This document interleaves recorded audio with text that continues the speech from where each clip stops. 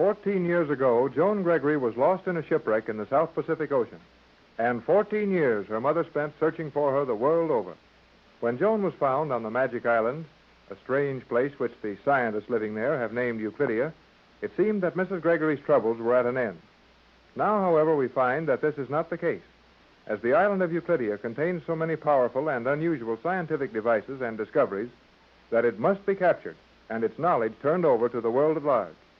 Mrs. Gregory and Captain Bradford have decided to return to the island and take it over, using the captain's formula for the universal solvent as a weapon.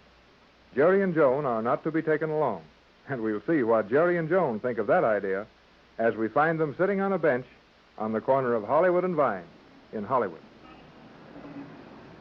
Well, Joan, what do you think of it? What do I think of what? Oh, Hollywood. It is very nice. Is that all? What did you expect me to say? Oh, that it was swell and the greatest place you ever saw, and all that kind of talk. I could not well say that, Jerry. Well, why not? How could I compare Hollywood with other places when it is the only place, except for Euclidia, that I have ever seen? Yeah, I guess that's right. Of course it is right. Well, even if you can't tell whether it's better than any other place, you know if you like it or not, don't you? I have said I liked it very much. Yeah, you sound like it. Jerry, you are a very strange person. Huh? You expect everyone to become wildly enthusiastic about anything you show them. Perhaps I am not as greatly impressed as you would wish. Well, you ought to be. Look at all the automobiles scooting around here. What about that? You didn't have any cars on Euclidia. We had no need for them. However, if the Euclideans were in charge of these passageways... Hey, wait a minute. These things are streets, not passageways. Very well, streets. If the Euclideans were in charge of these streets, there would be some semblance of order maintained. The manner in which various vehicles dash around each other is very poorly controlled.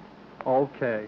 Nobody likes the traffic any better than you do, but nobody's been able to figure out how to handle it any other way. I believe I could suggest a plan. You could? Certainly. Well, if you can do that, you'll find the police will give you a medal. That does not sound correct. Why? What's wrong with that? A moment ago, you showed me a police officer arresting a man. Well, yeah, sure.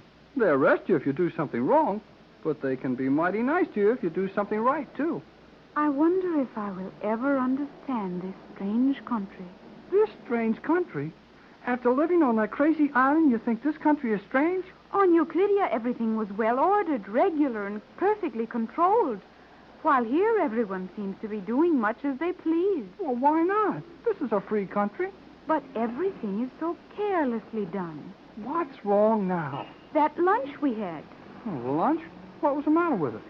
We ate it without the slightest regard for what our previous meal had been. You made no attempt to note the quantity we consumed, and at least 2 of the ingredients of the meal duplicated items included in our breakfast this morning. What's the difference how much we had or what it was? We had a good lunch, didn't we? It was excellent. Okay, then forget about what we had yesterday or what we're going to eat tomorrow. And you can forget all the rest of that sort of stuff you learned on that island, too. Do you not consider my Euclidean training of value? Oh, sure. When there's something scientific to be figured out, I guess you might come in handy. But when it comes to getting along with the rest of the folks around town, you won't do so good if you keep trying to fix everything you see the way they do it on the Magick Isle. I'm merely trying to help. Well, all right. But if you keep on telling everybody you meet how they ought to do things, you're going to help yourself to a lot of trouble. What have I done that is so terrible? Well, what did you say to that traffic cop? Cop? Well, officer, then. Well, what did you say to him? I merely tried to explain to him that his method of procedure was quite wrong. Yeah, that's all you did. Just told the cop how to run a street corner. Jerry, you must admit there was logic in my contention. If the officer would sound his whistle before a motorist did something wrong, would it not be better than waiting until after the fault was committed? Oh, sure, swell. But how are you going to know that a man will break a traffic rule until you see him do it? If the whistle was sounded continuously as a warning to all motorists, there would be no violations of rules. And how long do you suppose people would stand for a cop standing on a corner blowing a whistle all the time? The people would not like it. Of course they wouldn't like it. You can't make a racket like that in the middle of a street and keep it up. Perhaps I do not fully understand how things must be done here. You don't. And if you don't want to get in bed with everybody you meet, you'd better let things alone. I'm sorry if you are angry with me, Jerry. Oh, I'm not angry. I just don't like to see you being such a sap all the time. A sap? What is a sap? Oh, it doesn't matter. It's only slang, and you don't like slang. No, I do not like slang. It is so much easier to express oneself in English. But slang is English. Slang is no language. Oh. It was originated and has been furthered and added to by people who are too lazy to learn the collection of expressive modifying words which would allow greater expression than the weirdest slang phrases. All right, I'm lazy. Agreed. Well, just the same, I know how to get along in this country. And if you want to do what I do, you'll get along better. I am willing to do as you tell me, Jerry. Well, okay. Now, we're going to see a picture show. And while we're in there, you mustn't make a sound. Don't say a word while the show is on. Is not the picture show merely the projection of images from a celluloid strip of sensitized materials known to you as film? That's it. And you can hear them talk, too, just like the stage. Jerry, I do not enjoy correcting your misleading statements, but motion pictures cannot be like the stage. The characters in the picture are not actually alive. Look, I don't mean to start a war over this. I just told you not to talk in the show. But, Jerry, what will be the harm if I do speak in the show? Well, people around you won't like it. They pay their money to listen to the actors. And if you've got any questions to answer them, well, wait till the show's over. Very well. Hey, what's that extra about? What is an extra? Oh, something special in the paper. Big news of some kind. News of what? Well, how do I know till I see the paper? Hey, didn't he say something about 2 submarines? Jerry, those 2 Euclidean submarines. Yeah, I'm afraid so. Hey, extra, come over here, will you? Coming right up, buddy. Read all about it. They're fishing up submarines in our harbor now. There you are. All right. What does it say, Jerry? Well, they found them all right. May I see the paper? Oh, sure, take a look. 2 strange submarines believed to be anchored in outer channel. Yes, sir. That's them. They found them all right. I am not sure. It says believed to be. Well, pretty soon that means for sure. We know they're out there, and everybody else will know it soon. But, Jerry, how could they see those 2 submarines in 6 fathoms of water? How do you know they were in 6 fathoms of water? That is how we left them. Oh, sure. And that was the night before last at midnight. Of course, it is possible that the submarine which was following us has been released from the magnetic bombs I placed near it. Well, I'd say it was pretty sure they'd been free before this. Then that submarine would not be found by anyone. Why not? The commander would either return to Euclidia, or if G-47 ordered the vessel to aid Thales in his work locally, they would remain well hidden. Maybe you're right about that. But how about the submarine we were in? That would remain perfectly stationary in the position at which we stabilized it. Well, that's your idea of it. Now, here's mine. This paper says 2 strange submarines were seen in the outer channel. And they don't get out extras about things like that unless they're pretty sure what they're talking about. But 2 submarines could not have been seen. But 2 submarines were seen. Can you explain how that could be possible? I think I can. Now, listen to this. That submarine that was following us might have had to come up to the surface for a supply of air. And if they had to use all their air getting out of the spot we left them in. That right? Such a thing is barely possible, though not probable. Well, anything is probably possible with a problem. Oh, well, anything can happen where those Euclideans are concerned. Granted. Then if they had to pick up that outer sub, the one we escaped from, and if they were towing it with their electromagnets, wouldn't they bring their tow to the surface when they came up? Jerry, you may be right. Well, sure I'm right. But why would the Euclideans do such a foolish thing as to come to the surface in the daylight? Maybe they were having so much trouble with their boats that they didn't have any chance to stay underwater. Anyhow, they've been seen, and we'd better get right over to your mother's house and tell her and the captain. But we were going to a moving picture show. Well, golly whiskers, a picture show. Here, we've got the whole country excited over a couple of Euclidean submarines in the Los Angeles harbor, and you want to go to a picture show. I have seen many Euclidean submarines, and never have I seen one of your moving pictures. Well, you can see one some other time. We're going to your mother's and tell them all about this. Will these extras, as you call them, not be available at Mother's house? Well, not as quickly as we get them here at the corner of Hollywood and Vine. So I'll bet Johnson has heard it over the radio. I beg your pardon, young man? Huh? Oh, did you speak to me, sir? Yes, I'm sorry to bother you, but as you can see, I am blind. Yeah. I wonder if you would do something for me. Well, I haven't got very much, mister, but... Oh, no, not that. I am not begging. That is, not begging for money. All I ask from you is a little information. Oh, sure. What do you want to know? I believe I heard a paper boy crying an extra. Uh-huh, yeah. He's just up the street a little ways. Perhaps you could call him for this gentleman, Jerry. Well, I can try whistling. No, young man. That would do no good. I could not read the paper after you secured it for me. Oh, that's right. I thought you might be willing to read me a few lines from your paper. Just the headlines, or tell me something of what the news is. We can do that easily. Oh, sure. It says they found two strange-looking submarines in the Catalina Island Channel. Two strange submarines? From what country? Well, that's what makes them so strange. They're not like any subs owned by any country in the world. And what further news of them? That's all. Maybe there'll be more out later. Quite possibly. Thank you, young man. And you, young lady, perhaps I may help you when we meet again. Say, there was something funny about that guy. Yes, Jerry. That man will be very dangerous to us. Well, how do you know? He was not blind. Not blind? No, I was watching his eyes as I stood where I could see behind those glasses he wore. He was reading every word on the front page of your newspaper while you talked to him. And I have seen those eyes before this. You what? I have seen those eyes on the island of Euclidia. That man is Thales. Thales? The Euclidean scientist who put Johnson's radio out of commission? Same. Thales is watching us. Oh, gee whiz.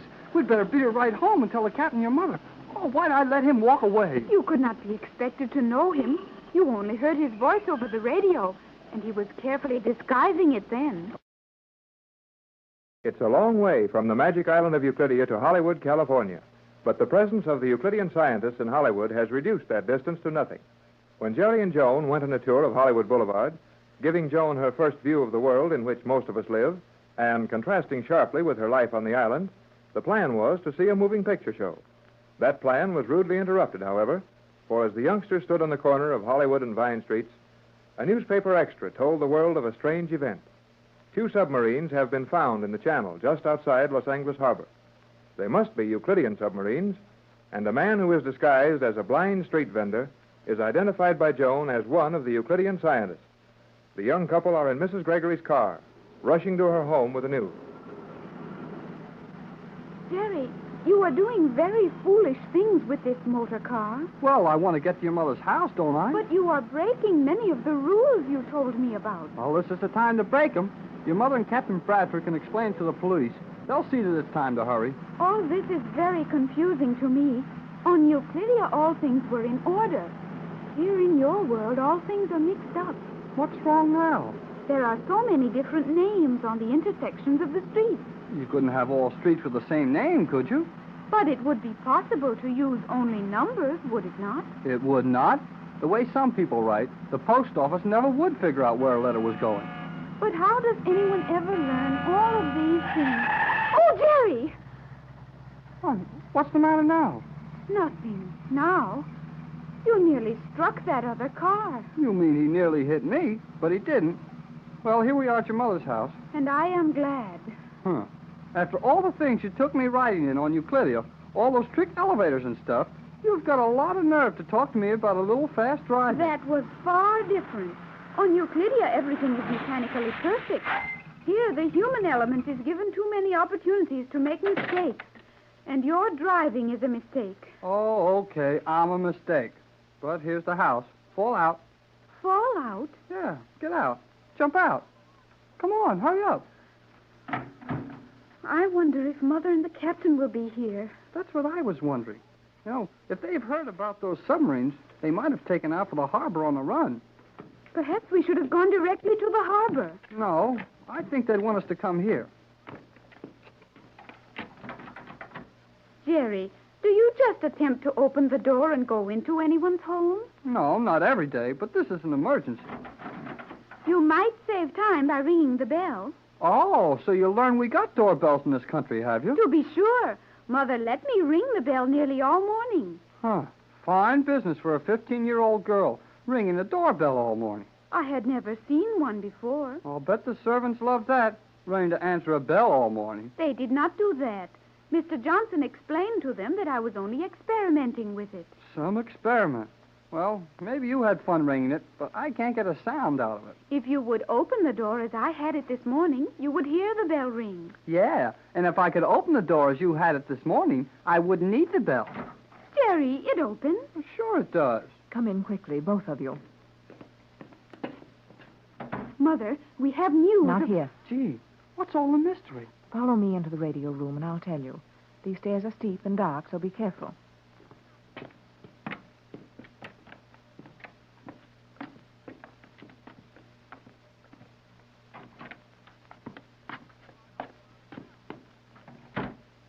Now, Mrs. Gregory, what is it? Sit down there, Jerry, and you over here, Joan. I'll sit near the radio set so that I can use it quickly if Tex calls. Where is the captain? Now, one thing at a time. You've never seen this room before, have you, Jerry? No, Mrs. Gregory. Of course, Joan's never seen it. No, Mother. Then a few words of explanation might be in order. This room is soundproofed for a number of important reasons which I haven't time to go into now. However, I think that the various activities surrounding us this minute are of sufficient importance to warrant using this room for all of our discussions. Then it's all right to say anything we want to in here, huh? Perfectly safe, Jerry. Okay. They found our submarine. And the other which followed us to California. Yes, we know that. I thought you would. Got it over the radio, huh? No, Johnson is at the harbor. He phoned us before the radio stations or papers had the news. But they did find the subs. Well, at least someone saw them, though Johnson was sure no one had been near enough to examine them. Why were those submarines exposed in that manner? That's what Johnson and Tex are trying to find out now. Captain Bradford's going down the harbor? Yes, he left the moment Johnson phoned. What does the captain expect to learn? Well, the most important thing is to determine whether any of the Euclideans left that submarine. We may find that they've landed a number of scientists here in town. I'll bet they did at that. But there was one they didn't have to land. He's been here all the time. Thales, That's the one. And, Mother, we have seen Thales. you've seen him. Joan said it was Thales. Well, did he see you? He spoke to us. Spoke to you? Uh-huh. Well, when? Where? Hollywood and Vine.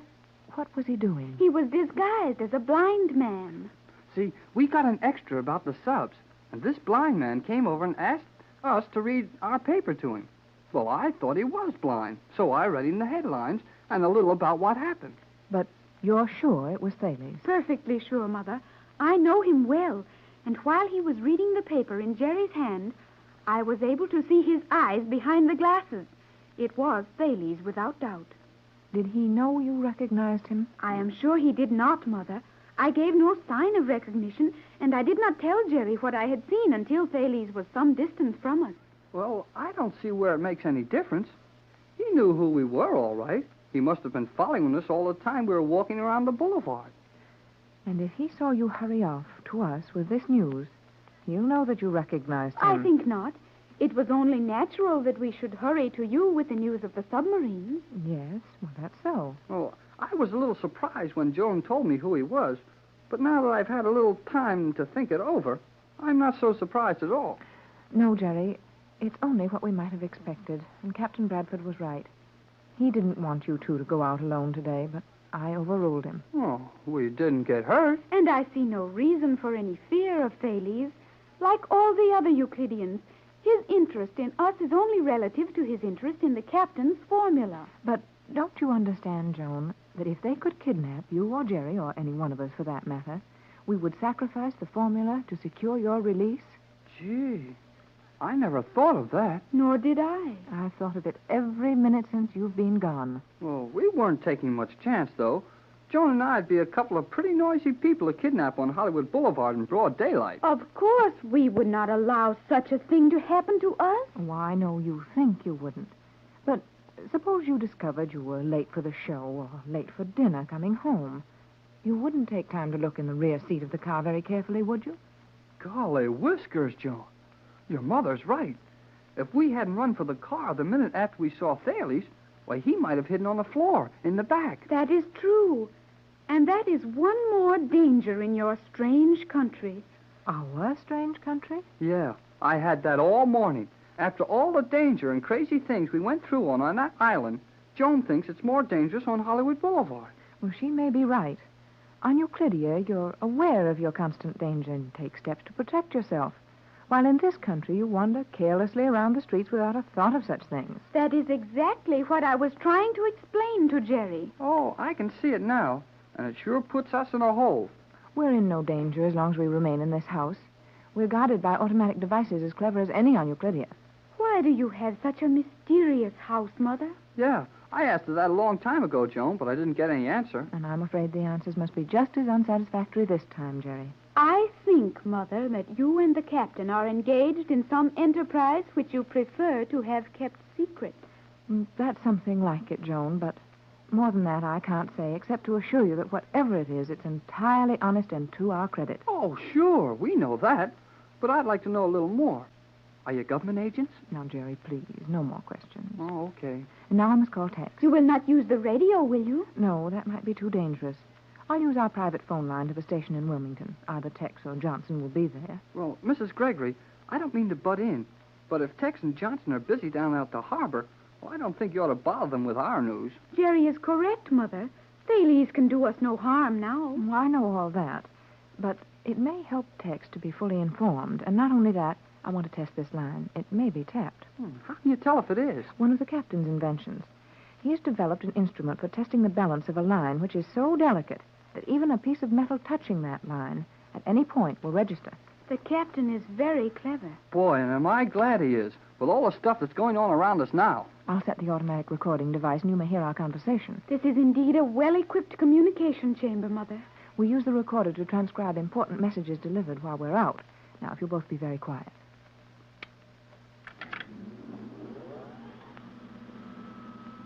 Hello, Wilmington. Wilmington. Jerry and Joan safely returned home. News of submarines is on the street. Getting extras here now. Any progress? Not much. Johnson is working from amphibian plane. Water is apparently free of submarines now. What from your end? Thales talked to Jerry and Joan on Hollywood Boulevard. Repeat. Thales talked to Jerry and Joan on Hollywood Boulevard. Right. Any disclosures? None. He is disguised as a blind man, apparently following them at all times. Keep them home. Stay there yourself. Give the servants a week off. Set the automatic controls for the entire estate. Servants gone. Control set. We will remain within the house. Good. I'll call you at half-hour intervals, except return at sunset. Check your disturbance graph. Checked.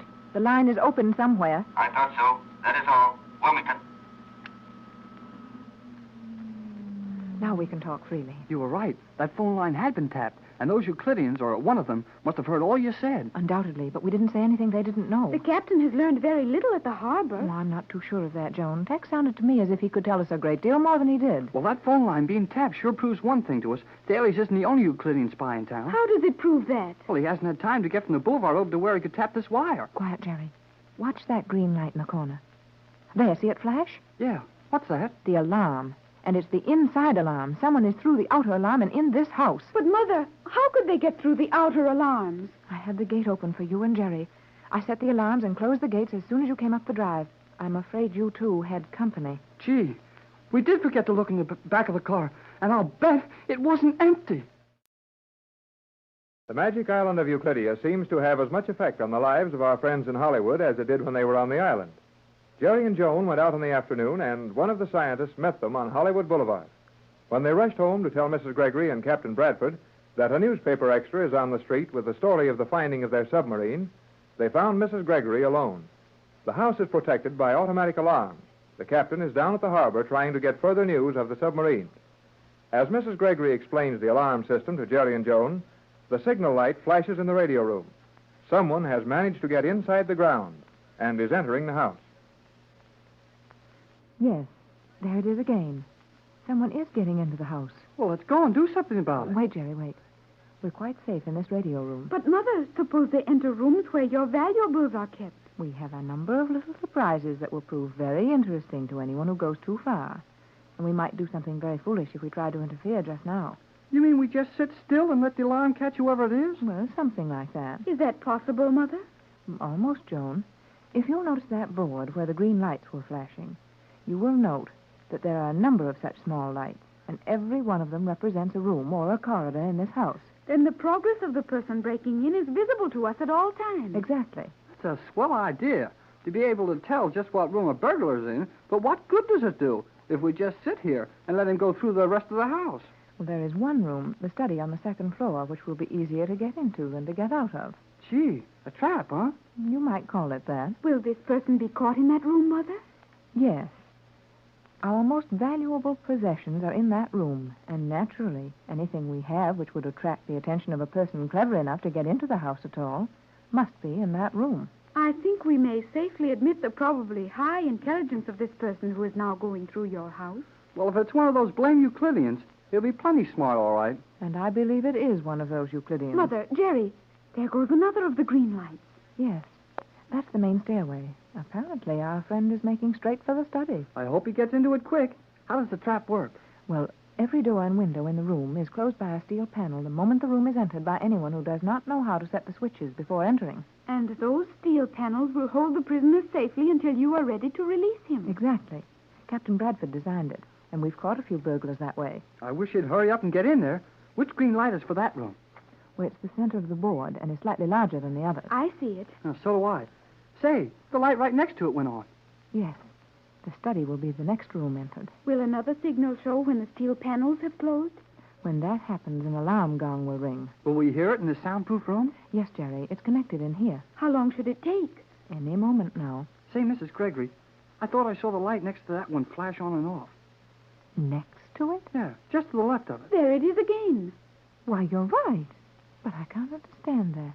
Why would anyone pass that room and start on down the service stairs? Well, I don't know the answer, but from the way those lights are going on and off, he's leaving that room behind and leaving it fast. May we not go out and intercept him, Mother? Oh, I think not yet, Joan.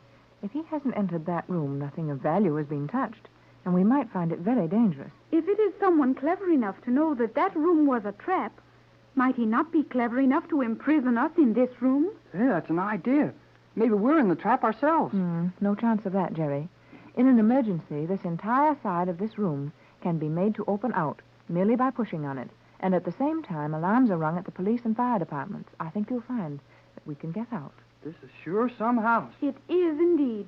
I am surprised, Mother, that you and the captain should seem so impressed with the things you saw on Euclidia. You have nearly the same type of thing here. Only in a few instances, Joan, dear.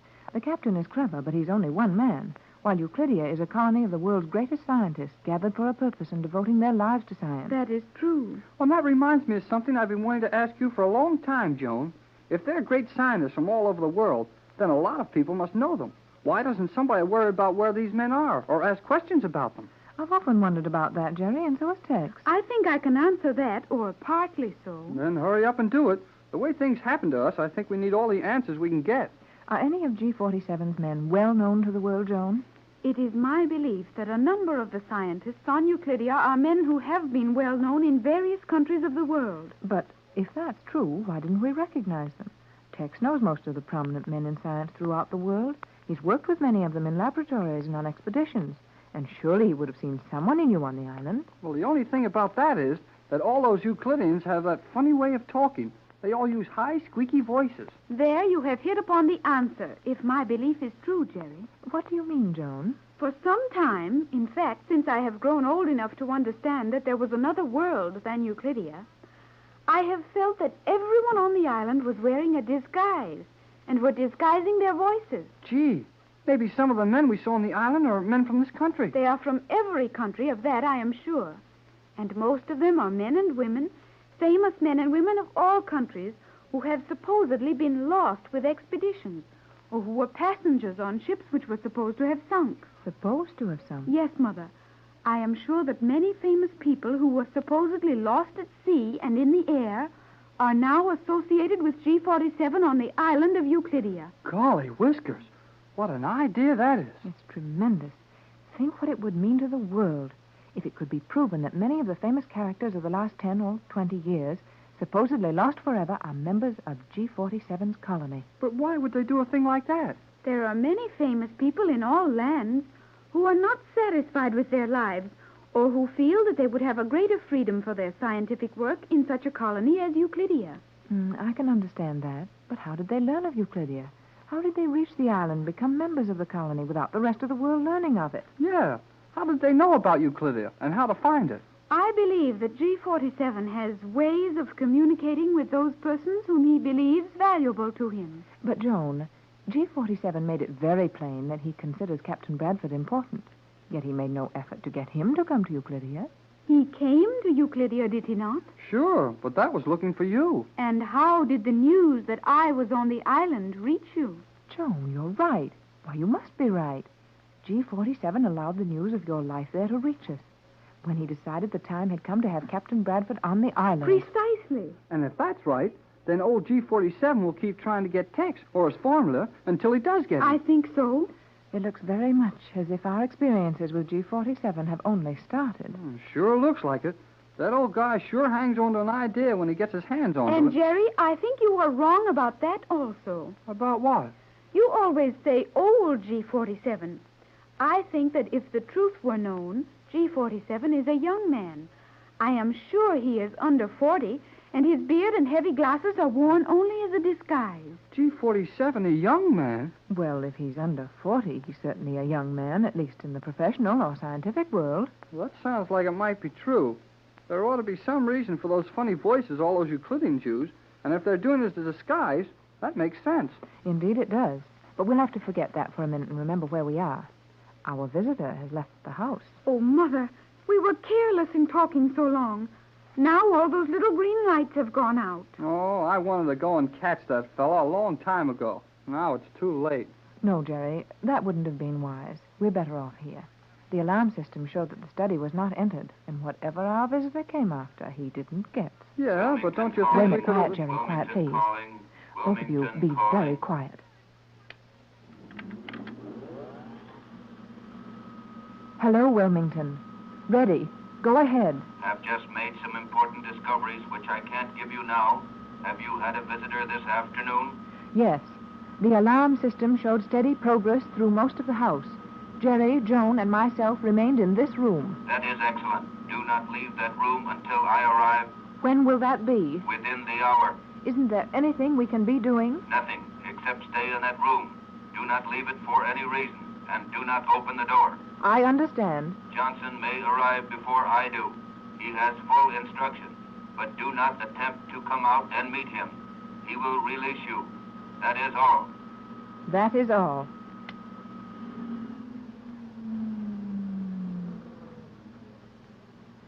Well, Tex certainly feels that we're in danger. Yeah, he said not to leave this room. Does that mean that the intruder whose progress we followed with the alarms has managed to secrete himself within this house? Well, I would say no. Definitely no. Then how's he going to hurt us if we go out of this room?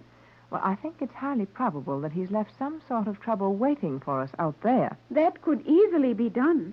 And the captain would know that if the element of danger to us had been safely placed from the outside, it may be safely removed from the outside. That's it, Joan. You mean that guy left some sort of a trap out there that's set to do something to us when we open the door? But if Tex waits for Johnson to get us out, we'll be all right? That's the way I see it, Jerry. And I feel that is correct. Then it must be right. But why didn't the fellow, whoever he was, take his time and go through the study while he had us penned up in here? Well, I think we'll find that this visit was purely one of testing our strength. An attempt to get our secrets would have been more carefully planned. That is reasonable. Maybe. But it looks to me like there wasn't much wrong with the way this one was planned. The captain will be here within the hour, he said. Surely we can wait that long. I know blame well I can. And I, Jerry. There's no sense in running into a danger we know exists. But one thing I'd like to know is how Captain Bradford, way down there at the harbor, knows more about what's going on here than we do. That had occurred to me also. And I'll have to refuse to answer.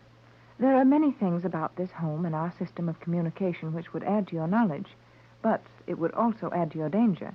And for the present, I feel that you're safer if you know very little about what's going on around you. Well, I guess so. But I'd still like to know. Mother, what is that peculiar odor? Odor, dear? Yes. You're right, Joan. I can smell something. Well, I wonder... Smoke. Jerry. I'm sure it is, Mrs. Gregory. I can smell smoke. No doubt of it. There is smoke in this house.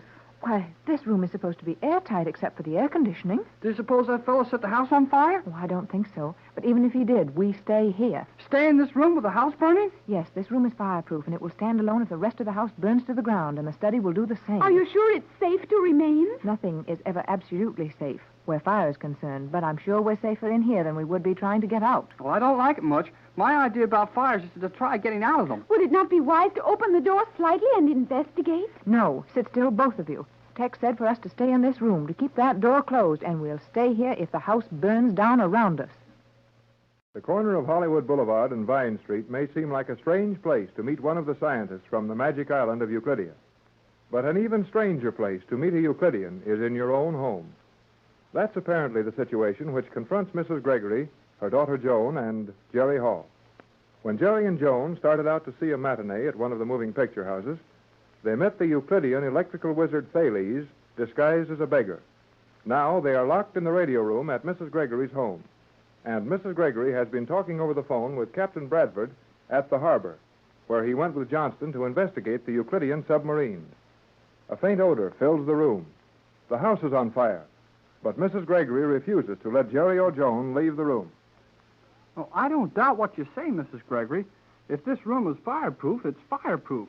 But I don't understand why it's smart to stay locked up in here and let the rest of your home burn. Jerry, Captain Bradford said we were not to leave this room until he or Johnson arrived to let us out. But, Mother, your home is so beautiful. And though I have little understanding of the value of money in your world, it must be a very valuable home also. It is valuable, Joan, and some of my art treasures are almost priceless. But there is no price as high as that of human life. Well, gee, Mrs. Gregory, are you sure it's that serious? I believe it might be just as serious if we attempted to open the door and leave this room. This Bradford is to indeed a Gregory strange... radio Quiet, room. Bradford to Gregory room. It's Tex, calling from his car. Quiet while I answer him.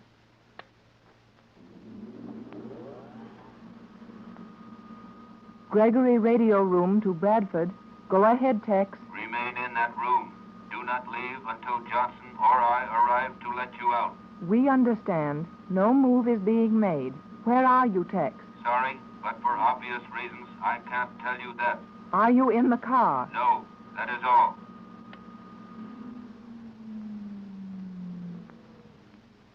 Well, Tex is on his way here in the car. But he said he wasn't. Obviously, to deceive someone, Jerry. It would not be very clever of the captain to admit that he might be caught on the streets with his car. Yeah, that's right. The only thing we have to worry about is how long it will take Tex to get here and just how great our danger is. Well, I'd say it was plenty great. This is getting on my nerves. Guys running all over the place, starting fires, rooms we can't get out of, and radio messages from cars that aren't supposed to be on the streets. The only thing we can do is to remain in this room and do exactly as Tex ordered, no matter what our danger. He knows more about it than we do. But how could the captain have known of our danger while he is miles away at the harbor? You mean while he was miles away? I'll bet he's burning up the road getting here. Yes, he should be here any minute now. Mother, why do you refuse to answer my question? How could the captain have known of our danger? I'm sorry, Joan, dear, but that's just one of the things you'll have to trust me about. There you are, Joan. Now, what did I tell you? Your mother and Captain Bradford are just as mysterious as any of those scientists of G-47s. They seem to be. However, I shall not question their actions again. Mystery is not objectionable when it accomplishes a purpose. Thank you, my dear. Oh, all right, then. Let's forget it. But I'm worried about that smoke. The smell is getting stronger all the time. We might feel the wall and determine how near this room the fire is. That would do very little, if any, good, Joan. Unless the heat were terrific, the soundproofing and fireproofing of these walls would resist rises in temperature. Fine thing this is. Right in the middle of a fire, and we can't even see it. I think that is very fortunate.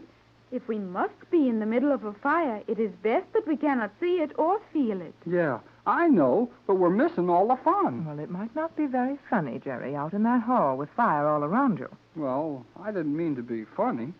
Jerry, why do you say so many things you do not mean? Oh, I don't know. Jerry has a habit of talking to keep up the spirits of the meeting. It's not a bad habit at that. Mother, the green signal light. Did you see one of them go on? Yes, it flashed on and off very quickly. Which one, Joan? I did not turn my head quickly enough to locate the flash, but I'm sure I saw it. Then we must all watch the board carefully. Mm-hmm. There it is again. Yes, on the extreme left end of the central row of lights. I saw it. That's the rear service door. Isn't that the same door the fellow went out after he started the fire? Yes. Why, Jerry? Oh, well, he must be coming back to finish the job. Perhaps the fire was purely local, designed to hold us in this room so that he might make a search of the rest of the house. Nice going, Joan. That is possible, but I doubt it. Oh, there's the next light. He's starting up the stairs, the service stairs. Mother, is it not possible that this might be the captain? Golly whiskers, Joan. You're right. It's Tex coming to get us out. Come on, let's open the door. Jerry, don't open that door. Oh, I'm sorry, Mrs. Gregory, but, I thought maybe... I know what you thought, Jerry, but you're wrong. That isn't Captain Bradford, nor is it Johnson. Well, if he's planning to go into that study and steal something now, he must know that the fire can't get to him. And if it can't get to him, it can't be all over the house. That's logical, Jerry, and under ordinary conditions, I'd say that we should try to find out what's going on. But when we're sure that the city contains one or more enemies, our best move is to make no move. I believe Mother is right, Jerry. Well, maybe she is. But that guy's getting closer to the study all the time. Now, look at those green lights flash now. Mother, was that not the large central alarm light, the one for the study? Yes, Joan, it was. Then the study's being worked on right now. At least the door was tried and probably... No, look. The next light. Down this way, isn't it? Yes. What room is that, Mother? Just a large closet, nothing of value. Really just a space on this side of the study. Any more rooms between us and the study? No, only a rather long hall. I think the person setting off those alarms is coming to this room. I'll bet he is, too. But the fire... Well, if he started it, maybe he knows how to put it out. Oh, it's not easy to put out fires that have been burning as long as this one has. Is it possible to open this door from the outside? Only with keys, which Johnson and Tex have. Then we're safe as long as that door holds. Say, he's trying this door. Well, sit still. He can't get in. Now the light for this room has gone out. Oh, boy. Well, he gave up easy. Maybe the smoke out there in the hall was too much for him.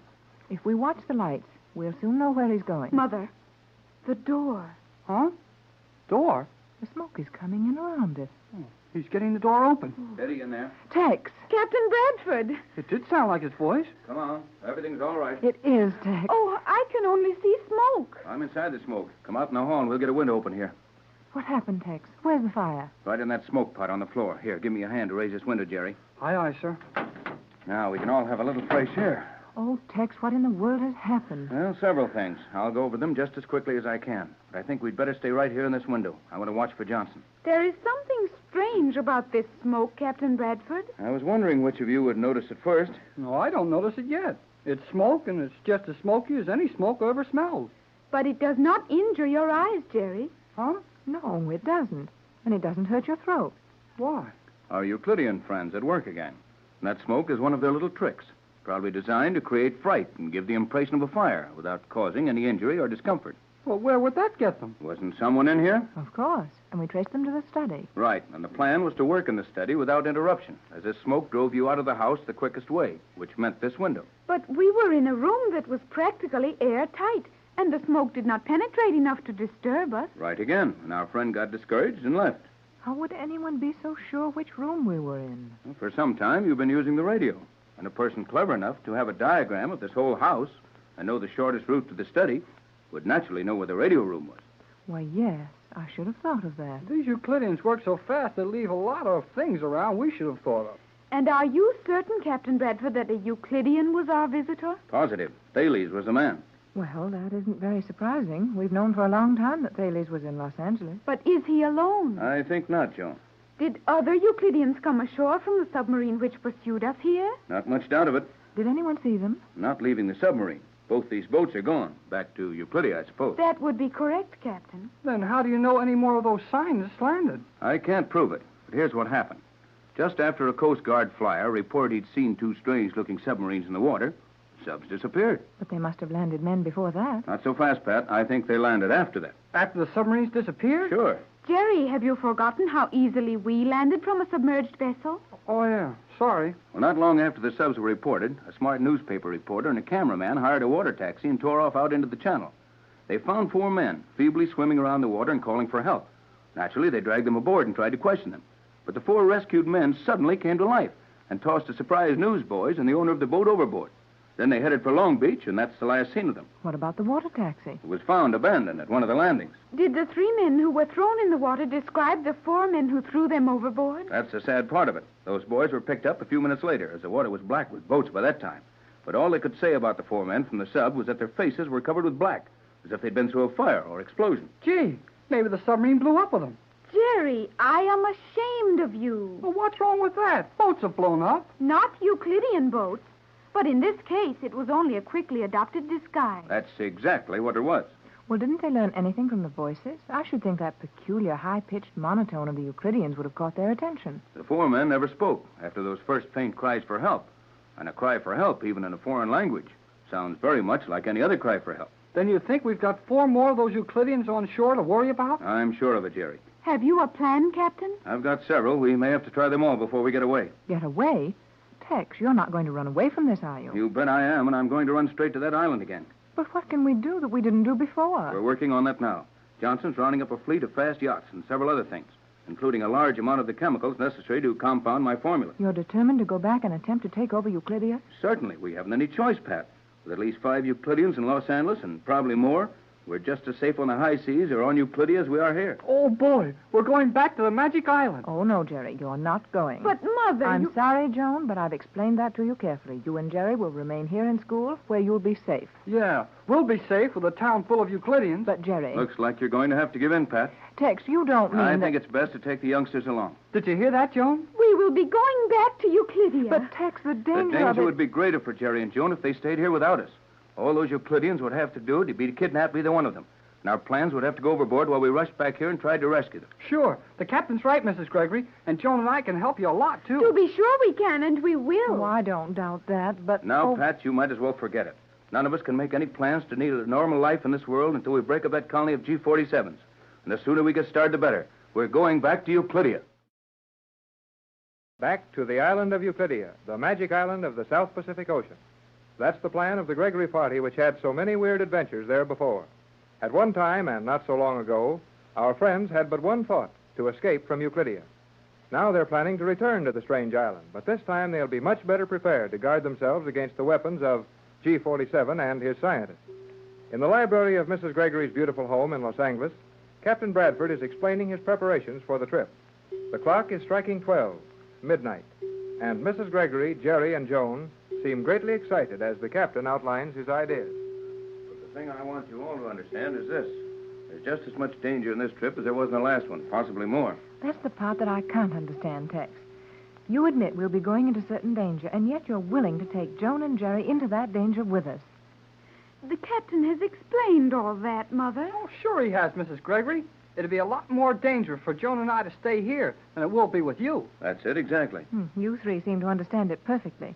But somehow I can't quite admit that a trip to that strange island is as safe as anything else. Do you not understand that there are at least 5 of the Euclideans here in Los Angeles? I realize that, And you Joan, know but- they're going to watch Joan and me pretty close. Yes, I suppose you're right. Well, we'll do it together. Now you're talking like your old self, Pat. This is the first time I've ever known you to hesitate where an adventure was concerned. I am glad you're willing to have Jerry and me with you, Mother. Boy, so am I. When do we start, Captain Bradford? Within the next few minutes, Johnson is completing preparations at the harbor, and we will leave there when he telephones. Boy, I'd like to be down there helping him right now. There's a good reason why you're not doing that, Jerry. We've got to preserve as much secrecy about this thing as possible.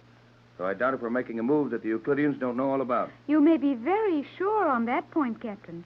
If you have made any move visible to eyes other than your own, some one of the Euclidean agents has observed it. That's why I'm so worried about the outcome of this whole thing. Those scientists know everything we intend to do almost before we know it ourselves. Well, that's what I say. Why not come right out and tell them what we're going to do? We're losing a lot of time trying to hide things from them and they can find them out anyway. Why not save that much time and get going? Well, these Euclideans are clever, but they haven't learned all the tricks. When we sail out of the harbor this time, we'll have a trick or two on board the G-47 won't know a thing about. Are you quite confident that that is possible, Captain? You bet I am, Joan. But, Tex, you've had so little time to prepare anything, and they've spent their lives working miracles on that island. Oh, it's not as bad as all that, Pat. They haven't worked any miracles on Euclidia either.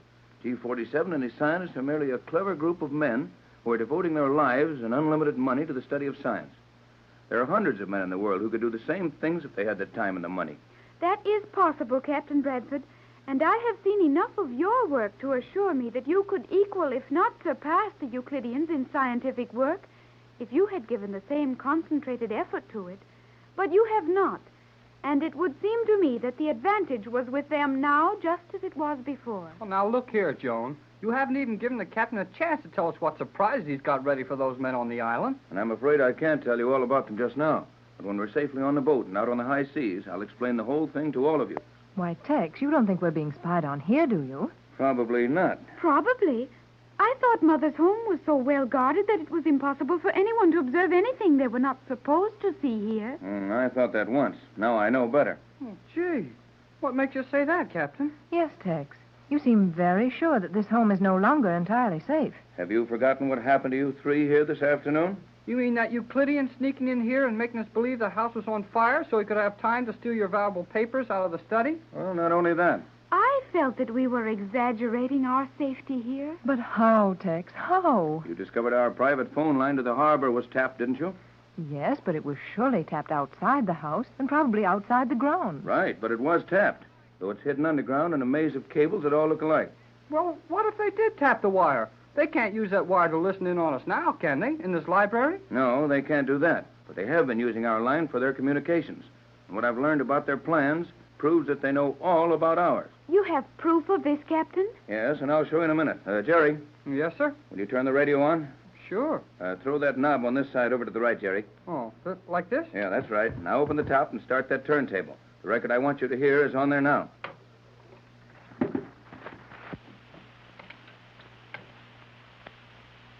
Now, if you'll all be quiet, you'll hear something interesting.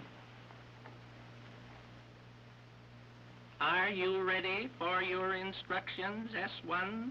I am ready. You Gee, will observe that girl submarine this- commander. And Thales also. Tex, where did you get that record? I can see that we're not going to get anywhere this way. Better stop that record. I'll explain it, Jerry. Okay, stop it is. Or shortly. I am sorry that I spoke, Captain Bradford. And I'm sorry also, Tex. But those voices upset me so that I didn't stop to think. Well, who would stop to think when you play a phonograph in your own home and those crazy Euclideans start popping out at you? Well, I'll explain that, but first, did you recognize those voices? Why, we Sure, surely I will. did. Hold on a Captain. minute. One at a time. Now, you started, Joan. There was no doubt as to the identity of the voices. The man was Thales, chief electrical expert on Euclidia, and the girl was the submarine commander who helped us to escape from the island. What do you say, Pat? Well, I'm not as familiar with those voices as Joan is, but I'd certainly agree with her. Jerry? Yeah, me too. That's who it was, all right. But how did they get there? Well, I'll tell you. Now, when you were in the radio room this afternoon, Mrs. Gregory showed you the automatic recording device attached to our phone lines, didn't she? Sure. We recorded what you said when we were locked in there and thought the house was on fire. Then you'll understand where this record came from. I took it off the recording machine in the radio room about an hour ago. Tex, Thales is using our private wire to send messages to that girl submarine commander at the harbor? No doubt of it. They made sure the wire was clear. But when they didn't think that we might have a recorder on the line, they certainly slipped up. Sure seems funny for those smart guys to miss an easy one like that. I think it was not so easy, Jerry. Huh? How come? Had they suspected a recorder at all, it would have been logical to find it on the ordinary telephone line into your home. But why should they think you would want to record your own private conversations? I think that's right, Joan. But at any rate, they did fall into the trap, and we know something of their plans. Or did you get that much on the record? Not as much as I would have liked, but plenty to show us that some Euclidean knows every time we take a breath. Well, let's play the record again, and everybody still keep still all over. Go to it, son. I won't make a sound. Nor will I. Are you ready for your instructions, S1? I am ready. You will observe this to the letter. I am waiting. You will prepare to follow the Gregory boat. They will sail at midnight or shortly thereafter. Report on condition of your command. My command is Patrol 1A, fueled for 10,000 miles. You have received your instructions from G47. My course to Euclidia is to depend entirely on actions of Gregory boat. Correct. Do you have additional instructions for my command? I do, as follows. You are to make no move to hinder progress of Gregory boat. You will not allow them to see you. You will not communicate with them. Allow no other craft to contact them by means other than radio. You will take any steps necessary to enforce this. That is all. Your orders will be executed. That is all. Well, as she said, that's all. Is that all there is on the record? That's enough, isn't it? Far too much. Shut it off, Jerry. Yes, sir. And what do you think of that? It's almost unbelievable, Tex. They even knew the hour we expected to sail. And if we had not been delayed waiting for Johnson's call, we would have sailed at 12. We'll be underway by 1, anyhow. Then we'd better be on the way. We're leaving at once. Your stuff all here, Jerry? Oh, yes, sir. Right here with me. Then come on, Pat. You and I'll check things over in the radio room for a minute. Better take that record along, Terry. Oh, yes, sir. Do you wish me to come with you, Mother? No, Joan, dear. You remain here with Jerry. And please, both of you, stay right in this room. Yes, Mother. Well, I'd better get this record like the captain said. Jerry, I think I am afraid. You're what? I think I am afraid. Oh, don't you know if you're afraid or not? I am not at all sure that I know what fear is. We do not know fear on Euclidia. The sensation is strange to me. Well, I've been scared often enough. I can tell you if that's what's the matter with you. How does it feel? I feel as if there were something creeping up my back. Something small and very cold. The back of my neck has strange chills running through it. Oh. Oh, boy. You're scared stiff. Well, I wish you hadn't told me about it quite so well. Well, I've got those creepy things running up and down my back. I have never felt like this before. I do not like it. Golly, nobody likes to be scared half to death. But what got into you all at once? You've taken me through plenty of places on that funny island where I got goose pimples all over me, and it didn't bother you a bit. That is why this feeling is so strange to me, Jerry. I did not know fear on Euclidia. But now, though I have been in this beautiful home of my mother's only a few hours, a change has come over me.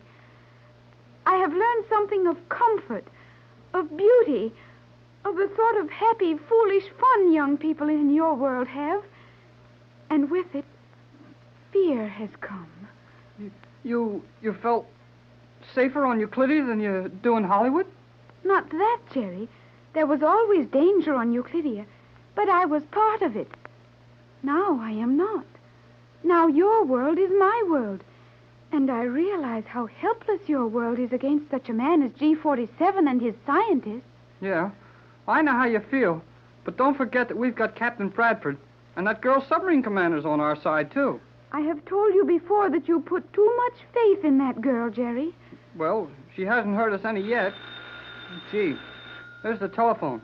That'll be Johnson calling from the harbor. Should you not answer the telephone? No. Your mother or the captain will get it upstairs. Where's your things? My things? Yeah, your suitcase. You know, your clothes. I have nothing, Jerry. Mother and I were to have visited your stores tomorrow. Oh, well, never mind, Joan. We'll see all the things I promised to show you when we come back next time. Jerry, when will next time be? Golly, Joan, I don't know. No, Jerry. You do not know when we will return. Mother does not know. Captain Bradford does not know. Oh, Jerry, I am afraid. For the second time, the Gregory party leaves Los Angeles Harbor on a cruise to the Magic Island. Only a few short months ago, Mrs. Gregory, Captain Tex Bradford, and Jerry Hall sailed from this harbor in search of a mysterious island in the South Pacific. An island on which a little white girl was supposed to be living with a strange colony of people. We know this was true, for Mrs. Gregory found her daughter Joan, now 15 years old, on the weird island where she had spent 14 of her 15 years. 2 boats were lost in attempts to escape from the island. And finally, a stolen submarine made it possible for our friends to reach Los Angeles. As they leave the harbor behind in the inky blackness of the early morning, Joan and her mother are talking in their cabin on the boat. I did not see much of your beautiful country, Mother. I know, Joan, dear, and I'm sorry. But Captain Bradford and I agreed that you and Jerry would be much safer with us than if you had remained in Los Angeles. That is possibly true, and of course I am happy to be with you, Mother. But it all seems so foolish. Foolish? Yes. In what way, Joan? Anything useless is foolish, is it not? Well, yes, but... And this voyage is quite useless. How can you say that, Joan? Don't you realize that we're performing a real service to the world by returning to that island and putting those scientists under control? I realize that such might be the case if you could do it. We're going to do it. I am not so sure. Now, Joan, you've spent nearly all your life on that island, and you're far more impressed with the power of those Euclidean scientists than I am. Yet you admit that they have advanced to a degree that your world cannot hope to contend with. Of course, I admit that. But Captain Bradford knows what he's doing every time he starts out to do anything. And while taking over that island may be the biggest job he's ever attempted, we'll come out all right. I hope so, for your sake. Joan, dear, you're very depressed. And that's unusual for you. I am sorry that you should see me so, Mother. On Euclidia, we are taught to display no emotion. That did not seem difficult while I was there. But after a glimpse of your world, I realize that emotions are very necessary things. It is better to feel sorrow than to feel nothing at all. I think I understand, dear. And one of these days, we'll come back home again and stay there all the rest of our lives. I hope so. Oh, boy. I'm sorry. I thought this was my cabin. That's all right, Jerry. Come on in and talk to us for a while. I didn't mean to come busting in like that, but Captain Bradford said this was the cabin that he and I were going to use. Well, that's my fault, Jerry. I thought this one would be more convenient for Joan and me, and I had our things brought in here. Oh, hello, Joan.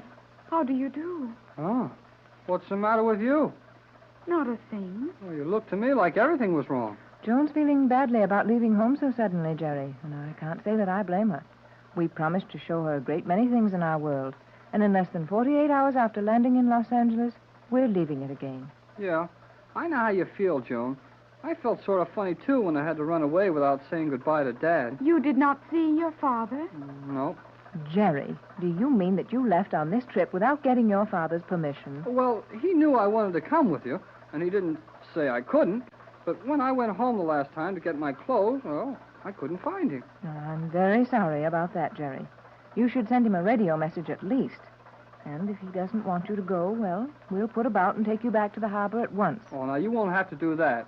Dad knows I'm just as safe here with you as I would be in Hollywood with Euclideans all over the place. How far have we come from Los Angeles? Well, the captain said we were just 25 miles out when I left him in the radio room. We're making good time then. We sure are. But it's a long way to Magic Island. Yes, and many things may happen before we arrive there. Gee whiz, Joan, you give me the willies. Jerry? Yes, Mrs. Gregory? Why don't you take Joan out on deck? She's doing too much thinking about this cruise. I do not care to go out on deck. Boy, you're sure good company. Now, Joan, dear, I want you to go with Jerry. Now, I have a number of things to do here, putting the cabin in order, and a turn around the deck will do you both a lot of good. Then we must get some rest. 4 bells. 2 o'clock in the morning. Does that remind you of anything, Mrs. Gregory? Well, it reminds me that it's long after bedtime. No, I didn't mean that. Don't you remember the last time we sailed out of the harbor to look for Joan and that island? The ship's clock struck 4 bells as we left the harbor. Why, that's right, Jerry. And a lot has happened since then. And much more will happen before we return here. Oh, stop that crying around, will you? Come on out on deck and we'll look at the dark. You cannot see the dark. Oh, maybe not. But you sure can't see anything else when it is dark. You could see light very easily in the dark. Now, you two stop arguing and go out. We'll go out, Mrs. Gregory. But don't make Joan stop arguing. When she argues, I know she's all right. Come on, Joan. We'll look the boat over. I will not be long, Mother. Stay as long as you wish. It'll do you good. Boy, isn't this a swell night, Joan? It is a very dark night. Oh, sure. But it makes me feel good to get out in the water and smell the salt air. I am glad you like it. Joan Gregory, you listen to me. If you don't snap out of it and hold your chin up, I'm going to quit trying to talk to you at all. It might be as well, since you say nothing when you speak. Oh, is that so? All right. Come on, then. We'll walk around the deck like your mother wants us to. But I won't say a word to you. Not a word.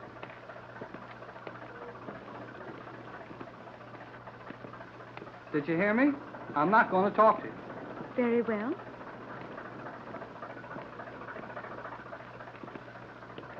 Why don't you say something? I prefer the silence. All right, all right. You'll get it.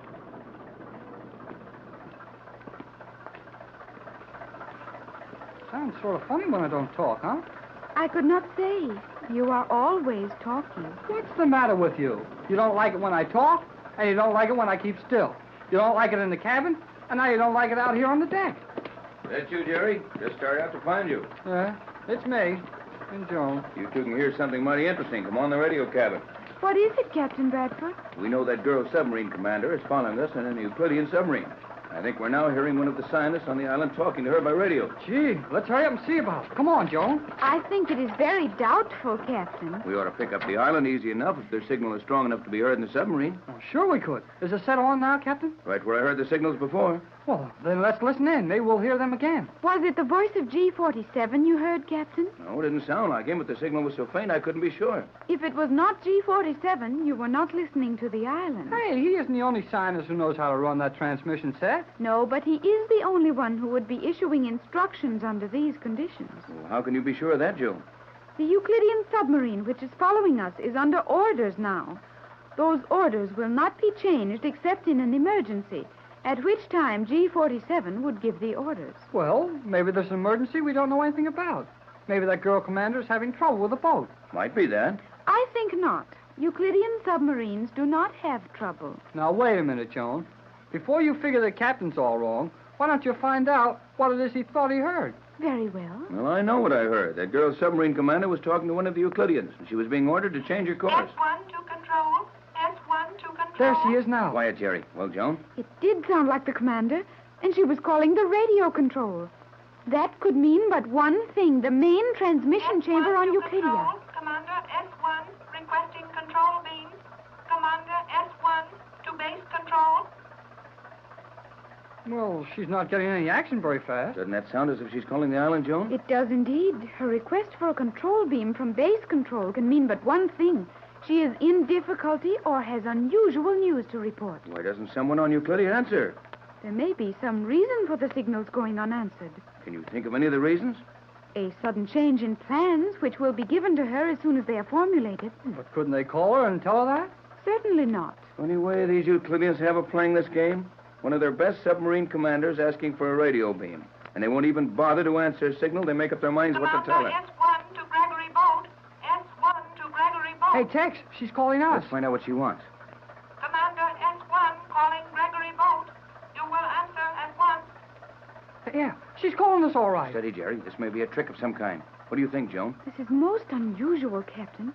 We know that she is following us in a Euclidean submarine, but we also know that she has orders to follow us to Euclidia and do nothing to hinder our progress toward the island. Then you don't know any more about what she might have in mind than we do. I have no way of determining that. Well, then let's take a chance and answer her. She might have. S1 calling the Gregory Boat. You will answer immediately. Your safety depends on answer. S1 to Gregory Boat. Waiting. Waiting. Our safety depends on it, she said. Well, maybe we're in some danger that she knows about. It might be advisable to answer. Well, I'll take your advice, Joan, but it sounds like a trick to me. Captain Bradford on Gregory Boat, calling Commander S1. Bradford to S1. Go ahead, S1. Go ahead. You are very slow in your response, Captain Bradford. I have information for you. Listen carefully. Do you hear me clearly? Answer. Go ahead, S1. We are getting you perfectly. Go ahead. You are well aware of my mission. My submarine is following you at a distance of 100 yards and at a depth of 4 fathoms. Boy, she's close to us. My orders are to see that you reach the island in safety. That safety is threatened. Thales on board. Personal revenge. Thales on board. Revenge. Search. Gee, she faded out. She started to tell us something about Thales being on board a boat, and that was the end of it. Wait for a minute. Commander S1. Bradford to S1. You faded out. Repeat your message. Bradford calling S1. Can you hear me, S1? Well, whatever happened, it sure silenced her radio set. Not a sound from her now. Apparently, Thales is planning to take matters into his own hands. He is seeking revenge. Revenge for what? Did the captain not outwit him in Los Angeles? Well, I guess I did at that. And I managed to record his voice, but how could he know that? Well, how could a lot of things happen? This is getting more mixed up all the time. Now Thales is on board that submarine with a girl, planning to do something to our boat, and she tried to warn us. Looks that way, Jerry, and from the way her message was faded out, I'd say Thales had taken command of the sub away from her. Yeah, she said Thales on board, and she didn't sound like she wanted him there either. Captain Jerry. Yes, what is it? Her warning meant more than that. How stupid of me not to realize instantly just how great our danger was. When she said Thales on board, she meant on board this boat. Thales is board on this our boat? Precisely. Thales is on this boat.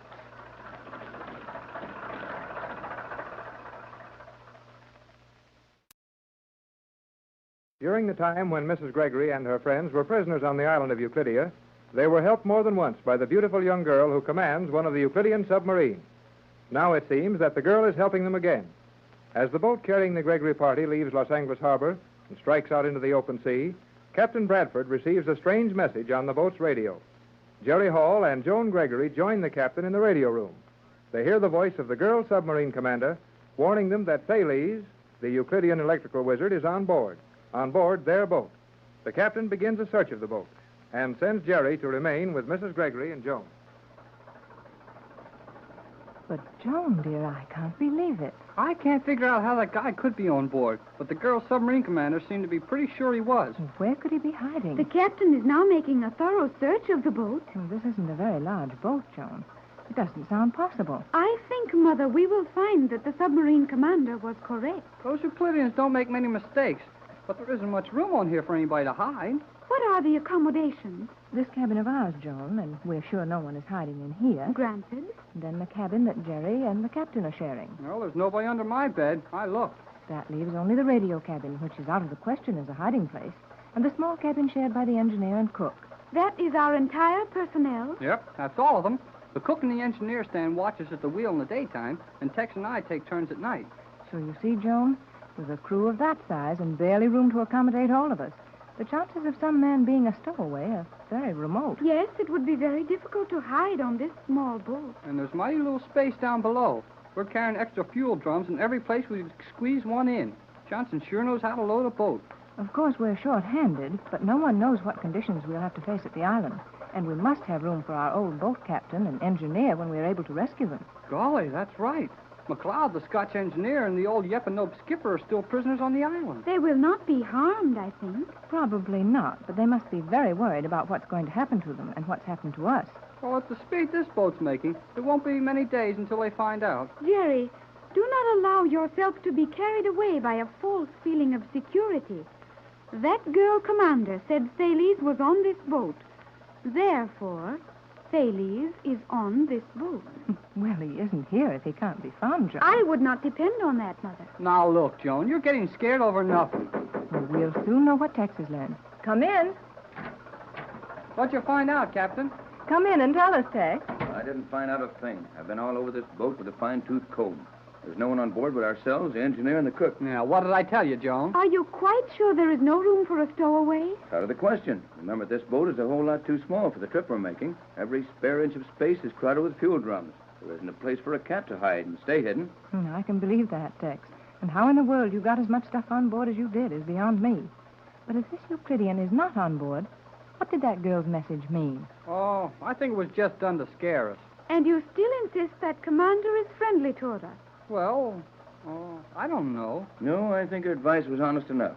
She may have known that Thales intended to stow away with us. He didn't get on, so we can quit worrying about it. Captain Bradford. Yes, Joan? Who are the other two members of the crew? Oh, Joan, your mother told you, the engineer and the cook. Yes, but I mean, who are they? How long have you known them? Why, Joan, you don't suggest Yes, that... Mother. That is just what I do suggest. I'm afraid you're way off on that, Joan. Johnson and I have known both men for years. Golly whiskers, Joan. You don't expect to find one of those Euclidean scientists working for your mother, do you? Is it so impossible? Mother and the captain have been associated with many men of science. You're all wrong, Joan. But I'll get them in here. Let you question them if you want to. I think it advisable. Joan, you'll be very careful, won't you? Careful? Yes, careful about your questions. If either of these men felt they were suspected of anything, it would be unfair to them, and they wouldn't be inclined to give us their best efforts during the cruise. I understand, Mother. I will be careful. All right. Jerry. Yes, sir? Go out and send the cook in here, will you? Just tell him I'd like to see him for a moment. Okay, I'll get him. And you might stay there with the engineer until the cook comes back and try and act innocent. Oh, I got it, sir. I'll send the cook right in. Now, Joan, I'd like to add just a word of warning to what your mother told you. Both of these men have worked for us and with us for years. And they're going to be mighty sensitive about any questioning as to their loyalty to us. I understand perfectly, Captain. Now, this cook who is coming in first, who is he? He's Chinese, named Jim Lo. We picked him up 9 years ago when your mother and I went to the Forbidden City of Tibet. He's high caste, fine family, well educated, but enjoys speaking pidgin English just to make it hard to understand him. But you have known him for 9 years? Yes, Joan. He's been with us all of that time. When he was not on a trip with the captain and me, he was with Johnson in Los Angeles. If you please, let me do all of this. Very well, Joan. Come in. You want to see me, Captain? No, Jim. My daughter Joan wanted to see you. I see Daughter Joan. Daughter Joan, see me. What does she want? A long time ago, when I was a little girl, a Chinese gentleman lived on the island where my home was. I wanted to know if you could be the same. You look very like the man I know. All Chinese look alike to blind American who can see only color of skin. I have never lived on island. And you have been with my mother and the captain a long time? Long time. Maybe 5 years, maybe 10 years. But never see you. Never live on island. You got Chinese gentleman friend. He is very lucky have friends such pretty little girls. I do not have such luck. Thank you for coming. You're very kind. That's all, Jim. Here we go now. And will you please ask the engineer to come in? Is engineer also long time no see gentleman friend who live on island? Oh, no, Jim. The engineer is unmistakably a Swedish gentleman. Maybe Swedish. Very funny talk. Sometime I teach him speak English like Jim Law. I got him. Send him in. Well, Joan? No, he was not Thales. Did you really think he might be? I think it would be wise to suspect everyone. But if Thales had been Chinese, wouldn't you have known that a long time ago? No. Everyone on Euclidia wears the dark glasses which control the ultraviolet light. The color of the skin or of the hair, the sound of the voice, all those might be a part of a disguise. Only the eyes remain the same. On rare occasions, I have seen a few of the Euclideans without their glasses. I will know Thales by his eyes. Well, you won't find out much from our engineer. He's a Swede, and a very broad one at that. But he's been around us too long to have any connection with that island. You are probably right, Captain. Nevertheless, it will be interesting to observe him closely. I was wondering, Joan, if it might not be better to let the captain question Mr. Peterson. He can ask him a lot of routine questions about the boat, and that will give you an opportunity to study him. Good idea. We will try it that way. Come in. Right on in, Pete. Oh, I am in now. Good evening, Mr. Peterson. Good morning, Mrs. Gregory. Isn't anybody ever going to go to sleep on this trip? We've had a lot to talk about, Pete, after rushing out of the harbor the way we did. That's the reason I wanted to see you. You've checked everything on board? Oh, yeah, sure. And I don't find this hiding parlor you was looking for. Well, I'm afraid we'll have to give that up as a bad job. We had a notion that someone we didn't want was riding with us. But we'll take it for granted he didn't get aboard. Now, what I want to know is, how did your stores check? Oh, we got stores enough to go to Australia. Well, we've only got to go about half that far. Are you sure all the fuel drums have fuel in them? Oh, yeah, sure, I'm sure. What else you put in oil drums except oil? Well, we did get pretty badly fooled by one once, Pete, when we wanted oil and got turpentine. But if you say this is oil, it's oil. Everything is just what it's supposed to be. And there isn't any room anywhere on the boat for a man to be hiding? There isn't room enough on this boat for the ones that's supposed to be going along. A stowaway would have to be hanging on the anchor. Well, that seems to be that. Now, can either of you think of any other precautions we might ask Pete to take? I'm sure I can't. Perhaps Joan. Oh, Mr. Peterson, this is my daughter, Joan. How do you do? Hello to you, too. Mr. Peterson, are you sure the cook is capable of handling this boat while you are not on watch? Jim Lowe can handle anything, Miss Yoon. Was there anything else, Captain? No, guess that's all of it, Pete. You and Jim figure out the watches, and Jerry and I'll split with you. Oh, yeah, sure. We figure him out. Well, Joan, you got fooled, didn't you? I am not sure. Huh? Why not? Joan, dear, surely you don't believe that... I do not know what I believe at this moment. Now, look here, Joan. I've known that Swede a long time.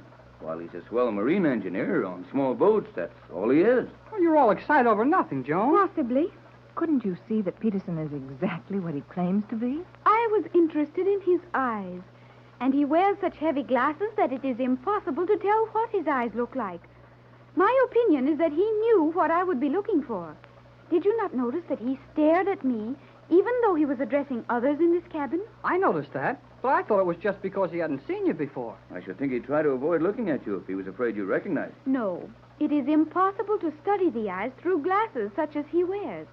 But if he had turned his head, I might have seen his eyes behind the glasses from the side. But, Joan, your mother and the captain have known Peterson for a long time. Yes, Jerry. We've had him with us on several of our cruises. Do you know what his activities were between those cruises? No, not exactly. But he's one of the most popular marine engineers out of San Pedro. I suppose he's busy when he isn't working for us. Joan, would it be possible for one of the Euclidean scientists, Thales, for instance, to maintain a regular existence here and visit the island only on occasion? Oh, to be sure it would. One of the fast Euclidean planes could easily take him to the island during the darkness of one night. From here to the Magick Island in one night? Naturally. The rocket-propelled planes will attain a speed of 1,000 miles per hour. Only a little over 4 hours from here. Think of that. Yes, I'm beginning to think Joan may be right. You think Peterson may be Thales? Well, he did a pretty good job of being a blind man on Hollywood Boulevard. Why, that's terrible thought, Tex. Well, it's not very pleasant to think we've got one of the Euclideans as a member of the crew. Well, I'm not so sure about that, Captain. That girl submarine commander said Thales was after revenge. And maybe we're better off if we can keep him right here, where we can watch him all the time. That is logical, except for the fact that one of us would have to remain awake to watch him all the time. Well, there are 4 of us. We should be able to do that. Well, you're not going to. You and Joan are to keep yourselves locked up in this cabin for the rest of the trip. Jerry and I will bring your food to you. And Jerry and I will take turns staying awake to watch Peterson. What do you think he'll try to do? If revenge is his object, he will try to prevent our reaching Euclidia. That's a pleasant prospect. The engineer on your boat trying to keep you from getting to the point you hired him to take you to. If Thales has his way, we will never reach Euclidia.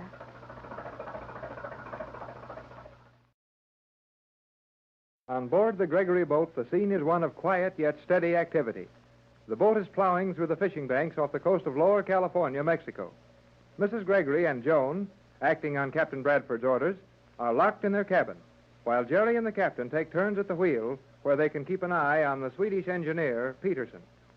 After a radio message from the girl commander of the Euclidean submarine they know to be following them, Joan Gregory has hinted that Peterson may be the Euclidean electrical wizard Thales in disguise. Captain Bradford is just relieving Jerry at the wheel, and they stand talking before Jerry turns in for some much-needed rest. I'm all right, Captain. Yes, I know you're all right, but you're tired, Jerry. Oh, that won't hurt me any. Of course it won't. Be good for you if you get enough rest to make up for it. Now you run along and turn in. Well, I'll go in a minute. But there's a couple of things I want to talk to you about first. Well, maybe it'll relax you a little to talk. Go to it, Jerry. Well, for one thing, look at that barometer. Huh? Well, looks like we might have a little weather. Well, we're getting down into the right latitude for a Chubasco. Well, we might get one at that. We're a little too far off the coast for one of those Mexican hurricanes to hit us very hard. Well, just the same, I've got a notion we're going to get hit by one. Ever ride one of those things out? Yep. When I was only 12 years old, Dad took me on a deep-sea fishing cruise with him, and we got caught in a storm down there. The fishermen called it Chubasco, and it was sure something. Yeah, they're mean, Jerry, and they come up quick. Well, could we get through one in a boat like this? Oh, I think so, if we were lucky enough to hit the edge of it, and we're out too far to get the center. Well, this boat looks mighty small when you think how high those waves get, and that wind blows plenty. That's bad, all right, Jerry, but we've got unusual engines in this boat. Nearly 3,000 horsepower. We can hold into the storm forever if we don't get swamped. Yeah, if. Well, we're not in any storm yet, and I don't believe we're going to get in any one, so stop worrying about it. Okay, Skipper. You said you had something else you wanted to talk to me about? Yes. Well, it's sort of about the same thing, but it's about something else. That's very clear, I'm sure. It's about the same thing, but it's something else. Well, you know what I mean. It's about the storm, if we run into one, and about those powerful motors of ours. You sound serious, son. Talk some more. Well, you know how to run these motors, and I guess it's all right if you stay awake to watch them every minute. But if anything happens while I'm on watch, I'm not so sure I can handle it. If anything happens to the motors? Well, that's not likely, but Peterson can do more with the marine engines than any men on the West Coast today. I know he can, and I'm afraid he'll do it. What? Well, he knows just too blame much about those engines to suit me. Yes, I'm beginning to see what you mean, Jerry.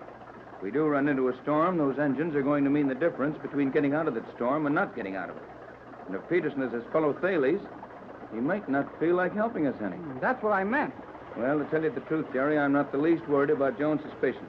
Oh, of course, Pete could easily be spending part of his time on the island as one of those scientists, the rest of it around Los Angeles, posing as a marine engineer, but I just don't believe that's the story. Well, I do. Jones says those metal G-47s are from every country in the world. And if Peterson is smart enough to be as good an electrical engineer as he is a marine engineer, well, he could be fairly easy enough. Well, I'll admit there's room for your worries, kid, and I'll keep an eye on Pete if we run into trouble. No, we won't have to run very far. Looks to me like we're in a storm right now. No doubt of it now, Jerry. In mighty few minutes, we're going to be somewhere near the center of a man-sized hurricane. Then I'm not going to turn in. Afraid it wouldn't do you much good. You'd soon get turned out anyway. Well, maybe I'd better go and wake up Mrs. Gregory and Joan. Might as well. They're never going to be able to sleep through this, and they might feel better to be dressed and ready for it. Well, I'll go and wake them up. Then I'll come back to you. Be sure and tell them to put on plenty of warm clothing, some oilskins if they're coming out on deck. Okay, Skipper. I'll tell them.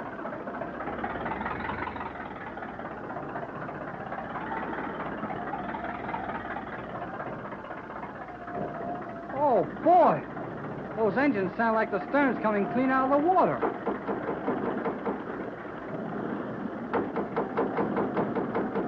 Yes, who is it? It's me, Jerry. You'd better get up and dress. We're running into a storm. I can't hear you. I said it's Jerry. You'd better get dressed. We're running into a storm. Put on a lot of warm clothes. We're dressing now, Jerry. We'll put on our slippers and be out in a few minutes.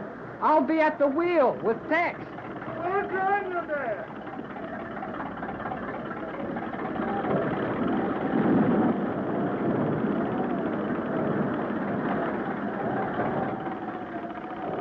They were already getting up, Tex. Just as well. This thing is going to be bad. It's coming faster than anyone I ever saw. Must have sneaked up on us in the dark.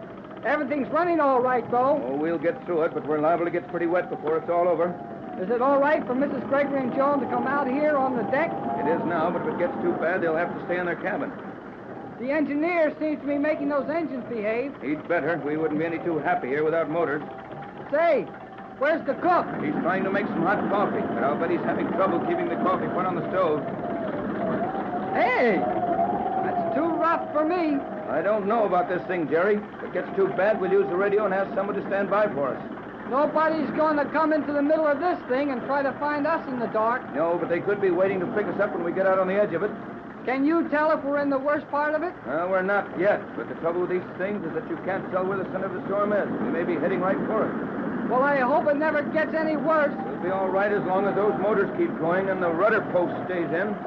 One of those Euclidean submarines would look pretty good to me right now. It would if that's done. You get down in the water a few fathoms, you never know there was a storm up here. Our girlfriend must be right under us with her sub. Yes, and that's an idea. Supposing you go to the radio shack and see if you can raise her. You may be glad she's following us before this thing's over. You want me to go and do it right now? Yes, and take Pat and Joan in there with you. It'll keep them from worrying about this storm. Okay. I'll see if they're ready.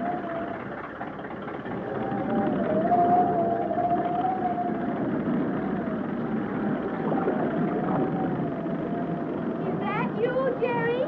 Sure, it's me. Where's Tex? At the wheel. But he wants you to come into the radio shack with me. I'm going to call the girl commander in the submarine. Are we in danger, Jerry? No, but I think we are. Joan, you go with Jerry. I'll join Tex at the wheel. But Mrs. Gregory, the captain said for me to take you into the radio room. I'll be responsible for that. You take Joan into the radio room and do as Tex orders. Watch out for the spray when you pass that cabin. Is the boat able to stand such a storm, Jerry?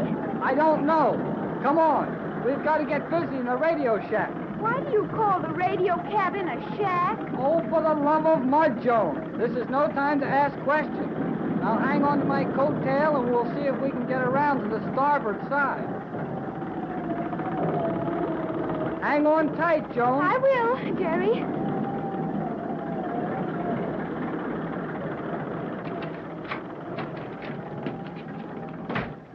Boy, that's getting bad. It does seem so on this little boat. Well, this little boat is all we've got right now. Hope I can raise the commander on this thing. What wavelength were you using the last time we talked with her? 3 meters? Then she will be waiting for your signal on 3 meters. I hope so. Commander S1. Jerry Hall to Commander S1. Gregory Boat, Euclidean submarine. Hello, sub. Jerry Hall to Commander S1.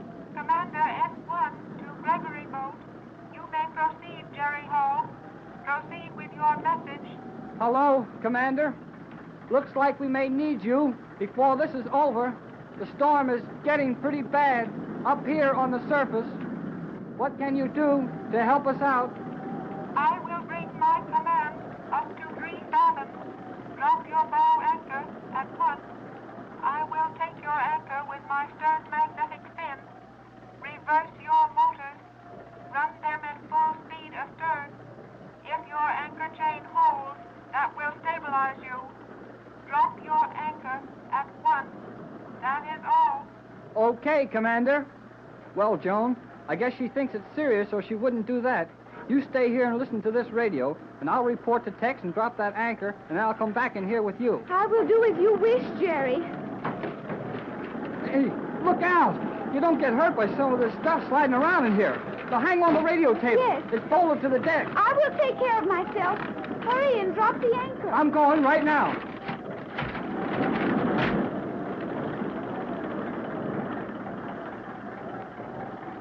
Hey, Tex! Tex! Mrs. Gregory! Hang on to the rails, Jerry. We're right here. I just talked to the commander of the submarine. Get closer, Jerry. We can't hear you. I said I just talked to the girl commander. She had me drop the bow anchor, and she's coming up to 3 fathoms to grab it with that magnetic fin in the stern of the sub. She wants us to reverse the motors to hold the anchor chain steady while she drags us out of this. Good work, kid, and that's fine, all but one thing. We haven't got any motors. What? The motor stopped, Jerry. And I'll bet that guy Peterson stopped them. Looks like it. We haven't shipped enough water to hurt the engines any. Then that means Peterson is Staley's, just like Joan said. I'm afraid it does, Jerry. Boy, this boat's sure rocking around us. I hope that girl hurries up about tying this submarine onto us. Is Joan in the radio room? Yep, she's all right. You go back in with her, Jerry, and you too, Pat. I'll stay here with you, Tex. Go back and stay with Joan. Will you please, Jerry? And keep in touch with the sub all the time. Tell her our motors are dead and she may have to use all her speed to keep us straightened out. Okay, Tex. I'll tell her.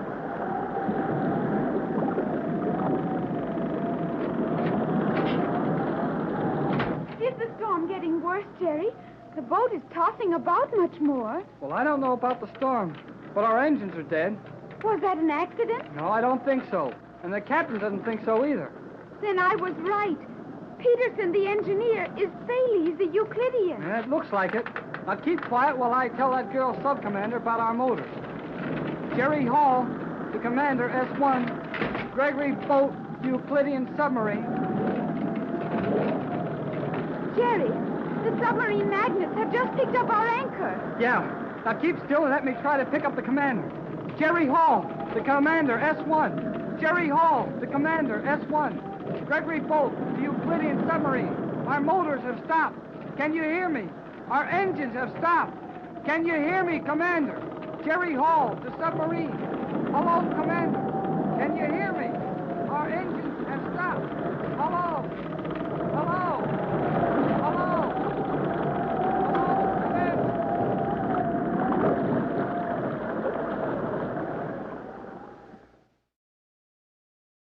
The journey back to Magic Island is proving much more difficult than the escape from the island.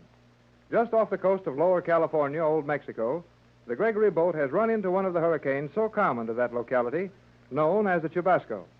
The storm is so bad that the small boat is in great danger, which is increased when the motors stop and leave them helpless. Jerry radios to the girl commander of the Euclidean submarine, which is following them, and she picks up their anchor with a magnetic fin on the stern of the submarine. For several hours, the storm rages, then is gone as suddenly as it appeared. We find Captain Bradford and Mrs. Gregory standing at the wheel as the storm subsides. Oh, Tex, that was the worst storm I've ever been through. Certainly the worst I ever went through in a boat as small and helpless as this one. Now that the wind has gone down, we're moving awfully fast. Do you think it's safe to be towed at this speed? Might be a good idea to go a little slower. That girl certainly makes that submarine move along. What are your chances of starting the engines? Can't tell until I look at them and see how much damage Peterson did. You're sure he did it? How else did it happen? Accident? No chance. Those motors quit cold when they were running perfectly. That was no accident. Where is Peterson now? But we'll have to find out. We should go and stay with Joan in the radio room and send Jerry to me. Well, can't I help you? Nothing for you to do. I'll feel safer if you're in the cabin with Joan when we round Peterson up. And while you're in there, call the submarine commander. Explain our position to her. Tell her that this speed is too high in smooth water. She'll have to cut down to about 25 knots if she's going to lose us. Very well, Tex. You'll be careful, won't you? Don't worry about me. Run along. There's Jerry coming out of the cabin now. I'll hurry in and stay with Joan. Oh, Mrs. Gregory, storm all over? Well, it looks like it, Jerry. I'm going in with Joan, and the captain wants to see you right away. Okay. Joan's listening to the radio. Morning, Skipper. That submarine's sure dragging us along. Yeah, a little too fast, Jerry. I just told Mr. Gregory to radio that girl commander to cut her speed to 25 knots. She'll have us flying if this keeps up. Did you try to start the motors? Haven't had a chance to see what's wrong with them. Didn't dare leave this wheel while the storm was so high. Oh, I'll take the wheel if you want to look at the engines now. Good idea, kid. Take it over, and you'll have to handle it like a basket of eggs until we lose some of the speed. How about the course? You don't have to worry about that. Oh, sure, I forgot. Submarine's towing us. Yeah, when a boat like this makes 35 knots, you can be sure something's towing us. Well, I'll shove off and have a look at the engines, and, Jerry. Yes, sir? If the engineer shows up before I find him, tell him to come and see me. Understand that now. Don't enter into any conversation with him. Leave that to me. Aye, aye, Skipper. Hello there, young feller. Huh? Oh. Hey, say, where have you... Oh, never mind. Go see the captain. There is the captain. Down in the engine room, trying to start the motors. He's going to find that pretty hard job, you betcha. I try all night to start them engines. Yes, you did. Yes, I did. Oh, okay. What stopped them in the first place? How should I know? Oh, maybe you shouldn't. You're just the engineer on this boat. When a motor gets ready to quit, it quits. By Jiminy, what makes us go so fast? Oh, you don't know, huh? How should I know? Yeah, I know. You're just the engineer on this boat. And I suppose you didn't know that there was a Euclidean submarine towing us ever since 2 o'clock this morning. I wonder why the boat goes better without the motor. Sure, and being an engineer, you figured it was all right if the boat got along swell without you. So you crawled into a lifeboat and went to sleep. Yeah, that's a pretty good guess. It's no guess. The lifeboat was the only place you could have been. Now, you better go down the engine room and see the captain. I got to go see Mrs. Gregory You're first. not going one step toward her cabin? What was that you said? You heard me. Don't you even start around that side of the boat. Now, you get in that engine room and start explaining to the captain. Explaining what? Plenty of things. But the captain will ask the questions. My business is steering this boat. Then give your best attention to your business. Hey, where'd that voice come from? You will learn where a great many things come from if you attempt to prevent my reaching Mrs. Gregory's cabin. So, Joan was right. You're Thales, the Euclidean electrical engineer. Precisely.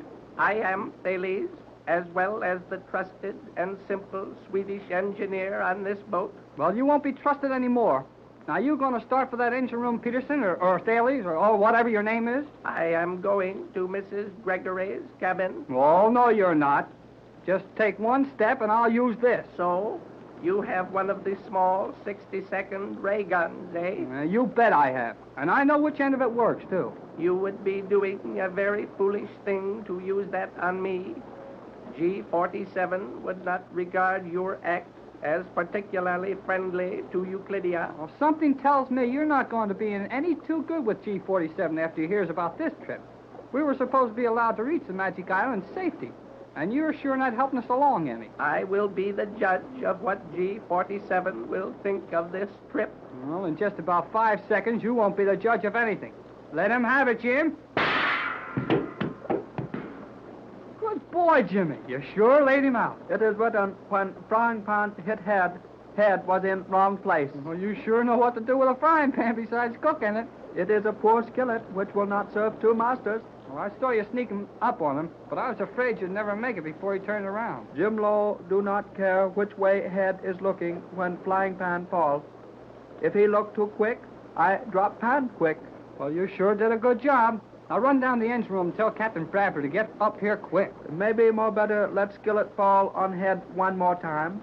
Then this fellow boy will not wake up too soon. Oh, he won't wake up too soon. The way he hit that deck, I'll be surprised if he wakes up before we get to the island. Now, you run and get the captain. He'll know what to do from here on in. You take fry pan. If he put head up, you put it down again. Okay, Jim. Mighty good idea to have this in my hand at that. I go now. Get Captain Bradford. Remember, Jerry, if head come up, pan go down. Don't worry, Jim. I'll drop it. Well, Jerry, we've been waiting for you to call us to breakfast, and... Why, Jerry, what's this? Oh, this is the frying pan from the galley. Did you hit Peterson with it? Not yet. Well, what's happened? Well, the Chinese cook let this pan fall on Peterson's head, and he pushed it a little bit as it fell. Jim Lowe knocked the engineer unconscious with that frying pan? He sure did, but that's only part of the story. Peterson's is Staley's. Are you sure, Jerry? Oh, he got so mad when I couldn't let him come to your cabin that he forgot to talk like a Swede and sound just like G-47. Then the warning of that girl submarine commander was correct. Well, I'll say it was. And I think this guy was coming to wreck our boat. But if he'd done that, he would have gone down with the rest of us. Well, I guess he figured on the submarine saving him. He didn't believe me when I told him he was in plenty bad with old G-47. There's no doubt about that.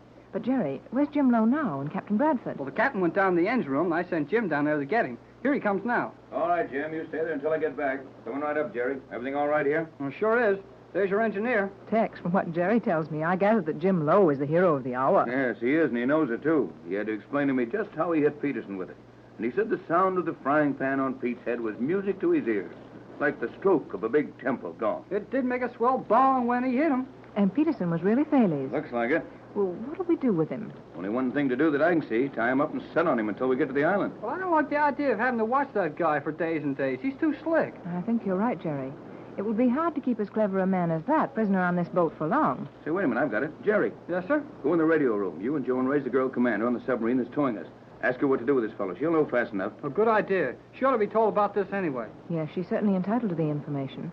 After all, it was her warning that allowed us to be prepared for this. No doubt of it. Run along, Jerry. Have a talk with that girl in the sub. Then you and Joan come back here and we'll see about some breakfast. Oh, can Jim cook it without his frying pan? You can leave the pan here with us. Just now, Jim's looking for the lost pieces of the motors. The lost pieces? Yes, I'm afraid Pete, or rather Thales here, took some of the vital parts off the motors and threw them overboard. Nice little fella he is. Well, here's your frying pan. And if Jim's still busy when we get back, Joan and I'll cook the breakfast. Well, call that sub as quick as you can. Aye, aye, sir.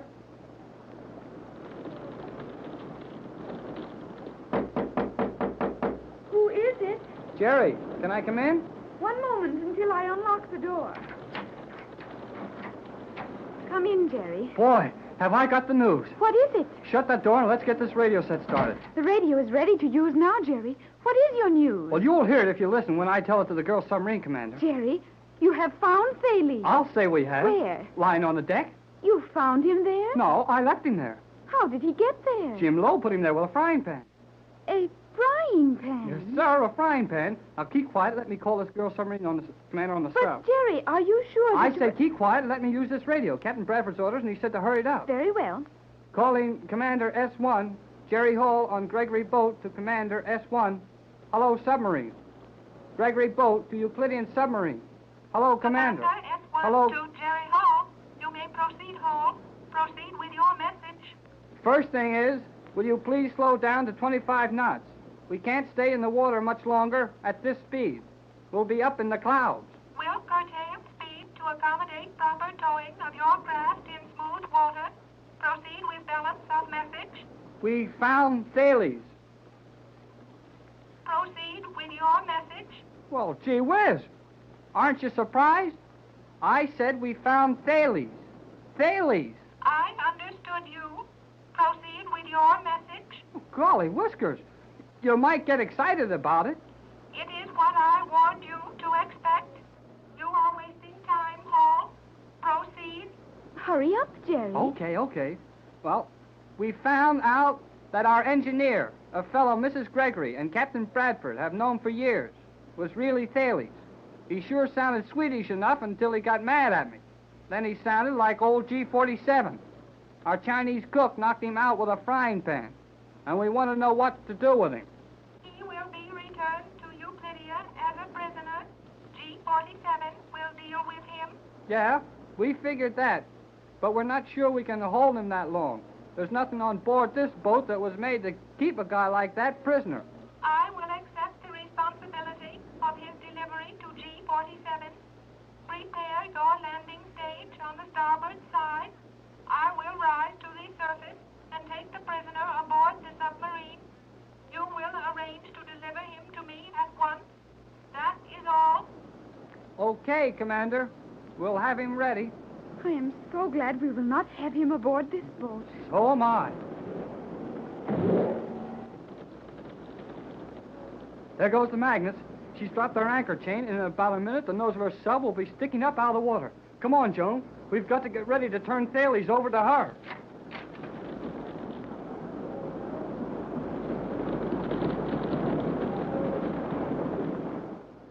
The magic island of Euclidia, over 4,000 miles from Los Angeles, has been the scene of many a strange experience for our friends of Mrs. Gregory's little party. Now they are once more ready to land on this artificial island, ruled by G-47 and his scientists. The small boat bearing Mrs. Gregory, Captain Bradford, Jerry Hall, and Joan Gregory is within half a mile of Euclidia. Jerry and Joan are standing at the bow looking for the island, while Mrs. Gregory and Captain Bradford are busy with preparations for their landing. Well, Joan, we'll soon be on that Magic Island again. I am not happy about that, Jerry. Well, you ought to be. This is where your mother and Captain Bradford wanted to be. They are very foolish, and they are on a hopeless errand. Well, I'm not so sure about that. Tex Bradford thinks he can take over this island, and I'll bet he'll do it, too. Jerry, you must realize that such a statement is not at all logical. Huh? Well, what's wrong with it? What is moving this boat toward Euclidia at this moment? Why, that Euclidean submarine that's towing us, of course. Exactly. If it were not for one of the machines developed on the island the captain expects to take over, he could not even reach the island. Well, it wasn't Tex's fault that we had a Euclidean on board, was it?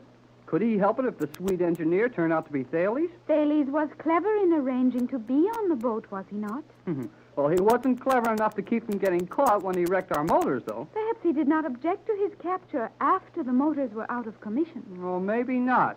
But he didn't look very happy when that girl commander took him on her submarine. That was indeed something he did not expect. And he'll get a lot more he didn't expect when old G-47 gets his hands on him. No, I think Thales must know that he will be punished.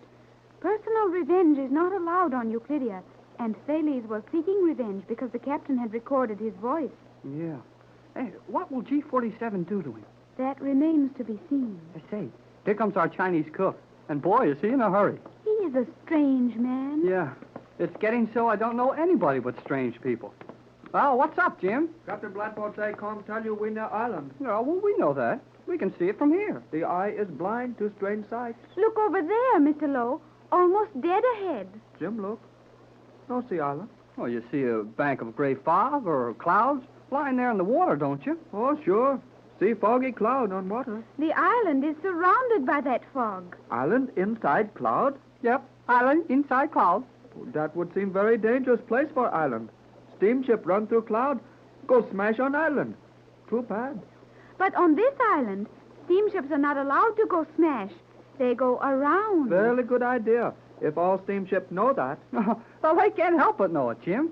This is a magic island, and ships can't run over it, even when they want to. Jim Law believe magic when Jim Law see magic. You come now. Captain Bladford wants to see you in radio room. Right away. Okay, Jim. We'll come. We should hurry if the captain wants us. Yeah. You know, we're nearly on top of that island.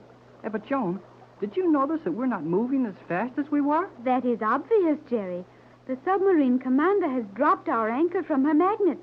We are slowly drifting toward Euclidia. Well, I don't like to drift around in this corner of the ocean. I wish they'd send that magnetism out from the island and pull us in. Jerry, will you go to the radio cabin as the captain requested? Oh, sure. Come on. I wonder what he wants. As it is only a matter of minutes until we land on the island, I should think it would have to do with the captain's final plans as to what each of us is expected to do after we land. Yeah, that's right. You know, Tex hasn't told us anything about his plans. I am afraid he may find it difficult to execute a plan. Oh, don't worry so much about the captain. He knows what he's doing. Undoubtedly. And the Euclideans also know what he is doing. Oh, well, I didn't mean it that way. Then say what you do mean. All right, all right. Now forget it for a minute.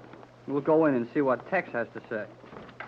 Interlocking devices with your boat. Gee, Tex. Quiet, kid. You will be placed at your pier by the magnetic devices as before. I understand that, Commander. Anything further? Very little.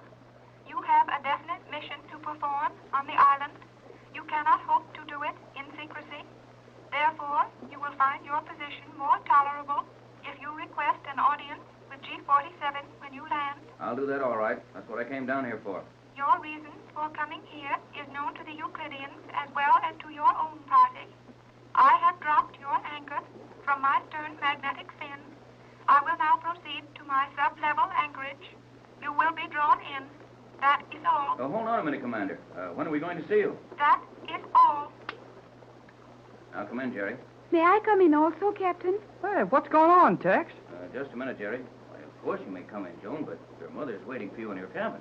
Perhaps you'd better run along and see what she wants. To be sure, Captain. I will go at once. Close the door and come over here, Jerry. Right. Well, what's the matter, Tex? They can't hear us talking on Euclidia, can they? No danger of that, but I don't want Joan or her mother to hear this. Gee, is something wrong? Yes, but I can't tell what it is because everything sounds all right. Well, that sounds funny. I know it, but it isn't. Well, come on, tell me. I'm very much afraid the G-47 has some carefully laid plans for us, Jerry. Oh, sure he has. That old guy probably got a lot of swell tricks stored up for us after we escaped from his island and left him flat twice. It's more than that. I'm sure of it. G-47 must have learned more about us than we think he knows. Well, did the girl commander tell you something over the radio just now? She couldn't tell me much, as it's a cinch they'd be listening in on the island. But she said enough to let me know that things are going to be made entirely too easy for us on Euclidia. Gosh, that won't be hard to take. Jerry, we know that we're going to land on that island and stay there a while in the hope of finding some way to break up this scientific group before they start out to run the world from Euclidia. And those Euclideans know it, too. You know, they're too smart to think we came 4,000 miles to get no place, just for the ride. Right. Now, I had expected we would be confined as prisoners. While we wouldn't be in any immediate danger, yet it would present something of a problem for us to get free for an inspection of the island. Well, if they're not going to do that to us, what is it? They're going to give us living quarters, the same as anyone else on Euclidia, and leave us alone. What? It amazed me, too. That girl sub-commander said we would be taken from our boat to our quarters in a short time, and to stay on the boat until ordered to leave it. But we are to have the freedom of the island as soon as I talk to G-47. The freedom of the island? After they kept us locked up here so tight before? And part of it's reasonable enough. We were trying to escape then. This time we've come to stay until our job is done, and they're not afraid of our running away. But what about all the things you brought with you? Jerry, that's what I wanted to tell you. Tell you before we land on the island, as we may never again have a moment's privacy. I didn't bring a thing with me. But, Tex, your formula. Not even that. Well, gee, well, I suppose you know what you're doing, but I thought you had a lot of apparatus to use on these Euclideans. And I want them to think the same thing. That way they'll waste a lot of valuable time studying all the materials I brought along, and it won't get them anywhere. But can you do anything? I mean, can you do anything about taking this island over and getting us back home with a lot of special stuff to work with? Absolutely. I know my formula for the universal solvent. I only had it written down in one place, in a safety deposit box in Los Angeles. And I destroyed that when we were home. The only place in the world that formula can be found is in my head. But what about materials to make the real formula with? They have everything I need right here on Euclidia. Now, don't tell that to Pat and Joan until I tell you to. They might worry about it. Yeah, they might. And act as if everything was steady now. Yeah. Here they are. Come in. We got ready as quickly as possible, Tex. Plenty of time. They're going to pull us into the island with those magnets again. Did you see how close we were when you came along the deck? We are entering the artificial fog banks now. That would mean just outside the ends of the piers. And only about 200 feet to go, and we'll be on the Magic Island once more. I can't hear the water rippling around the boat anymore. We must be inside the fog ring now. That would be the case, Mother. Were you able to contact that girl submarine commander who told us in, Tex? Just had her on the radio. She advised us to stay on our boat until I talked with G-47. Said that quarters would be prepared for us in the general living apartments, and that we were to remain unmolested. Well, that's rather a unique reception from a colony that understands your purpose so well. I think it rather natural, Mother. G-47 and all his assistants are fully aware of our purpose, and they're as anxious to see the captain's formula working as we are. I think that's it, Joan. They want me to have a chance to complete my work as soon as possible, and then find out if I can show them anything they don't know. There's no danger of their getting your formula? Not a chance. Well, how about the materials you brought along? Can you keep the Euclideans from taking those? I'll do my best. Our best wasn't any too good when we were here before. Oh, cheer up, Mrs. Gregory. We were running away before. Hey, look out the door. There's the island. So it is, Jerry. That pier looks just like it did when we first landed here. It is now daylight, Captain. When you first landed here, the Euclideans were using their artificial daylight. Your memory is better than ours, Joan. Oh, Jerry, do you remember how frightened we were when someone placed those glasses in our hands? Remember it? Boy, I can still shake every time I think of it. Well, those tricks won't frighten us again. Ultraviolet light is something we also know a little about. Well, let's go out on deck and see what we can see. We were advised to stay on the boat. Well, nobody said we couldn't look at the island. I see no harm in it. Not a bit. Let's all go out.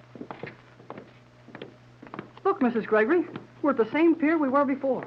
Yes, twice before. We've lost 2 boats at this pier. And the chances are we'll lose this one. I think it highly probable. Hey, Joan, do you know what they do with all the boats that get lost around this part of the ocean? I have heard several accounts of their disposition, but I believe we will see many of them before we leave Euclidia again.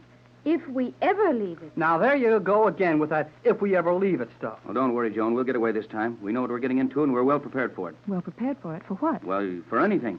Anything. Anything may happen to us here. Yeah, when you get near this island, well, you can feel it all over again. That sort of empty, lost feeling. A few short months ago, I could not have understood that feeling. Perhaps I understood no feeling. And surely I had no fear of the only home I knew. But now I believe I can understand what you mean. It's a strange feeling. That shining circle of steel, 600 feet across, with those radio and defense rooms rising out of it like huge streamlined one-story houses, and not a sound. Knowing there are over 200 people inside that giant steel tube, living their lives without contact with our world. I'm not sure I'm glad we came. Well, I know how you feel, but we had a job to do, and, well, this was the only way to do it. Well, I wouldn't have come back or brought any of you here if I hadn't felt that this was our only sure way to protect each other. Jerry and Joan certainly weren't safe at home with Thales and those other Euclideans in Los Angeles. At least we have a common chance here. I am not afraid, Captain, but it all seems very hopeless. That's my feeling, Joan. No matter how gallant an effort we make, will we accomplish anything? Well, it's worth trying, and after all, we didn't have much choice. We sure didn't. But I wonder how many choices they're going to give us here. Not many, I think. Well, the boat stopped moving. We're here. Yes, we're here. Well, how's it feel to get back home, Joan? Home? I hoped I would never see this place again. For the third time, a boat bearing the Gregory party lands at the Magic Island of Euclidia. The first time, they were searching for the island. The second time, they were returned to it as escaping prisoners. And now, they have been allowed to land for the purpose of attempting to take over the island. It doesn't sound reasonable somehow that G-47 would let anyone come to Euclidia for the purpose of taking over his scientific colony. But that is exactly what Captain Bradford proposes to do. The small cruiser which brought the captain, Mrs. Gregory, and Jerry and Joan is held fast to the Euclidean pier by magnetism.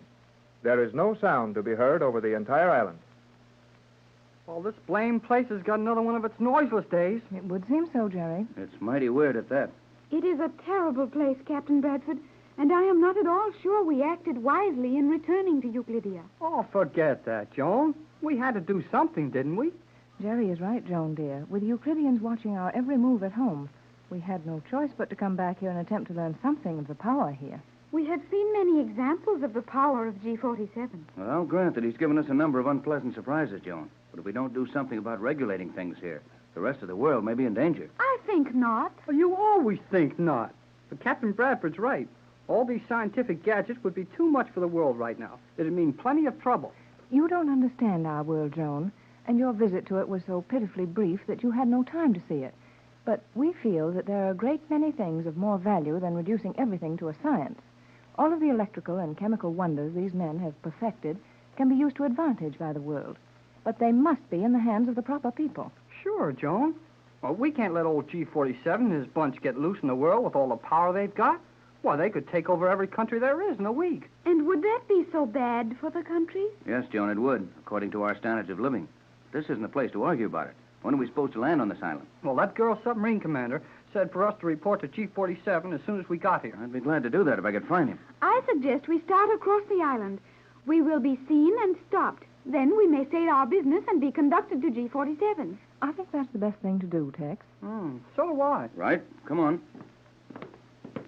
Hey, how about the Chinese cook? Yeah, we'll leave him on board. Oh, won't poor Jim Lowe be horribly frightened when some of these Euclidean guards come after him? Oh, he knows plenty about what's happening. I told him enough of it so he understands what we're up against. He will be brought to quarters near ours, I expect. Well, it looks like we're going to have to find our own quarters. Looks that way, son. They didn't give us much of a welcome this time. Isn't it strange walking on this polished steel surface and not a sound? Yeah. You know, it gives me the creeps.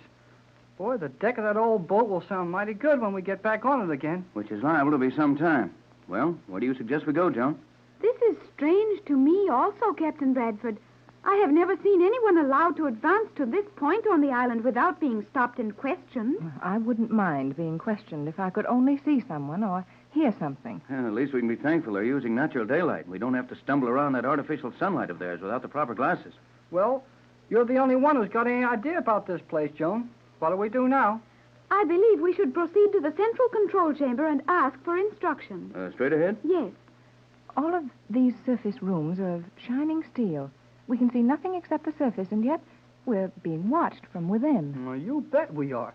That steel is as clear as window glass when you're on the inside. We should receive a warning before we proceed much further. A warning? About what? We will be warned to come no nearer to the control chamber. Then perhaps we'd better stop now. Let's go on till someone stops us. But what are we running into, Tex? I don't know. What about that, Joan? G47 instructed us to report to him. I think no harm will come to us until that time, at least. Well, if we're only safe until we find him, let's don't look very hard for him. Well, we'll find him all right, but something must have changed since we left here. Your warning isn't coming along very fast, Joan. I cannot understand that. Always something we can't understand. And it will continue to be that way on this mad island. Afraid so, but one thing we can understand is absolute silence, and that's all we've run into so far. Well, nobody's stopping us. Let's go and try the door in the control chamber. It will not open from the outside, Jerry. Well, maybe if we knock loud enough, somebody will open it for us. Isn't that dangerous? Better be careful, Jerry. Hey, are these doors charged with electricity? No, they are locked so that it is impossible to open them from outside. Well, then it won't hurt anything to knock on one of them. Here goes. That ought to wake anyone up. You will not find the Euclideans asleep. There's no one in that place. Perhaps this is a trick. Oh, what for? Well, I don't know, Jerry, but it's very easy to suspect everything on this island. Maybe you didn't knock hard enough. Oh, gee, you could hear that noise all over the island. Out here, yes, but if that room is soundproof, they may not have heard it inside. I'll try it again. No, nothing doing. It will prove useless to knock more, Captain Bradford. I believe you. But what are we to do? The elevators will operate automatically as we approach them. Perhaps we are expected to descend to the lower levels. Boy, you don't feel so important when they let you land like this. Nobody cares if we're here or not. On the contrary, Jerry, we know that G47 and his scientists care a great deal. There's some reason for this. Where is this elevator, Joan? We are approaching it now. That small rounded dome rising from the island floor. Rising? Oh, sure, Mrs. Gregory. What's that thing come up in the air? Why, so it is, but how? The elevator is electrically controlled. I understand that, Joan. Most elevators run electrically. But who is bringing it up? Oh, nobody. It's coming up for us. How do they do it, Joan? Photoelectric cell? Precisely. You mean that we walked through or over an electric beam and brought that elevator up? That is one method, though I believe this particular channel is operated by the voice directed toward it. Oh, this is almost too much for me. Well, you didn't see as much of this island as I did before, Mrs. Gregory. This elevator is only a starter. The elevator is completely above the surface now. We may enter. A door might help a little. The door is opening. So it is. Opening automatically, I suppose. Oh, I guess so. Don't see anyone inside the thing. Well, we'd better get along with it. Somebody must know we're here. They wouldn't have everything fixed up so nice for us. We will try the various levels and determine what is taking place. Not much room in these things. They were designed to hold 4 people. Well, as soon as I squeeze in, we'll have 4. Okay, let her go, Joan. I suggest stopping at the first level. You're the boss, Joan. We'll stop anywhere you say. Are you sure you know how to operate this, Joan? Well, I'll say she does. Go ahead, Joan. Push the switch for the first level, and let's go down and meet some Euclideans. Very well. How smoothly this car descends. Well, everything on this island is pretty slick. What's on the first level, Joan? Very little of value, mostly heavy articles in storage. Will we be likely to find anyone there? I think we should try each level. There's the magnets. This is the first floor. But, Jerry, we did not stop. We have passed that level? Yes, I could feel those big magnets release this car and then take hold again. Push the button for the second level, Joan. I have done so. Didn't do any good, though. Will you be able to stop without an accident, Joan? There will be no accident in this elevator. Well, it certainly was an accident that you couldn't stop at either of the first 2 floors. Oh, I'm not so sure about that. There was the third level. Our journey in this elevator was obviously planned in advance. Where are we most likely to wind up, Joan? Either the 5th level, where the chemical laboratories are, or the 9th, in the confinement cells. But G47's orders were that we weren't going to be prisoners this time. I wouldn't put too much faith in G47's orders, Jerry. They're not taking us off the 4th, that's sure. The next will be the laboratories. And if we don't stop there, the prisons again? I'm afraid so, Mrs. Gregory. Well, I doubt it. G47 wants more from us and our company in a cell. But the first person we meet will be G47 himself. There goes the 5th floor, so we won't meet him there. Isn't the car moving faster? Seems to be at that. Yes, the speed has increased. Well, I'll say it has. We made that floor mighty quick. That was the 6th. You say we're not likely to stop before the 9th, Joan? That is my opinion. Well, your opinion is looking better all the time. And they don't want us on the 7th floor. How can all this be so cleverly controlled? It is all arranged in advance, Mother. That was 8 of them. And still we go down. I don't see how people can live day after day, year after year in this atmosphere as the Euclideans do. It would drive me mad to be herded around from place to place at the will of one of these scientists. Hey, Joan, we passed the 9th level. Yes, and that is strange. More strange than any of the rest of this stuff? Yes, Captain. The 10th level contains only the power rooms and fuel storage. We would not be taken there for an interview. Well, nevertheless, we've stopped on the 10th level. And if it isn't to interview G47, it may be for something far more unpleasant. Well, let's get out and find out. One moment, Captain. What's up? Do not attempt to move. What? We're going down. Yeah. And I thought the 10th floor was the bottom. Joan, you look as lost as the rest of us now. I suppose I do. I can only speculate as to what is happening. Then speculate out loud. We've already gone through the floor. Where can we go now? We're certainly going down. How about this, Joan? This isn't an illusion created to worry us, is it? What, Captain? I mean, we're really going down? Undoubtedly. But where are we going? Oh, no place I ever heard of. That 10th floor was past the bottom of the island when Joan and I searched it before. Yes, Jerry. It was the bottom, so far as we were allowed to see. Joan, what do you mean? Well, she means that even when you've seen 10 levels below the water on this thing, and even when you're 100 feet under the ocean, you haven't seen everything. We've been going down at about the same speed. That would mean we've already dropped 30 or 40 feet below the 10th level. But that couldn't be, Tex. The island is only 10 levels deep. The island, yes. But now I think we may expect to learn why we found all levels in the island deserted and closed to us. We are to be taken to modern Atlantis. Modern Atlantis? Why, Joan, the lost continent? No, its namesake. The Euclidean city under the ocean floor. I had heard strange tales of it, almost too fantastic to believe. But now I feel that it must be a reality. We will continue down for 200 feet, and when we leave this elevator, we will be in the most wonderful city in the entire world, modern Atlantis.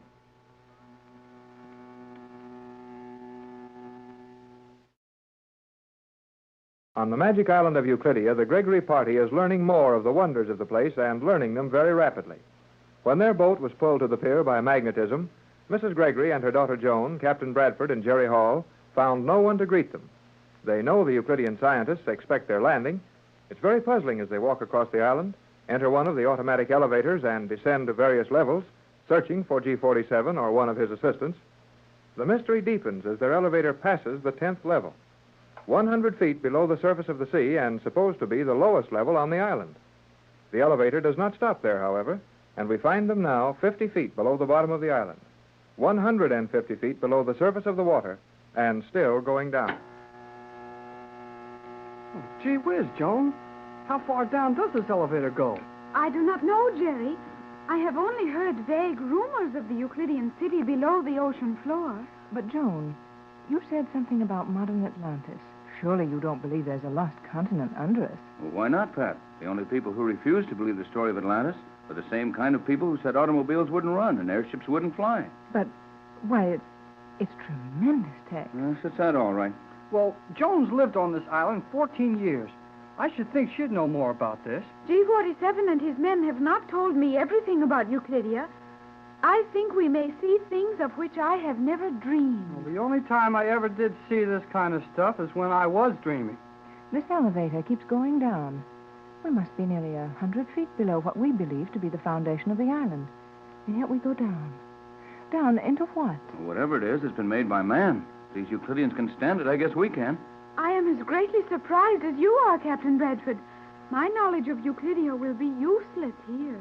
Well, whatever's going to happen to us, I wish it would happen quick. I'm getting tired going all in one direction in an elevator. We've stopped. No, we've started again. Something wrong here. We're tipping over. Hey, quit pushing me. But I am not pushing you, Jerry. Tex, we're falling. Hold steady. I think it's going to be all right. What's going on here? We're almost over on our side. This flame elevator is lying down flat.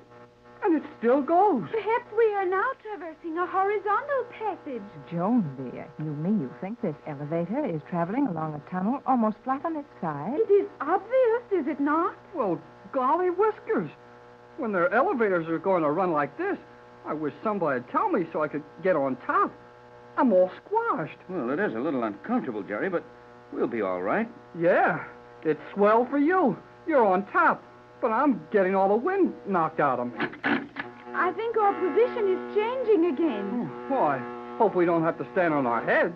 No, Jerry, we're tipping back to an upright position. Queer things, these Euclidean elevators. Much too queer for me. Me too.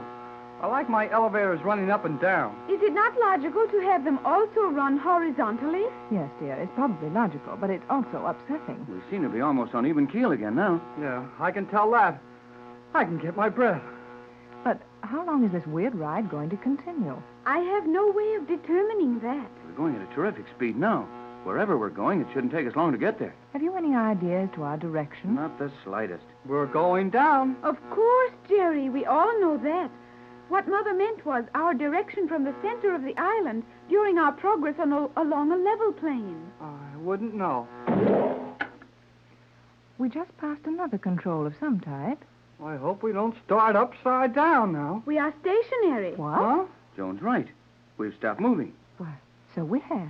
Then I'll bet it won't be long until something else happens to us. That is probably correct. Oh, I know it is. These Euclideans don't let much time go by without trying one of their tricks on you. Well, we've evidently arrived at our destination. Right, let's get out. Do not open that door, Captain. Why not? I do not know why you should not. But it is well to remember that when the Euclideans wish you to pass through a door, that door is opened for you. You mean we just stand here in this little steel coop until somebody lets us out? Precisely. It may be safer, as Joan suggests. Well, no doubt of that, but I hope they don't keep us in here too long. I'd like to know where we are. Well, we're somewhere near the Magic Island. You can sure tell when these Euclideans are running things. Everything always happens so you can't figure it out. I think I'll take a chance and open this door. I wish you would not, Captain. Oh, please, Tex, if Joan is worried about it, surely we can spare the few minutes it may take for someone to come and let us out. All right, Pat. Yeah, maybe take a few hours if they don't want to see us right away.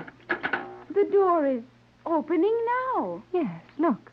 The door is opening, and no one is touching it. Well, that's merely the usual procedure around here. Well, I'll say it is. After a few weeks in this island, you get too lazy to open doors for yourself. This one is certainly opening without human aid, and I think it's time for us to leave. Yes, let's get out before this thing decides to take us back up to the surface. Huh? Say, this looks just like those passageways up in the island. The construction is obviously the same. We are in a corridor of the transparent steel. And I suppose that on either side of us, someone is watching through those walls. Probably. Well, they can't hurt us any by watching. Well, which way do we go? You know as much about it as I do, kid. I think we should proceed as we are going. Okay, Joan. Straight ahead. This series of hallways seems to stretch endlessly in all directions. Hey, that noiseless paint again. Right, Jerry. Our footsteps don't make a sound. Apparently, the Euclidean devices are much the same here as on the surface. What is it called, Joan? I have heard it referred to as a modern Atlantis, but the actual designation is Euclidia. Oh, the same name as the island, huh? Obviously. You're not very certain about things down here, are you, Joan? I am not, Captain. This is my first visit, and I heard it discussed but little. Well, it's a mighty big place, if our walking means anything. We can't even depend on that, Jerry. For all we know, we're walking in a circle. That is possible. Well, even a circle will bring you back to your starting point. We'd better off at that elevator, and we are wandering around an endless hall. Well, this is a fine thing. Here we come 4,000 miles to see people that we know want to see us, and when we get here, we can't find anybody. It is indeed strange, Jerry, but I think it is being deliberately done, probably to impress us with G47's complete contempt for us. I'm sure of that. It doesn't require any more demonstrations to make me feel absolutely helpless when I'm around this weird place. How long do you think we should keep up this aimless walking, Tex? Tex? Why, Tex! Golly, whiskers! The captain is gone. But where? No place. But he's gone, Jerry. Well, I mean, there's no place he could have gone. Joan, dear, what does this mean? What's happened? I do not know, Mother. Tex was walking right along here with us a minute ago. He was beside me, or at least I thought he was, and then I spoke to him. And when I turned, he wasn't there. Well, let's stand still a minute and try to figure this out. Well, let's do something. Do not allow yourself to become excited, Mother. Excited when a man who was walking at my side suddenly disappears? Joan means it won't do any good to get excited. We'll figure this out. We'll just keep cool like I am. And... You must be very cool, Jerry. You are shaking as if you had a chill. Yeah, I was just, well, oh, golly. we haven't passed a doorway he could have stepped into. The captain would not have done that without telling us. But he's gone, Joan, Well, maybe dear. turned off at one of those other hallways. I think not. The captain was with us until long after we passed the last cross corridor. Well, just the same, I'm going back and look for him. Now, don't get too scared, Mrs. Gregory. These Euclideans do things like this to you all the time. Nevertheless, I feel that Mother is right. We must retrace our steps and endeavor to discover what took place. Oh, okay. Back we go. It should be only a few steps. Oh! Yeah. Oh, he's right. Well, this is a solid metal wall. And yet this is the way we came. There is no other way. We reversed our direction, and the corridor is too narrow to permit a turn we didn't notice. Yet there's a solid steel panel tightly closed against us.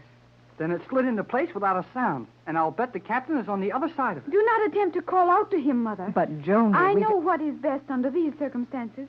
The captain was deliberately separated from this party, and we would be foolish to attempt to locate him. You mean we should leave him there without trying to reach him? I guess Joan's right, Mrs. Gregory. We'd only make fools of ourselves trying to see anything these Euclideans didn't want us to see, and they really might hurt us if we made them too mad. Well, yes, I can see that, but after... We will proceed along the corridor as we were doing. Yeah. We sure can't do Ticks any good, and we'd better try to get somewhere. Yes, but where? Well, just anywhere except this hallway. Jerry is wise, Mother. It is to our advantage to locate someone at once and receive some advice on our position. Very well, Joan. Come on. It seems a terrible thing to leave Tex here somewhere and go on without him. But we couldn't do him any good if G47 doesn't want us to reach him. I took Jerry through many experiences, even more terrifying than this. And we were not harmed, were we, Jerry? Jerry! Stand still, Joan. Jerry is gone! Yes, and if we don't move from this spot, we may be able to see where he went. I think not. There was no sound, no disturbance. Yet Jerry has vanished as completely as if he were in another world. Yes, another world. Joan, we are in another world. A world that we don't understand. I'm going back and... Oh, that steel door wasn't more than a foot behind us. And Jerry is undoubtedly behind that partition. Well, I'm not going to stand for any more of this. They can come and put me in one of their cells if they want to. But I'm going to find out what's happening. Jerry! Jerry! Jerry! Mother, please, that will do no good. No, you're right. It won't do any good. Nothing does any good in this wild place. Oh, why doesn't someone come and take us? Take us to a cell. Take us before G47. Do anything with us to get us out of this awful uncertainty. Come, Mother. We will proceed. Proceed into what? That we will learn when the scientists are ready to have their wishes made known. We will walk rapidly and quietly. Yes, we'll walk. Come on, Joan. We'll walk like this, putting one foot before the other, walking heavily on a steel floor, yet making no sound. And then one of us will be next, and one of us will be left alone. Alone to face what? Be calm, Mother. Be calm. Yes. Be calm while my world falls to pieces around me. Be calm while you're in danger. Hold tightly my hand, Joan. Oh, I'll never let them separate us. Hold tightly, Joan. Joan! Joan! Where are you, Joan? Down in the depths of a strange underwater world, the little band of adventurers are having their troubles one at a time. When Mrs. Gregory, Captain Bradford, Jerry, and Joan started down inside the island of Euclidia in one of the automatic elevators, they didn't even dream of the sort of thing they would find. Carried down to a level which they believed to be about 200 feet below sea level, 100 feet below the foundation of the island, they set out to walk along one of the familiar corridors of polished steel. One by one, they disappear. Captain Bradford first, then Jerry, Joan next, and finally Mrs. Gregory. They are still separated. The first one we find is Jerry Hall. Jerry is seated in a small metal chair. A bright light shines into his eyes, and out of the blackness before him a strange voice speaks. You will answer my questions, Hall? Maybe, if I can. You can, if you will. Well, what are your questions? Where is Captain Bradford? I don't know. Where is Cleostra? Who? Cleostra, the living symbol of the perfect calendar. Oh, Oh, you mean Joan Gregory. You will learn that on Euclidia we say precisely what we mean. Precisely? That sure sounds familiar. Well, why don't you come out in the light where I can see you? I will ask the questions here. Well, then ask some I can answer. Where is Cleostra? I don't know. Then where I is... don't know. I did not complete my interrogation. Well, you didn't need to. You're going to ask me where Mrs. Gregory is, and I don't know. And I don't know where any of the others are. Do you know where you are? Sure, I'm right here. You are very foolish, Hall. Well, I guess I am. Anybody's foolish that lets themselves get caught by a crazy bunch of guys like you've got on this island. You are not on the island. Well, under the island, then. You are not under the island. Well, maybe I am foolish. But we came down under the island, I'm sure of that. Did you come down a true vertical course? Oh, we come down a true... Oh, say, now look here. When you mean straight down, why don't you say straight down? We of Euclidia do not speak in the jargon of your commonly mutilated variations of the English language. Okay, I know a few big words myself. But I don't show off all the time by using them. Now, I don't know a thing you want to know. So why don't you let me go and find Mrs. Gregory and the rest of our bunch? The word bunch is perhaps an adequate description of your ill-assorted expedition. Well, our expedition was plenty good enough to find this island. That was made very simple for you. Oh, yeah, I know. Old G47 wanted to see the captain and try to get something he's got. But we escaped from this island, didn't we? Are you not here now? Now, look here. You haven't asked me a question that you don't know the answer to better than I do. And there's no sense in my trying to answer any more of them. I am thoroughly convinced there would be no intelligence displayed in anything you might be a part of. That is all. Oh, can I go now? I said, can I go now? Okay. I can sit here as long as you can. Hey, don't turn that light out. Well, I'm not afraid of the dark. Well, why don't you go on talking? I wonder if... Yeah. That's it. I'm alone. That guy's gone. Jerry, is that you, Jerry? Yeah, this is Jerry. Where are you, Tex? I'm right here. Where are you? Well, I'm right here. At least we're in the same room, I think. Well, I don't like to do much moving around in the dark in these places. Well, neither do I, but it can't be helped. Now, you stay where you are and keep talking. I'll try to come to your voice. Tell me, what happened to Pat and Joan? Well, same thing has happened to us, I suppose. Well, you suddenly pulled into an open steel panel? I sure was. Just a minute or two after you disappeared. Well, I disappeared the same way. Hey, somebody grabbed my arm. Let go. Steady, Jerry. I've got hold of your arm. Oh, golly whiskers. You never know what's liable to happen to you in this place. What about Pat and Joan? Well, I don't know. They were together when I got lifted off my feet and jerked into a little room. Then you were brought in here for questioning? Yeah. That fellow Thales, it sounded like. But I couldn't be sure. He talked a lot like old G47. Yeah, we've heard him talk in other ways, too. Well, I've been questioned just as you have. And I was honored by having G47 himself work on me. Ooh, what did he have to say? Nothing.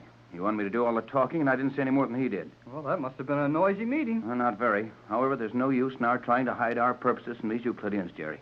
And no use fooling ourselves. They know we've come here to try and do something about this island, because we're afraid of what they may do to the world if they're left alone. Well, what do you think they're going to do to us? Nothing, for the time being. I hope Joan and Mrs. Gregory are all right. No, if there were some lights in this place, we'd try to find them. Gee, lights. They came on just as you said lights. We're being watched, and overheard, of course. Well, I like the light. I don't care who's looking at it. This room seems to have been designed for just such a purpose as this. Nothing in it but these straight steel chairs. Well, where are we? Do you know exactly? No, except that we're somewhere under the floor of the ocean and not far from the surface location of the island. Is this where we're supposed to stay? No telling, kid. I'm just as much in the dark as you are. Jerry! Captain Bradford! Hello, Joan. I have been feeling my way along cold steel walls until I felt a panel open before me. And I am so glad to see you. Well, we're glad to see you, too, Joan. Where's your mother? I do not know. I was taken from her side as quickly and noiselessly as were you and Jerry. I have not seen her since. Sure a lot of mysterious junk around here. Did one of the Euclideans ask you questions, Joan? Yes. I was blinded by a strong light focused directly into my eyes, while my interrogator remained in total darkness. But I believe it was Thales. The same guy who worked on me. And what was your experience, Captain Bradford? About the same as yours and Jerry's, except that I was questioned by G47. Such things as what were we doing here, and why had we come, and what would we attempt to do now that we were here? The interviews must have been practically identical, then. Joan, dear. Hey, It's Mrs. Gregory. We're all safe, Mother. I'm so glad, Joan, dear, and Jerry and Tex. What happened to you? Same as happened to you, I expect. A dark room, questions, then silence, and you were alone. Yes, Tex. How did you know? Well, it's just happened to all of us. Oh, thank heavens we're together again.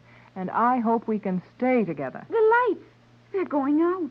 Now what's coming? Now, take it easy till we find out. Everyone stand still. Hold each other's hands. Give me your hand, Jerry. Right, Tex. There it is. Mother, give me your hand. I will, when I can find yours in the dark. There, dear. Now, Pat, your hand. That's right. And whatever you do, don't let go. Any of you. Well, what do you expect, Tex? Anything. But whatever happens, let's keep from being separated as long as we can. So, we are all together.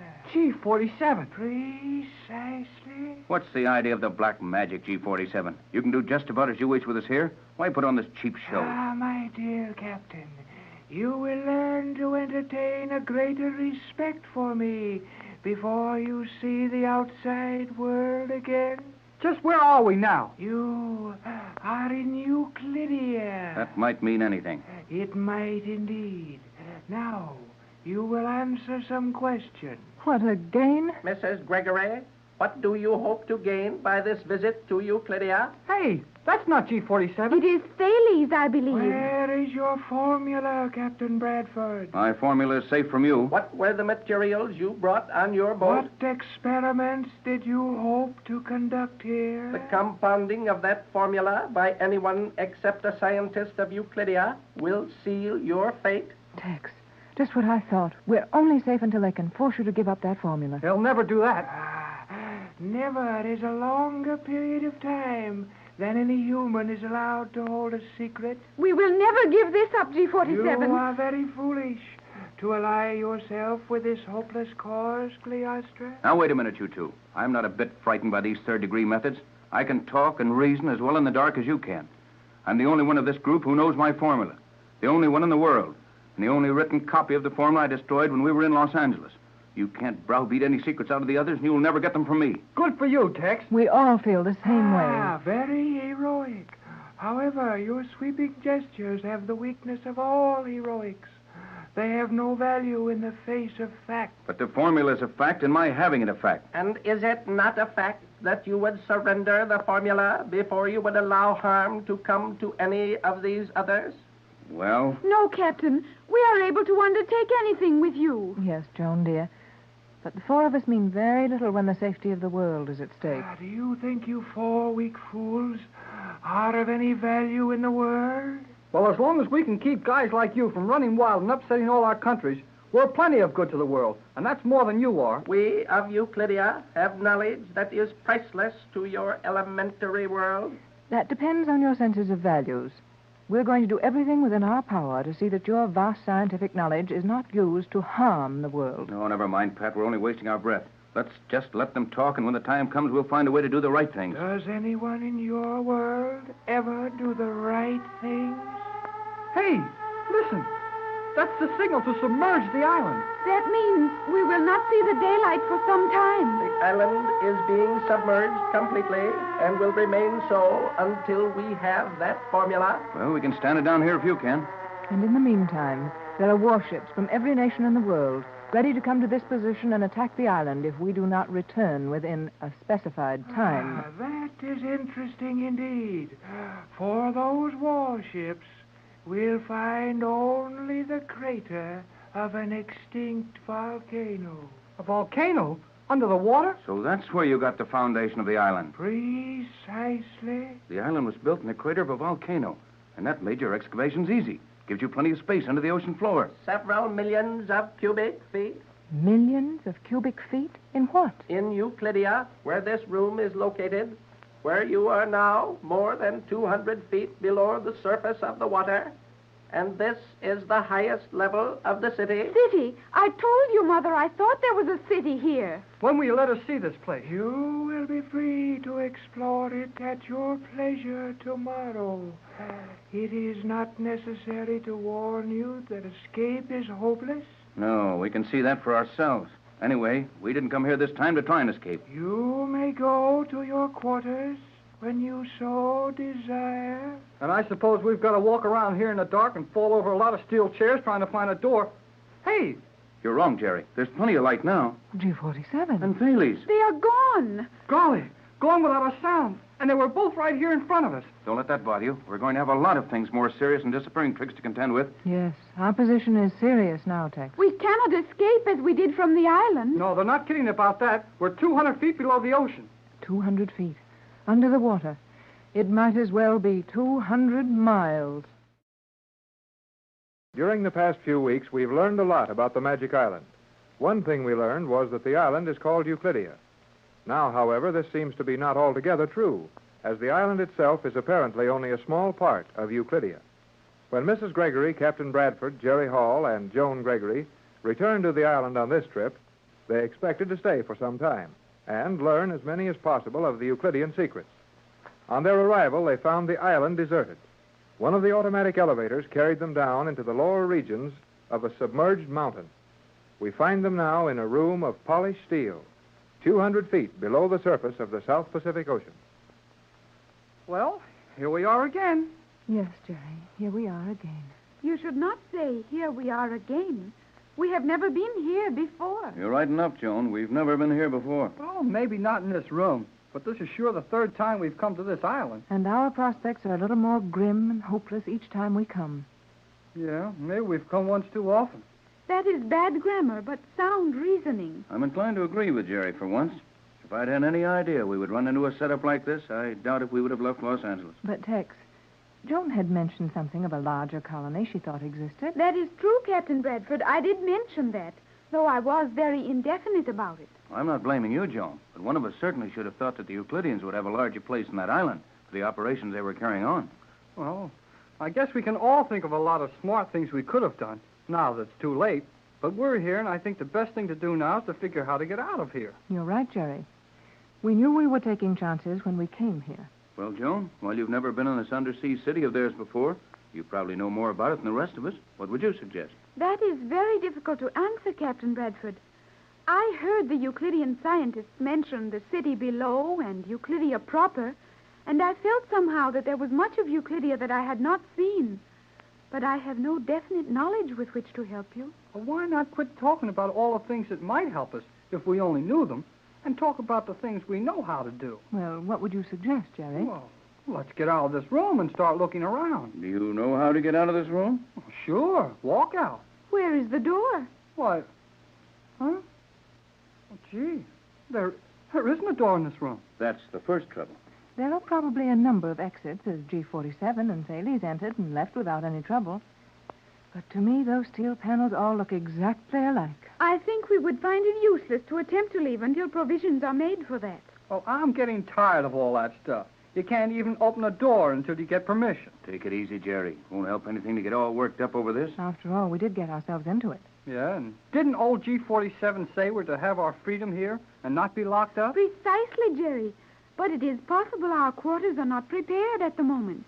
Yes, Joan, that may be it. At least I hope it is. Well, why couldn't we go out and walk around this underground town or whatever it is? I don't see why we have to stay in here until they decide where we're going to sleep. Maybe you, two took G47's invitation to look around too literally, Jerry. I'd say that while we apparently have our freedom and are allowed to go sightseeing as much as we like, there'll be several places we'll never see the inside of. That is logical, Captain. G47 has probably gone to prepare the other Euclideans for our arrival. He will undoubtedly instruct them as to how much we are to be allowed to observe. That's my idea, Joan. Then our freedom of the city is to be in name only. Like those tours one may take in a forbidden country. Well, we might as well stay home as go on that kind of a tour. We are not likely to leave home now, Jerry. This is our home for all time. No, Joan, it isn't quite that hopeless. After all, G47 has the same interest in science that the captain has. And many things can happen. And I'll bet things will happen all right. Be a relief to have them start. Sounds like they started. What was that? Over there, on the other side of the room, one of the steel panels flew open. Sure did, and there's a light on in the room there. Tex, isn't that my steamer trunk in that room? Steamer trunk? Oh, let's go see. But how could your steamer trunk, whatever that may be, get down here in Euclidia? I can't imagine. Well, at least we can hear ourselves walking now. Gee, I like to make noise when my feet hit the floor. Well, that's something now, isn't it? Look at that room. Oh, Tex, what an attractive little room. Like a stateroom on a fine ocean liner. Mother, are those not your articles of clothing? Yes, Joan. My things are as well laid out in this room as if a maid had cared for them. Boy, and there's a wooden floor in here. Listen to this. This is the most natural place I've seen since we left Los Angeles. I never imagined such a room could be found in Euclidia. Well, it looks like you're fixed up all right, Mrs. Gregory. Now, if the rest of us can find rooms like this, we'll be okay. But how did my things get here so quickly? I'd say that we weren't as much alone as we imagined when we came off the boat. You are correct, Captain. The Euclideans must have removed all our possessions from the boat at once, as the island is now submerged. Yeah, and it's been less than an hour since we landed. I wonder what they did with the boat. Sounds like somebody else had a room ready for them. I hope that's mine. Come on, let's see. There is the open door, directly across the large circular chamber. And I think I can see my instrument cases in there. Well, come on, let's find out. I believe we're going to find that we'll each have a room opening into this central chamber. That would appear to be probable, Mother, and it will be most convenient. I'll say it will. If we can all find a place to sleep, then all we have to worry about is where's the dining room. Yes, sir, there we are. That's my room. And everything I had on the boat with me is in perfect order in the room. There must be some point to all this service we're getting. I think we will find many things done for our comfort, and we will enjoy ourselves for a certain period of time. And then, if the Euclideans have not secured from us the information they desire, our situation will change completely. Yeah, and they'll kid us along for a while and get rough about it. That's about it. But we'll be making some progress with our own plan. Oh, another room is ready for one of us. Oh, right beside this one. This is your room, Jerry. Sure is. And that bed looks mighty good to me. I'm going to get myself some sleep as soon as I find out where to eat. Well, if we're going to be this well taken care of, surely some provision will be made for our meals. Don't worry about that. We'll eat.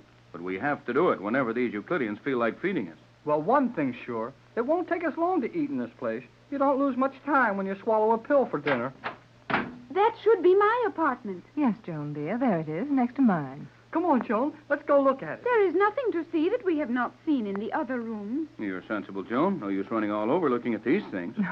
I feel a little like Jerry does about it. Even though we may not understand all that's being done and haven't any way of knowing what the ultimate answer will be, it's all very interesting. And I'm hungry.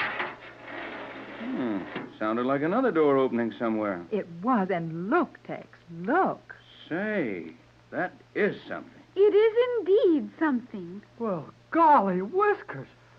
Joan, will you pinch me? No need, Jerry. You're awake and really seeing it. Ouch! Hey, what's the idea? Did you not say to pinch you? Oh, yes, but I didn't mean it.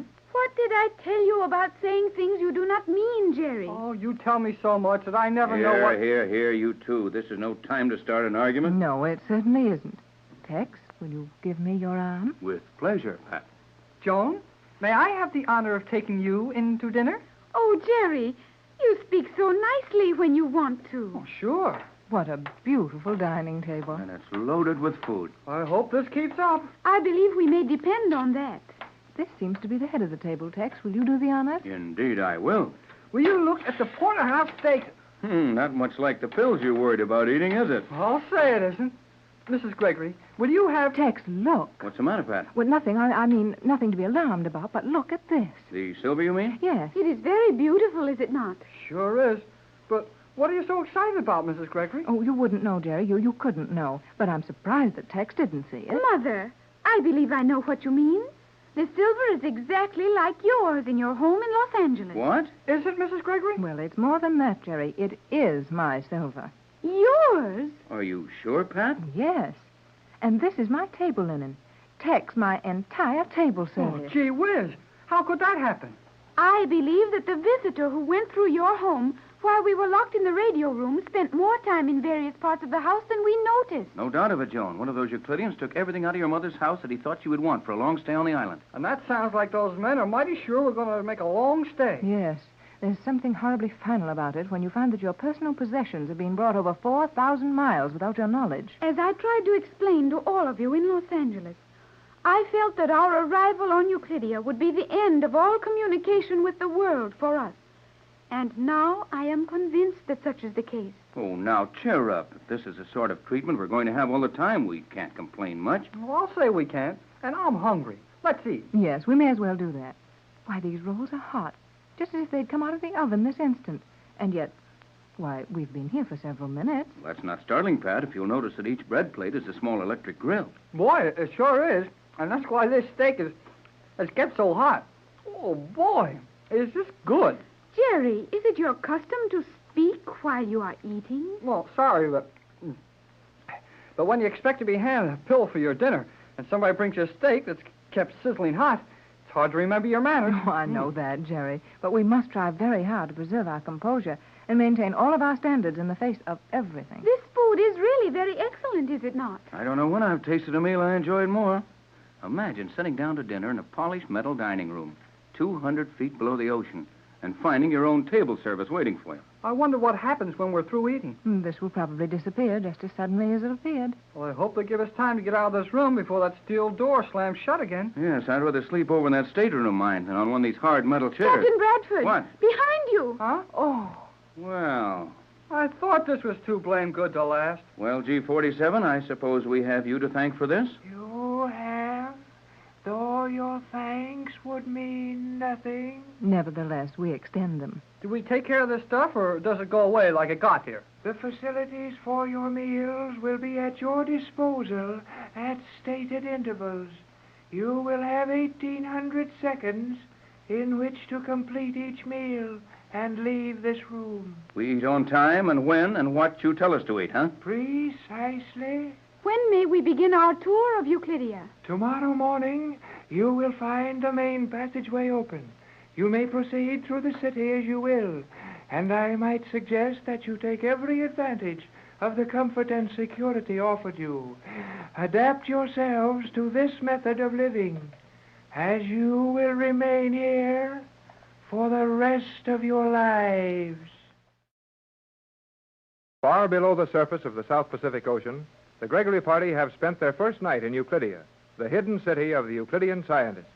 Mrs. Gregory, her young daughter Joan, Captain Bradford, and Jerry Hall found very fine quarters assigned to them in the Euclidean city. They also found a splendid dinner served with Mrs. Gregory's own table linen and silver. They have just finished breakfast, which appeared mysteriously at the right moment. As we find them now, our four adventuring friends are seated around the breakfast table, discussing their plans for the day. No, thanks. I couldn't eat another bite. I'm sure I couldn't, Jerry. Well, I think we all did very well for ourselves at this breakfast. I agree with you, Mother. For people who have as much to fear in the future as we have, the present is indeed kind to us. Oh, I don't think we've got so much to fear, but I'll bet we've got plenty to see. For one thing, I'd like to see where all this food comes from. Just what I was going to say, Jerry. I'd formed the opinion that Euclideans existed entirely on those condensed food tablets. Sure doesn't look much like that now. Fresh milk, fresh butter, and last night all those fresh vegetables. That's a different story from the way we lived up inside that island. I think we may safely explore outside our quarters now, Captain Bradford. Yes, Tex. I'm anxious to get started myself. Yeah, me too. Looks like that's the pleasure of the meeting, then. Let's go. Well, where do we start? I would suggest we start by finding an outer door. Yes, Joan, dear. We'll have to leave this large room or group of rooms if we're going to get anywhere. No, all we need is a door. Well, while you're looking for that, I'll get some heavy wraps for Joan and myself. Well, you won't need them, Mrs. Gregory. But if we're going outside, Mother, where do you think outside will be? Have you forgotten that we are 200 feet below the level of the ocean? Oh, yes. I'm afraid you slipped a little there, Pat.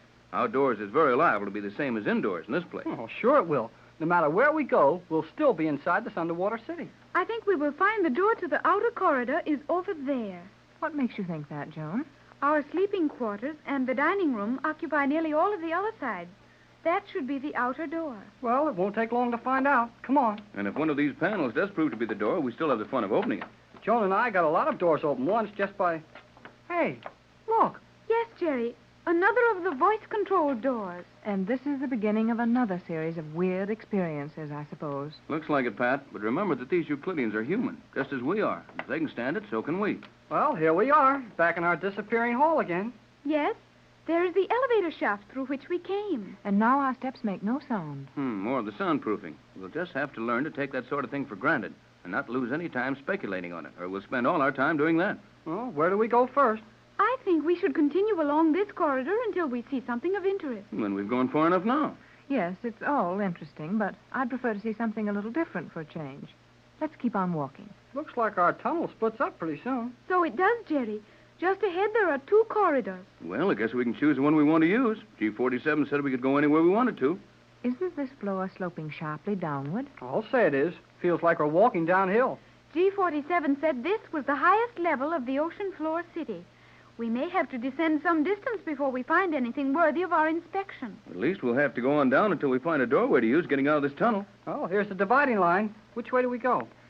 Well, there's no way of deciding that I can see. If any of you have any preference, I'll gladly go with you. Makes no difference to me. I got it. Let's split up and try both of these tunnels. Excellent, Jerry. You and I will take one side, and Mother and Captain Bradford the other. No, I'd prefer we stayed together, John. Oh, gee, Mrs. Gregory. Nothing's going to happen to us.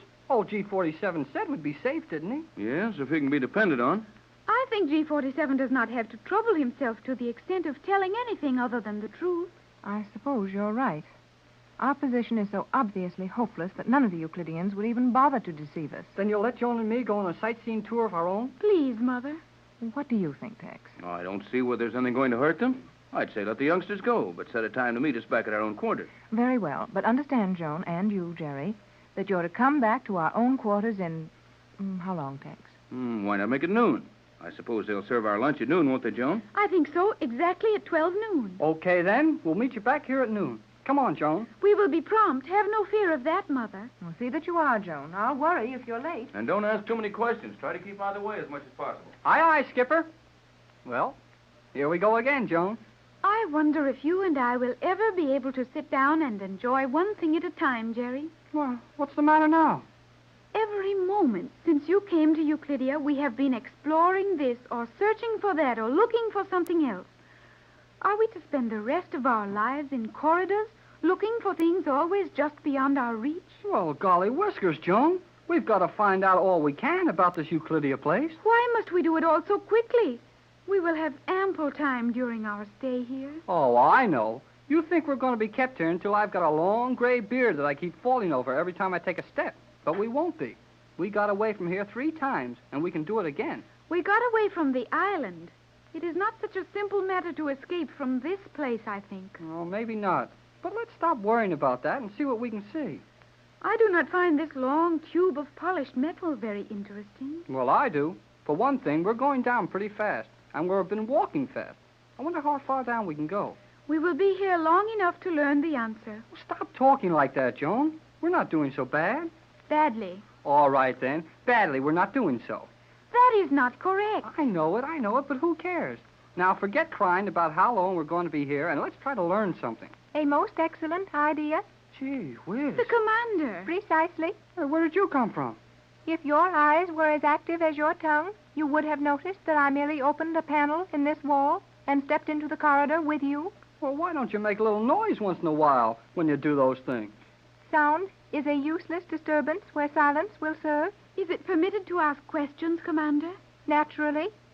You may ask as many questions as you wish. Will we get any answers? That will depend entirely on the questions. Where are we in relation to the main portion of the underwater city? We are just above it. A few steps along this passageway will bring you to the main entrance. You are free to proceed there if you wish. Come on, Joan. Let's go. One moment, Jerry. Well, what's the matter? There is one other question I should like to ask the commander. Well, looks like you're too late. Jerry, she has gone. Just as quickly as she popped up, she popped out again. Then let us proceed. Okay. Let's also get going. Jerry, why must never you... mind starting that grammar lesson again. I want to see what's behind that main entrance door the commander was talking about. Nevertheless, I think my question was important. What was it? I wanted to ask the commander if the Euclidean living quarters were also along this corridor. If not, then what manner of room was it out of which she appeared? Well, I guess we'll find all that out when the time comes. But let's keep walking to that main gate. That blank wall directly before us must be the entrance. Yeah, everything here's a blank wall. Do you see anything with which to open it? Not a thing. But I guess we can just... Oh, that's funny. What is funny, Jerry? That blank wall. Why, a minute ago I could have reached out and touched it. And now it's way up there ahead of us again. I think you are mistaken, Jerry. That must be an illusion. Maybe, but the joke's on that wall if it is. Because the wall moved, and it's still moving. Now, Jerry. Now, see for yourself. We're walking all the time, aren't we? To be sure we are. And the wall's keeping ahead of us, isn't it? At least we do not approach it rapidly. Yeah, then the wall's going away from us. But why should the wall do that? Don't ask me why things happen in this funny place.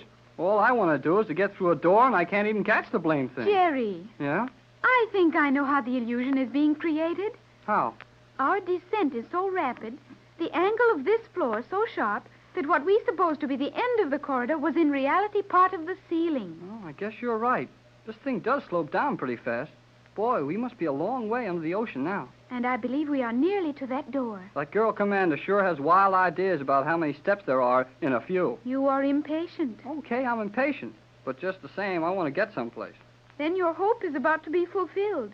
Looks like it now, all right, Joan. If that isn't a solid wall in front of us, then I never saw one. I think we may safely enter. No danger of running into electricity in this door? The commander said we were free to use this doorway. Yeah, we're free to use it, but she didn't say anything about what would happen to us if we did use it. Now, Jerry, you are being, as you say about me, scared of everything. Well, I'll show you a thing or two. Well, maybe I will if I can find out where to take hold of this door. Press upon it. I am pressing. Yeah, it moves up. Look, Joan, I'm just barely touching it with my hand. Just pushing up a little, and the whole end of the corridor is going right straight up. Oh, Jerry, look! Away down there on the floor of this cavern. Gee whiz, Joan. Oh, boy! Golly, whiskers! Oh, boy! We will go down and see it. Why, Joan, this is the biggest thing I ever saw in my life. I believe it is the largest spectacle of its kind in the world. Never have I heard anyone describe anything of such magnitude. Yeah, it's big, too. You remember I told you about the Carlsbad Caverns, those big caves in New Mexico back home? Yes, Jerry, but were they as large as this? They don't even start to be as big as this. Why, Joan, that place down there, that room, I guess you'd call it, must be a mile across. Easily that, Jerry, and it is half that in height. Look at the light shining on those hanging things. I can never remember what they're called. Those are stalactites. The lower ones are stalagmites. Oh, I thought you said you had never seen them before. I have not, but I have learned about them. Oh, so have I, but that doesn't help me much when I try to remember what kind hang from the ceiling and which kind pile up from the floor. The stalactites are suspended from the ceiling. Remember that so you can tell me again, will you? I forget it. Boy, what a room this is. Yes, Jerry. It is impressive. And I believe I see the entrances to similar rooms on all sides. Sure looks like it, Joan. This thing we're standing on is a balcony, a steel balcony built around this end of the cave. And we're pretty near halfway up the side and... Hey, Joan. Joan! What is it, Jerry? You are hurting my arm. Oh, sorry, but I got excited. Look down on the floor of this cave, right under us. Yes. I do not understand what it is you wish me to observe. Trees. Green grass and big trees growing in this cave under the ocean. We must be 300 feet down by now. At least 300 feet below the surface of the water. Now I know where they got all of that fresh cream and butter and fresh vegetables. There's cows down there, Joan. Cows and pastures and green grass and trees. I see them. Is that so unexpected? Now, look, Joan, don't act like that. You know as well as I do that green grass and trees don't grow like that in a dark cave under the water. They've got to have sunlight and fresh air. This would seem to prove that you are wrong, Jerry. You can see the green vegetation, and you can see the cows, and you have eaten fresh vegetables, milk, cream, and butter that obviously came from here. Sometime I hope to make you realize that on Euclidia, things which cannot be done are done every day. The Magic Island of Euclidia provided enough surprises for any party of adventurers. Now, the colony of Euclidia, the larger part of this weird settlement, promises to be even more surprising. Jerry and Joan found a lot of interesting things when they explored the Magic Island. They found complete scientific laboratories, submarine docks, and immense power machines inside the artificial island, built to a depth of 100 feet below the surface of the ocean. Now, Jerry and Joan have started out to explore the colony of Euclidia. We find them standing on a balcony, 300 feet below sea level, looking out over an immense cavern in which the activities of an entire community are being carried on. But gee whiz, Joan, I don't see how you can be so calm about all this. Is there something exciting about it? Is there something exciting about it? Look, Joan, here we are, standing on a balcony built of steel. We're 300 feet under the ocean, and the bottom of this cave, or whatever it is more than that. Hey, but look what's going on down there. I see that, Jerry. There are trees growing, as you have said, and vegetation of various kinds. But why should those things not grow here? Because it's in a cave. There's no sunlight here. And you can't grow things without sunlight. I think your statement would be more sensibly worded if you said that in your limited experience, you had never seen these things growing without sunlight. It can't be done. You may see with your own eyes that it is being done. Well, I still don't believe it. Come on. Let's go down and see some of these things. I think there is a stairway over this way. Yeah. And I'll bet it's a good long one, too. We must be 200 feet above the floor of that cave. It is approximately 200 feet. Oh, Jerry. What? This small stairway will do us no good. No good? Well, it goes down, doesn't it? It does for a few steps, possibly 12 feet. And then the steps end in that small landing. Oh, golly whiskers. What good is this kind of a stairway? I think we may as well descend as far as possible. At least we may be able to see under this balcony. Perhaps there are other means of reaching the floor of the cave. Well, okay. We'll get down. But I don't see what good it's going to do us to stand on that little platform and wish we were 200 feet below here. There is only one means of support visible for the platform. Yeah, and they're not any too visible. Just those 4 wires hanging down from the roof of the cave. I wonder if it's safe to step on it. To be sure it is. Yeah. Well, we're here. What good does this do? We have gained nothing. This is simply a platform suspended below the balcony. But it must be here for some purpose. Well, maybe, but I don't understand it. Jerry, the stairway. Hey, it folded back out of the way. And that sure leaves us in a swell spot. Here we are on a little platform 200 feet from the ground hanging on 4 wires. And we can't get back to the balcony. Jerry, we are sinking. Huh? Yes. Observe the wall under the balcony. Fix your eyes on one spot. Are we not moving? We sure are. We're going down. And without a sound. This platform must be an elevator. It is not. This platform is a platform. Oh, okay. But if it acts like an elevator, it is an elevator. At least we descend. I'll say we descend. We're going down, too. Jerry, descend is synonymous with go down. All right, all right. We'll each do this trick the way we understand it best. You descend, I'll go down. We will reach the bottom. Will that suffice? That'll be all right with me. You know, one nice thing about this elevator platform, it goes nice and slow. We are approaching a good view of the floor of this cavern now. Boy, some of those trees must be 100 feet high. We're nearly down to them, and we're only about halfway. We are not more than 1/4 of the way. The height of those trees is more nearly 150 feet. And these Euclideans can grow trees 150 feet high in a cave under the water. Perhaps the scientists will explain that to you, Jerry. Well, I'm going to ask them anyway. G47 said we could ask all the questions we wanted to, within reason. And one thing I sure want to find out is where all the light in this place is coming from. That is an intelligent question, Jerry. Oh, look who thought of it. Exactly. That prompted me to wonder at it. Oh, is that so? Now, Jerry, you must not become angry. I think you are a very clever boy. Oh, you bet I am. Nevertheless, the answer to your question would be obvious to you if you were slightly more clever. Huh? Oh, do you know the answer? To be sure I do. The light comes from the roof of the cave. Oh, I know that. But how did the light get up there in the first place? What makes the light? That you will have to ask Thales. Thales? Oh, well, I don't want to see anything more of that fellow. Thales is the electrical expert for Euclidia.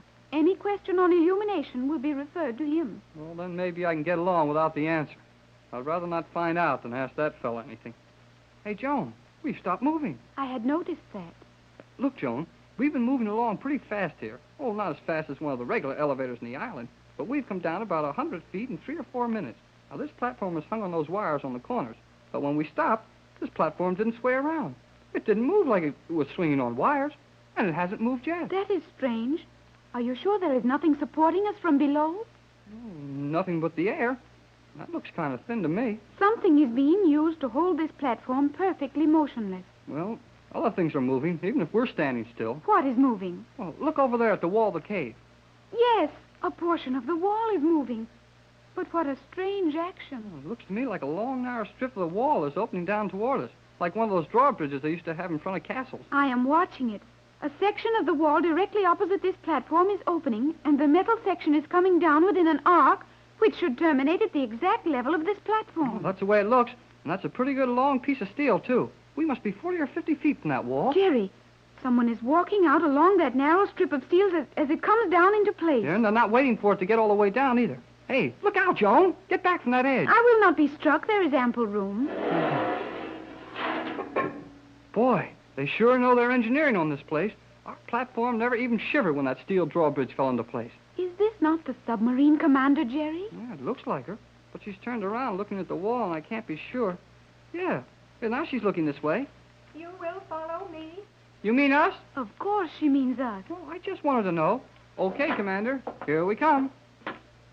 Oh, noiseless steel in this drawbridge, too, huh? You have learned little since our last meeting, Hall. What's the matter with me now? You will persist in asking questions to which it is not worthwhile to reply. I will attempt to curb Jerry's questions, Commander. Oh, you will, huh? You might use your time in some more profitable pursuit, Cleostra. There's that Cleostra business again. Her name is Joan. Joan Gregory. And that old stuff about her namesake who monkeyed around with a zodiac and fixed up the calendar doesn't mean a thing to her anymore. Look, Joan's been to Los Angeles with me, and she likes our way of living. So from now on, that's the way she's going to live. You may find, and that in the very near future, that your life on Euclidia will be more pleasant if you conform to the Euclidean manner of doing all things. Oh, sure. We're smart enough to play your way when we're using your marbles. But when we get back in our own yard, then we'll do it our way. That is the mistaken impression I am trying to correct. You will never know any other life than this. You will never leave Euclidia. Jerry, I believe she speaks the truth. Maybe she thinks so. But that's because old G47's got her scared. That is partially true. Everyone on Euclidia lives in fear of G47 and his displeasure. Yet even such a life is preferable to anything your world could have to offer. I have seen something of the world of which Jerry speaks. I think you would change your opinion if you could see it as I did, Commander. Oh, you sure would. Why, a girl as beautiful as you are with the right kind of clothes could be a picture star in no time at all. A picture star? Jerry refers to the more important personages in the world of the motion picture. You are obviously sincere about this matter, Hall. Is there anything more attractive than being the first in command of the Euclidean underwater fleet? Well, that may seem like a swell job to you. Well, I guess it is. But it's no job for a girl. Why, one of these scientists should have that job, and you ought to be back in Hollywood, knocking them dead in the flickers. Jerry, I am sure the commander does not understand a word of that. It was not even partially comprehensible. Okay. What I intended to convey was the impression that a young lady of your beauty ought to be in Hollywood with the rest of the stars. But you spoke of killing someone. It is not the policy of Euclideans to take human lives. I didn't say anything about killing anybody. But you did, Jerry. You distinctly said knocking them dead. Oh, boy. Well, maybe you didn't understand me then. That means that you'd get over big, make them crazy about you. Why, they'd think you were swell. You'd be the tops. Won't all that. I believe you intend to compliment me on my beauty and infer that my appearance would be productive of approbation and homage in the making of motion pictures. That is what Jerry meant, Commander. Well, maybe it was. It didn't sound like that to me. Enough of this. You will continue to follow me? We are following you at the moment. Yeah. I wish you'd lead us on to something that would make a little noise when we walk. I'm getting tired of having my footsteps sound like toothpicks falling on a rug. You will have many opportunities to hear a variety of sounds during your stay in Euclidia. We are now leaving the steel walk and entering the chamber wall corridor. Oh, I can see that. But how about closing that thing again? It will close automatically. Did you stop the elevator we were riding on so that you might meet us at this level? No. That platform would descend no further. It is merely used for observation of the floor of this particular chamber.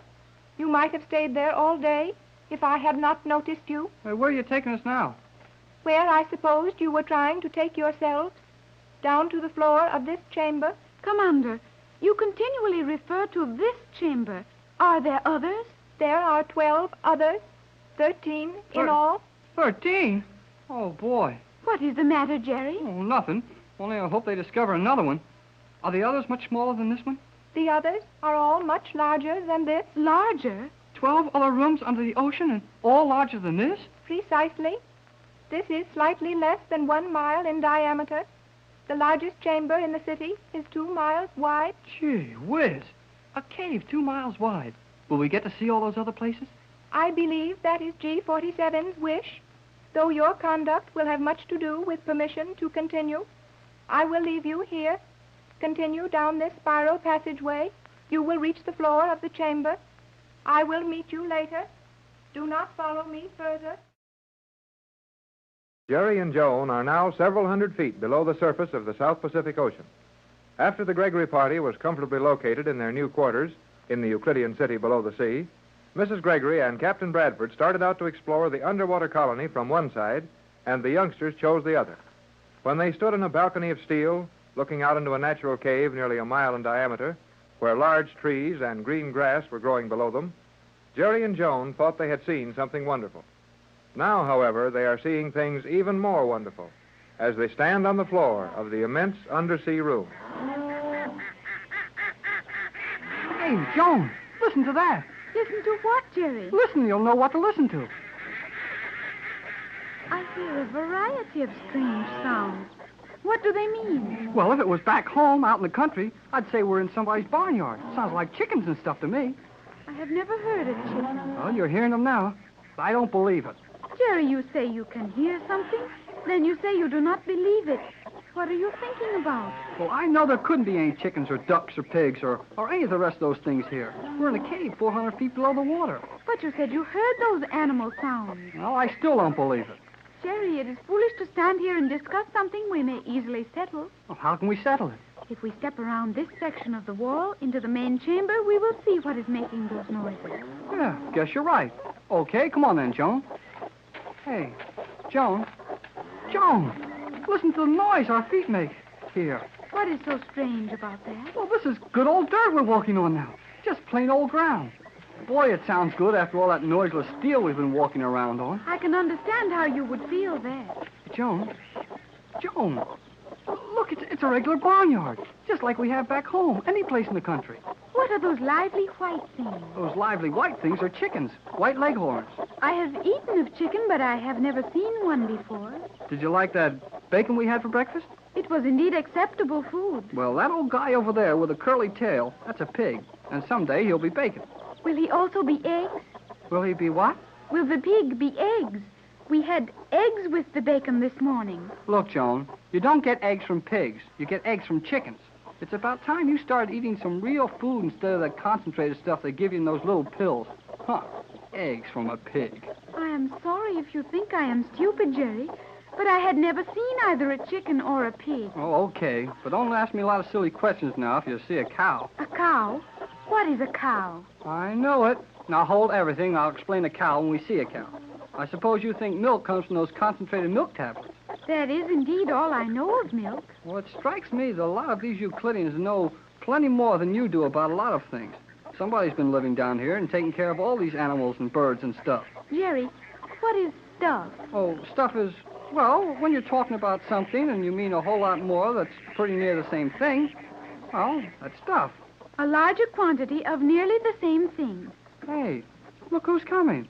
He is vaguely familiar to me. Well, I guess you only saw him a time or two when we first came here in your mother's yacht. That's the old skipper who was handling the boat. The old gentleman who speaks only a single word at one utterance? That's the guy. And he's got some funny-looking clothes on. Looks like he's working here. That is indeed the Euclidean laboring dress. Well, back home, we'd call them overalls. Hey, Skipper. Jerry, perhaps you should not speak to him. Why not? Old G47 said we could do anything we wanted to on the sightseeing tour. He has heard you, Jerry. He is coming toward us. Boy, and does he look glad to see us. Hello, Skipper. Hello. How do you do? Hello. Have you been here ever since we escaped from the island? Yep. Have you been working down here? Yep. But you are a sea captain. What did you know of farming? Nothing. Well, you must be doing it all right now. You look like they were treating you pretty good. Aye. Is McLeod the Scotch engineer down here, too? Aye. What's he doing? Milking. Milking? Milking. You mean milking cows? An engineer from a yacht milking cows? Aye. Oh, I'll bet he doesn't like that any too well. What's your job, Skipper? Pigs. Pigs? Hogs. Oh, boy. I can see that engineer handling a bunch of pigs. Jerry, what is a hog? Oh, a hog is a pig. Then what is a pig? Oh, a pig is a hog. I do not understand Well, that. never mind now. Save all the questions till some other time. Just now, I want to try and find out something about what's been going on here. Have they treated you all right, Skipper? I mean, plenty to eat and a good place to sleep? Aye. Can we see McLeod pretty soon? Aye. Jerry, would it not be quicker and easier to see these things for yourself than it is to wait for the captain's answers one word at a time? Hey, look here, Skipper. Why don't you open up and do some real talking? I mean, put 2 or 3 words together and make a book out of them. Nope. Why? What's wrong with talking like other people? Waste. Waste of what? Words. So it's too much of a waste of words to tell us what's happened since we've been gone. Yep. Do you know where McLeod is? I mean, where we can find him right away? Pigs. Yeah, I know. He's with the pigs. But where are the pigs? Gone. The pigs are gone? Aye. Well, where did they go? I know blame well they can't run away from down here in this place. Where are they? Sleep.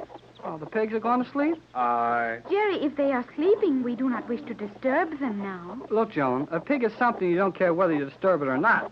A pig can sleep any old time. A pig, well, a pig is just a pig. Possibly, but the skipper says the pigs are asleep. And I believe he means we cannot see Mr. McLeod, who is caring for them at this time. Is that not correct? Aye. Well, of all the blame nonsense I ever heard of, I can't visit the guy who's watching the pigs because the pigs are sleeping. Fine thing this is. It's a wonder the chickens aren't taking a little nap. Feeding. Oh, you're feeding them now? Aye. I should like to see that, Jerry.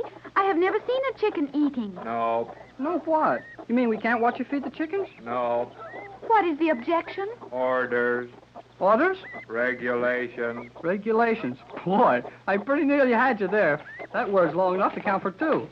May we see them closely at some other time? Aye. Hey, Skipper, come back here. Busy. Oh, I like that. He's the old skipper, one of your mother's and Captain Bradford's best friend, so stuck on his job feeding Euclidean chickens that he can't even stop to talk to us. Perhaps he is only executing orders, as he said. Well, maybe, but it wouldn't hurt his old chickens any if we watched him feed them. Have you thought that G47 may have some secret regarding the feeding that you may not see? Oh, I suppose so. Well, come on. The old skipper's closing that gate, so we might as well walk around the edge of this place and, well, see if we can get a look at a cow without spoiling her game of checkers or whatever they have the cows doing here. Jerry, Yeah? do you not see how very final all this is? Final? What do you mean? That old gentleman you call the skipper, he is of your world, a good and loyal friend of my mother's. Oh, sure he is. Why?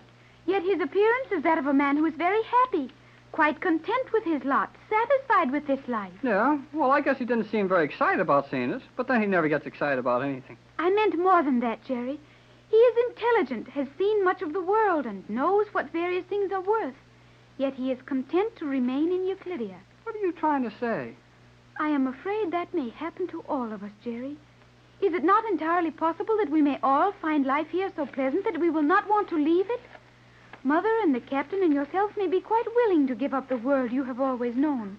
And I will have to be content with the brief glimpse I had of that world. Oh, don't worry about that, Joan. I'll never like this place so well that I won't want to get back home. I wish I could believe that, Jerry. Well, I mean it. I know you mean it at the moment, but we do not know what wonders we may see here, what comforts may be provided for us. Will we ever go back to your world, Jerry? Now, quit worrying about things like that, and let's find out more about these big caves. This one looks like it's the farm, the country part of Euclidia.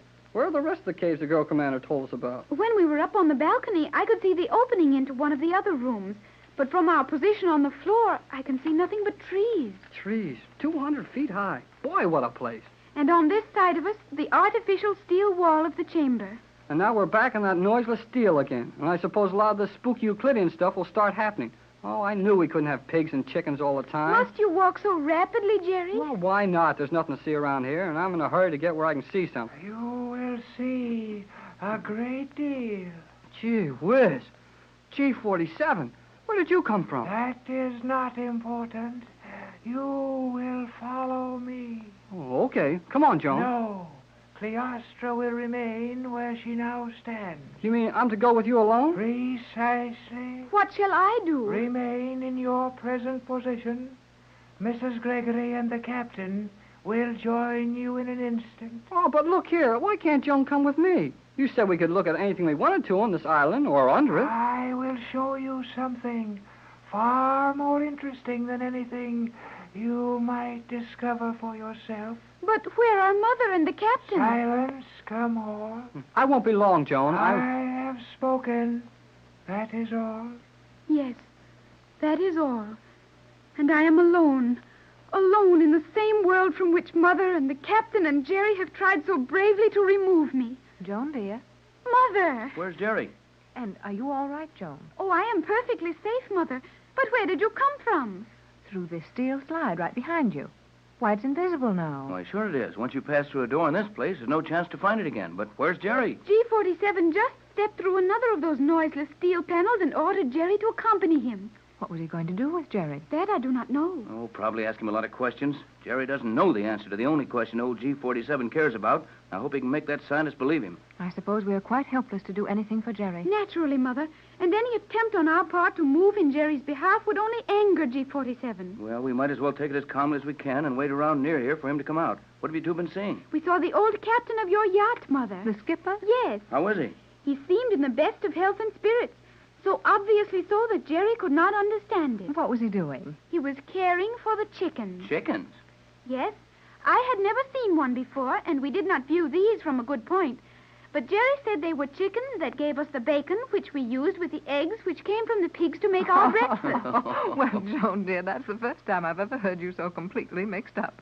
But I believe we understand. You mean that they have chickens and pigs here? Just beyond this soundproof wall. Jerry and I saw and heard them from a distance. And the old skipper is caring for the chickens. What a task for an able seaman. But you say he seemed to enjoy it, Joan. He did indeed. Of course, it is difficult to question him, as he will only speak a single word at one time. But he excused himself and left us very calmly to attend his chickens. Tex, can you imagine such a thing? I can't, unless it would be McLeod milking cows. As to that, I could not say. But he is attending the pigs. Tex, McLeod and the pigs. A marine engineer and his skipper playing nursemaid to the pigs and chickens. No wonder Jerry looked surprised when he heard that. The last time we saw the Gregory party in Euclidia, that mysterious colony beneath the sea, we found our friends in happier circumstances than they have enjoyed for some time. Jerry and Joan went on a sightseeing tour of one of the mammoth natural caverns under the ocean, one of the giant rooms which have been used by the Euclideans to house their weird city. And there they saw strange sights, not unique and terrifying scientific devices, but natural things, pigs and chickens, green grass and tall trees, the most surprising things possible for this world beneath the water. Their pleasure lasts but a few moments, however, as G47 takes Jerry away. Mrs. Gregory and Captain Bradford find Joan very worried. I do not like it, Mother. G47 may harm Jerry. Oh, I think not, Joan. He promised we would all be quite safe so long as we remain quietly in Euclidia. You're right, Pat. We're in no danger unless we try to escape. We're not liable to try that 400 feet below the surface of the ocean. No, Joan, dear. And let's think about more pleasant things for a moment. You said you and Jerry saw the old skipper. He is caring for the chickens on the other side of that soundproof wall. Well, better not disturb him if he's busy. These Euclideans might not like that. I think that is the correct attitude, Captain. Then perhaps we can find our old yacht engineer, McLeod. He is attending the pigs. Attending the pigs?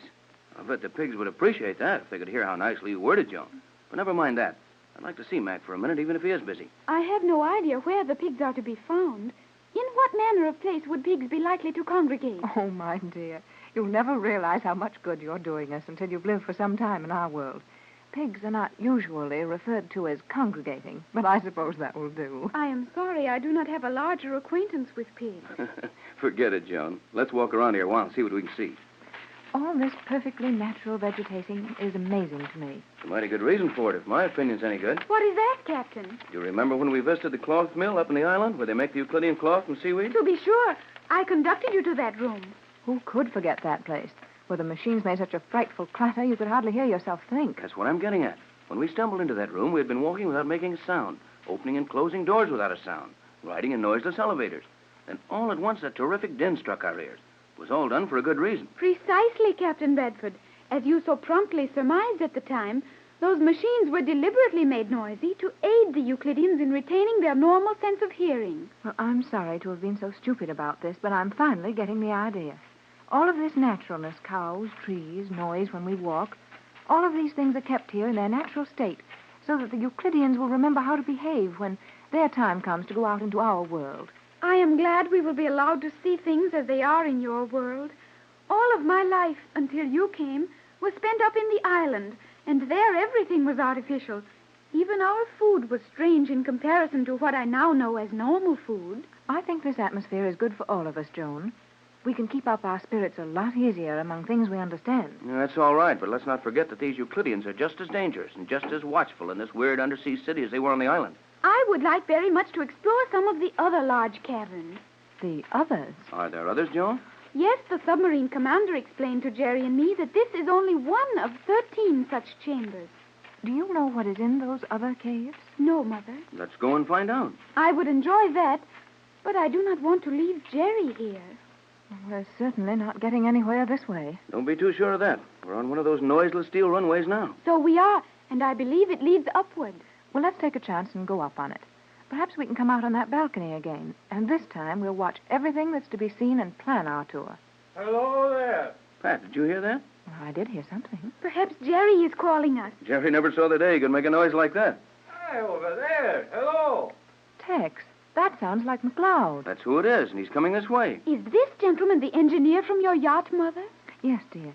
And poor Mac has been down here ever since we first found the island, I suppose. Aye, there you'll be, Mrs. Gregory, and Captain Bradford. Hello, Mac. Oh, I'm glad to see that you're alive and well, Mac. How do you do? Aye, and how do you do, my lassie? You're as beautiful as your mother, and heretofore I had no thought that possible. Well, thank you, Mac. I see you're diplomatic as ever. More so, Mrs. Gregory. I've got a bit of a job here now that requires no little diplomacy. I thought you had something to do with pigs now, Mac. Pigs they are, and a fine task it is to handle them. But even so, it's no on the easy side compared to marine motors. What did I tell you about the old skipper, Mother? Now you can see that Mr. McLeod likes his pigs better than he did your yacht. Why, Mac, that's treason. If that be treason, make the most of it. I never want to leave this place again. Mac, you're not serious about this thing. You wouldn't actually stay here through choice. I would that, aye. Everything is perfect here. Even the sunlight is regulated properly, so my pigs get a right amount of it every day. I was trying to explain that to Jerry. Sunlight? What do you mean, Mac? Aye, the artificial sunlight we use here in the domestic animal sector. Ultraviolet light is something like it, but this is better. Well, how is it different and better? I cannot explain it to you, Captain. But G47 will if you ask him. And now I must get along to my pigs. Well, hold on a minute, Mac. I have some questions to ask you. I'm sorry, but the question will have to wait. I must see about my pigs. Well, Tex, what do you think of that? I don't understand it, Pat, and I don't like it. McLeod was one of the best marine engineers who ever held a ticket for all engines and all oceans. And he loved the sea and an outdoor life more than any man I've ever known. Yet he seems content to stay here with the Euclidean pigs. That's the very thing I'm so afraid of.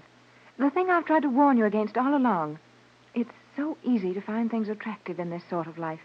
Yet we know it's wrong. The whole purpose of this hidden colony is wrong, and we must keep ourselves from liking it, no matter what we have to do. I do not understand you, Mother. This part of Euclidia is exactly like your world. No, it isn't exactly like our world, Joan, and I think I know what your mother means. This artificial sunlight apparently has the same results as real sunlight, but it isn't real. Oh, nothing here is real. Did you say nothing? Oh. Well, where did you come from? From whence did the heavens come, or the sea, or the sands of time? Well, who are you? I'm called Cheops, the builder. This is getting back into my ancient history days. I thought they found your tomb in the center of the Great Pyramid. That was Cheops the First, whom the Egyptians called Khufu, from the building of the first or Great Pyramid 5,000 years ago. The blood of Cheops has come down through the centuries. Until now, I, Cheops, the builder of Euclidia, stand before you as the architectural wizard of the world. I'm beginning to understand your position here. In your modest way, you are letting us know that the responsibility for the marvelous construction in this weird colony rests on your shoulders. No, only a fool would carry a burden on his shoulders. I carry them with my intelligence. Well, maybe you're right, but there must have been some strong backs and willing shoulders somewhere along the line when all this construction went on. Now we reach the point which caused me to appear before you. I was studying in my laboratory behind this wall when I heard your careless remark. If we have been mistaken in the nature of our conversation, the fault is entirely mine, Cheops. My mother and Captain Bradford are not familiar with Euclidean regulations. Silence, Cleostra. You needn't shout at her like that, and we need no apologies. What is the reason for appearing out of nothing and giving us your history? Careful, Pat. You need not warn the lady, Captain Bradford. There is little harm in the desperate prattle of one who is driven to nervous expressions of complete helplessness. We're not helpless. Please, Mother, it will avail you nothing. You have not forgotten your Euclidean training, Cleostra. Now, if you will allow me a period of silence, I will correct your erroneous impression as to the reality of certain things in Euclidia. We feel that the whole thing is mighty unreal. You'll never change that impression. You may change a great number of your opinions while you are on Euclidia, my precious captain. You have said that your sunlight was not real. We know it isn't.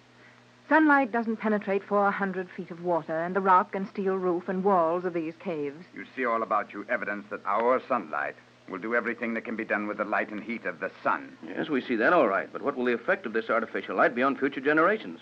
How long can you sustain life under these conditions? That you must ask Thales, as the production of electrical energy is within his province. However, for your immediate information, Thales has established the fact that this light in which you now stand will prolong the span of human life to well over a century. Tex, do you suppose that's possible? Well, we sure can't prove that it isn't possible. I have heard the scientists speak of experiments along those lines, and they have been most successful. Precisely. As for the reality of the construction around you, these arches, palaces, bridges, and walls, which I have designed and created, will retain their present form and usefulness for a period of 50,000 years. 50,000 years? How can you prove that? You are a man of science, are you not, Captain Bradford? Well, I thought I was until I came here. At least you will recognize the value of one of my construction materials. I have unearthed the greatest secret of the ancient engineers. I have tempered copper. Tempered copper? But scientists have been trying that for thousands of years, and they've all failed miserably. You will enter my laboratory. I wish you to see a little experiment with the tempered copper. Enter. And just as easy as that, the door is open for us. I suppose the plain wooden floor is for the usual purpose of keeping in tune with the normal things in our world. Precisely. You, Mrs. Gregory, will stand there. You there, Cleostra. Now, Captain Bradford, will you step over here with me? That's a sheet of copper foil you have there, isn't it? No. Foil is much heavier. This sheet of copper leaf is 1/10,000th of 1 inch in thickness. Well, that's getting it thin, all right. But how can you temper a sheet of copper so thin it's practically transparent? The secret of the ages must remain my secret. Now, Captain, I have mounted a similar square of copper leaf in this heavy wooden frame. I will place the frame on these 2 supports, so, and ask you to feel that copper. Why, it's so delicate that it quivers under the touch. Precisely. Now, will you be so good as to stand on it? Stand on it? Stand on that sheet of copper, which is so thin you can see through it? Precisely. Stand on it. Okay, but don't blame me when I fall through. Mother, the captain is standing on it. Tex, it's not real. You're not actually standing on that sheet of copper. Yes, I am. I'm standing right in the middle of a sheet of copper 1 yard square and 1/10,000th of an inch thick. And it doesn't even quiver. Perhaps you will realize, after this little demonstration, that Euclidia is a very real place. And before you attempt to dispute any statement of mine in the future, it would be well for you to remember that my knowledge is as old as the pyramids and as new as tomorrow. When the Gregory party was allowed the freedom of the strange underwater colony known as Euclidia, their first view was of an immense cave or cavern, 1 mile in width and half a mile high. The most surprising thing about this cavern is the naturalness of everything. Tall trees and green grass, growing just as they do in the everyday world, while cows, pigs, and chickens make the weird surroundings almost natural. This can't go on forever on Euclidia, and our friends soon feel more as they did on their first visit to the island. Jerry is taken away for a conference with G47, and Mrs. Gregory, her daughter Joan, and Captain Bradford are taken to witness an experiment in the laboratory of Cheops, the builder. The captain is speaking as they stand outside this room. It doesn't matter what we've seen on this place before. There's always something more surprising waiting for us. You were impressed, were you not, Captain, with Cheops' demonstration of the tempered copper? I should think that anyone would be impressed, my dear. Yes, Joan, the art of tempering copper was lost somewhere, along with a lot of other wonderful things those old Egyptians had done. And ever since that time, men have been trying to find the secret. Even his name seems unnatural. Cheops, whom the Egyptians called Khufu. I can almost imagine this man standing by the newly completed Great Pyramid, proudly looking at his handiwork. You allow your imagination too much scope, Mother. This man has merely taken the name of Cheops, as he is the master builder of Euclidia. We know that, Joan, but at the same time, it's more than a coincidence. This man should have taken the secrets of the ancient builder along with his name. I've seen enough of this for a while. Let's walk around this passageway and try to find some more natural things to look at. The sight of you standing on that thin sheet of copper as solidly as you might have stood on a concrete foundation was a little too much for me. It was indeed remarkable. That copper was so thin that it seemed almost to float in the air. Yet when the edges of it were firmly held, it supported your weight. I wish Jerry could have seen that. He's probably seeing plenty where he is now. I wonder what G47 will do to him. He will not harm Jerry, I think. Possibly not, but I wish he were here with us. Okay, here I am. Oh, Jerry. Jerry, you startled me. Well, you're getting to be a regular Euclidean, son. Where did you come from? Oh, through one of those noiseless steel panels, just like the rest of the Euclideans do it. The rest of the Euclideans? Oh, sure. My dad always said, when in Rome, do as the Romans do. So I'm going to try it on Euclidean. Well, it works all right, but we haven't quite accustomed ourselves to these poppings in and out of doors. I do not like the thought of you being a Euclidean, Jerry. Oh, what's wrong with that? You were one for a long time, and you thought it was all right. This is different. You are so much a part of your world. You would not be convincing as a member of this colony. Nevertheless, Joan, it looks as if we're all going to be members, whether we want to or not. It sure does. And it looks like it more than ever now. What's happened now, Jerry? Well, nothing much has happened that we didn't figure was going to happen, but old G47 made it mighty plain to me that from now on, we're going to do just exactly what these Euclideans tell us to do. Did he threaten you? No, he just talked to me. You know him. The old guy's a pretty interesting talker when he isn't trying to scare you. What did you learn? Well, we're all got to go to work. Work? Yeah. What sort of work? Oh, we can take our choice about that. But we've all got to do something around this underwater city. G47 said that everybody works here, and we'd have to do the same thing. Did he not indicate the type of employment which was to be delegated to each of us? No, he didn't tell me what our jobs would be either. Jerry, you understood me perfectly. Now, hold it, you two. Let's don't fight yet. No, please. We must keep our minds on the possible meaning of Jerry's news until we decide what steps to take. Was any particular qualification given you, Jerry? I mean, did G47 mention what services we might be required to give? No, not much. I try to get a job with the cows. Well, I know how to milk a cow, and I'd like to stay in this room where all the green grass and the trees are. But nothing doing. I imagine that job is filled long ago. They've been using milk from these cows for a long time. Yeah, and they've got automatic milkers, too. But it needs somebody to watch them all the time. And guess who's got that swell job? Well, it couldn't be McLeod. He's waiting on the pigs. And the old skipper's gathering the eggs from the chickens. That exhausts the personnel of our party, Jerry. It could not be anyone you would know. Oh, is that so? Well, it is.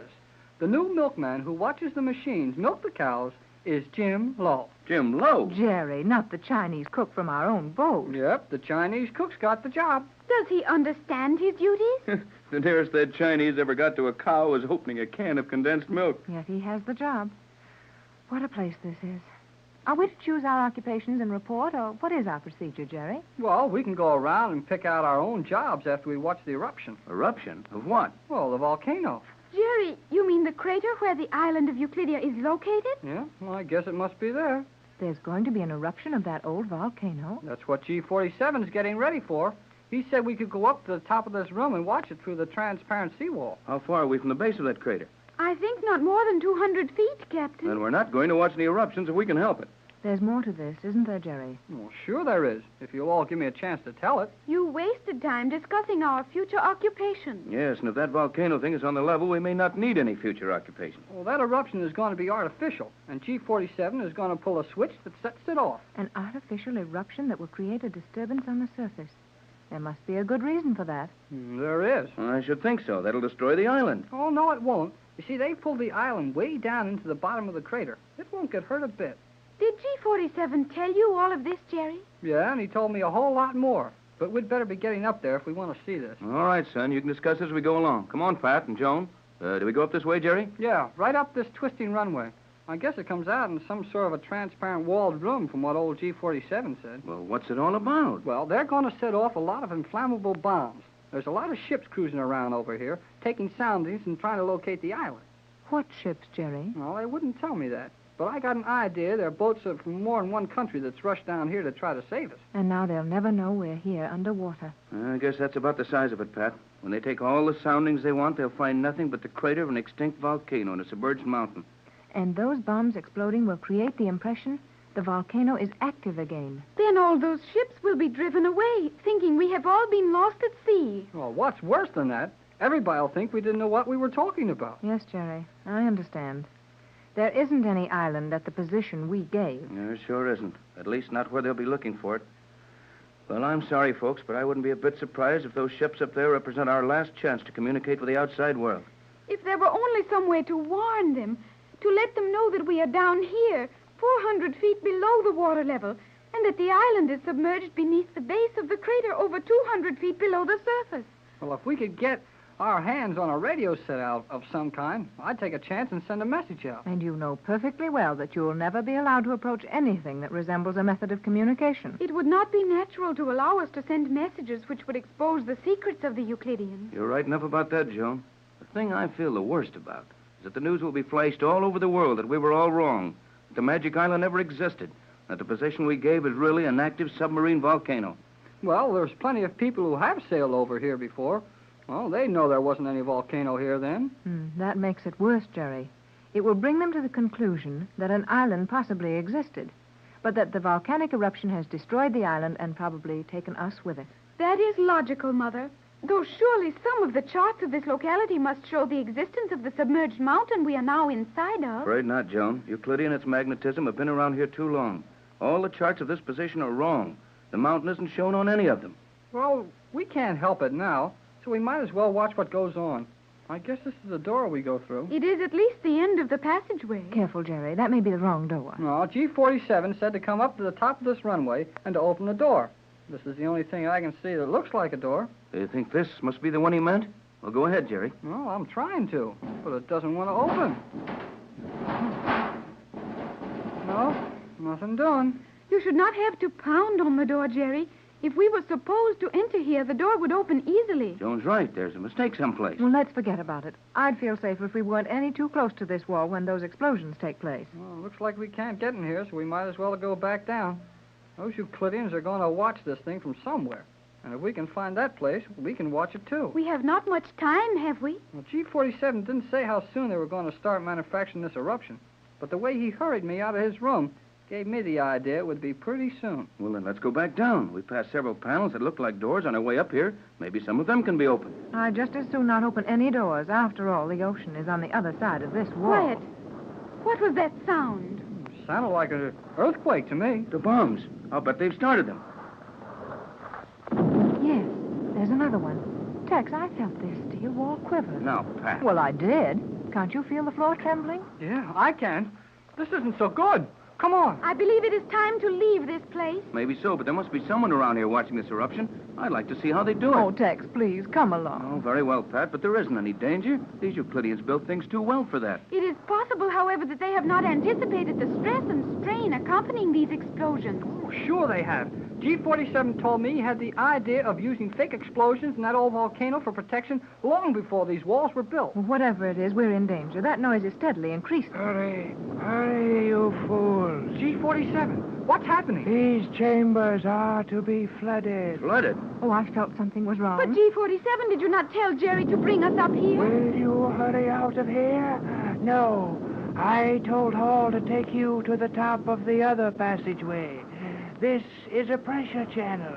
We must fill it with water to withstand the pressure of these explosions. Otherwise, Euclidia will be flooded, and you stupid fools will have the lives of everyone here in danger. Gee, I'm sorry I made a mistake. You certainly made a big one. Do not blame Jerry. This would confuse anyone. I certainly couldn't tell one passageway from another. Silence, you stupid fools.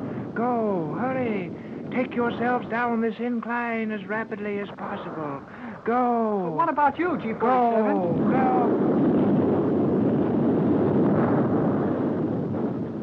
Come on, everybody. We'd better move faster than this. G47 has gone back into that upper chamber. What if he's caught in there and can't get out? I guess he's too smart for that. G47 would think only of saving the colony. He would make no effort to save his own life. He's just like that, all right. You three go on down this ramp. I'll go back and see if I can help him. No, Tex, don't be foolish. Why should you try to save that man's life? Our lives wouldn't be worth much without him. You are right, Captain. All of our lives depend on G47. You're too late now. Run, everybody. That wall's going to cave in. Come on. Let's get out of here.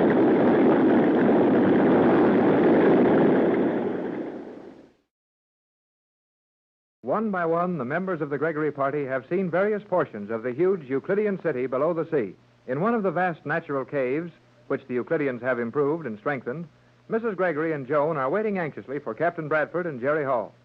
We last saw the captain and Jerry making a vain attempt to rescue G47 from the swirling waters rushing in upon them.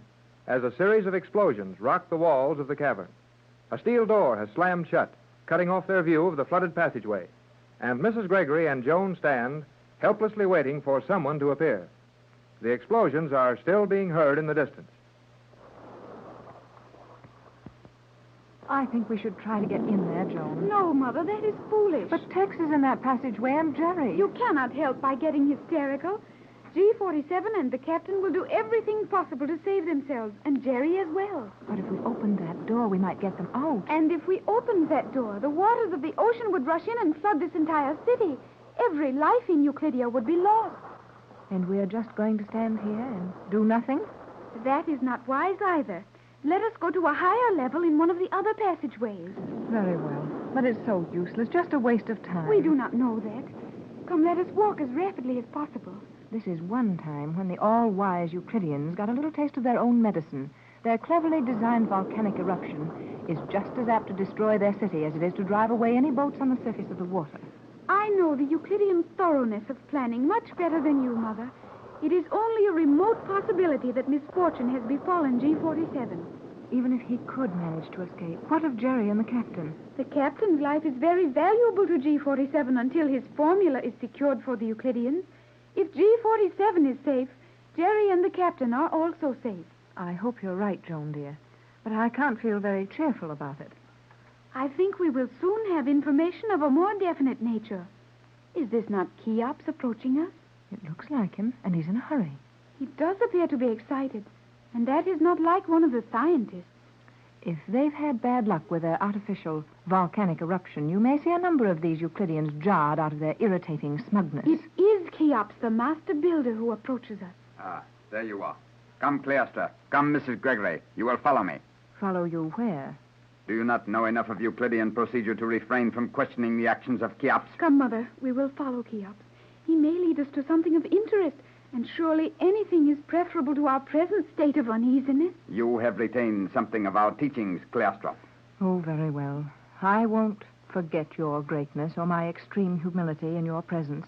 But I would like to know if you have any information as to whether the captain and Jerry Hall escaped that flooded chamber. I have no information, and am not interested in securing any. Their absence fails to annoy me as greatly as their presence would. G47 is with them. What?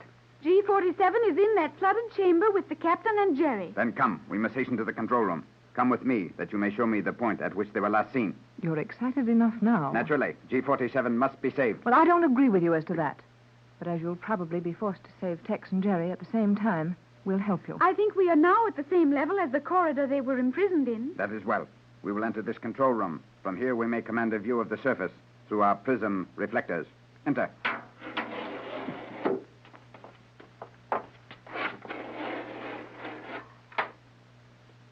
What a remarkable room. It looks almost like a small moving picture theater. That is rather a good description of it. On the steel wall before you, you will see moving objects, which are indeed similar to your motion pictures. But these articulated views are in the fourth dimension and are direct reproductions of the actions now taking place on the surface of the water. I will establish contact at once. Observe that wall. Mother, look. Yes, Joan, I'm watching. There are a number of shadows appearing on that wall. They're taking shape. Joan, those shadows are ships, big ships.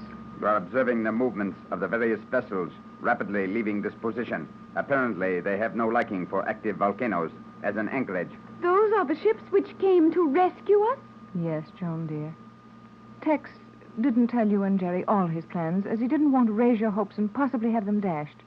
But the ships you see sailing away, obviously under forced draft, are light cruisers and destroyers from several of the largest nations in the world. There you have it, Mrs. Gregory. 7 heavily armed vessels from 7 powerful nations in your puny world have followed your directions to the location of Euclidia. They found no island at that position, but they did find an active volcano. So these brave ships are sailing away, quite satisfied that if there ever was an island here, it has been destroyed by the eruption. Your friends have made their last attempt to rescue you, and Euclidia now numbers your party among its permanent residents. Oh, Joan, dear. I'm so sorry, Mother. All of those countries helping so splendidly to search out and destroy this mad place to bring peace and safety to the world, only to have their plans overthrown by an artificial volcanic eruption. Mother, look! Watch that wall. There are new shadows appearing on it. You will observe those shadows carefully. The view you now have is being transmitted through a steel wall beyond this room. You are viewing the pressure channel from which you escaped, and within which G47 and your friends are now confined. Joan, Tex, Jerry, that place is full of water. Their bodies are pressed against the ceiling. Mother, you must not allow yourself to act this way. But Tex and Jerry. If you will retain your mental balance for a moment, Mrs. Gregory, and give all your attention to the projection before you, you will note that there is at least 2 inches of space between the faces of these men and the ceiling of that corridor. Yes, Mother. Do you not observe that? Yes, I see that now. And I suppose a good swimmer might have floated on his back and continued to breathe easily in that still water. Precisely. But the pressure, the air pressure would be unbearable. It would indeed, if it were not for the fact that I, Cheops, the master builder, designed that room, and others which serve the same purpose. The ceiling is of porous steel, permitting air to escape at a lower pressure than is harmful to the human body. Then they're all right? Of course they are, Mother. If Cheops isn't worried about G47, you may be sure Jerry and the captain are quite safe. Precisely. Now, if you will continue to watch those shadow vision images, you will observe the water level receding as I advance this control. How soon will they be freed? Watch and ask no questions. Mother, the water is receding. Yes, it is. Rapidly, too. And I can see all 3 of the men moving in the water. They're all perfectly safe now. That water is going down rapidly. Now Jerry is turning over to swim. Note the look of relief that comes over his face. Oh, I don't blame him. Now Tex and G47 are both turning over. Their feet will soon touch the floor. Oh, Joan, I'm so glad. It will be a matter of less than 120 seconds until your friends will be free to enter this room. 2 minutes. That's a wonderful performance, Cheops. The secrets of the builders of the Great Pyramids have come down through the ages to me. The building of a simple room such as that one is child's play to me. That's something I want you to explain to me when you have time, Cheops. Did your namesake actually build pyramids? Mrs. Gregory, your attempt at humor is in very poor taste, as my displeasure would mean your life. Please, Mother, do not anger him. I didn't mean to. And my question was perfectly sincere. Our educational system has conflicting testimony rather generously scattered through it. One of the most recently discussed theories is that Khufu, or Cheops, did not build the Great Pyramid. In fact, modern science is striving to prove this. You are not deliberately attempting to antagonize me? You are sincere? Perfectly sincere. In my library at home, I have no less than 6 volumes, all accepted as authority by recognized historians. And no 2 of the 6 agree, even reasonably, as to the time of the building of the Great Pyramid, the part Cheops played in this building, or even the fact that this was the first pyramid. So, those conditions of confusion and ignorance actually exist in your world. I have been told as much about the Western world, but it seemed incredible. We of the East are definite in our ancient history, even in the everyday world. You have aroused my interest. At some future time, I will be glad to demonstrate my proofs as to the actual building of the Great Pyramid. For the present, I may tell you briefly that Cheops was the builder of the Great Pyramid, which was also the first pyramid. He started work in the year 3949 BC, when but 20 years of age, and completed it in 20 years. The Sagara, commonly called the Step Pyramid, was not started until 3000 BC, 8 years after the death of Cheops, and 29 years after the completion of the Great Pyramid of Cheops. Is that satisfactory to you, Mother? More than that, it's amazing. And I'm beginning to wonder just how many things we accept in our world that may be poorly stated to us. Hello, everybody. Oh, Jerry. Oh, Mother, is it Jerry? Oh, sure is. And boy, have we had some experience. Young man, do you realize you have rushed unbidden into one of the most carefully guarded rooms in Euclidia? Well, nobody was guarding it when I came in. Hey, you been watching moving pictures here? Well, something like that. Where is Tex? You will leave immediately. All of you. Get out. Get out. Mother, come. Cheops is angry. Oh, gee, I'm sorry I busted in here like that. But if you only knew what happened to us. We know, Jerry, but let us leave at once and discuss it out in the corridor. Yes, meddling fools. Leave at once. Well, I guess we can talk out here all right. I didn't mean to make the old guy mad. Forget it, Jerry. That's just his Euclidean temperament. But how is Tex? Oh, he's okay. He went with G47 to look at those ships on the surface. Through some kind of a periscope, I guess. Through prism reflectors, Jerry. We have just seen the ship sail away. Yeah, I guess the volcano eruption these guys put on sure scared them away. But give me a chance to tell us what happened to us. When Tex and I rushed back into the hallway after G47, the water started coming in. We have seen all that, Jerry. Huh? You what? That's right, Jerry. Cheops took us into the room where you found us, and with some very wonderful equipment, which he referred to as prism reflectors, he showed us the room in which you were floating on the top of the water. Yes, Jerry, and we could see that you had very little space in which to breathe. Well, all that's over now, and we're all right. The important thing is those ships that were looking for the island. I'm afraid that's all over, too, Jerry. It is indeed all over. Yeah, well, they're gone. And right now, I'll bet their radios are telling the world that the Magic Island was destroyed by that volcano. If they will even believe there was an island, Jerry. The Magic Island is a very real place to Mrs. Gregory and her little party of loyal friends. The finding of her daughter Joan on the island should have brought the story of the 14-year search to a happy ending, but such is far from true. Jerry and Joan, with Mrs. Gregory and the captain, found it comparatively easy to escape from the island. Now their position is much more difficult.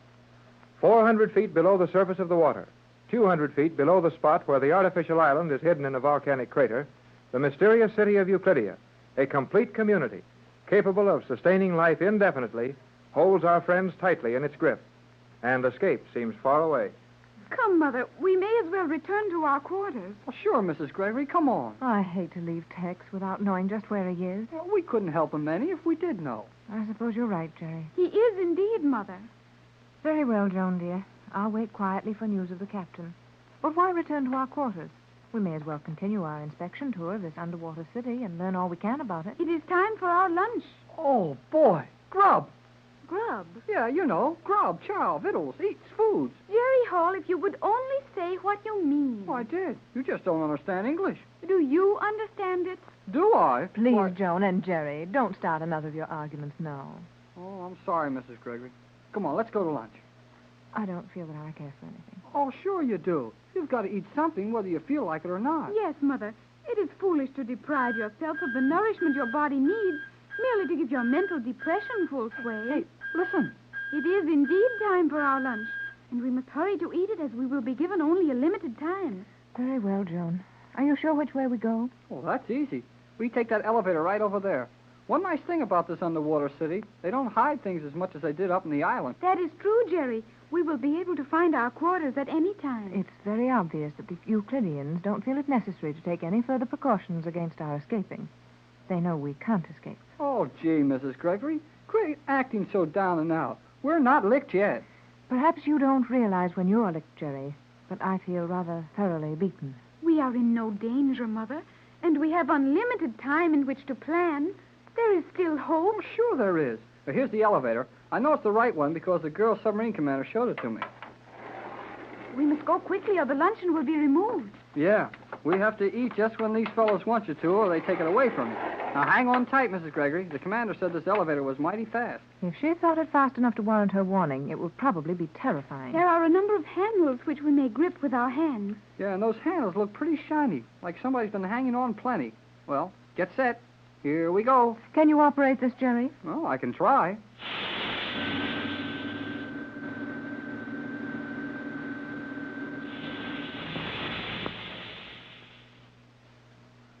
Well, I guess I can run it all right. Well, at least we've been shot upward some distance in almost no time. I think this will be where we leave the elevator. I know blame well it's where I leave it. That was too fast for me.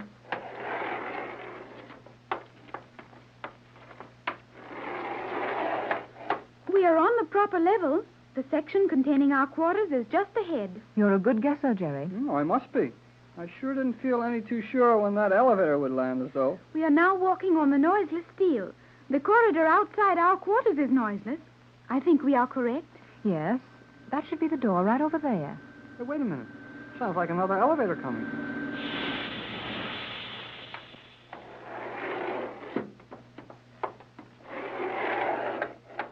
Well, well, well. Oh, Tex, I'm so glad to see you. Did you come up in one of those rocket elevators? I sure did. And when those things take you places, you really get there. Where have you been? Talking to G47. I'll tell you all about his wheat. That lunch signal gives only so much time. Isn't that right, Joan? That is correct, Captain. We will have only a few hundred seconds in which to enjoy our luncheon. Well, maybe we can eat it in a few hundred seconds, but we sure can't enjoy it much. This is our door, isn't it? I think so.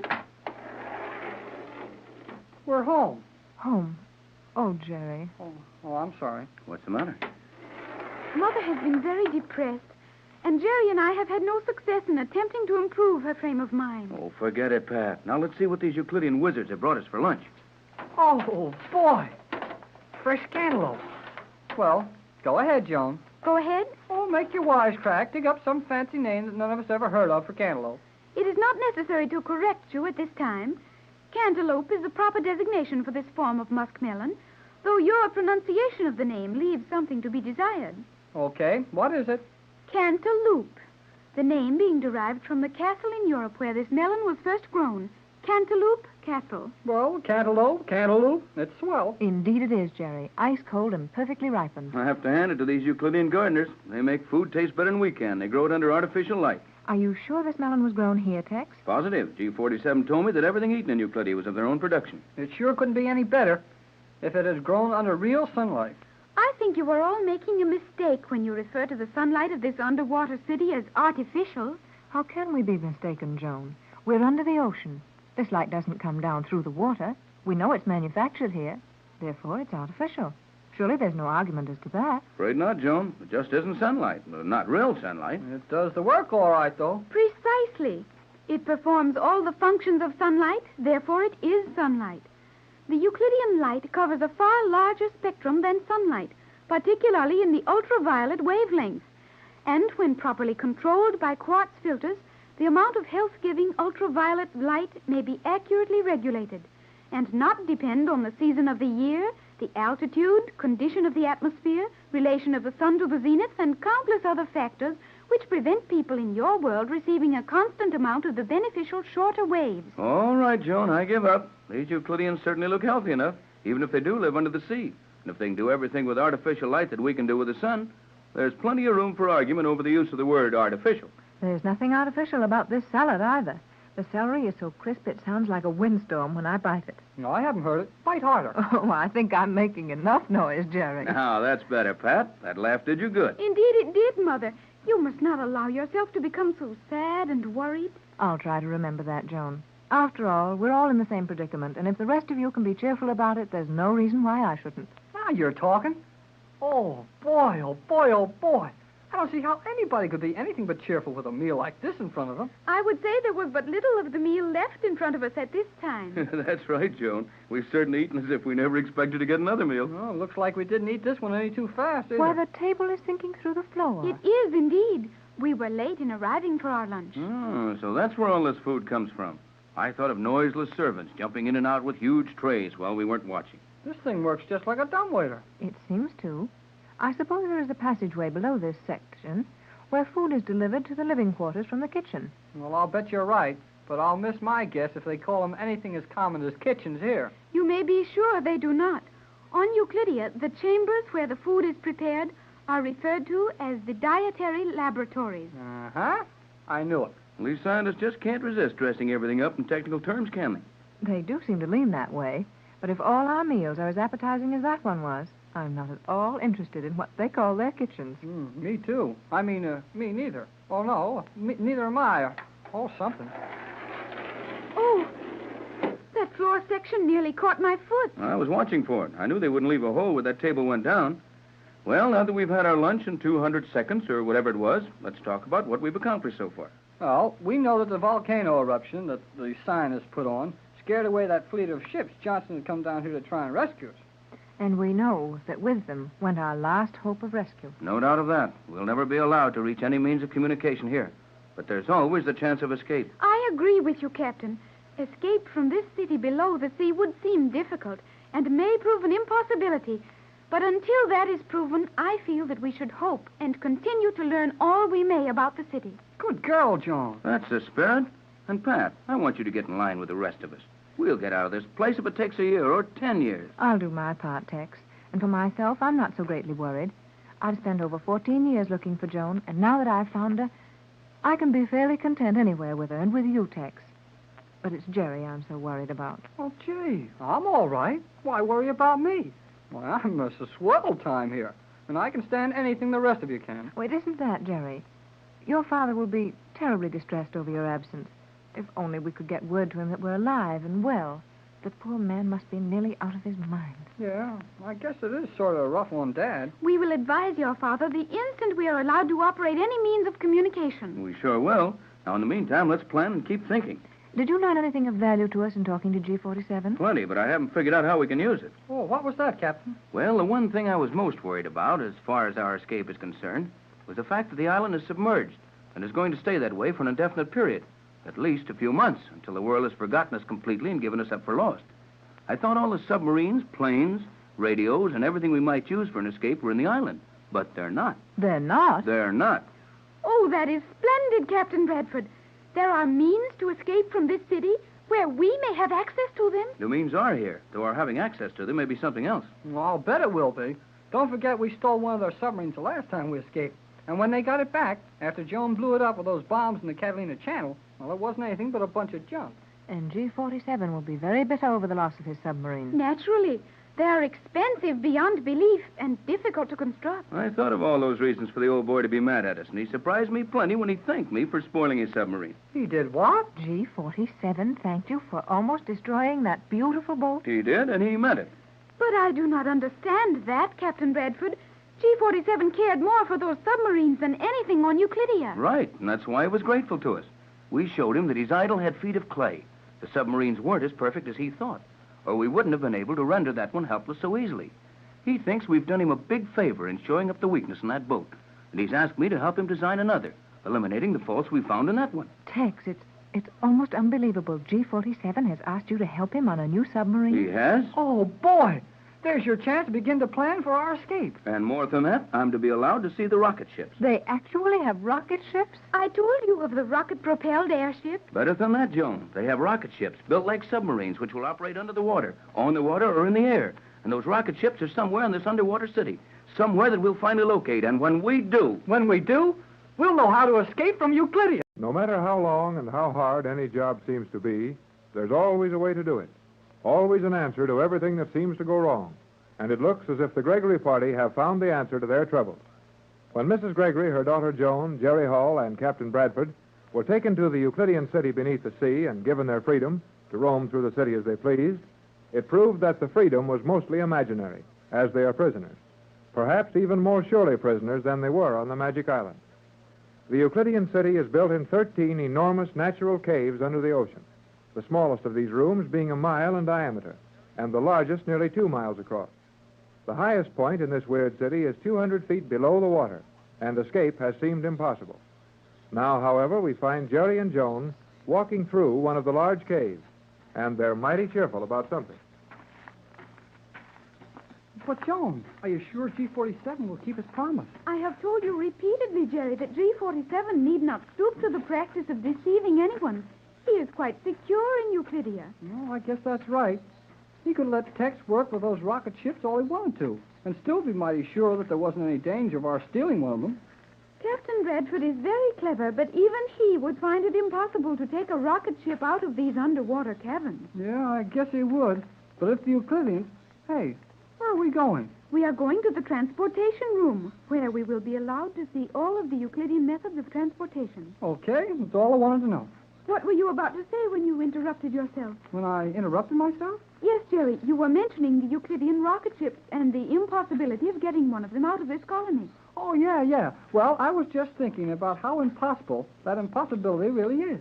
Jerry, an impossibility is an impossibility. There are no degrees of comparison. A matter is either possible or impossible. You just saved me the trouble of trying to tell you that.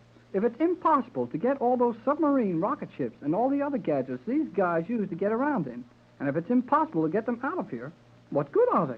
Did they build them just to look at them? I stated that Captain Bradford could not get them out.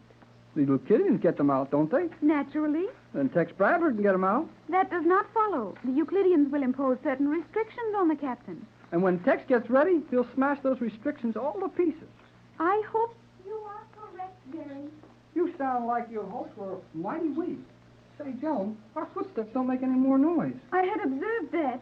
We are entering a section of the city where the floor of the cavern has been covered with the Euclidean noiseless steel. And our voices are getting that funny hollow sound they had up in that sound laboratory on the island. So they are.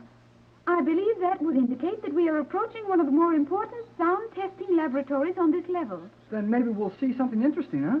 If we are allowed to see anything, it will prove interesting. Well, I'll agree with that. These Euclideans put on a good show, even if they're only giving you something to eat. Jerry, stop. What's the matter? In another moment, you would have walked into that steel wall. Oh, looks like it. Oh, well, we can go some other way. But the captain wanted us to visit the transportation chambers, and we were directed here. Well, directed or not, I'm not walking through any walls today. There must be some other manner of passing that wall. Oh, sure there is. But if they don't want us there, we'll stay on this side. Jerry, there is that signal again. Yeah. Sounds like the one they use when they want us to come to lunch. But it's only 4 o'clock now. The signal sounded 4 times. Is that not logical at 4 o'clock? Well, sure, if that's what it's for. But they didn't do that at 1 or 2 or 3 o'clock. Why do it at 4? I do not know. Well, maybe... Oh, golly whiskers, Joan. What is it, Jerry? Look, through this wall. Euclideans. I'll say Euclideans. I have never seen so many together at one time. Well, there must be 50 of them, all dressed alike, in those funny costumes of Euclidean cloth. They are rapidly approaching this transparent steel wall. And this wall's plenty soundproof, or else they're walking on this noiseless steel. They're heading straight for this wall. Then there is an opening in the wall for them to pass through. Well, unless they're going to walk right straight through it. This is a solid steel wall, Jerry, and there is no magic in Euclidia. Well, that's what old G47 told us when we first got here, but I still don't believe it. If you will look carefully at this wall, you will note that it is rising. Silently and slowly, but surely rising. Yeah, it's going up all right. Say, we'd better get back out of the way and let the parade through. It will be wise to step slightly to one side. Well, that wall's up just over their heads now, and here they come. Gee, that's a creepy sight. That long line of people, all dressed exactly alike, marching along in single file, looking straight ahead, and not a sound out of them. Needless conversation is not encouraged among the workers of Euclidia. Well, this bunch sure isn't wasting any words on us. I never knew so many blamed people could have so little to say as the gang around this spooky place. I think we should attempt to pass under the wall while it is raised. Good girl, Joan. Come on. And if anybody stops us, they'll have to move out of that chain gang they're in. I'd be glad in that, just to get in that chain gang and watch it bust up. Quickly, Jerry, the procession is nearly through. Okay, come on then. Only a couple of steps and we'll be on the other side of the wall. Well, we made it, and nobody tried to stop us. We are barely in time. The wall is sinking down to the floor. And that long line of spooks is marching off someplace. Jerry, what is a spook? Oh, a spook is something you see every time you turn around on Euclidia, and G47 says he hasn't any up. Oh, that is horrible English, Jerry. Well, maybe it is, but it's the way I feel. Oh, boy, our voices sound all right again. That is something. Yeah, and we're on the other side of the wall. That's something else. It will be difficult to decide upon our course. Huh? Oh, why, Joan, this is really something to see. I agree with you. Are you sick? Sick? You think I am ill? Oh, must be something wrong with you. You agreed with me. Jerry, will you please? All right. I won't try to have any more fun with you. Let's get down to business and decide which one of these little streets we want to use. There is apparently no activity at any point in this portion of Euclidia. Sure not much going on, but what a place this is. A regular little modern city, all laid out in streets and everything just perfect. I got it. What have you, Jerry? I've got the answer to this model town. Yes? Oh, I'll bet the Euclideans are planning to start model towns like this when they take over the rest of the world. Well, that is possible. It is indeed a model of neatness. Well, I guess it won't do any harm to look in one of these windows. Wait, Jerry. Huh? As we are walking on this noiseless stone, do you not think we should give some indication of our presence before we attempt to peer into windows? Well, I suppose we ought to. Hello in there. Hello in there. Hello in there. Jerry, you are terribly noisy. Guess I'm not noisy enough, though. I didn't wake anyone yet. I'll try it again. Please do not. I think we may consider these buildings vacant and observe them as we choose. On the contrary, you would be very foolish to attempt to pry into the secrets of those buildings. Gee, the girl commander. Precisely. I am sorry if we have overstepped the privileges given us by G47. You have not done so as yet. No, then we won't. But where did you come from? The building you have just passed. My quarters are contained in that building. You were correct, Jerry. These are occupied. Indeed, they are. These buildings are the quarters of the various commanders. You are now in Transportation Sector number 1. This entire block is occupied by submarine commanders. The adjacent street houses airplane pilots. Well, we don't want to stick our noses in any place we're not supposed to see, but G47 told us we could look at anything we get into. That is a point on which I must question you. How did you get into this sector? We just walked in. Through the steel separation wall? That wall was raised to allow a long column of workers to pass through. We entered as they passed out. So? Someone in the control tower is very careless. You must leave at once. But, Commander... Silence. You must leave at once. If you were found here, G47 would deprive you of all freedom and confine you to your quarters. Okay, Skipper. How do we get out? Follow me as rapidly as possible. I will personally allow you to pass through a private entrance in the rear of my quarters. Well, where will we be after we get there? I mean, what kind of a place will we be in, and how do we get from there back to our quarters? You will be in the agricultural chamber. You mean where the pigs and the chickens and the cows are? Precisely. You will be directly across the animal husbandry section from your own sector. But, Commander, how can that be? We have walked for miles, and we left that room at the beginning of our tour. The various caverns making up Euclidia form a rough circle. You have nearly completed that circle. Golly whiskers, Joan. We've been walking in a circle. Precisely. Now I will open the door, which will admit you to the agricultural section. Jerry, it is indeed the chamber in which we started our walk. It sure is. And is that the elevator to our quarters way over there on the other side? That is the elevator. One moment while I close this door. You need not trouble yourself to the extent of conducting us to our elevator. Silence. I have news for you. News for us? Precisely. Good or bad news? Your conduct will decide that. My opinion would be that you will, in all probability, utilize this news in a manner both foolish and dangerous. However, that is your privilege. Well, gee, you've got me all excited. What's the news? Your Captain Bradford is at this minute... Commander. What is the meaning of this interruption, Cleostra? I offer my apologies for that, but I was frightened by the thought that we might be overheard as you gave us this news. Yeah. What if somebody heard you telling us something you're not supposed to tell? Do not presume so far. What I am going to tell you is common knowledge among the Euclideans. However, we will not be overheard. This sector is normal in every respect. We are as safe as if we were speaking in an open plot of ground in your own world. Okay, Commander. What is it? Captain Bradford has been taken to the transportation laboratory, where we will see every device known to the Euclideans, including the rocket ships. We were aware of that. Here is something you were not aware of, and I think the one detail which G47 has overlooked in guaranteeing your safe imprisonment here. Well, Captain Bradford has figured out a way to escape? Not as yet, but I would advise you to tell the captain this. Your homing pigeons may be found in the transportation laboratory. Jerry, those little homing pigeons. Oh, boy. If Tex can only figure how to get those pigeons up to the top of the water. Do not raise your voices, and do not discuss this with the captain in your quarters. Bring him to this section, where we are standing now, immediately after lunch tomorrow. I will meet you here, obviously by accident. In the meantime, say nothing to the captain or to Mrs. Gregory. But can't we even... Tomorrow at noon, immediately after lunch, and execute your movements carefully. Your only hope of ever leaving this city rests with those pigeons. Make no mistake about that. The magic island of Euclidia is completely submerged, and G47 has planned to have it remain so for a long time. That means that the chances of escape from the underwater city are not very bright just now.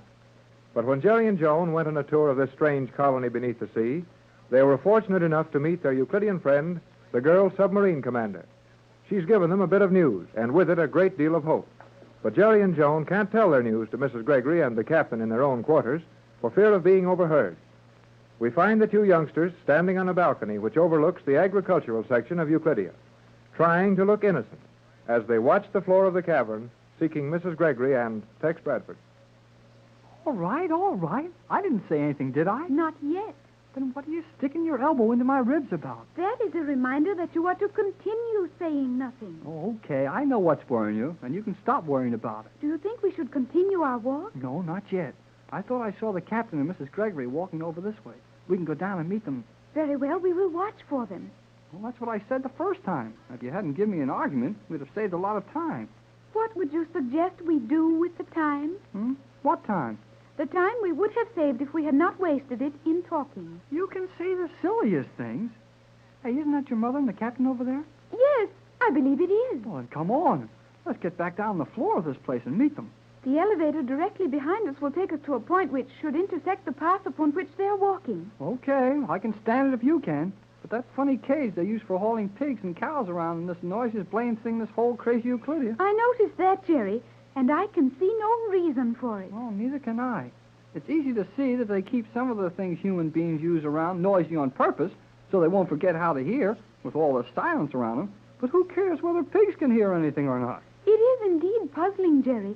But perhaps a thorough study of the mechanism as we descend will advance our education. Well, I don't need any education about making noises to please pigs. Nevertheless, it would be wise to accumulate as much knowledge of Euclidean methods as possible.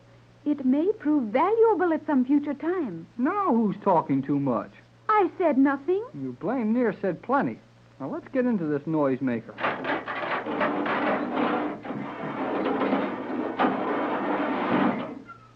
That is really rather terrible, Jerry. Oh, it's really worse than that. Well, put your fingers in your ears. Here we go down.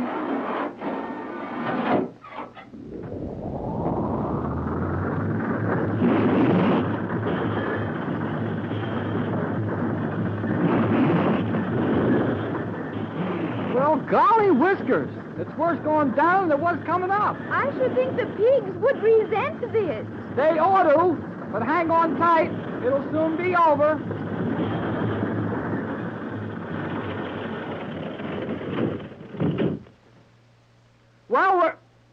We're here. I said we're here. I heard you, Jerry. I was merely ascertaining that your statement as to our presence was correct. Well, I don't blame you. Now, if this gate hangs together long enough for me to open it...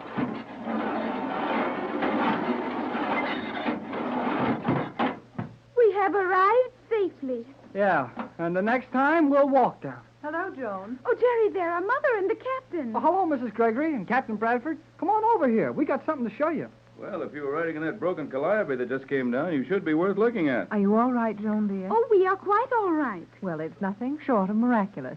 Tex and I watched and listened, and it seems as if the entire city were falling in. What's the idea of all that noise, Jerry? I don't know, Captain, and Joan couldn't figure it out either. They use this elevator for pigs and cows. Maybe there's a reason for it. Well, I can't imagine what it could be. Neither can I. Is it all right for us to talk here? Yes, Captain, this is the spot indicated as being quite safe for our conversation. We cannot be heard in any of the communication chambers, as this agricultural section is completely natural, with the acoustic properties of any open space of these dimensions. Well, as it's a mile across, I guess we're safe enough then. What was it, Jerry? Tex and I have been nearly frantic ever since you told us so mysteriously that we were to meet you here immediately after lunch. That was the order given to us by the commander. That girl submarine commander? Precisely. What did she want? Well, she didn't tell us the whole thing. She's going to meet us here, right now, I guess, or pretty soon. Have you any idea what it's all about? Yes, Captain. I think it offers a slight hope for us. Hope? Hope of what? Getting out of this crazy city of Euclidia. Jerry, you mean Not that too loudly, Mother. Oh, I thought we were safe here. All we have to do is to keep our voices reasonably low, and above everything else, we must watch carefully on all sides to see that no one approaches. All right, we'll watch all that. Now, get along with the news. What's it all about? Well, that girl submarine commander can tell you exactly where to look for them, and maybe she's got an idea or two how about to use them. But anyway, she knows where our homing pigeons are. Tex, those little... Quiet, Mother. Oh, yes, of course. I'll be quiet. But, Tex, those homing pigeons, do you realize what this may mean to us? You bet it may. If it's humanly possible to get those birds out of this place, we'll escape, and we'll do it mighty soon. Shh. Quiet, everybody. Here comes the commander now. Where? She is coming through that small door over there in the wall. You and I must go, Mother. Go where? It was the wish of the commander that we watch carefully as she explains her plan to the captain and Jerry. You will walk down that path and keep us in view. Study the trees or the flowers, and be prepared to warn us if anyone should come. Very well, Joan, dear. Please tell me as soon as you possibly can. Yeah. You're next, Joan. Better get over there by the door to the commander's quarters. If anyone comes through it, you can get bawled out for hanging around there and give the commander a chance to get away from us. Such was exactly my thought. How do you do, Commander? What are you doing here, Cleostra? Just wandering idly around. Very well. Wander as much as you will. but do not attempt to enter that door. That girl sure doesn't take any chances, does she? Oh, she can't. It would be just too bad for her if she was caught doing this. Might I ask the purpose of your conference in this spot? Oh, hello, Commander. I'm afraid we haven't any purpose in mind. We're apt to be found standing in spots all over this strange underwater world, just feasting our eyes on sights we never expected to see. That would seem innocent enough. How much have you told the captain, Hall? Well, not much. Just that you knew where the homing pigeons were kept. That is well.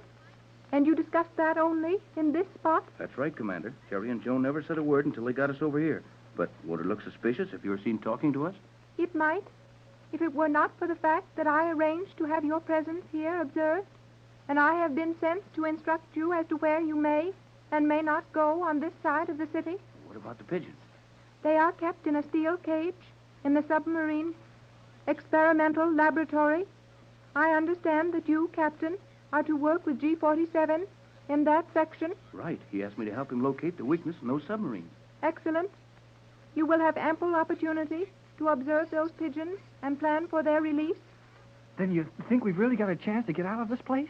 The opportunity is there. It must be well handled. Have you any suggestions? Yes. Encourage G-47 to allow you to accompany submarines and rocket ships on test runs.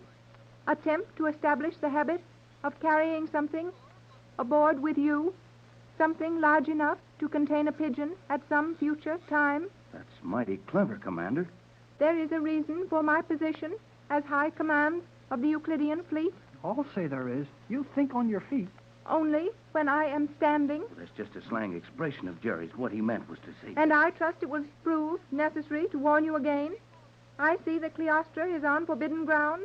I will send her to you, and it will be well if you confine your activities to another portion of the city.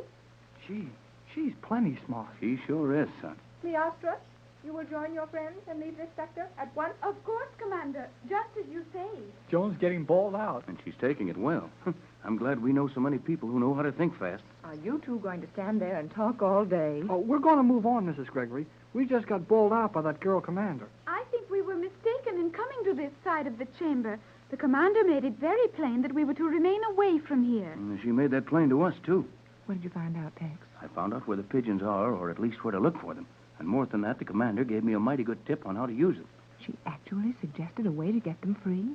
Release them from this underwater city? Yeah, and if I can't work it the way she suggested, it's all my fault. Boy, then we're as good as free right now. Do not raise your voice, Jerry. No, and don't get too enthusiastic over our chances. This thing will take weeks, maybe months to work out. Oh, it doesn't matter how long it takes. If we have the slightest hope of escaping from Euclidia, we can surely have patience enough to bring it about. I'll say we can. Oh, boy. Wait till Tex starts experimenting with those submarines. It will only be a matter of time. I am sure of that. I think we've talked long enough about this right now. We might find that someone could slip up on us. Well, let's all keep quiet about it and do plenty of thinking. Ideas will come in handy the next time we have a chance to talk it over. I suggest we return to our quarters. We may as well. We've seen everything we're going to be allowed to see today. Well, I don't care where we go now. I'm so blame happy, I'm liable to whistle right in old G-47's face if I meet him. That would be about the worst thing you could do, Jerry. We must all be sure to act just as hopeless as we're supposed to be. G-47 would get wise mighty quickly if we're too happy all at once. You're right, Tex. A long face is our best protection now. How far are we from our quarters? Well, if we walk, we're a couple of miles around those paths. But if we ride this nice, quiet elevator right here, well, we're only a couple of minutes to the balcony, then right around our quarters. Then by all means, the elevator. Suits me. I walked plenty for one day. This is rather a novel elevator. You may be surprised by its activity. Yeah, and it's quiet, too. I saw you two come down in it, but I'll take a chance. Okay, here we go. Now, I'll open the door.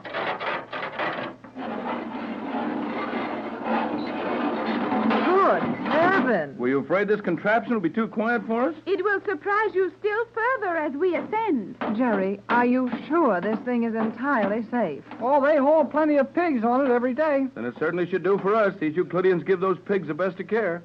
Now, I'll shut the door, and up we go. Oh, boy, am I happy.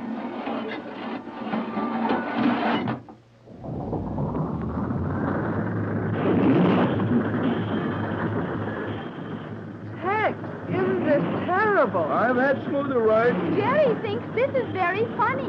Well, isn't it? Your sense of humor is rougher than mine.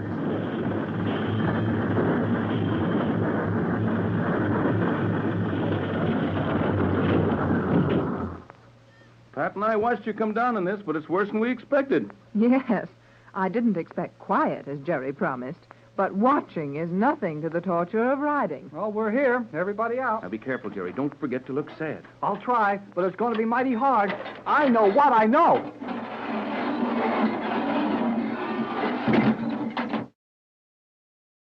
The underwater city of Euclidia is a weird and terrifying place, and it would seem almost impossible to escape from this well-guarded scientific colony 400 feet below the level of the South Pacific Ocean. It would be impossible for anyone depending on the mechanical devices protecting Euclidia, but the adventuring Gregory party escaped from the Magic Island with the help of their brave little homing pigeons. And now it appears that these same little birds may aid them again. The girl submarine commander, who has proven a friend in many instances, has informed Jerry and Joan that the homing pigeons are kept in the very laboratory where Captain Bradford will work with G-47. The great difficulty now will be how to plan the use of the pigeons without being overheard. Jerry and Joan are discussing this in their own quarters. Are you sure it's all right for us to talk now, Joan? We are quite safe. This small room is completely lined with Euclidean cloth. Then you're sure that if we put this cloth around the room carefully, every time we want to talk in here, that nobody's going to hear us? That is the situation. However, we must ascertain that the cloth is in perfect condition each time we use it. Huh? Oh, what could happen to the cloth? You understand, do you not, that the soundproof qualities of this Euclidean cloth are contained not in the fabric of the cloth itself, but in the liquid with which the cloth is saturated. Oh, sure, I know that. It's just plain old cloth made of seaweed until they soak it in that secret formula there. Precisely. And that soundproofing liquid may be removed just as it is applied with another liquid. Gee whiz, Joan. You mean that one of those Euclideans might sneak in here while we're out and spoil his cloth? Take the soundproofing out of it so we'd get caught next time we try to talk about something secret? That is precisely my meaning, Jerry. And I think it is only logical to expect such a move to be made. Yeah, well, I guess you're right. But now that we've got it all fixed up, let's figure out what we're going to do. I feel there is very little we can do until the captain is given the opportunity of working in the submarine laboratory with G-47 and locating the pigeons. Well, then he'll have to plan a way to smuggle one of them on board a submarine or a rocket ship with him on a test run so that he can get a chance to turn a pigeon loose within range of Los Angeles. How far will one of those little birds be able to fly and find my mother's home in Los Angeles? Well, that's the trouble, Joan. And that's the reason the captain's got to try to turn them loose pretty close to home. He's not sure how far they can make it now. At one time, the captain told me he thought 1,000 miles would be their limit. Oh, that was all right then. They were just away from home a few weeks, and they were in training all the time. But now they've been locked up in a strange place for a long time, and they haven't had any practice. And Tex is afraid that a few hundred miles is all they can possibly make. Then it will be necessary for the captain to arrange a long test run with a submarine or a rocket plane to release the pigeons within a short distance of Los Angeles. Yep, that's it. And he will be closely guarded on those tests. Well, yes. But Tex figures yes and no on that. What do you mean, yes and no? Well, G-47 knows that Tex is plenty smart about machinery and probably just as good a scientist as any of the rest of them. And when Tex is out with one of those ships, testing it to find out what's wrong with it, G-47 is going to give him plenty of chance to do his stuff. Nevertheless, to carry a homing pigeon aboard with him and find the opportunity of releasing it without being observed will prove very difficult. Oh, but it's not that hard. Tex won't care if he's observed or not once the pigeon gets away. That is a mistake, Jerry. What's a mistake about it? I think we may consider that the release of the pigeon will be detected, probably at the time it is released, or surely within a very short time. Well, what of it? If the pigeon gets away, he's away, and that's that. No, Jerry. As you would say, that is not that. Well, why isn't it?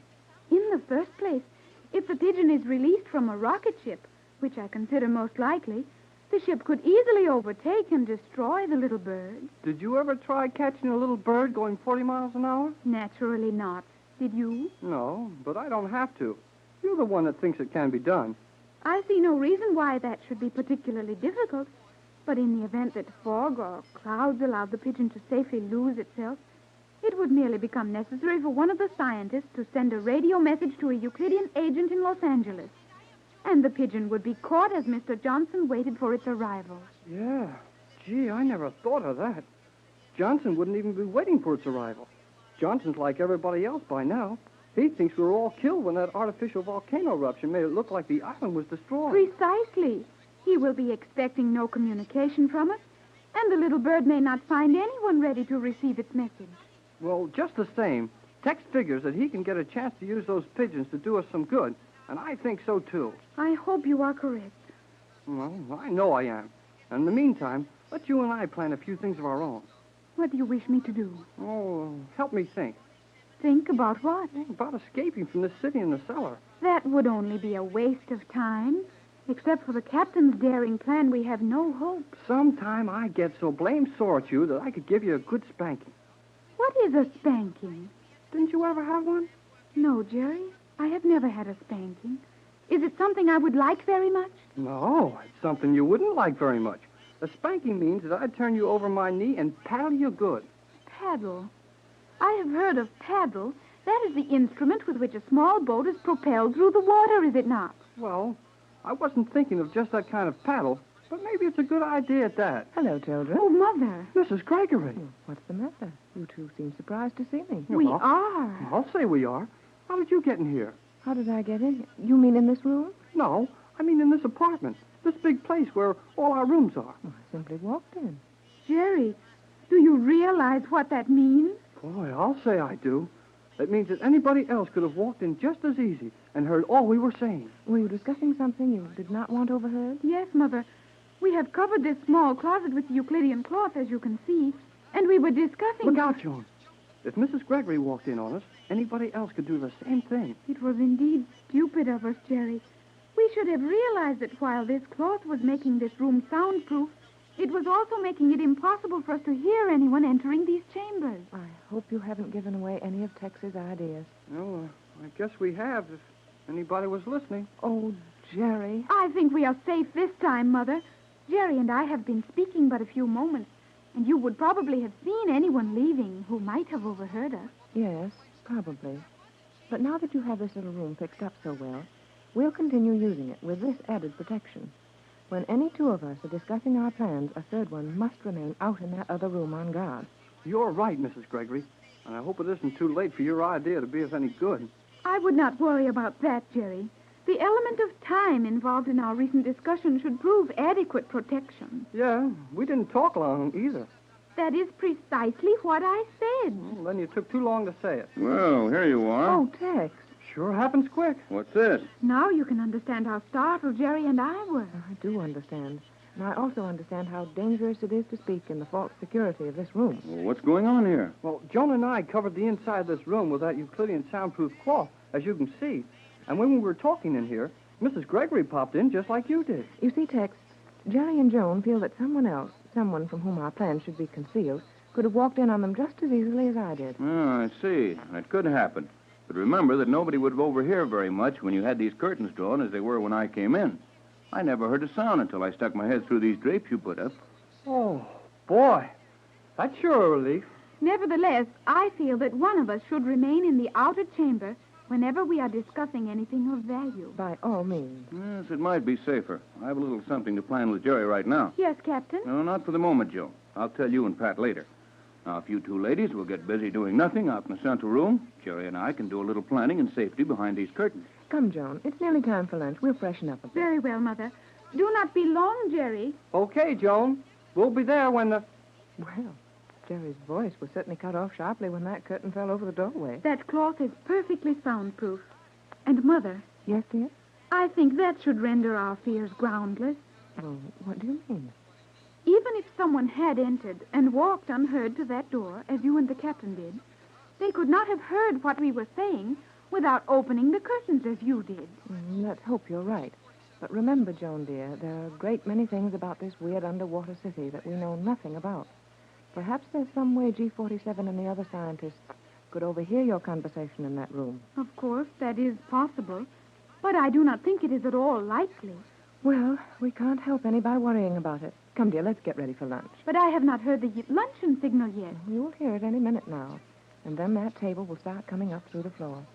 You know, I'd love to visit the kitchens here and see how they do it. I believe that could be easily arranged.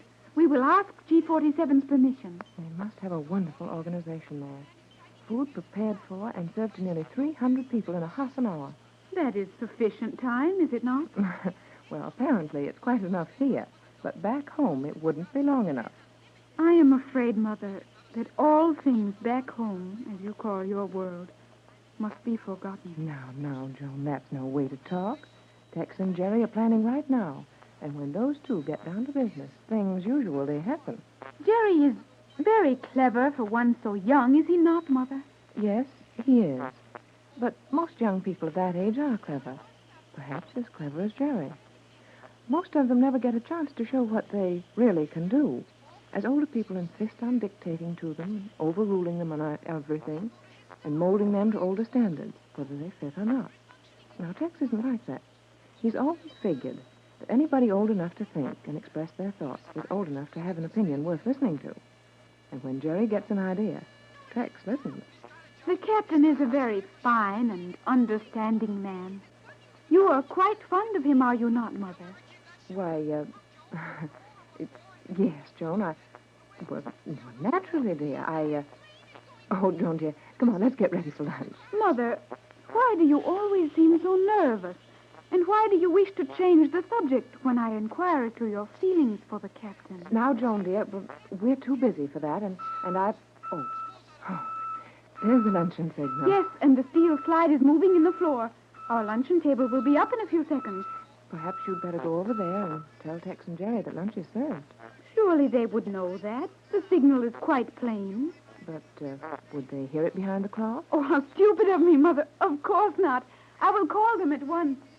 Captain Tex, Jerry, will you come? Mother. Yes, Joan? Come here, quickly. What is it, dear? Has something happened? Oh, that I do not know, but the captain and Jerry are not here. Not here, let me see. They're gone. But how? Where? Is there any other opening to that room? Not that I have been able to locate. Only this small door, and the walls, floor, and ceiling are of solid steel. But, Joan, two men just don't fade away through solid steel. Of course they do not. Nevertheless, they are gone, and they did not come through the door. Well, where did they go, and how?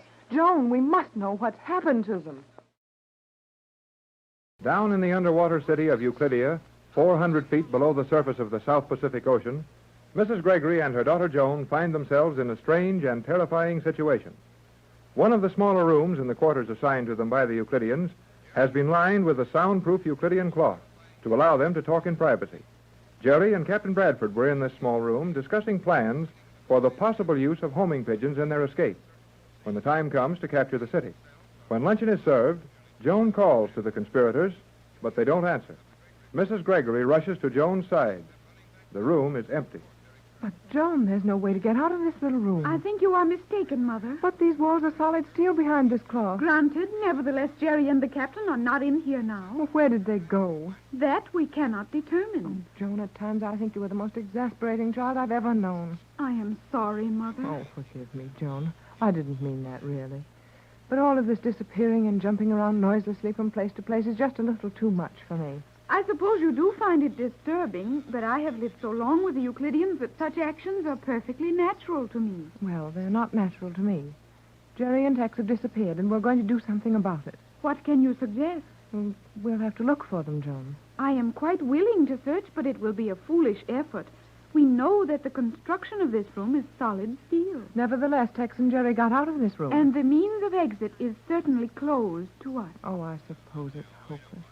Like everything else that happens around here, we might as well sit quietly and wait for the Euclideans to bring the answer to us. I think it would be far more sensible to partake of our lunch while we are waiting. You're right, dear. We must eat. Hey, Tex, here's the door. Jerry! That door wasn't here a minute ago. And the captain. Oh, sure it's us. But where have you been? We haven't been any place but right in this little room. Captain, Mother, and I have just looked in this room, and you were not here. Well, you can see that we're here now, and we never did go anyplace. Tex, just what is this? Joan and I felt all over the walls of this room. We couldn't find a possible opening, and yet you disappeared, and the room was empty. Now, wait a minute, Pat. Don't get excited.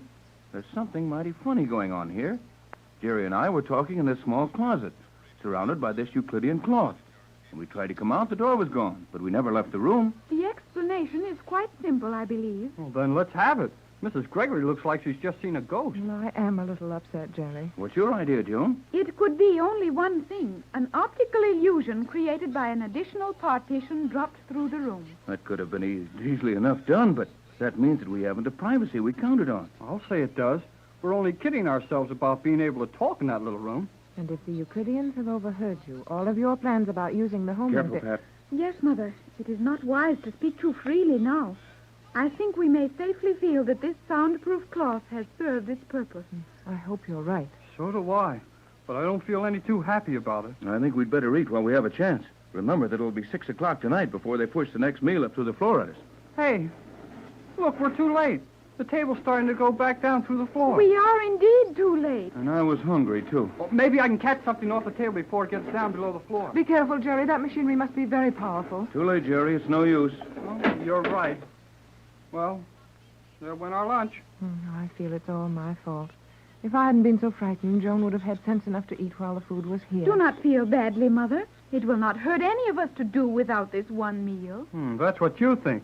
I'll bet I shrink all up before dinner. Yeah, I guess you can stand it, son. Well, now that we're all together again, what have we accomplished? Let's sit down and talk it over. Well, someone has been in this apartment.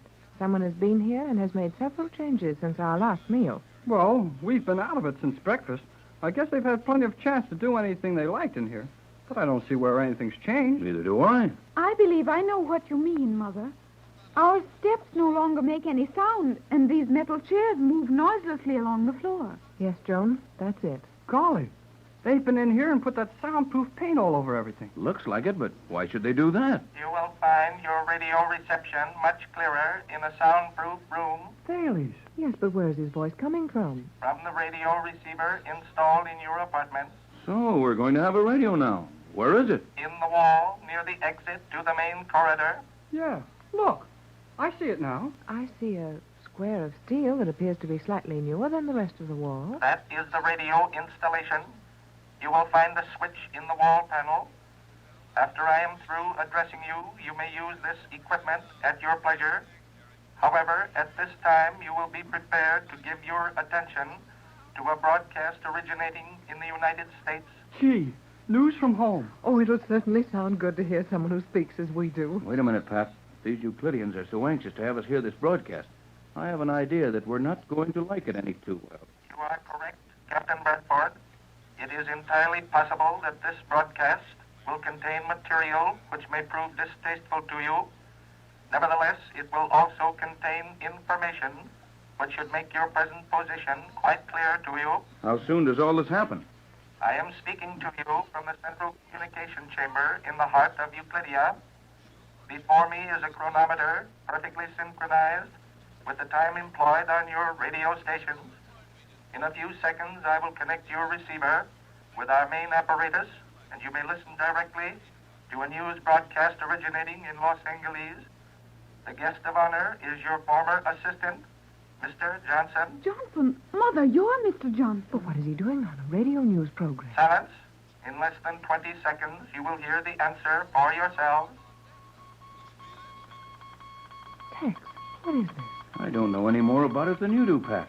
But I think we'd better sit still and listen. That is an excellent suggestion, Captain. It's a good idea, too. Quiet, everybody.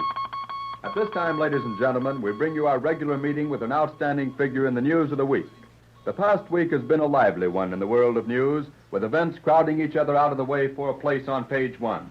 But we've chosen as the most interesting single news item of the week the story of the Gregory expedition to the South Seas and the mysterious disappearance of the so-called Magick Island. Gee, it's We're about fortunate in having with us in the studio today a man who has been closely associated with Mrs. Patricia Gregory for several years, one of her most able lieutenants, and the man who directed the rescue of the Gregory party on 2 previous attempts to escape from the influence of the Magick Island, Mr. Clyde Johnson.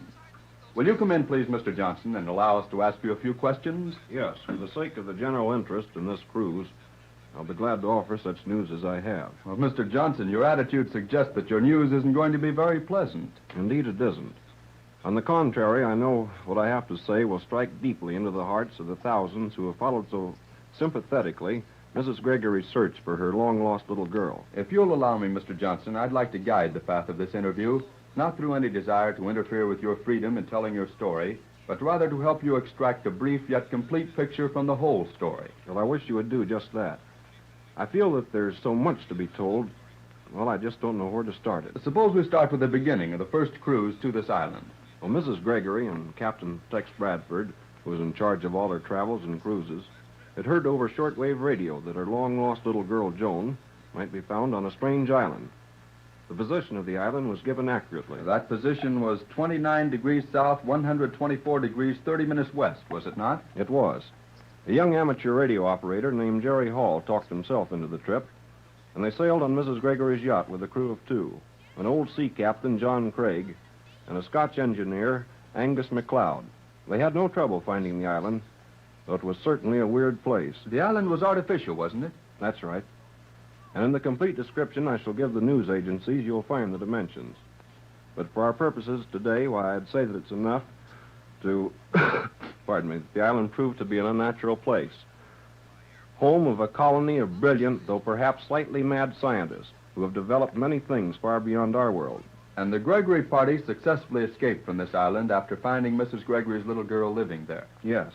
They were caught and returned on their first attempt, but the second time they helped themselves to one of the submarines belonging to the scientists, and they reached Los Angeles in safety. What isn't clear to your reporter, and I'm sure it isn't clear to our listening audience, is this.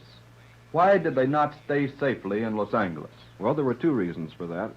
First, because Captain Bradford was convinced that these scientists are a menace to the world and should be overcome. And second, because the scientists had so many spies and agents in California, all over the world for that matter, it seemed much safer for Mrs. Gregory, Joan, Jerry Hall, and the captain to remain together on a boat rather than to attempt to lead a normal life in this country. And on this last trip, they reached the island. We have every reason to believe that they did. In fact, we found their abandoned boat, stripped of everything of value, drifting at the exact location of the island. Might I ask how you were so sure of the location if the boat was drifting? The position was correct with that of the island, and it was exactly at that spot the eruption occurred. Eruption? Volcanic? Yes. The Magick Island was undoubtedly destroyed by an eruption. It must have been located in the crater of an extinct volcano. Well, that is one that was believed to be extinct. You saw this eruption? I'll never forget it. I was on the ship the United States had contributed to help wipe out this island. All around us were the ships of other nations who had joined us, fully armed and ready to act as a body of international police to wipe out this menace to world safety. Well, there must have been at least 100 witnesses on each boat, and everyone agrees perfectly on what happened. The sensation aboard ship was much the same as that of an earthquake, and the water was thrown violently upward in a shower of fire. The sound of dull explosions was plainly heard as vast caves filled with natural gas must have exploded. And well, there's nothing left. Nothing to mark the spot where the Gregory party landed, to pit their knowledge against the scientists of that mad colony. You're sure, then, perfectly sure in your own mind, that this island was completely destroyed? Anything else would be impossible. And the Gregory party has gone with that island. I think that's all. I know how hard it's been for you to tell us this story, Mr. Johnson. You may be sure that everyone listening is deeply sympathetic toward this little party of adventurers. Thank you. Ladies and gentlemen, you have listened to an account of the destruction of the tiny island in the South Pacific, the Magick Island as we've come to know it. And with this item, your reporter concludes this broadcast. I will now terminate your reception for this time. I trust you have heard and appreciated the story of your destruction. You are lost to the world, and you will remain so. Gee, that gives me the creeps. Oh, it wasn't pleasant, Jerry. To hear ourselves spoken of as being dead. Well, I don't blame Johnson or anyone else for thinking as they do, but we're very much alive. I'll say we are. And before we get through with these Euclideans, the whole blame world is going to know we're alive. Down in the underwater city of Euclidia, the Gregory party finds life rather difficult. It wasn't any too pleasant to think that there was little hope of their rescue. But when they actually hear a radio broadcast with their own man, Johnson, in Los Angeles as the speaker, telling the world of their death, then things do look mighty bad. When the Euclideans started their artificial volcanic eruption and caused the rescue fleet to sail away from the position of the Magick Island, all hope of rescue was gone. Mrs. Gregory and Joan are resting in their comfortable quarters in the underwater city, while Jerry and Captain Bradford have started for the rocket ship laboratories. There the captain is to be allowed to study the construction and operation of these 1,000-mile-an-hour Euclidean planes. Jerry and the captain are standing near the doorway to the scientists' quarters, waiting for their guide. I know it's all right to talk here. That girl submarine commander said it was. I guess she ought to know. Okay if you say so, Jerry, but it seems funny to be talking so freely out in this big open room after being so careful in our own quarters. Well, there's so many funny things in this crazy place that I'm kind of getting used to 'em. I'm afraid we'll never really learn to take all this for granted. No, I guess not. But look here, Captain Bradford. How did it happen that old G47 said I could go into the laboratory with you? That surprised me too, son. Maybe he thought you'd be more likely to stay out of trouble there. Yeah, well, I won't have much chance to do anything they don't like with a room full of scientists watching me. And don't try to do anything. You just keep your eyes open and learn all you can about this place. I'll be figuring how to get my instrument case aboard. Oh, that small case that looks like a lady's overnight case? Yep, that's just large enough to comfortably hold a pigeon. And then one of these times you'll leave the instrument out of the case and have the pigeon in it, huh? Right. But don't get impatient about it, Jerry. It may take weeks or months to get that chance. Oh, yeah, I know. They'll search that instrument case pretty carefully the first time you take it on board. Not only the first time, but a good many times. Our hope is that they'll finally get careless about looking at it. And I'll be able to smuggle the homing pigeon aboard a rocket ship for a test run. And it'll have to be a long test run to get the pigeon near enough to Los Angeles so we'll have a chance to get home. Yes, I'd like to be within a few hundred miles, or even better than that. And I think that can be arranged. G47 is planning a series of night flights right over the principal cities of the United States. But gee, Tex, he'll get caught at that. I'm afraid he won't get caught. Those rocket ships are noiseless, or practically so, and they'll run without lights. I think it'll be altogether too easy to sneak up on Los Angeles, Chicago, or New York, and cruise around over them while G47 studies the cities and maps the important points in each. Gee, that sounds like they were getting ready for a war. They are, a very definite war. Though this will be the most peaceful, noiseless war the world has ever known. Well, what do you think they'll do? Just a few magnetic bombs in the cities. All traffic, transportation, telephone, electricity, everything will stop. And that will make the country just as helpless as if it was desert. And then the Euclideans land and take over the country, huh? Looks like that's the idea, Jerry. And not only our country. While that's going on in the United States, the same thing will be happening over Europe, Asia, Australia, Africa, and South America. If these Euclideans can do as they expect to do, and I think they can, 1 hour would be long enough for them to take over the control of the entire world. Oh, boy. Wouldn't it be swell if we could stop them? Yes, it would be, and we'll try it. But don't get too hopeful about the outcome. Oh, I know it looks mighty hard, but we can do it. Mrs. Gregory's feeling pretty bad about things now, and, well, Joan's scared of these crazy Euclideans. But we'll do it some way. I think so, too, son, but we've got a long way to go. Quiet. Here comes one of the Euclideans. Which one? Well, I can't see yet. It's too dark back under that balcony. Well, I suppose we'll be taken to the laboratory now. Well, I hope so. Oh, boy. It's our friend, the girl submarine commander. So it is. That means we get a break. I would not advise you to break anything. How do you do, Commander? Oh, I didn't mean to break anything. I meant that you'd give us a good break. Your expressions mean little to me, Hall, and I am of the opinion they mean little at all times. Oh, is that so? Never mind, Jerry. Well, Commander, what are the orders? You, Captain Bradford, and you, Hall, will accompany me to the transportation laboratory. Oh, boy. And will we get a ride in a rocket ship? I have been instructed to make a test flight with you two as passengers. Well, we're ready. We will go at once. Oh, Jerry! Jerry! Hey, there's Joan over there. You will have no time to speak with her. Wait a moment, Jerry. I am going with you. You are not. Sorry, Joan, but this is a business trip, and the Commander has orders for only Jerry and myself. Hey, Commander, couldn't you let Joan come along with us? Silence, Hall.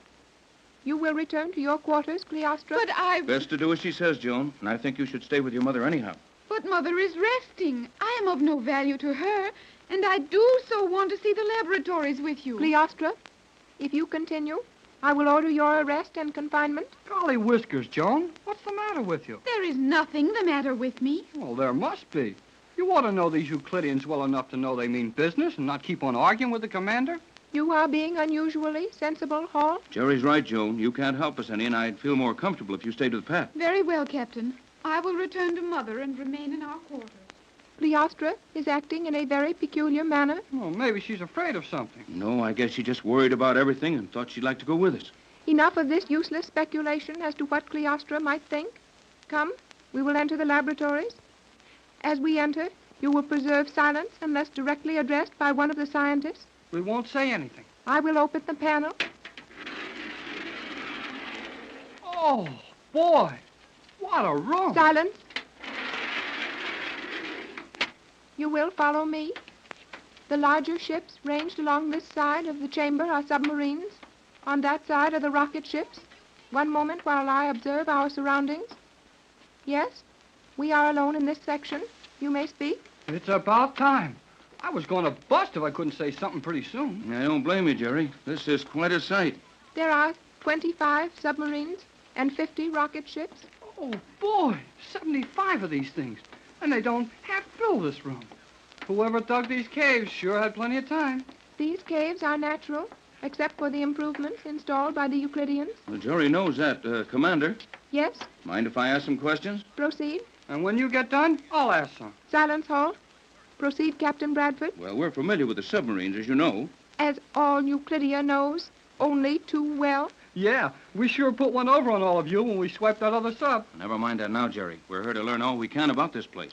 G47 has informed us that you will aid him in certain tests with the rocket ships. So he said, but I thought he meant rocket planes, not submarines. These rocket ships are both air and water vessels. Huh? These little submarines fly? Precisely. But, Commander, there isn't anything about them that looks like a flying machine. They are not airplanes in the ordinary sense of the word. They are rocket planes propelled by a continuous stream of compressed gas bombs until they reach the static zenith, at which time they derive their power from the natural electrical impulses in the rarefied atmosphere. She's talking to you now, Captain. I can't understand any of it. I'm not much better off, son, but perhaps the commander will explain. The explanation will be made by one more proficient in the higher reaches of science. Cheops, the master builder of Euclidia, will explain the construction of the rocket plane. Hey, how soon do we see Cheops? You may have that honor now. Well, how do you do? You will not be needed further, Commander. Very well. I will be in my quarters if you need me. How soon do we see the rocket ships, Mr. Cheops?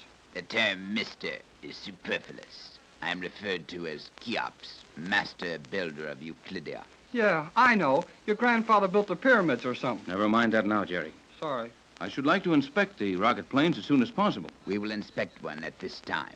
G47 has ordered that you be given a complete explanation as to the mechanical principles involved. Yes, the electrical principles also, if you don't mind. I can visualize the possibilities of the compressed gas in the form of rocket power, but the use of atmospheric electrical energy is something I'm not at all clear on. That explanation must come from Thales. He will join us later and explain the electrical devices. It is my task to acquaint you with the physical features of this rocket ship. Before we enter, you will observe the fins set into the sides of the ship. I was noticing those things. What good are they? They are, to use your worldly description of them, simply wings. Wings? Those things are wings folded back into the body of this submarine? Precisely. And this machine actually flies? This rocket ship will consistently maintain a speed of 1,000 miles per hour and has a cruising range, when fully fueled, of 10,000 miles. 10,000 miles? Golly whiskers. Enough to fly all over the United States and back here again. Just what I was thinking, Jerry. And possibly what the designer had in mind. Yes, quite possibly. The ship works as a submarine with its wings folded and an airship with them extended. Precisely. Well, we're over 400 feet below the surface of the ocean. I'd think that thing would have to be made mighty heavy, or it wouldn't stand the water pressure long enough to get it under the surface. Yes, I wondered about that too, Jerry. You are quite observant, Hall. In fact, that matter of pressure is something we have not been able to overcome. And the weight of such a ship, even a ship made of the finest Euclidean metals, would prove too great for the best results in the air. Therefore, these ships are carried in floating pressure chambers to within 5 fathoms of the surface and there released. And then at the end of a flight, they are landed on the water and returned to the lot. Precisely. We will now enter the rocket ship. If you don't mind, I will proceed, making the necessary explanations as we go. Oh, boy. This is sure some rocket ship. Gee, the whole inside of the thing is full of gadgets. Plenty of instruments, all right, Jerry, and everything's made of copper, isn't it? The entire structure is tempered copper, amalgamated with aluminum. These various controls you see are used in navigation, the action closely paralleling that of a submarine. You fly this thing just like you sail it on the water or under the water? Precisely, and at a speed of 1,000 miles an hour. The displacement approaches that of a boat of similar weight in water. How soon am I allowed to take a trip in one of these things? Your first flight is scheduled to begin with the appearance of Thales. We will accompany you. Gee, Tex, 10,000 miles we can go. Let's fly over Los Angeles. I'm afraid that wouldn't be allowed, Jerry. You are quite sure it would not be allowed, Captain Bradford. The ship has a cruising range of 10,000 miles, but you will find that it is fueled for a 500-mile run and no more. If you attempt to escape, you would leave us only one course. The escaping ship would be overtaken and destroyed. And it seems hardly likely that you would have time to leave the ship. You sure must want us here. At least, we do not want you elsewhere. Captain Bradford and Jerry Hall are about to begin the test flight, which they hope will lay the foundation for their ultimate escape. Then, following the escape, Captain Bradford's formula will be used to gain possession of the Magic Island and force the Euclideans to give up their mad scheme of world terrorism. Down in the strange underwater city of Euclidia, 400 feet below the surface of the ocean, Jerry and the captain are standing in the immense rocket ship chamber, examining one of the 1,000-mile-an-hour planes, which is also a submarine.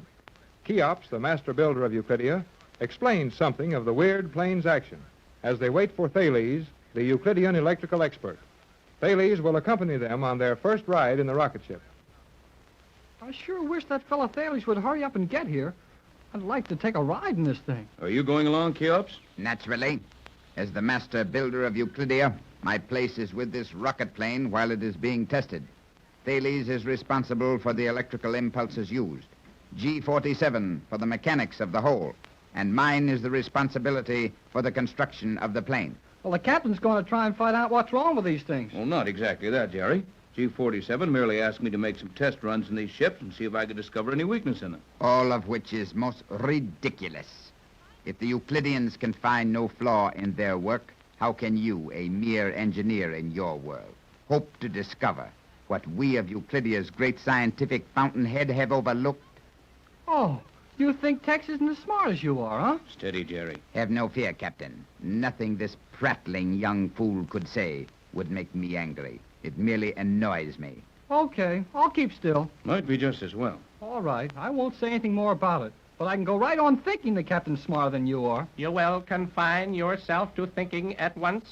Is the rocket plane prepared? How do you do, Thales? The plane is prepared for 500 miles, 1/2 hour of flying. So, G47 puts little trust in our dear captain? Obviously, the orders are to remain within 100 miles of Euclidia, conducting our experiments while circling at altitudes not to exceed 50,000 feet. Excellent. That will make it rather difficult for you to attempt any trickery, Captain. Decidedly so. We're not to exceed 50,000 feet in altitude. Correct. But we could exceed that. I mean, these planes will fly at altitudes greater than 50,000 feet. Naturally. These rocket planes cannot attain their maximum speed until they reach the rarefied atmosphere above 50,000 feet. Golly whiskers. What did you say? Oh, nothing. That is probably true. Well, gentlemen, if you've amused yourselves sufficiently at our expense, I suggest we get along with this cruise. Agreed. Thales, will you enter your compartment? I will. Bradford and Hall will sit behind me in the gas chamber. You, Cheops, will occupy the stern section. I want to see everything that goes on. Can I watch it all from here? Easily. Though these interiors give the impression of considerable size, most of that is used for fuel storage and instruments. Well, I'd say there was a big weakness there. You can't carry much of a payload in one of these things. That is indeed worthy of consideration, but perhaps you forget the cruising radius? Yeah, you don't have to carry very much when you can travel 1,000 miles an hour for 10,000 miles. That's true enough, son. Well, are we all set? I am ready. Ready here. You may all relax in your compartments. There is no appreciable sensation involved.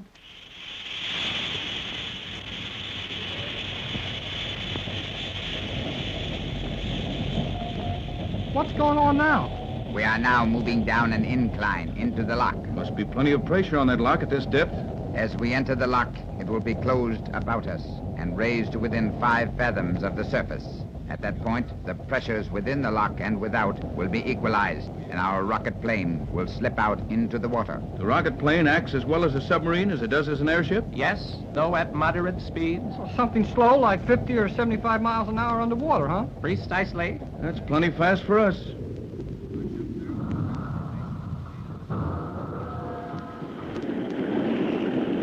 The lock is now being filled with water. In a few seconds, we will be on our way to the surface. Is it all right if I ask a question? Anything within reason will be answered. Well, this is a mighty good question, I think. How does this lock get up to the surface with us? You just beat me to it, Jerry. I was going to ask that. The process is quite obvious. The lock is now full. The walls of this lock are air chambers. These will carry us to the desired depth. But how does it work after we get up there? I will open this visibility slide. You may then see the operator in the lock. Gee, look, Tex. There's a fellow in the corner of the lock with a lot of instruments and gadgets around him. Yep, we're going up. I suppose it's all very simple to you, but I don't understand half I see around here. How does the lock get back down here again after we leave it? That is very simple, Captain Bradford. The air chambers are flooded, and the lock sinks slowly. How do you control the return to the landing ramp we've just left? The giant Euclidean magnets will pull the lock back into position, and these locks may be used at any of the ramps, as their only contact with the ramp is electrical. Boy, this is sure something, isn't it, Tex? It sure is, Jerry. What would the folks back home think of this one?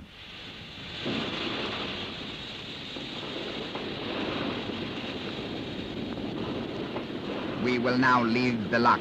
In a few seconds, we will proceed under our own power. Well, let's not waste much time using this thing as a submarine. I want to see how it works as an airship. I'm a little impatient for that myself, kid. We are now free of the lock. Gee, can we go up to the surface now? One moment. It is necessary to observe the surface of the water for a considerable distance. Might be a good idea to make sure no one is watching us at that. I am now using the prism reflectors. The surface is clear of all shipping within a radius of 100 miles. You can see 100 miles in all directions with that thing? Naturally not. Then how does it work? On the principle of the electric eye. This instrument transmits a constant beam in all directions. It has an effective range of 100 miles. If the beam is not interrupted, there is no magnetic or metallic body within that range. Hey, but how about Euclidia? We're not more than a few hundred feet from that place, and it's got magnets all over it. This beam is refracted along the surface of the water only. We would receive no impulses from a depth of more than 3 fathoms. How about a submarine? The speed of submarines from your world is so ridiculously low, and their clumsy shape so easily identified, that the main control room on Euclidia would have notified us when such a vessel was within 200 miles. Are you prepared to rise to the surface? I am prepared. Proceed.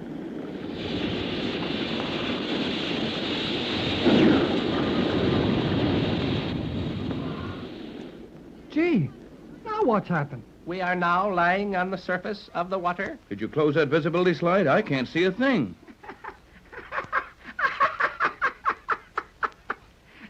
Did you think we would burst out of the water for a chance observer to see? I thought you said we were safe. Nothing is left to chance on Euclidia. Well, I still can't figure it out. What has the fact that I can't see anything got to do with our safety? We are surrounded by a ring of magnetic fog. This plane has created its own fog ring instantly? Precisely. I'll say it was precisely. Are you ready for the air fins? Ready. Are the wings going out now? They are. You will be able to see them once we are in the air, and there is no further need of the fog ring. The fins are in place. Very well. I will dissolve the fog ring.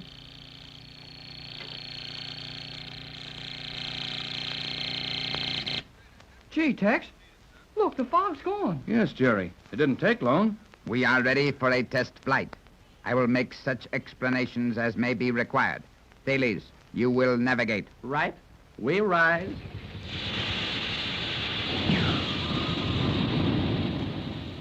Oh, boy!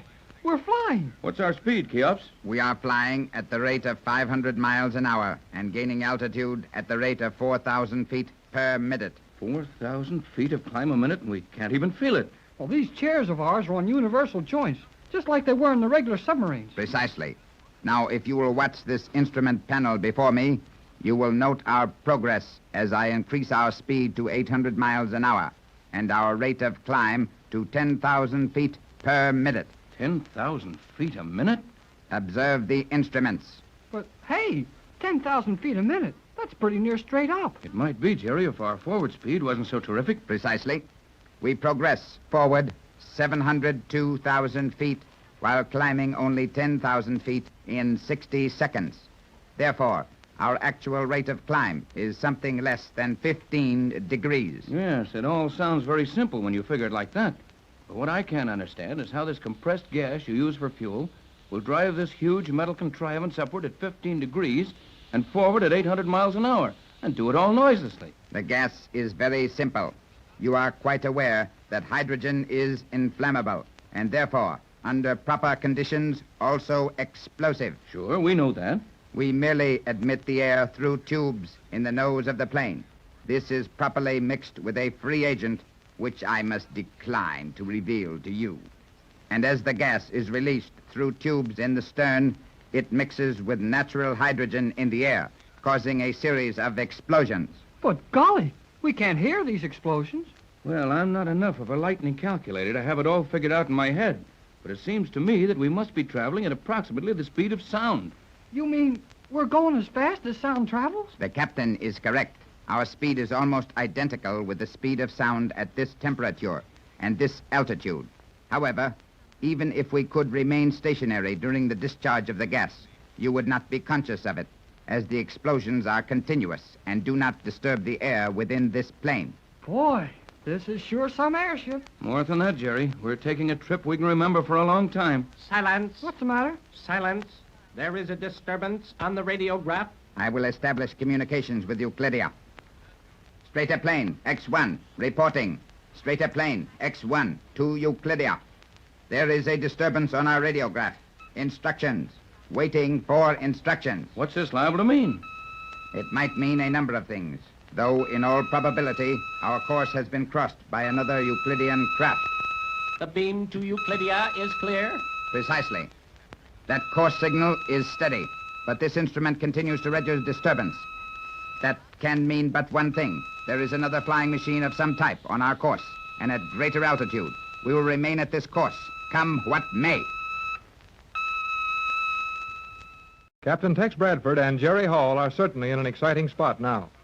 Two of the Euclidean scientists, Cheops, the master builder, and Thales, the chief electrician of the underwater city, have taken Jerry and Tex for a test run in one of the rocket-propelled airships of the Euclideans. All has been going very smoothly, with nothing worse than amazement happening to our friends. But now, a new note has crept into the proceedings. There is a disturbance on the radiograph. Someone is on their course. The beam signal from Euclidia is not interrupted.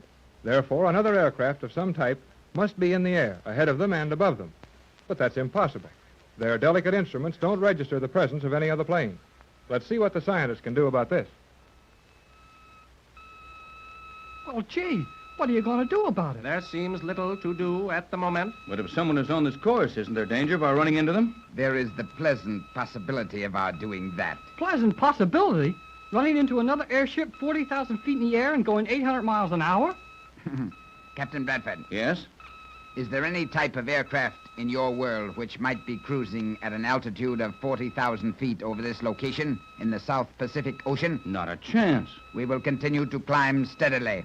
Don't forget Chief 47's orders. He said not to go over 50,000 feet and not to get more than 100 miles from the position of Euclidia. We do not require your assistance, Hall. The orders were clear to us. Jerry was only thinking about making G-47 angry. He's bad enough at any time. Silence. The radio beam is fading out. It's going now. What does that mean? I am not sure. Oh, boy. Did you hear that, Tex? There's something that one of these Euclideans is not sure about. This is indeed most unusual. Well, do we just sit here and comment on it while we race along towards danger at 1,000 miles an hour? You will be so good as to remember that our course lies in a circle over the undersea city of Euclidia. If this obstacle remains on our course, it can mean but one thing. Another aircraft of some strange type is also on the same course, describing the same circle. You mean somebody's chasing us? Oh, we're chasing them? Something of that nature. Thales, you will conserve your power. Prepare to stabilize this plane with the helium escape valves and check our position. Right. Seems to be something going on here, Jerry. It sure looks like it. Every instrument on board this plane is distorted. Your proof? Look downward. Yeah. Look, Tex. There's the ocean. Sure is, Jerry. We're only a few thousand feet above it. I cannot understand this. Well, how do we get home? I will attempt to communicate with Euclidia. Straighter plane X1 to Euclidia. Requesting bearings. Straighter plane X1 to Euclidia. Check our beam and give us our position. Oh, boy. We're lost. We are very definitely lost. Our instruments have all failed. Our altimeter shows 43,000 feet. We are actually about 4,300 feet above the water. Well, this seems like a good time for a little simple navigation with the sun. That would be the answer indeed, if it were not for the fact that we have no idea as to where Euclidia lies in relation to our present position. But we can't be over 100 miles from it. We should not be over 100 miles from Euclidia. We may be near 500. Oh, I see what you're getting at. If our instruments are all wrong, we may not have been describing a circle at all. Oh, but Tex, we only had fuel enough for 500 miles. If we're going 400 miles in a straight line, how do we get home? Looks like we may have to walk. That will hardly be necessary, but we would have to ask for aid from the city. Huh. I'll bet G47 would like that. G47 would find a number of ways to make life most unpleasant for us if such were the case. Yes, and he's good at that. Commander S1, waiting your report. You will proceed, Thales. Gee, the girl commander on Silence. Euclidia. You will make the report, Thales. Straighter plane reporting to Commander S1. All instruments paralyzed. Request check beam and give our position. Your beam is being checked. Your course is number 1 west from Euclidia. Due west of Euclidia. We have fuel for 100 miles. What power are you using on your voice transmitter? 25 watts. Your graph is being calibrated. Here is the result. Your command lies approximately 125 miles from Euclidia. What are G47's instructions? You will proceed at full speed toward Euclidia. Maintain your present altitude. Report when fuel exhausted. When you complete that report, you will descend and submerge at once. Aid will be dispatched at this time. Lay your course due east. That is all. One moment, Commander. We have no compass. Everything on the control panel is useless. If you do not know how to navigate a true course in broad daylight with the sun shining brightly, perhaps Captain Bradford will assist you. That is all. Oh, boy. Did that girl commander tell you that time? Careful, Jerry. You will learn to hold your tongue, young man. Cheops, full speed forward. Due east. Run to the exhaustion of our fuel. Full speed. Due east. Very well. I'll be glad to help you navigate if you want me to, Thales. I could easily request a radio beam from Euclidia if it were necessary. Well, if you can't tell which direction is east, I'd say it was kind of necessary right now. Silence. Sorry. Our course is now due east. We are accelerating rapidly. Very well. Continue so. What happens when we run out of fuel? We will take advantage of our altitude to progress as far as possible along our course, then settle to the surface and submerge. Yeah, and wait there for G47 to come out and give us plenty of trouble. I think G47 will have other things to think about. That girl submarine commander will require his attention for her impertinence to me. G47 may not look at it that way. We have found that girl commander most intelligent. You have also found her most helpful on occasion, have you not? What? Gee, do you suppose G47 suspects? Watch it, Jerry. Oh, yeah. Oh, sorry. Yes, my foolish young man. G47 not only suspects, he knows. Knows what? That the girl in question, the finest and most trusted submarine commander in our colony, deliberately aided your party in your 2 escapes from the island. You mean G47 Hey, knows? Tex, don't let these fellows kid you. That girl didn't help us a bit. That's just imagination. Yes? Yes, there's a mistake somewhere. There is indeed, but that mistake will be rectified upon our return to Euclidia. But don't you do anything to get that girl in bad. She's a friend of ours. Just as I thought. Oh, gee, I'm sorry, Tex. Never mind, Jerry. I don't think we could tell these men anything they don't know already. That is your most intelligent observation to date, Captain. Well, I suggest you stop worrying us and give your attention to getting this crippled ship home. While you are making suggestions, you might offer one as to the cause of this condition. You are here at the request of G47, who, for some reason, believed you might prove valuable in such a predicament as this. If you want my advice, you can have it. We will listen. Well, in the first place, are these ships comparatively new? By that I mean, how many long cruises have you made in them under various conditions? These planes have been out rarely. There is no necessity of running exhaustive tests on anything of Euclidean invention. Our machines are perfect. Yeah, like the way this ship is acting today. This was unavoidable. Nothing is unavoidable. G47 is the author of that remark. I think you'll find that your tempered copper is much too fine a conductor to be highly successful as a material used throughout this ship. Instruments will all react to magnetism under certain conditions, and even the cases containing these instruments are of copper. That will substantiate a claim I made at the time Thales insisted that my tempered copper was the material for this work. I disagreed with him. The copper has nothing to do with this condition, related to it in no possible... Oh, yes, that could be those fins. They are copper with a steel core. And nearly anything wrapped around a steel core would make a fine magnet in a ship full of electricity. Well, I'll bet that's it. The instruments were all right when we were on the water, and those wings were folded back into the sides of the ship. If that were the case, how do you account for the fact that numerous trips have been made in ships such as this one, and the instruments worked perfectly? Well, I can't explain that yet, but give me time to take one of these things to pieces when we get back to Euclidean, and I'll find out what the weak points are. Commander S1 to rocket plane. S1 calling Thales in straighter plane. Silence. Thales to Commander S1. Ready. You will continue to transmit continuously. Your graph will be run and your position corrected. Position is correct as last given. On course 1 east to Euclidia. You are not on course 1 east. Directional prism reflectors fail to locate you. Continue transmitting. Very well. We are proceeding at full speed along a course believed to be due east to Euclidia. Altitude about 4,000 feet. Fuel for approximately 50 miles. Is there any further information I can give you? You may cease transmission. Your graph has been calibrated. You are 7 degrees off your course. Impossible. You are 7 degrees north of your course. You will make this correction immediately. Very well. Proceed along course. Notify me immediately when fuel exhausted. I am leaving at once. That is all. Hey, the girl is coming out after us with her submarine. Obviously so. This is getting to be a habit. It'll make the third time she's dragged us to the island. It will be a comparatively simple task on this occasion. We should reach the surface of the water within 25 miles of Euclidia.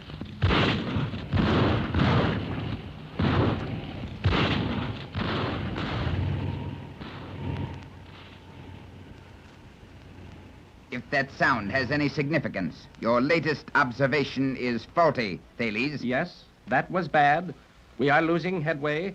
We must take advantage of this altitude and glide down. What was that noise? The last of the gas leaving the fuel chambers. We are without fuel. And we're a lot more than 25 miles from Euclidia. Only less than 75 miles. Hey, we're going down mighty fast. How can you land this thing without power? Right, Jerry. We haven't enough wing surface for a glide. This thing's dropping like a bullet. I will now compensate for that.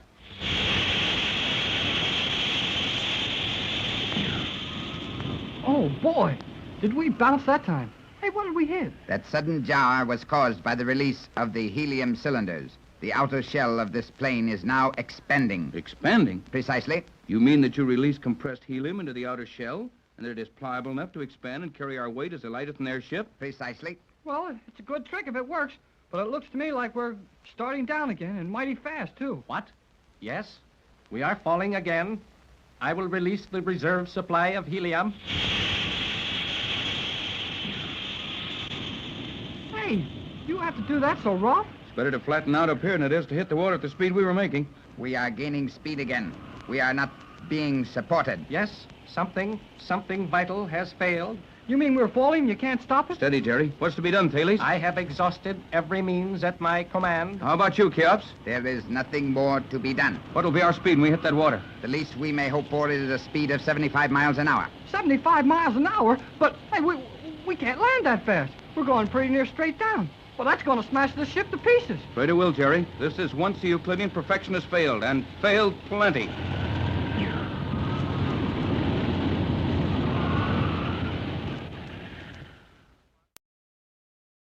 One of the Euclidean rocket planes is hurtling down out of the sky. With Captain Bradford and Jerry Hall on board, two of the Euclidean scientists, Cheops and Thales, have made a test run in a rocket plane.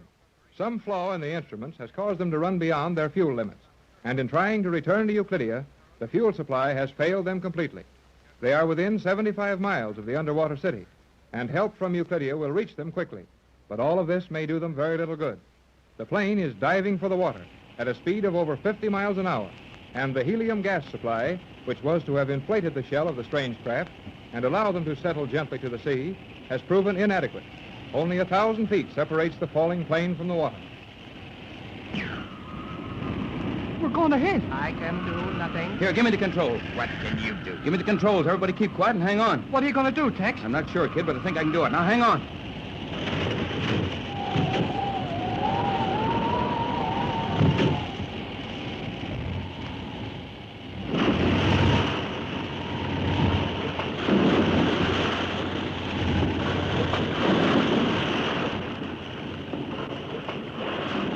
Well, we're down.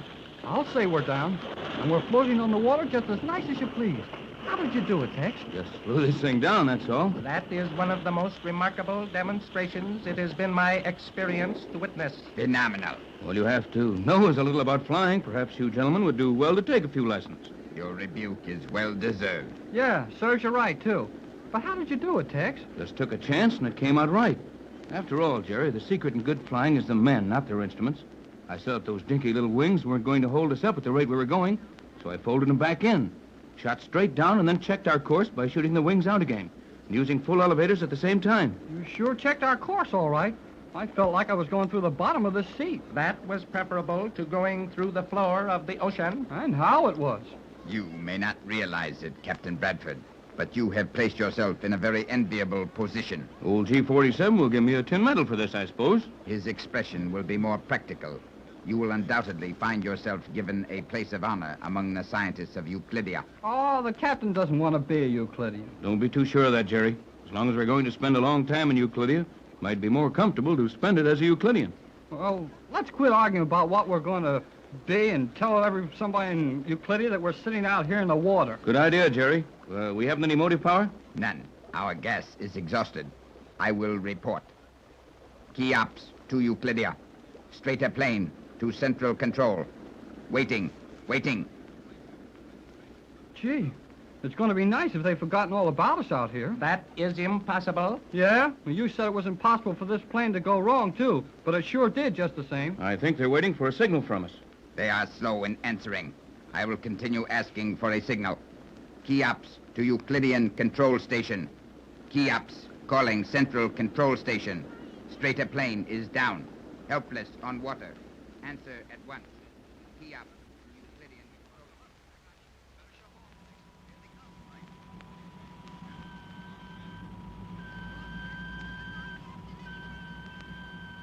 This is indeed interesting, Commander. You are very fortunate, Cleostra.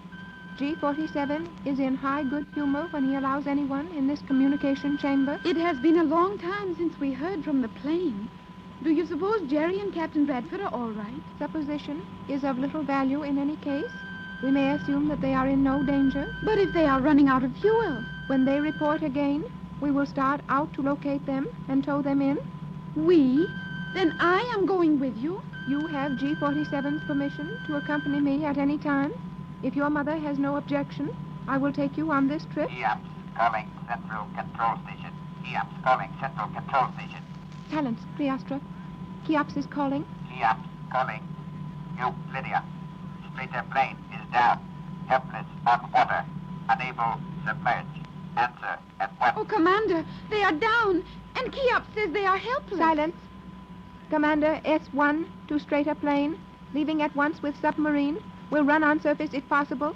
Keep me informed your position. That is all. Something must have gone wrong with the plane. That is not likely. Euclidean machines are perfect. You may be right, but I am very worried about them. We will start at once, using this large submarine with heavy stern towing fins. Follow me into the central control section. You may occupy the seat on my left. Hurry.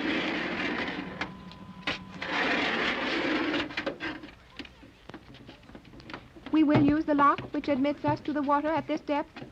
The pressure will aid in getting maximum speed quickly. Commander, what is that frightful noise? We are sliding down the ramp into the lock. The submarine is being propelled by magnets beneath the floor of the ramp. This is one of the regular submarines, is it not, Commander? Yes. Another straighter plane would save little time on such a short run and would be almost useless for towing the other vessel.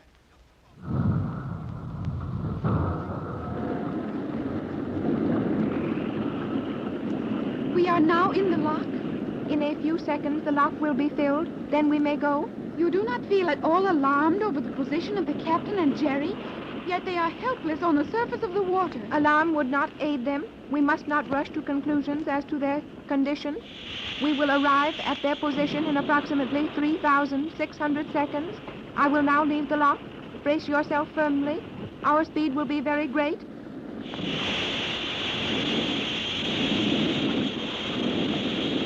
We are rising at a terrifying rate. The 400 feet to the surface should take us not more than 15 seconds. What will happen when we burst out of the water at this speed? We will not burst out, as you term it. I shall now level off gradually.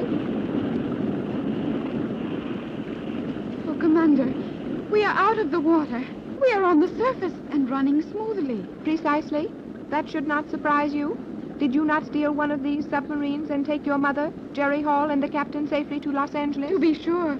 But I could never operate this as you do. You are very clever, Commander. Naturally. I earned my place as the foremost commander on Euclidia.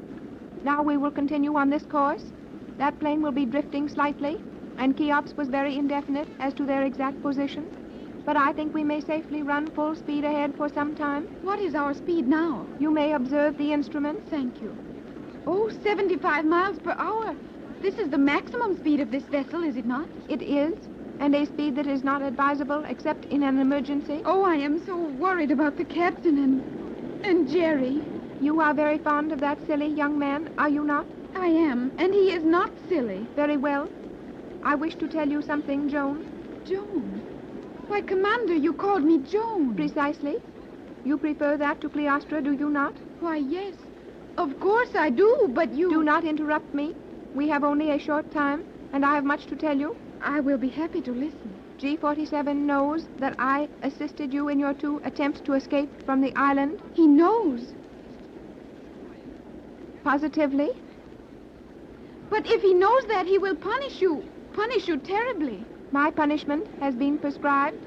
It will take the effect the moment we return from this rescue expedition. What is the punishment to be? I am to be stripped of my authority, robbed of my place as a Euclidean, and sent to join your party, where I will live under the same conditions as now govern you. Our party? You mean that you will be considered as we are? Virtually prisoners? Potential enemies of Euclidia? Precisely. I will have quarters adjoining yours.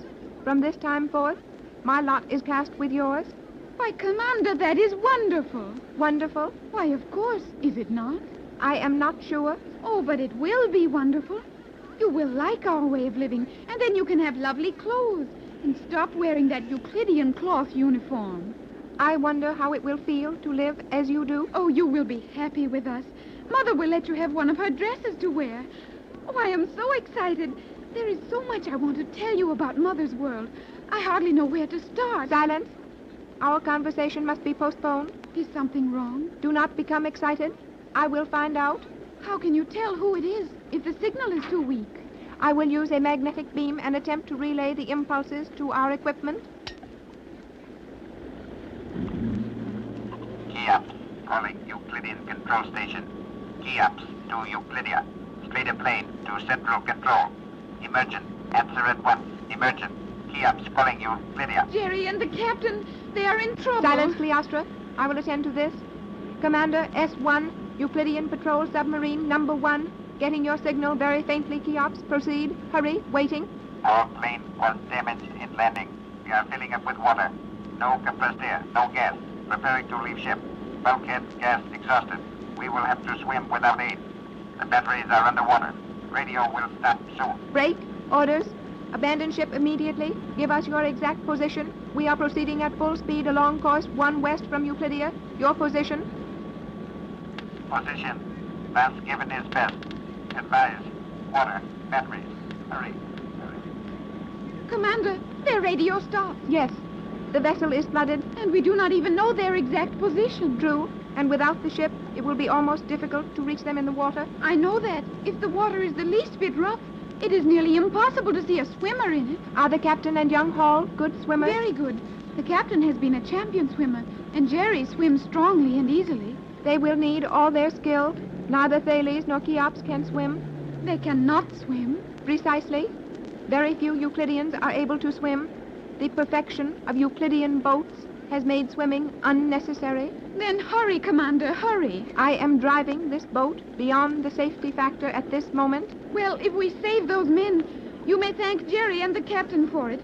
And remember that in our world, we do not depend on machines. You speak freely of your world for one who knows so little of it, Cleostra. I may know little of it, but anything known of the outside world is better than everything the Euclideans know. I am beginning to believe you. I await my entry into your life with pleasure. But first, we have a mission to perform.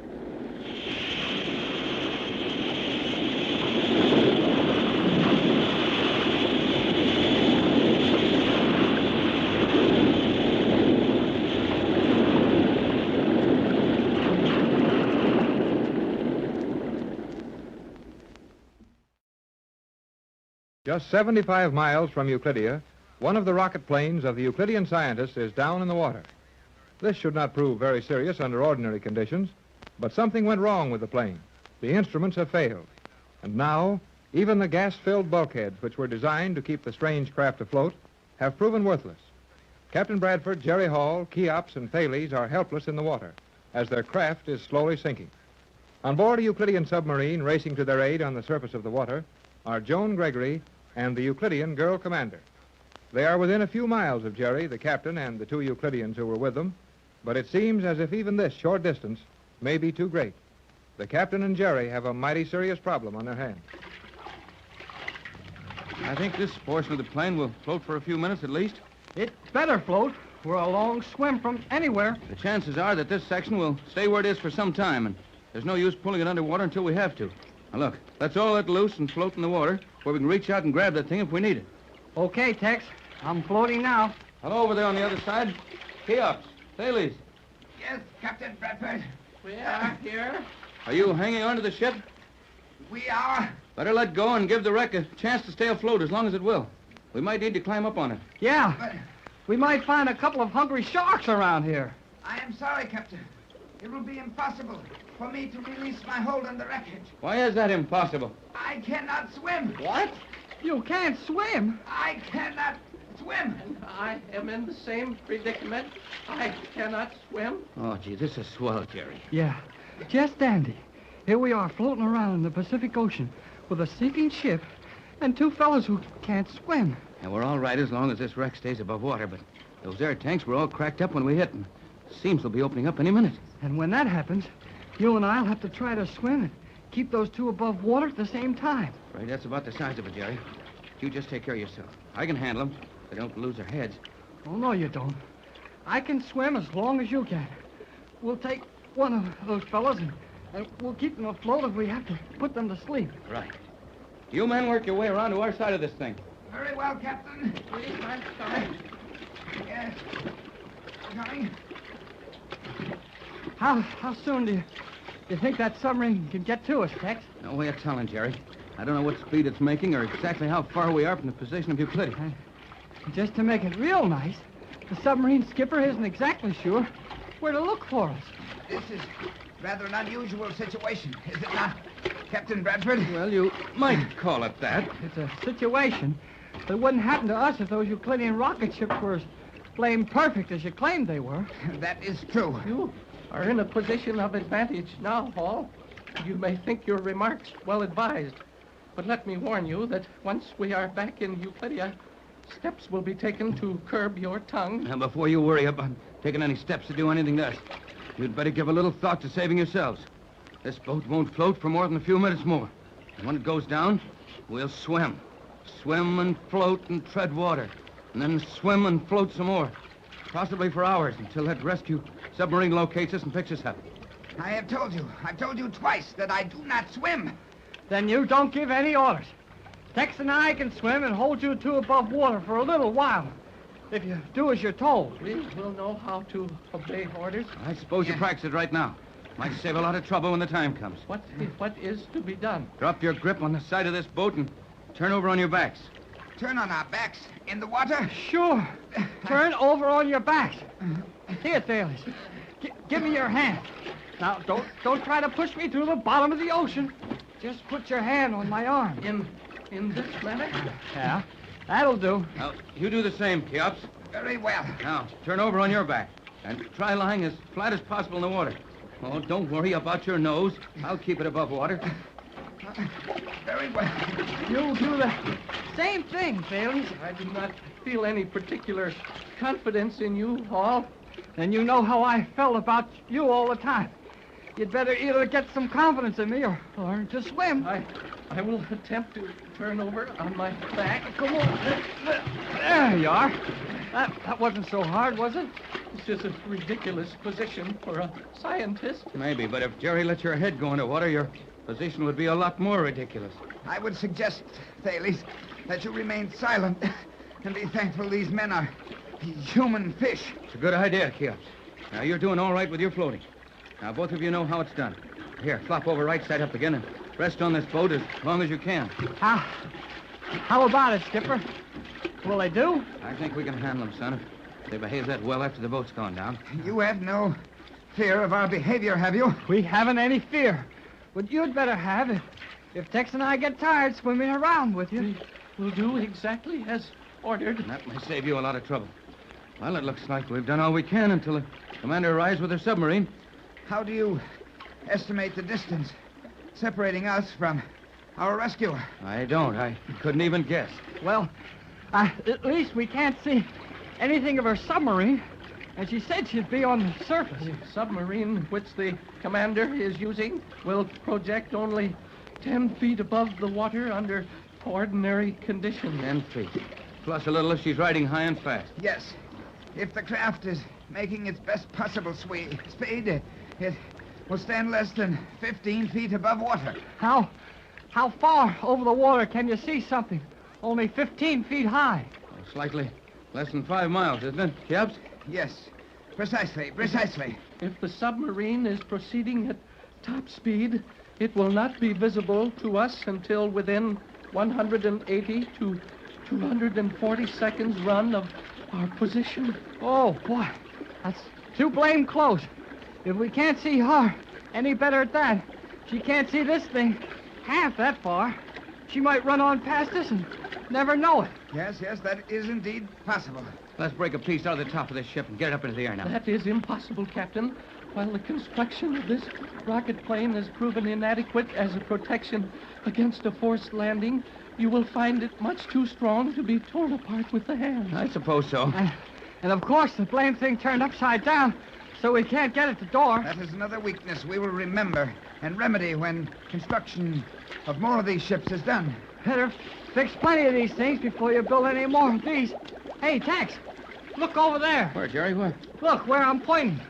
Can't you see something on top of the water? I can, plainly. Yes, I should say that was a submarine running on the surface. Get away from this boat, everybody, quick. She's sinking. Oh, boy, sure is. Do we turn over now? You doing fast. Grab Thales, Jerry. Let's swim out a few strokes. This thing's going to pull plenty when she goes down. Right. Turn over, Thales. Now keep your mouth shut. Here we go.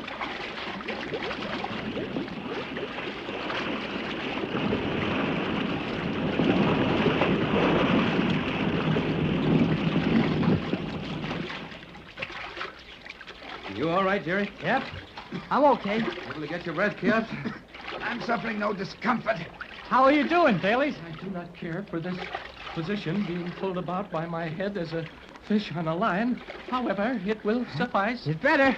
You'd feel like a fish without any water if I let go of you. Jerry, that is a submarine. She isn't over half a mile away. No, but it looks like she's running away from us. I'm afraid she hasn't seen us yet. Hey, Commander. Hey, the sub. Hey. Please exercise greater care, Hall.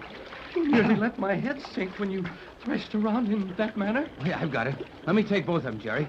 Here, you men put your hands on my shoulder. Easy now. Okay, son. Now rise up in the water as far as you can and wave your arms. Okay.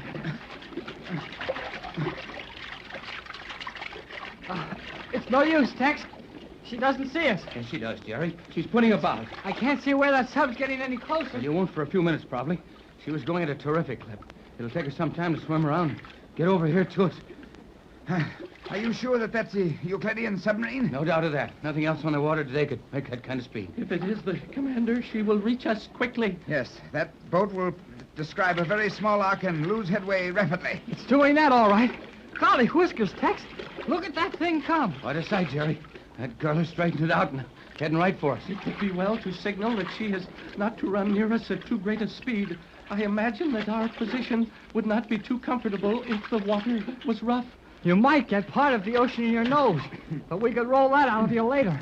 That will not be necessary. The commander is far too clever to endanger a life she is attempting to save. You're right again, Caps. Sub is going to come gliding up to us here without even musting the water. How are we going to board that blame thing? It will not be difficult, I think. No, Jerry. Remember how the nose of those subs opened? Yeah, I remember. Well, look now, Jerry. Look. That boat's only 100 yards from us. The stern is slowly settling under. She drifts up. I believe the commander will submerge the stern, bring the prow of the submarine to our immediate position in an upward manner, and admit us through the bow airlock. That's it. It's getting closer. Don't wiggle out, Bailey's. I'll try to keep the water out of your face. I will not move. Now only the nose of the sub is sticking up out of the water. It's drifting quietly towards us. How that girl can handle that submarine. She sure is good at it. Hey, in the sub there. You're close enough. Don't push us around with that thing. Can you see which side the nose is hinged on, Jerry? Yeah, right the way it's drifting. And be sure and stay out from under. You might get hurt when it opens. I'll watch it. All right, Caps. Turn over now and take hold of the edge of this hatchway. Oh, I will do so. You too, Thales. Get yourself a good tight hold there. Can you find a handhold, Jerry? Sure. I'm fine. We are indeed safe. Oh, Jerry, are you with... Joan, what are you doing here? Hello, Joan. We're all right. Come aboard quickly. You must be in need of Oh, we could sure use it. You, Thales, will board this vessel first and report to the commander in the central control section. Do you presume to issue orders to me? Those are the orders of the commander. Very well. I shall be pleased enough to be aboard. Well, I'll give you a hand. Up you go. It'll be sort of pleased to catch you off my hands, too. Can you make it? I'm nearly within the submarine. All right, you're next, Caps. Right, Joan? That is correct, Captain. Hurry up, Keops. I'm getting tired of this water. I am making all possible speed. Is Mrs. Gregor on board the sub with you, Joan? No, Captain Bradford. Mother was resting when we left Euclidia. She does not know of the danger you and Jerry have been in. That's good. All right, Jerry, in you go. You first, Tex. Orders, Jerry. All right, Skipper. In I go, then. Not hurt, Jerry. Nothing but my feelings. I've been holding up that guy Thales for a long time. Now, Captain, the way is clear for you. I'll be right away, Joan. Right in. Will you please follow the others to the central section? The commander has some hot liquid ready for you. I will remain here to close the port. I'll help you, Joan. No, off you go, Captain. It's orders, sir. Aye, aye, Skipper. Now, I will close the port, and we will return to Euclidia at once.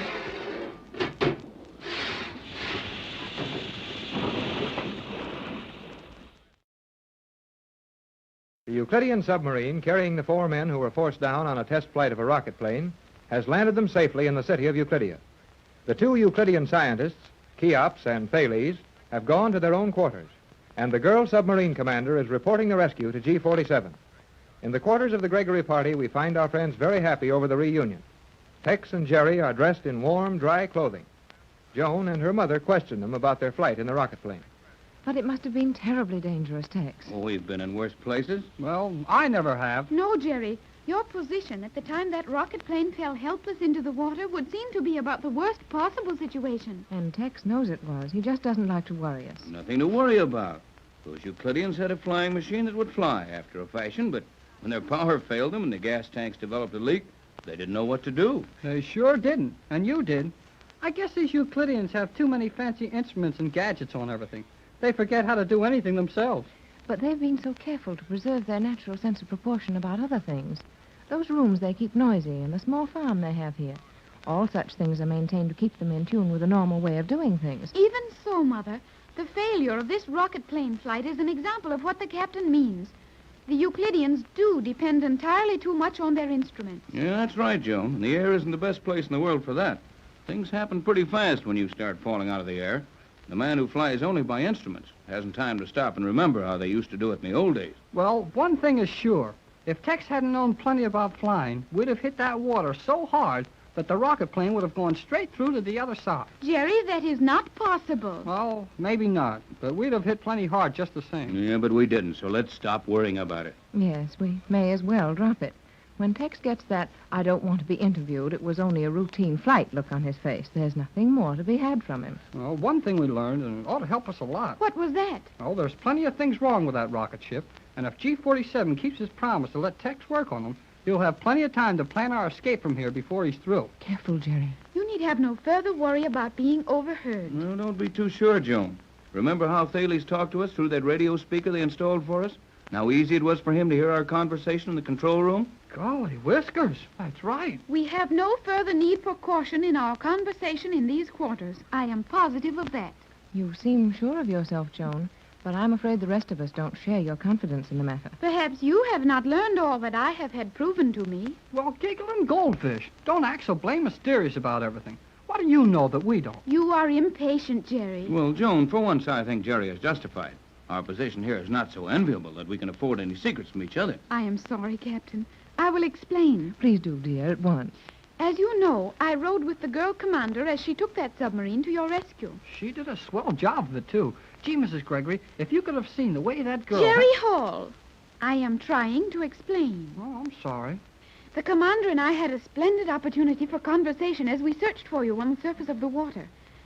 One of the things I learned is that the Euclideans believe our position to be so absolutely hopeless that they are removing all guards assigned to spy on our movements and discussions. Well, that'll help a lot if you're sure of it. I am quite sure of it, Captain. However, I think it wise to exercise some little caution when discussing matters of importance. I agree with that. Oh, me too. What else did you learn, Joan, dear? The other item is particularly interesting and possibly important to us.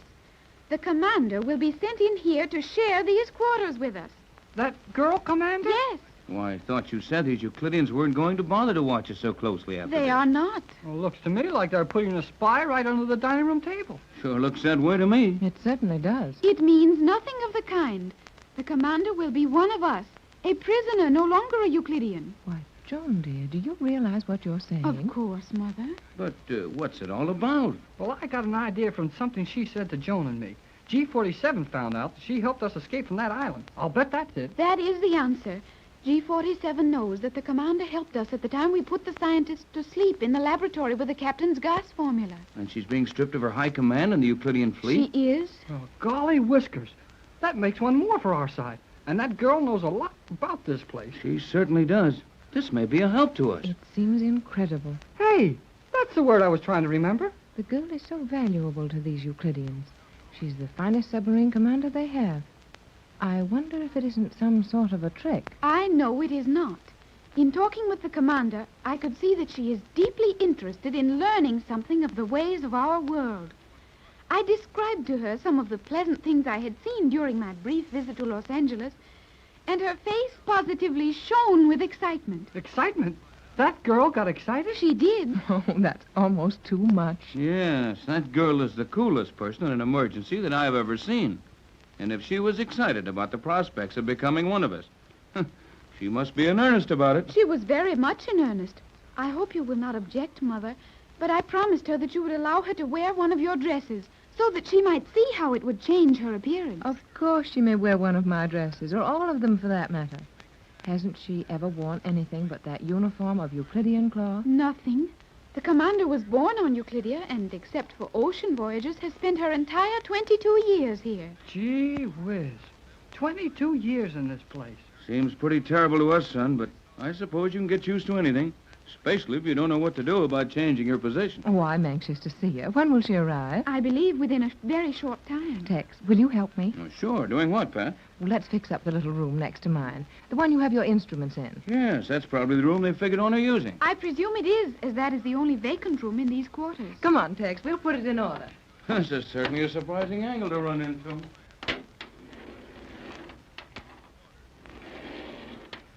Gee whiz, Joan. This is the weirdest thing I ever heard of.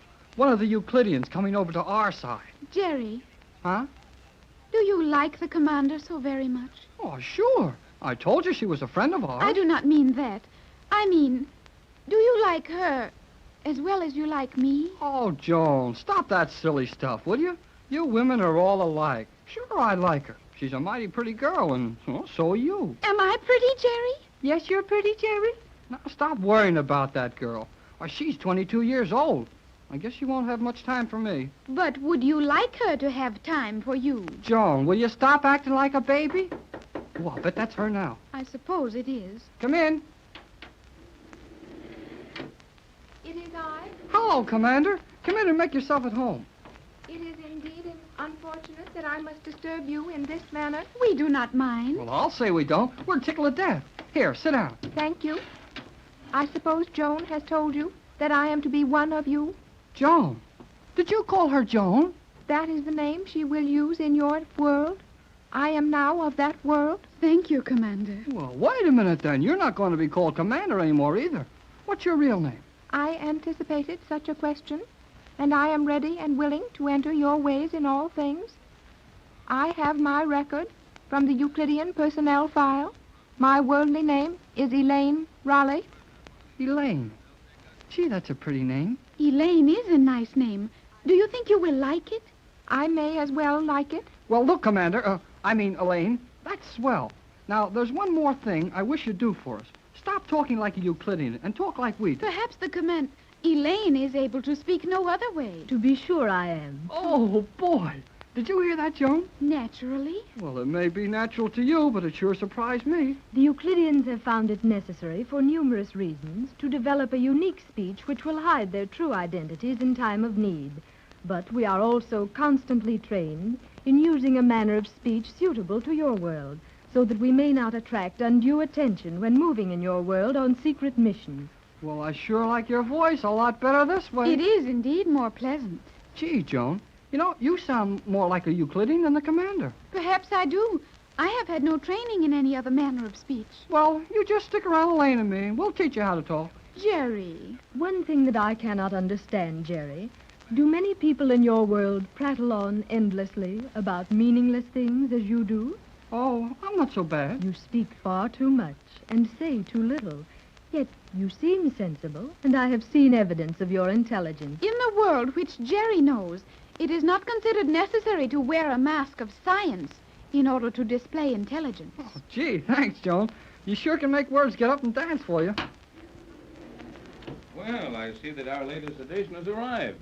Welcome to the prisoners section, Commander. I am grateful for the privilege, Captain. Hey, Elaine, forget that commander stuff and talk to the captain like you did to us. It is not easy to change a habit so deeply ingrained. Hello. Hey, that's a surprise. It was also a surprise to us, Captain. So, this Euclidean manner of speech is only a disguise, as Joan tried to explain to us. Precisely, Captain Bradford. G47 has felt that we should be able to go into the world without exciting any suspicion. Well, I like this way of talking a whole lot better. So do I, Jerry. We've heard about enough of that high-pitched, whining voice Euclideans affect. Your natural manner of speaking is much more pleasant to the ear. Sorry to keep you waiting, Commander, but we had used the extra room here as a storeroom, and I was clearing it out for you. That is quite all right, Mrs. Gregory. Tex, did you hear that? Sure, I heard it, Pat. The commander has a perfectly good voice, which he's been hiding under that nasal whine of the Euclidean. Well, that certainly is a relief. You're welcome to our party, Commander. Thank you. The commander will now be known by her worldly name, Elaine. Elaine. What a pretty name. And you're very lovely, my dear, now that you've dropped your Euclidean manner. Boy, I think she's keen. Jerry. Oh, I'm sorry. And I should like to see you in one of my dresses. I would enjoy that. Hold it. There's the dinner bell. It is indeed the signal for the evening meal. You are forgetting again. It is stupid of me. I will not forget often. Well, now, don't you worry about that, Elaine. Look, let's all gather around that table, which is in the habit of coming up through the floor just along about this time. Oh, it's right on the dot. Here it comes. I am happy to see that you have real food in here. Did you have to eat that concentrated food? Most of the time. Oh, we've got a lot of things you'll like. Well, now, look, let's talk about them after we eat. I am hungry. I am sure you will be happy with Mother and her friends, Elaine. They know and do so many lovely things in their world. I am sure you are correct, Joan. Oh, it is so pleasant to hear you call me Joan. I hope I never hear the name Cleostra again. Well, Tex, our family has grown. Will you serve, Elaine? There's an old saying that there's strength in numbers, and this is possibly as true on the Magic Island or in Euclidia as it is anywhere else. The Gregory party of 4 has now grown to 5, with the addition of the Euclidean girl submarine commander. The girl whom we have known only as the commander has been sent to live with our party as a punishment for aiding them to escape from the Magic Island. She's a very lovely and clever young person and will be known from this time on as Elaine Raleigh. In the living quarters set aside for Mrs. Gregory and her loyal friends, Joan and her mother are fitting one of Mrs. Gregory's dresses on Elaine, while Jerry and the captain are out trying to get a little more information on their position. I know I'm right, Captain Bradford. Well, I hope you are, Jerry, but this doesn't look much like it. Oh, just the same, I think we should keep walking along this narrow little hallway. At least it was built here for some purpose, and the more we learn of this place, the more chance we have of escaping from it. I know one thing for sure. What's that? Nobody can hear us talking in this tunnel. How are you so sure of that? Well, the commander told me so. Elaine? Yep, that's right. I've called her the commander so long that it's hard to remember to call her anything else. But Elaine is sure a swell name. It is a pretty name, Jerry, and Elaine is a very attractive girl. You bet she is. I think she's mighty nice. Well, I'll agree with you, son, but if you don't mind, I'd like to give you a little advice about her. About Elaine? Mm-hmm. Elaine and all the rest of the ladies. Yeah? Well, what is it? Well, Jerry, just as one man to another, I'd say that it might be just as well if you didn't say too much about how nice you think Elaine is, especially when Joan is around. Oh, sure. I figured that out for myself. Joan gets all steamed up every time I say something nice about the girl. Yes, you may find that such things will happen to you from time to time. Yeah, I know that. Women are all alike. Oh, but I guess they can't help acting like that. And they're pretty nice. Not bad, Jerry. And if you understand them that well, I'll let you alone to work out your own problems with it. Yeah, but Elaine is mighty smart about things in this crazy place. And when she says nobody can hear us in this tunnel, I know it's right. Well, at least it's worth taking a chance on. But why do you think she was so insistent that we explore this passageway? Well, you started it all by what you said at dinner last night. What was that? Well, when you said you thought there must be some easier way to get out of this underwater city than taking a submarine out through those locks. Well, I naturally figured that anyone as clever as these Euclideans are would have more than one exit. There would always be an emergency outlet someplace. That's the idea, and Elaine says there is. And she thinks this steel shaft is the answer? That's right. I wonder. Well, we're going back away from the city now and climbing at the same time. I'd say this was very near that elevator shaft we came down from the island to the underwater city. That's what I think. I've got an idea, Tex. Well, it may be crazy, but I wish you'd listen to it. Well, right ahead, Jerry. Ideas aren't so plentiful that we can afford to waste any of them. Well, that universal solvent of yours, that's the only thing we've got that's better than anything the Euclideans have, isn't it? Yes, I expect that's right. And the only way you can use that is to have it where you can turn it loose or pour it out or spill it or let it run down on something? That's right. Our only real hope to use my solvent as a threat when we try to capture this place is to find the highest point in the city, suspend a quantity of the solvent there, and threaten to release it and destroy the city. That is, unless the Euclideans surrender at our terms. Okay, that's swell.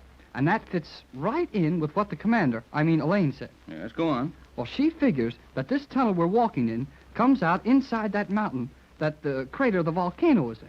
Only this thing goes right up inside one of the little peaks around the crater, and that the opening at the top is only 30 or 40 feet below the water. Well, if that's true, say we're as good as off this place right now. But we'll have to be sure that nobody else knows what we know. Oh, what could they do about it? Prevent our coming up here, for one thing, and close this off for another. Yeah, they'd do that all right. Hey, Tex. Oh, listen to our steps. Yeah. We're off that noiseless steel and walking on rock. Good solid rock, too. Begins to look as if your girlfriend is correct. Boy, it sure does. But it looks like there's something here she didn't know about. What? Oh, a steel door, eh? Mm-hmm. And a mighty heavy door from the looks of things. Well, now, if we can get this open, give me a hand here, Jerry. Aye, aye, sir. I'll say, this isn't going to be any too easy. No. Must be some way to get it open, though. I don't like to make too much noise or stay up here too long. We might get caught at it, and that would spoil all our plans. Oh, sure, but, well, we may not get many chances to come up here either. I think we ought to try getting through there right now. Well, your guess is good as mine and Euclidia, Jerry. Come on, we'll try some more. This is... it's sure funny. The door looks like it was stuck to the sides. All the way around. Yes, except on the bottom. Here, put your hands flat against the door, and we'll try pushing down on it. Down? Down. Okay, Skipper. Here we go.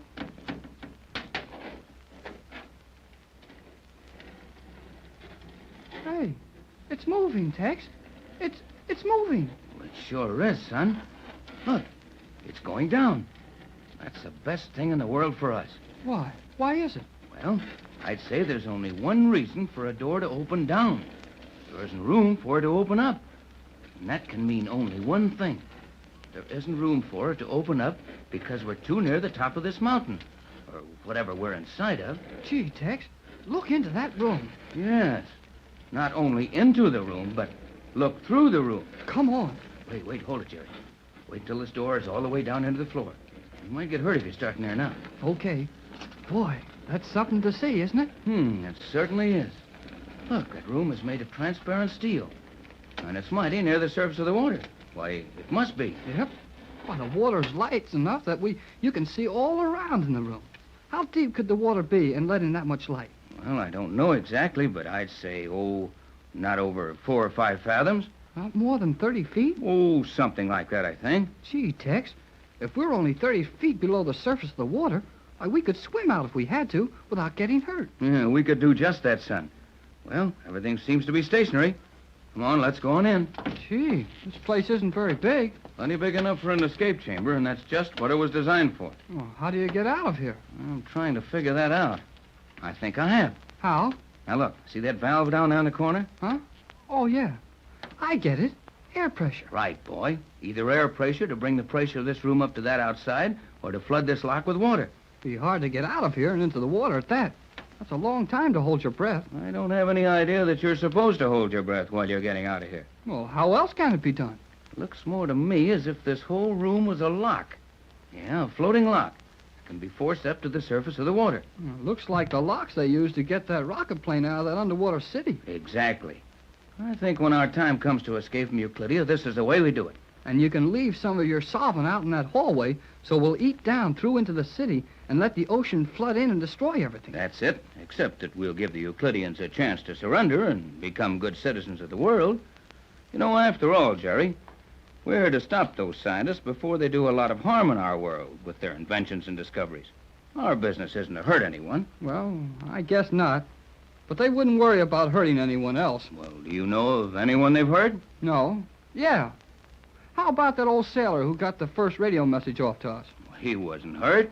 He's alive and well, a prisoner like the rest of us. Maybe you're right. But will these Euclideans behave if we do capture them and take them home? We'll put them where they'll have to. In jail, you mean? No, I don't think so. You know, I doubt very much if it's possible to prove anything criminal against them. At least nothing serious enough to keep them in a prison for life. You know, after all, Jerry, all they've done is to be just a little too brilliant for the present order of society. While that may be dangerous, well, certainly isn't criminal. But if we can't put them in prison, where can we put them? Well, Mrs. Gregory has money, Jerry. Almost unlimited money. Many of her friends are equally fortunate. I'm sure Pat would lead a movement to form a syndicate, establish a scientific foundation for these people. There they would be allowed to carry on their work, but they'd also be watched to see that anything they developed would only be used for good. It sounds okay, but it sure costs a lot of money and plenty of trouble. It's the only answer I can think of. Well, I hope they refuse to surrender, and we can turn this water in on the whole bunch of them. Now, Jerry, you wouldn't do that. Well, maybe I wouldn't want to do that to the animals they've got down there, but I don't feel very bad about anything happening to the Euclideans. Why, Jerry, they're human, just the same as we are. They're entitled to fair treatment. Yeah, only... Hey, Tex, look. Yeah, I see it, Jerry. A shadow on the water above us. Looks like the shadow of a submarine. No, it's one of those rocket planes shaped like a submarine. How can you tell? Well, see the shadows, those little bumps on the sides where the wings don't quite fold into the ship? Say, you're right. It is one of the Euclidean rocket planes. It's just drifting on the surface of the water. Well, it's going to be right over us in a minute. The shape of that shadow is changing. There's a bulge on one side of it. Looks almost like somebody was getting out of it and into the water. That's just what's happening. Now, look, that fellow's feet are touching the water. Yep, and we're mighty close to the surface. I'll bet it is over 20 feet. Nearer 30, I think, but the water's perfectly clear. Jerry, that man is coming down into the water, and he's coming right for this transparent steel lock. Hey, let's get out of here. Wait, we can step outside the door into the hallway and still see him. I want to watch how this is done. But if he sees us in here, then our chance of using this place for an escape are all gone. Oh, now look, we'll step backward to the door and start to shut it. When it's nearly up to the top, we can safely watch over it and close it quickly when he's near enough to see us. Okay, but we'd better get busy. Look, Jerry, the man has on heavy shoes like a diver, but no diving suit. Well, he's got a little thing like a helmet on, though. Right, just something to allow him to breathe for the few seconds it takes him to get into this lock. He's right beside the lock now, but he's turned sideways, so I guess he can't see us. Now, look, he's reaching down to turn something. It's a valve. Just what I thought. This is a lock, and he'll fill it with water before coming into it. But how can he get the water out of it when he wants to come through this door? Probably pump it out with that valve we saw in here. Hey, he's letting in the water. He's liable to turn around in a minute. Here, give me a hand here, Jerry, and we'll shut this door quick. Aye, aye, sir. Now, come on, Sam. Let's get away from here quick. I'll say, oh, boy, what we know about this place now. Sure looks encouraging, Jerry, but we'll have to be mighty careful about discussing with the others. But we'll have to tell Joan, their mother, and the girl commander, Elaine. Well, we'll tell them all right, but let's be careful. We're as good as out of Euclidia right now. That's what you think. What's up, kid? Well, look behind you. Through the transparent wall of that steel lock we just came out of. Huh? That's a funny one. Yes, that fellow took off his helmet and stored away in that little cabinet, but he isn't coming out this door. Well, he's sure not going to try going back up through that water without a helmet. Get out of here quick, Jerry. He's coming this way. Between these transparent steel walls, you can't tell when you're through something. He's coming now, and there's no doubt of it. And I'm not sure we can find our way out of here. Well, there aren't any turns in this corridor. You mean there weren't any turns in it when we came up here? No telling what's happened to it since then. Come on, step on it, Jerry. That door's opening behind us. And if we can't get around the turn in this tunnel before that fellow sees us, we'll never get a chance to see this place for an escape. Down in the weird underwater city of Euclidia, many strange things take place, and most of them have been terrifying to the Gregory party. Now, however, a big ray of hope has suddenly appeared. Mrs. Gregory, her daughter Joan, and their newly found friend Elaine, the Euclidean girl submarine commander, are in their quarters. Mrs. Gregory is enjoying herself as Elaine tries on one of her dresses while Joan watches admiringly. I am so worried about Jerry and the captain. Now, Joan, dear, when Tex and Jerry are together, they're able to get themselves out of anything that might come up. But, Mother, they were to be gone only a few minutes, and it is now more than an hour. Well, you're worrying much too soon, Joan.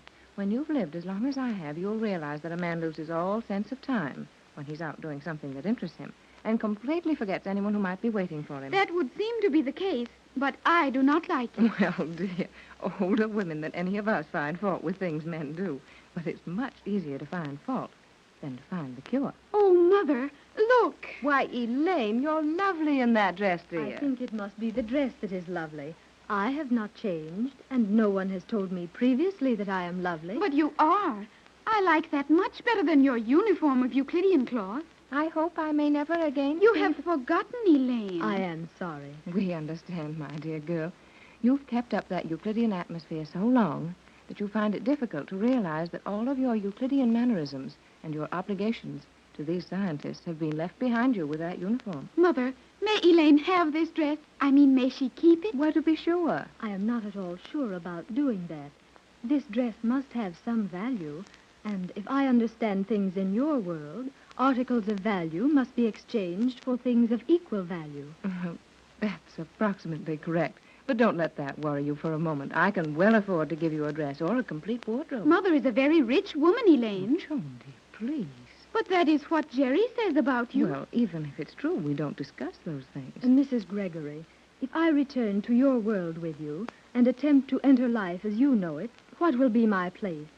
Your place? Yes. I am not, as you are, a very rich woman. We have nothing of value to call our own on Euclidia, no medium of exchange except our efforts, in return for which we receive a bare sustenance. If I attempt to take my place in your world, how will I exist? That is a very well-placed question, Mother. Well, it might be if Elaine were not such an unusual person. As it is, I think we'll find that her new life will present more opportunities for accumulating money than she will have time to grasp. How could that be, Mrs. Gregory? Oh, it's very obvious. Not to me, and Elaine is plainly disturbed by it. Well, it's too long a story to go into in great detail, but in the first place, you could amass a small fortune in a short time as a lecturer. Lecturer? Surely you do not mean as an educator? In a sense, yes. You see, your knowledge of things Euclidean and your personal story of your life here would provide material for any number of public appearances. However, I propose to protect you from that sort of exploitation until you know our world well enough to make your own choice in such matters. You will live in my home as my guest and Joan's companion until you feel thoroughly acquainted with our manner of living. Oh, Mother, that will be wonderful. To have Elaine with us in your home. Oh, indeed it will, Joan. I realize that I should be very grateful for such an offer, and I hope I may show that gratitude. But will you permit me to question the offer?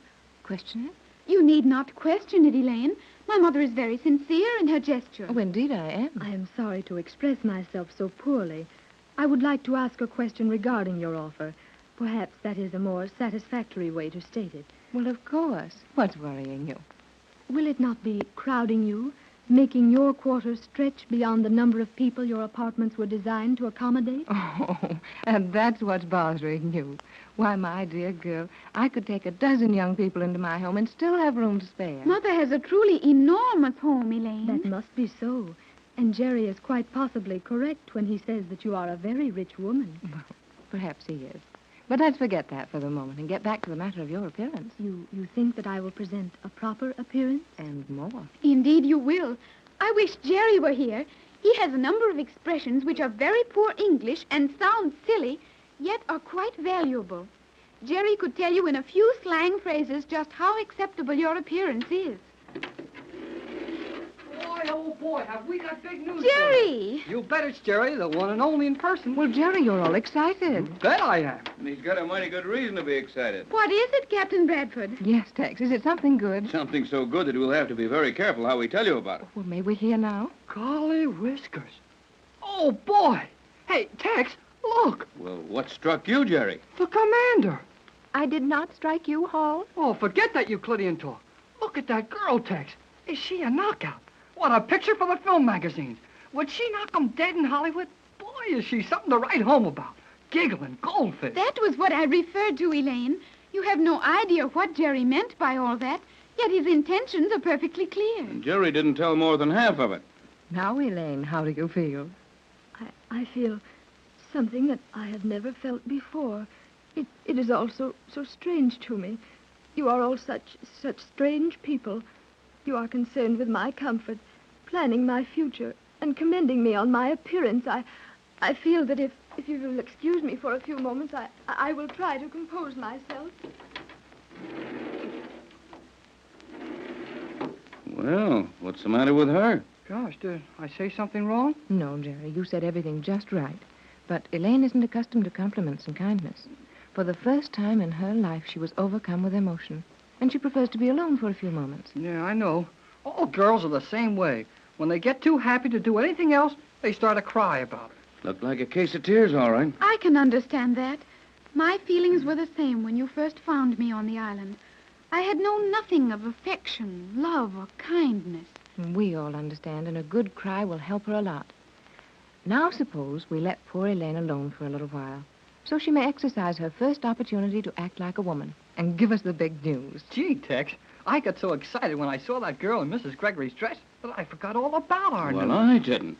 And while I'm not at all sure we have all the privacy we're supposed to have here, well, it's got to be told sometime, and might as well start now. You have learned something of real value, Captain? We certainly have. Jerry and I have found the place to escape from Euclidean. Tex, not really. Absolutely. Well, how did this happen? Oh, we're pretty smart. You must be. Oh, it wasn't any trouble for us. We just started out to look for it, and there it was. No, Jerry, wasn't there a little luck mixed up with it?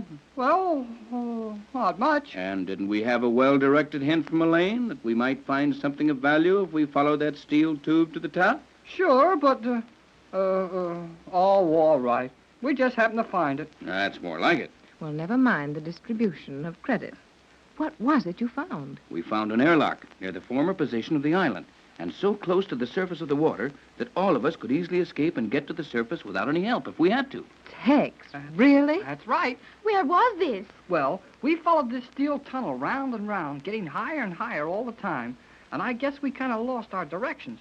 But it was someplace in the edge of that old crater where the island was built. Yes, I think the tunnel parallels that elevator we came down in, and it sure comes out on the rim of the crater. But what's more important is that there's a transparent steel lock at the top, and it's within 30 feet of the surface of the water. Oh, it should be easy to escape from there. It should indeed. But after the escape, what? After the escape, we're free. Yes, on the surface of the ocean, 4,000 miles from Los Angeles. I see what you mean, Joan, and naturally we'd take care of that. But how, Tex? By the very simple process of having a boat up there to pick us up. How is that so simple? Well, now, don't forget that tomorrow I'm beginning a regular series of test flights in the rocket planes. Sooner or later, I'll plan the rescue. Will you have a chance to smuggle one of the homing pigeons aboard the plane? I think so, in time. Have you asked permission to take your instrument case aboard? No, I was afraid to ask permission, for fear it would give me away. So on the trial flight today, I simply walked up to the ship with the case in my hand. And G-47 grabbed it and searched it plenty. He did, and he'll probably do the same for several days to come. But one of these times, I'll know when G-47 is going to be busy at the time I start a flight. And when that time comes, I'll have a homing pigeon in that instrument case. You realize what the results will be if you are caught. No worse than what we must eventually face if I don't try it. We're here forever as far as G47 is concerned. Yes. Our punishment is to be completely ignored until in desperation we trade your formula for freedom, and then find ourselves denied that freedom. Well, we're going to use that formula in a lot easier way than that, and a better way. How, Jerry? Well, Texas is Hold going it, Jerry, hold it. What's wrong? Well, I thought I heard a noise outside that door. But this room is soundproof. Perhaps we should say we believe it to be soundproof. Yes, there's always that. We can't be sure of anything here. Well, never mind that no. I know how to use the formula when the time comes. The only thing that I'd like to know a little more about is the exact method of escape from that airlock Jerry and I discovered. Perhaps I can assist you there, Captain Bradford. Well, if you've got any ideas, toss them in. By all means, Elaine. We'd welcome your advice. I'm not familiar with the manner of operating the escape mechanism in the lock, but experience with other locks on Euclidia would lead me to conclude that it would be a very simple matter to arrange the flooding of the lock. I thought that too, Elaine. What worries me is just how difficult it's going to be to get from that lock to the surface. With a number of us getting out at the same time, the last one out is going to have a long stretch without breathing. I'm sure we'll never have the chance to get any special equipment up there without being seen. Yeah, it's always so easy until it gets hard. That is not a serious problem. Every Euclidean has been instructed in the use of that escape lock in the event of an emergency, such as the flooding of the city. We have never searched for them, but somewhere in the wall panels of that steel room, and probably easily located, are a number of small air helmets, sufficient to sustain life underwater for several hundred seconds. Hooray! That's the answer, Tex. It certainly is. And our future is brighter than it has been for some time. It's positively rosy, Joan. Yeah, but how long will it be before you can get a message out for help? That all depends on how long it takes me to get a rocket plane over Los Angeles with a homing pigeon aboard. Any other means of communication is impossible. You plan to smuggle a pigeon aboard in your instrument case? Yes. Excellent. But would it not be wise to carry 2 pigeons in the event one of them is discovered? Oh, sure, but if one is hard to hide, why try to make it 2? You will carry your individual emergency tank of oxygen on each flight, will you not, Captain? Yes, each man on the rocket plane will have one. I insisted on that after our last flight nearly ended in disaster. Precisely. And if you are willing to risk the danger of being without that oxygen, I can show you how to remove the end of the tank. And in that tank, on your important flight, you will have the second homing pigeon. The underwater city of Euclidia has a new surprise to offer in each of its giant rooms. This weird colony beneath the sea, composed of 13 immense natural caverns, improved and strengthened by the Euclidean scientists, has been the prison for the adventuring Gregory party for some time. Strange things have happened to different members of the party, and the most recent, and perhaps strangest of all, is the addition of the girl submarine commander, who has been removed from her position as a Euclidean and sent to join Mrs. Gregory. Jerry and Joan are talking about this as they approach the entrance to the largest of the underwater caves, and one which they have not seen before. Well, gee whiz, Joan. If Tex and your mother and this Euclidean girl are so blame sure we can get away from here, what are you so afraid of? Please, Jerry, do not speak so freely. We may be overheard. Not along here. That girl commander said we could talk in this room just the same as if we were outdoors. I wonder if she will remain loyal to us. Oh, sure she will. I know that you are very sure of the attractiveness of your world, Jerry, but it does not hold everyone. Each of the Euclideans could have a place of prominence in your world if he chose, yet they remain here. And 3 members of the crew of Mother's boat have become loyal Euclideans. Oh, don't you believe it. Those fellows are just working for the Euclideans to keep them happy. You'll see whose side they're on when the time comes to escape from here. I hope you are correct, Jerry. But in any event, I'm sure you speak too freely of escape. Well, okay, I won't say any more about it, but we'll escape just the same. Is this the entrance we're to use? Oh, it must be. It's the only one near here. Then let us enter. Well, sure, come on. Oh, Jerry! Golly whiskers, Joan. There's an airplane flying around this room. You are right, Jerry. That is a small airship of the type employed in your world. And imagine a room big enough to fly one of those things around. Watch it now. It's going to land.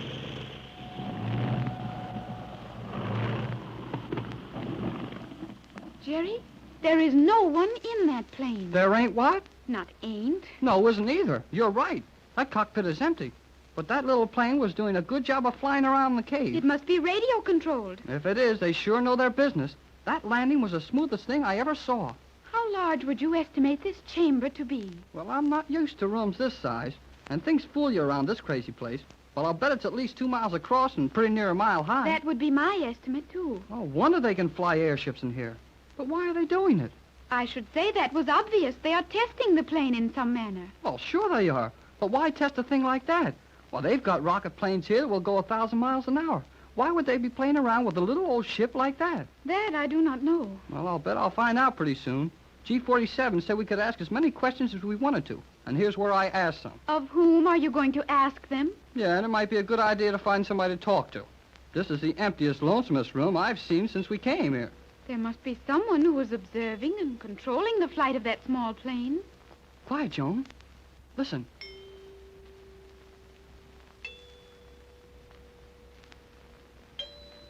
Jerry, isn't It sure is. Why, that must be the old guy who experiments with notes of music. What's his name? Octavo. Yeah, that's the fella. He's trying to figure out a note that will bust up something right now, I'll bet. I believe the sound came from behind that steel screen over there. Well, let's try it over and see. Yes.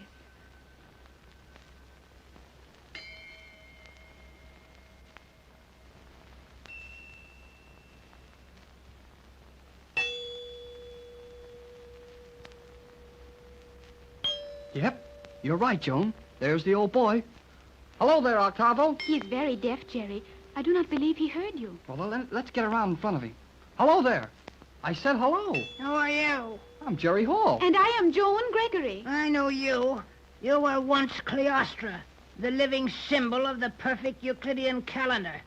Now you are an outcast. The choice was mine. The choice of the outcast is usually his own. Hey, look here, mister. We didn't come around here for you to make wisecracks to us. Was there any purpose in your coming? Sure there was. Then state it. I'm busy. We will not interrupt, but G47 gave us permission to visit various parts of Euclidia and ask questions regarding anything we did not understand. And there's plenty we don't understand. I can believe that of you. Well, never mind that stuff.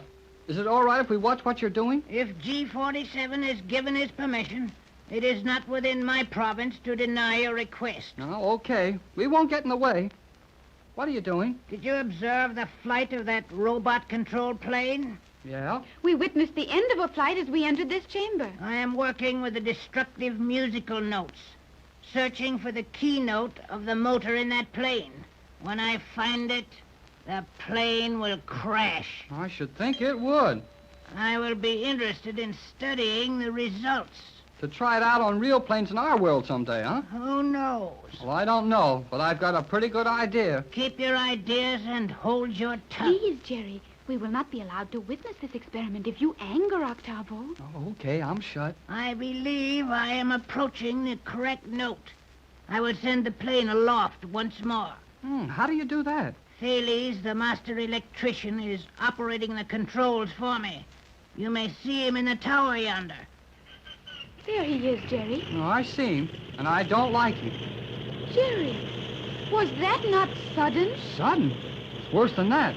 Well, that little plane just jumped into the air. You will observe the plane. It is flying rapidly, in irregular curves and loops. Watch it intently as I strike a variety of notes on the musical glasses.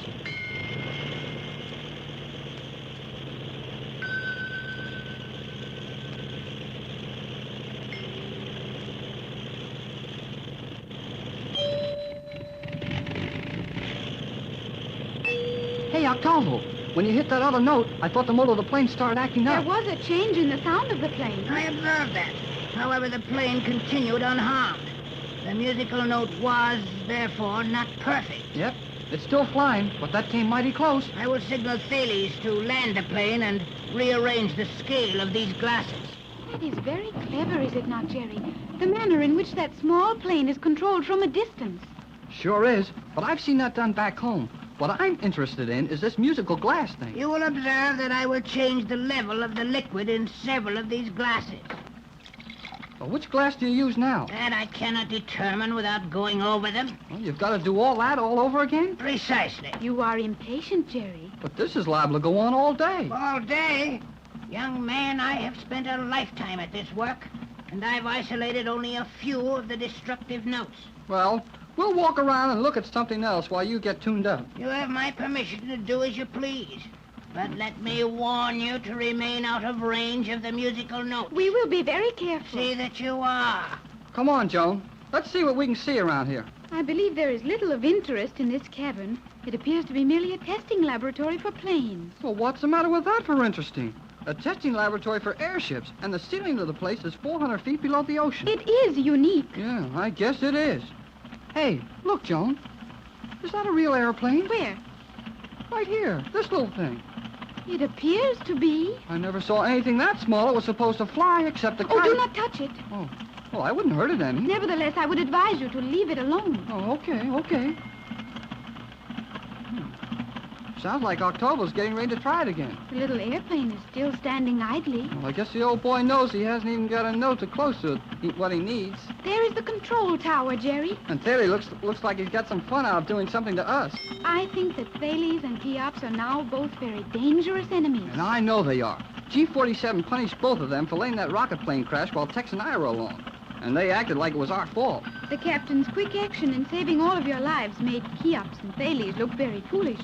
And the Euclideans do not enjoy being the object of ridicule. Well, I don't think anybody does, but it's too late to worry about it now. Did you notice, Jerry, that there are clouds up near the ceiling of this cavern? Clouds? Well, by Jiminy, you're right, Joan.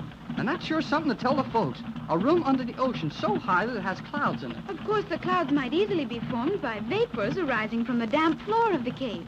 Something going on again. The old man is striking his musical glasses. And the plane's taking off again. Maybe we'll see something this A time. number of the notes have been struck, and there is no obvious effect on the plane. The old boy's staying right with it, though.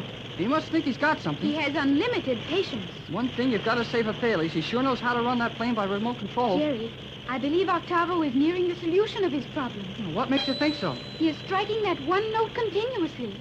Yep, he is. Maybe that's the one. We'd better watch that little plane mighty close now. Oh, boy! He put in your hand at that The time. motor was stopped for a moment, but it is running perfectly again. He's striking that note again. And you can hear it. It's longer. It seems to stay in the air. Jerry, that motor has stopped. And the plane is falling. No, the motor is functioning again. Boy, that was close. I wonder what he'll do now. He is repeating that note. Yep. And this time he's really making it stay in the air. Motor is uncertain. No, it has stopped. He's got it, Joan. He's got it this time for sure. The plane is falling, although Thales is working the controls in an attempt to keep it afloat. He'll never keep that ship up. Look, Joan, the motor wasn't the only thing the musical note hit. The wings. See how loose and floppy they are? The entire plane is going to pieces. It is. It's going to crash.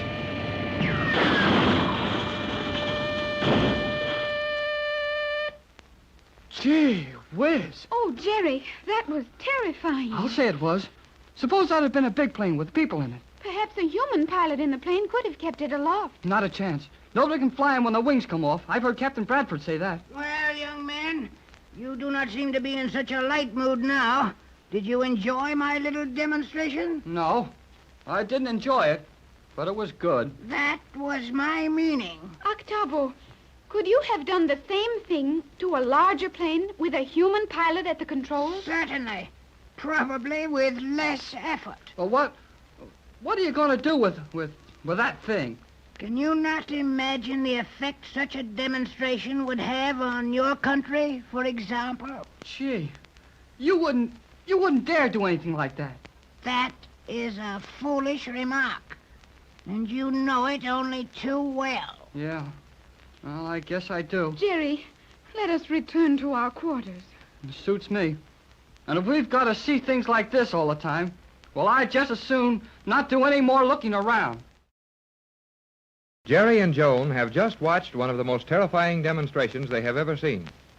Down in the underwater city of Euclidia, where the ceilings of the giant caverns are over 400 feet below the surface of the sea, and the caves themselves are from 1 mile to nearly 2 miles in diameter, the two younger members of the Gregory party have learned something which sends them running back to their quarters to report their experience. Waiting for them are Captain Bradford, Mrs. Gregory, and the Euclidean girl submarine commander, who has been robbed of her Euclidean honors and sent to spend her time in confinement with the Gregory party. But, Tex, I don't feel quite so sure about it. Oh, take it easy, Pat. Those kids are all right. I believe the captain is correct, Mrs. Gregory. Jerry Hall and your daughter are quite capable of taking care of themselves. Right, Elaine. Those two can get out of anything they get themselves into. But, Tex, there are so many things in Euclidia we don't understand, things we know nothing of. And Jerry is inclined to talk far too much and too loud. I'm always worried for fear he'll make one of the Euclideans angry. I think you need have no further worries along those lines, Mrs. Gregory. The Euclideans will treat Jerry kindly, regardless of his actions, until such time as they have secured the captain's formula. Well, then they'll wait a while. I'm not ready to let them have it just yet. And when I do, they won't enjoy receiving it. Tex, have you decided exactly how you're going to use the formula when the time comes? Just about. At least I know exactly where I'll use it. Oh, there's the 12 o'clock signal. And Jerry and Joan are not here for lunch. That won't hurt anything but their feelings. Those two are well fed. Missing a meal won't do them any great harm. The captain is right, Mrs. Gregory. I know he is. He's always right. But there are so many terrible things all around us, and we've lived so long in uncertainty and fear that I don't like to see our party separated. We'll probably have to separate plenty of times before we manage our escape from this place. Hi, everybody. Jerry, please do not make so much noise. I'm not making any noise. Well, Pat? They're in perfect health. Hey, Mrs. Gregory, Joan's afraid of a little noise. No, Mother, not a little noise. Where have you two been? Oh, wait till we tell you. Hey, but let's have lunch first, The huh? table is not rising through the floor. Perhaps luncheon has been delayed. Well, they don't delay things for fun around this place. I'll bet they're mad at us, and we don't get any lunch. Have you been doing something to get yourself in bed? No, Captain, but we have watched a very wonderful experiment. Oh, tell us about it, Joan. Oh, we will. But let's eat first, huh? As you have observed, it will be rather difficult to eat without food. What has happened? Well, we don't know, dear. The luncheon signal sounded just before you and Jerry came in, but the table isn't making its usual startling entrance. Well, Jiminy Jimcracks. Will you look at that? What?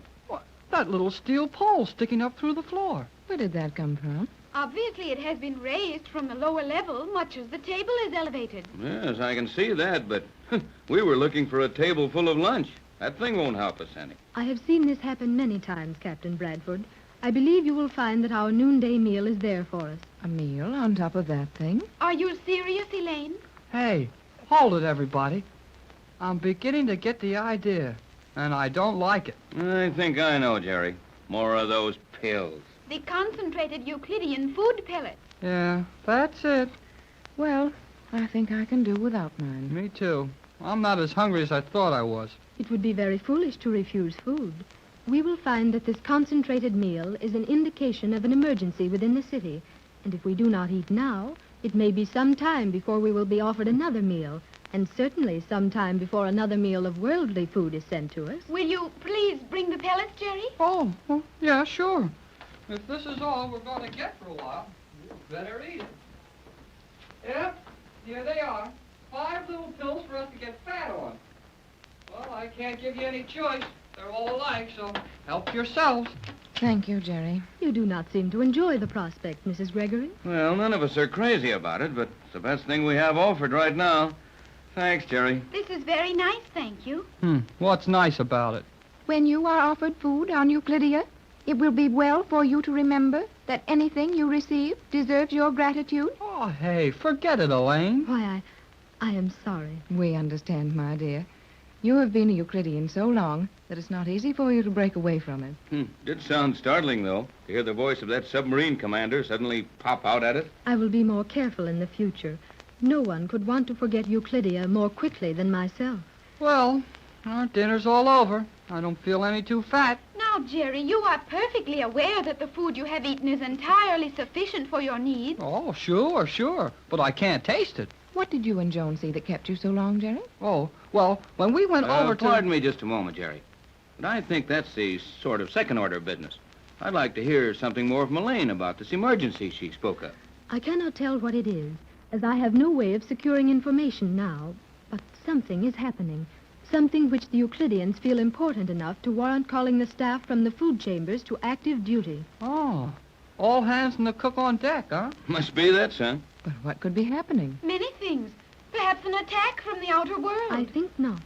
With the exception of yourselves, No one from the outer world even suspects the existence of this underwater colony. That's true, so far as we know. Well, what makes you so sure anything's gone wrong? Emergency rations in the form of this concentrated food invariably means that everyone in Euclidia has been called to their emergency stations. And the most natural emergency is an attack. Not necessarily. The Euclideans live in constant fear of the ocean. A fear that these caverns may not withstand the pressure and allow the water to flood the city? I felt that we were in danger from that. No, not that, I think. These caverns are natural, and even though the scientists do not like to admit it, their artificial structures fall far short of nature's wonders. I knew it. Golly whiskers, I knew it. Those guys aren't as good as they claim to be. Now, don't go too fast along those lines, Jerry. G47 is the greatest scientist in the world, perhaps the greatest of all time. And he's merely showing his intelligence when he fails to trust something he's built against all the laws of nature. I agree with you on that, Tex. G47 isn't going to make any mistake as serious as the mistake of overestimating his power. I think that is quite correct. Okay, he's smart then. But so are we. Let's go and find out what he's doing. I will go with you, Jerry. No, Joan, dear. But, Mother... Not this time, Joan. You don't know any more about this underwater city than we do. And you and Jerry have done enough touring for one day. Now, I think your mother, Elaine, and myself will go out presently and have a look around.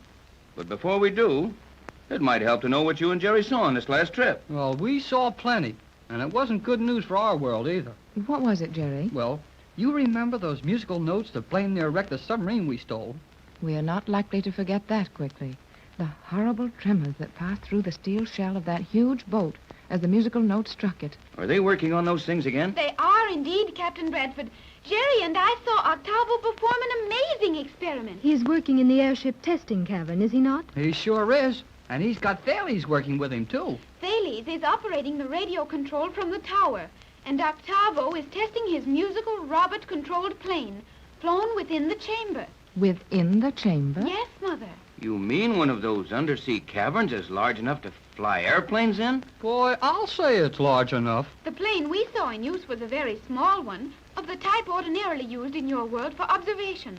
Yet the results would be the same with a large plane. What happened? Well, the first couple of times old Octavo hit a note, the plane just shivered a little and kept on going. But the third bunch of music he turned loose, the motor stopped, and the plane started to fall to pieces. The plane was breaking up in the air? Indeed it was. Then Octavo has accomplished something he has worked on for more than 10 years.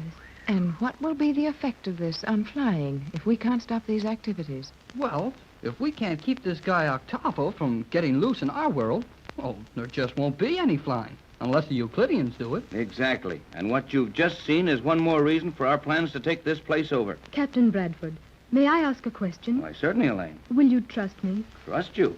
What do you mean, Elaine? Trust me completely. Allow me to participate in your plans for escape and the capture of Euclidia? Oh, sure we will.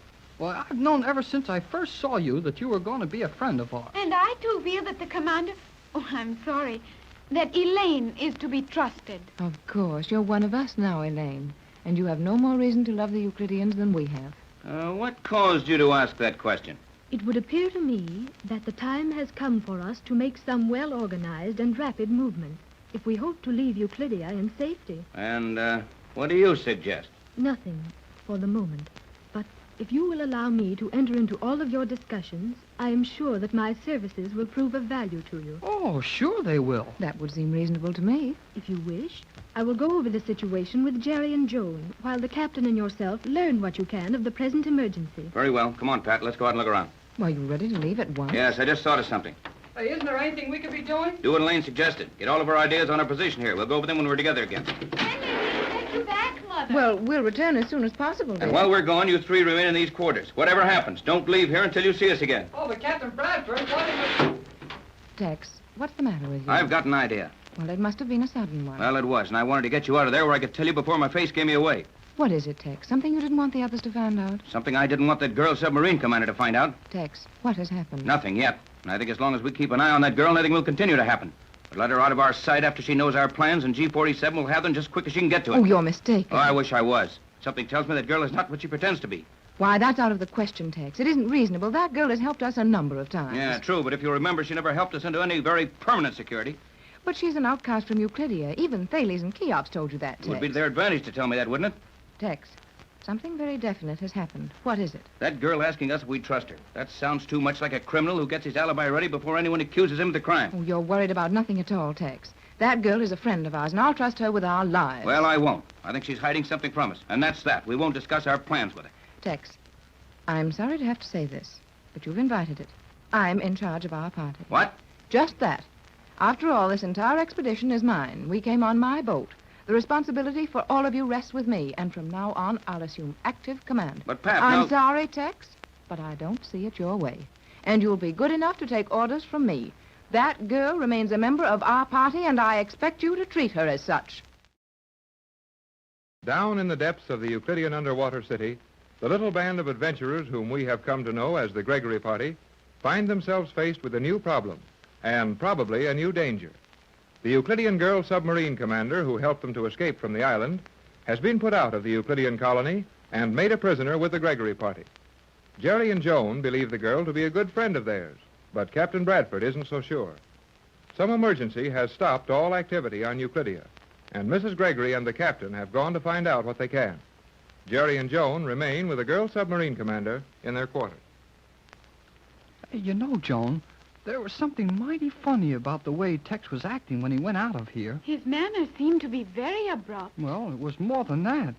Golly, Tex doesn't get excited very often, but he was sure off balance about something this time. Do you think that we said or did anything to offend him? I believe I know what was troubling the captain. What? For some reason, which I cannot understand, he suddenly became suspicious of me. Of you, Elaine? Precisely. Well, what did you do? Nothing. I merely asked permission to take part in all of your discussions for plans to escape, and the captain decided to leave the room, taking Mrs. Gregory with him. Oh, that didn't have anything to do with it. Surely not. I appreciate your confidence in me, but you are mistaken. I have studied too thoroughly the expressions of faces under strain. I know what the captain was thinking. However, it will not change my plans. I would like to help you, and will continue to do so to the best of my ability. Oh, gee, Elaine, we know that.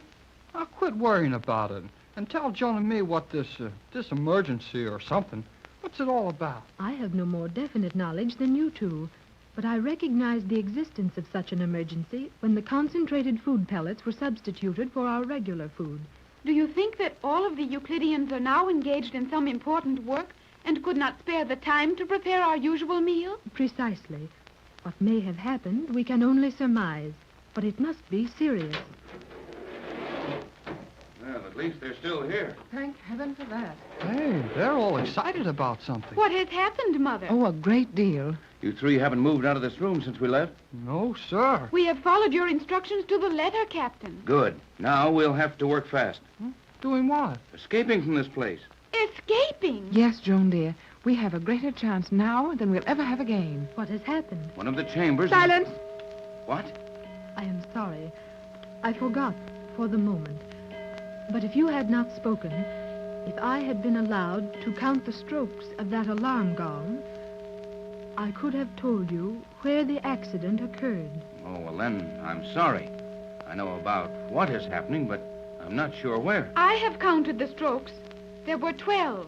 12. Chamber 12. The airplane testing chamber. What does it mean? The chamber is being flooded. They would sound a general alarm for nothing else. Well, it's general, all right. Every Euclidean in the place was running toward the other end of this first big cave. Yes, that would be correct. Chamber 12 is diametrically opposite our entrance to the city. Oh, but if that place is flooded, well, we'll all drown. Isn't there anything we can do? Oh, I thought something of trying to steal one of those rocket planes, but guards in the locks would stop us. If the guards are still there. Those men will remain. I have a plan. Well, hurry up with it. We need it. Oh, by all means, Elaine, hurry. If the captain will allow me. Huh? You must trust me now, Captain. Well, how did you know that I mean, what That is makes you not think I don't? important now. I have a plan which may save all of our lives. Oh, we'll hear it gladly. Did you see your 3 former employees in the agricultural section? Yes, McLeod, the skipper, and Jim Lowe are still among their pigs and chickens. They would be of no assistance to the Euclideans. I will take them with me as I pass through there. Where is my Euclidean uniform? Well, in my room, Elaine. Give but... it to me. Well, Hurry. I'll get it. Well, what's the idea, Lane? I am going to steal a rocket plane, taking your 3 employees with me. My Euclidean uniform may get me through the guards, who will not know that I am no longer a Euclidean. If I can get into one of the rocket planes and out into the water, we are saved, at least for the moment. Oh, yeah, you are. But what about us? We haven't any Euclidean uniforms to sneak past those guards with. You will go up this narrow steel corridor leading to the airlock near the surface of the water. You mean the one we found in the crest of the volcanic crater? Precisely. In a panel in the wall, you will find helmets. Put them on. Wait there for me. When the shadow of my plane is over you, fill the lock with water and leave it. I will take you aboard. But what about provisions, and what of these Euclideans? Please pull that uniform over my head quickly. I have no time to remove my dress. Oh, very well. Help me, dear John. Yes, Mother. I will take as many precautions as time will permit to safeguard the escape. But we will run certain risks. Oh, golly whiskers, we're used to that. How long will it take you to do all this? Probably less than 180 seconds. I will hurry, and you will not have more than enough time to gain the surface lock. But what if you fail? You will still be safe. Gee, golly, that girl's got nerve. Well, Tex? Oh, I'm sorry I suspected her. Well, this is no time for such worries. We must be on our way. Yeah, that's right. But if she gets a rocket plane up there in 3 minutes, we can't get there much ahead of her. Right. Come on, let's go. What do we take with us? Nothing but the clothes we have on. But, Tex, we're 4,000 miles from Los Angeles. Oh, and that rocket plane will make it in 4 hours. That's it, Pat. All we need is a chance to get away. Are you sure you remember which corridor we take? Oh, we found it once. Yes, and we'll find it again. Now, come on, out you go. Everybody, hurry. Well, let's see. We turn this corner right around to the left. Well, you lead the way, Jerry. A good idea. You and Joe in the middle, Pat. Come on, now, I'll bring up the rear. All right. Well, come on, then.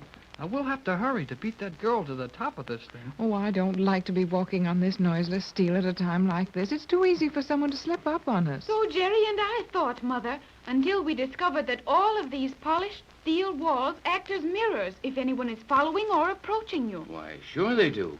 If we can see ourselves in them, why, we could see other people. Well, if anybody could see how we look now, they'd sure get a laugh out of us. We aren't dressed for a 1,000-mile trip, and we're going to get wet and cold in that water. Yeah, and we're also going to get away from Euclidia. If we can trust that girl. I think you may do so, Captain. Well, I don't want you to think that I'm in the habit of running around suspecting people without reason. So I'll tell you why I'm afraid of that girl. Come on, let's keep walking as I tell you. Oh, yeah? Well, what is it? Well, she's been carrying a ray gun around with her. She advised us to leave ours in the sleeping room. Are you sure of that? Positive. I think I can explain that. Oh, golly, I wish you would, June, so the captain would stop suspecting that swell girl. I will. The commander, or Elaine as we now know her, was afraid that Jerry might use the ray guns at the wrong moment, act on the spur of the moment, and do us more harm than good. Oh, is that so? She didn't think I had enough sense to take care of one of those things, huh? Well, maybe she isn't such a swell girl after all. Oh, take it easy, kid. It was all for your own good. Oh, I suppose it was, but golly, well, I never did get any fun out of things that were for my own good. Well, at least that relieves our minds. This is a very steep climb. How much farther must we go? Only a little ways now. I think I can see the door to the lock. There, just ahead of us. Oh, that can't be, Tex. We made a turn just before we came to the door. You sure of that, Jerry? You bet I'm sure. Tex, suppose you can't locate the door. We'll locate it, all right. We did locate it. Oh, no, we didn't. That's just the turn in the wall you bumped into. You are correct, Jerry. How much, Father? Getting tired, Pat? Well, we're climbing awfully fast. Oh, it's just a little ways now. We're walking on solid rock. We must have come up at least 200 feet, I think. No, not quite. Our quarters are about 200 feet below the surface, and this lock is about 30 feet. Oh, here's the door, Tex. Right. Now get the palms of your hands against it. Aye, aye, Skipper.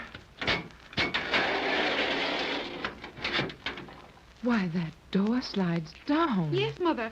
I presume there is no room for it to slide in any other direction. That's right.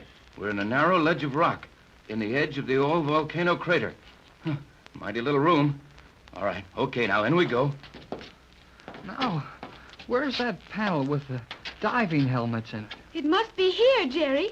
This is the only opaque panel in the entire room. Well, let's have a look then. Yeah, I'll give you a hand, Jerry. Now, Pat, You and Joan watch out into the water in all directions. Tell us the minute you see the shadow of that girl's rocket plane on the surface. Tex, she isn't on time. She didn't give herself enough time. We're not ready for her anyway. I've got it, Tex. It's opening. Hey, and there's the helmet. And here comes the shadow of the... Why, I thought you said she'd have a rocket plane. That shadow was made by a submarine. I think not. Here, start putting on your helmet. No, Mother. The rocket planes look like submarines. Here's a helmet for you, Joan. Come on, get into it quick. Right. Now, you go up first, Jerry. All right, you next, Joan. Then Pat. Now follow. Open that valve, kid. Open it is.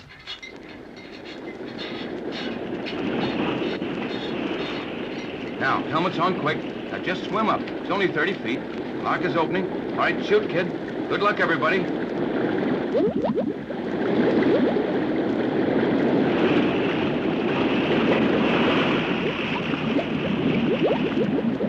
Hey, Skipper!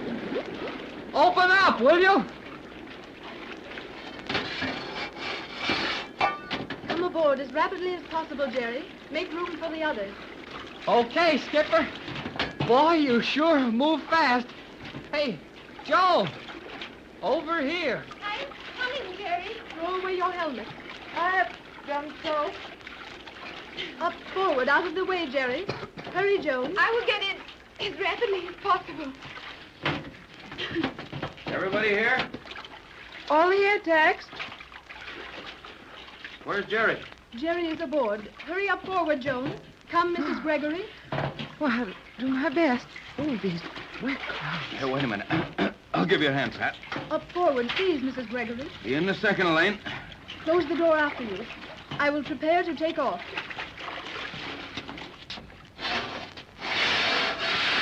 Okay, Elaine. Now we're all shipshape. Brace yourselves up forward as well as you can. We are crowded, but not overloaded. We will now take off.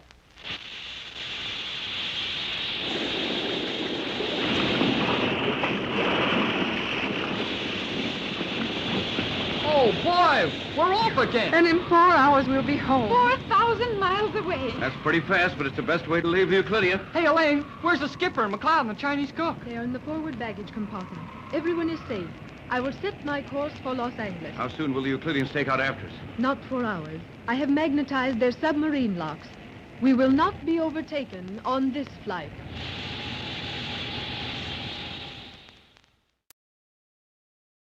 Once more, the Gregory party has escaped from Euclidia. It seems a little out of place to escape from the very locality you've come to capture, but sometimes a well-ordered retreat is the best manner of attack. Captain Bradford has discovered exactly where and how he will use his universal solvent to take over the weird underwater colony of Euclidia. But he hasn't any of the materials necessary to compound the formula, and the only way to get them is a quick return to Los Angeles. The Euclidean girl submarine commander has proven a real friend and has taken one of the Euclidean rocket planes. We find the girl commander at the controls now, as the entire Gregory party of 7 other people ride with her at a speed of 1,000 miles an hour. They have been in the air 4 hours since leaving Euclidia and are almost over Los Angeles.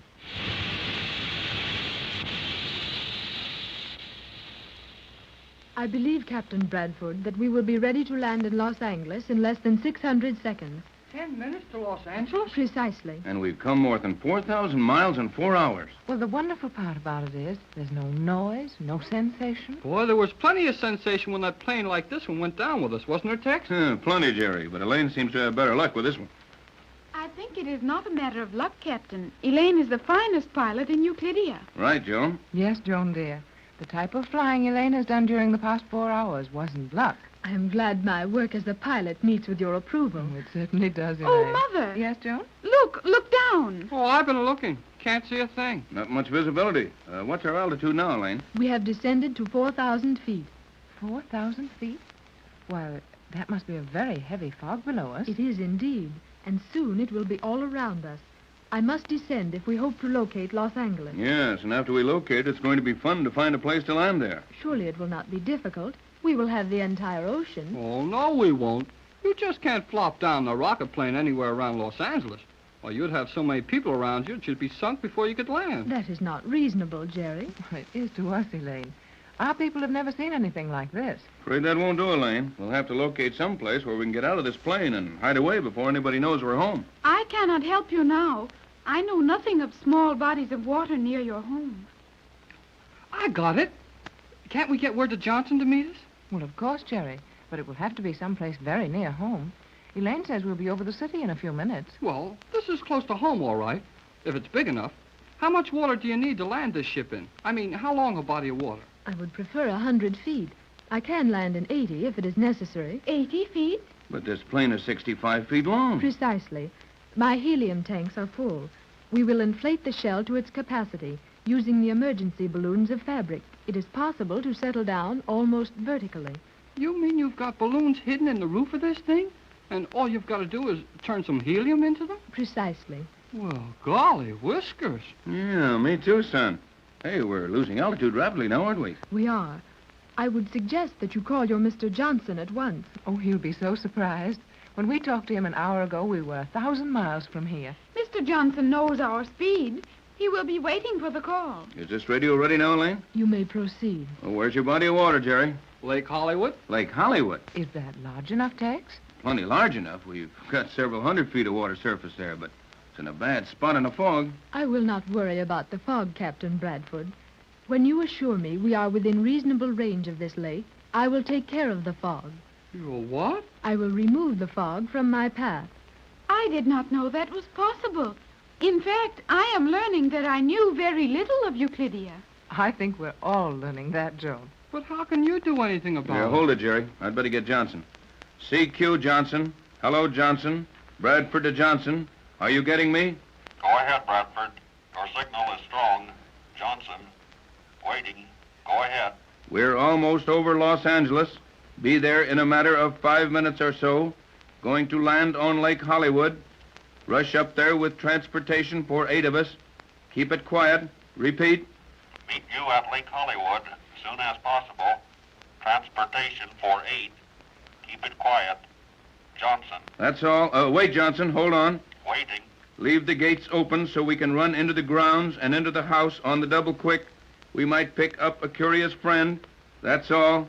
Everything will be ready. That's all. Your man Johnson is dependable. Oh, Johnson's a treasure. He thought we were all lost when the island sank beneath that artificial eruption. But when we located him with the radio an hour ago, he was as calm as if we'd just left him at lunch. I would say that Mr. Johnson had never given up hope of news from us. He sure hadn't. And I can't see why. Well, I can. Johnson came down on one of those boats that saw the eruption and sailed away. But Johnson wasn't fooled a bit.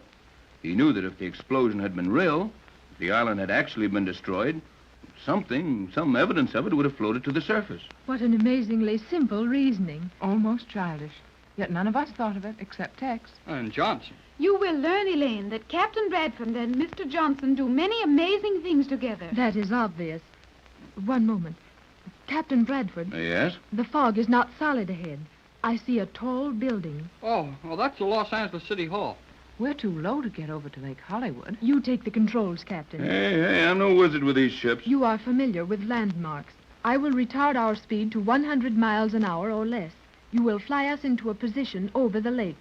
I will land the plane. Okay, Skipper. How far are we from the lake, Captain? Only a few miles. Cut the speed as much as you can, will you, Elaine? I am doing so. And I will begin to use helium in the shell. After I attain 100% buoyancy, the speed may be negligible. Boy, oh boy. I hope we don't wind up on Lookout Mountain. I'm taking no chances, Jerry. I can get an occasional glimpse of Riverside Drive down there. I'll follow it around behind the hills. That's the easiest way to get in. Are we not in great danger of being seen from the ground? Well, I should think so, but we can't do anything about it. We are making no sound, and we will not attract much attention, merely passing through openings in this fog. Yeah, I guess we're all right there. Yeah, nobody could get a second look at us anyway. We're nearly there. Better cut speed some more. I am doing so. Johnson can't possibly get to the lake from my home in this length of time, Tex. He won't be far behind us, and remember that we're not down the lake yet. The fog is thicker here, is it not? Sure is. I can't see any holes in it now. Well, I've got the general direction of the lake spotted, but I'll never hit it exactly in this stuff. Well, what did you say about controlling the fog? I will use the fog ray. That will give us perfect visibility from this plane to the ground in a circle 100 feet in diameter. Gee, can you do that? I said I would do it. Well, isn't it time to try it, Tex? I don't like to use it until we absolutely have to. That circle cut out of the fog is going to attract the attention of anyone we fly over. There is no other course, Captain. You cannot land in this fog. You're right, Joan. I guess. Turn on, Skipper. I am doing so. I never saw anybody who could be doing what people want you to do before they want it, like you can. I have been well trained. Joan, Jerry, look down. Mother, we can see the ground. Sure can. The ray is not perfectly focused for this altitude. I will clear it up. No, don't. That little haze along the ground may be our greatest protection. I can see what I want. And I'm way off my course. Are we in danger, Captain? The only danger we're in is that of going to San Francisco. We're miles over into the valley. I can't get used to the speed of these things. We are now making only 80 miles an hour. Oh, it's that fog, Tex. You can't gauge your speed through that stuff. Yeah, I'll cut it around hard. At 80 miles an hour, we should be over the lake in a couple of minutes. Is the lake entirely surrounded by mountains? Well, they're not exactly mountains, Joan. Just hills. But even so, it would be a little embarrassing to fly into one. No danger of that with this fog cleared away under us. Yeah, it doesn't do any good straight ahead, though. Don't need it, son. I know every wrinkle in this terrain. We'll slip in over the lake with 100 feet to spare. That should be ample. Perhaps, but it is not a great deal. No, Joan, dear, but we haven't a great deal of time either. Remember that it would defeat our purpose to be discovered at this time. It would appear that this local fog is most fortunate. It sure is. All right, Elaine, take it over. There's the lake right under us. Oh, golly. Now we overshot it. That is of no moment. I will circle down and remain within this radius. Are we going to land smoothly? There is no reason why we should not. Why do you ask? Well, the rest of our crew aren't any too comfortable crowded into that front compartment. Gee, that's right. You know, we ought to tell them we're going to land so they can brace themselves. That will not be necessary. I will now cut off all power. Can we just drift down to the lake surface? Precisely. May I make a suggestion? You may. As soon as you are stabilized over the lake and within 100 feet of the surface, would it not be wise to allow the fog to surround us again? That would remove any possibility of our being observed from the shore of the lake. Good idea, Joan. How about that, Elaine? I will stop the fog ray. We are now directly over the center of the lake and less than 100 feet above it. Isn't there any wind which might blow us slightly off the landing? None. I will now release the helium balloons from our upper surface.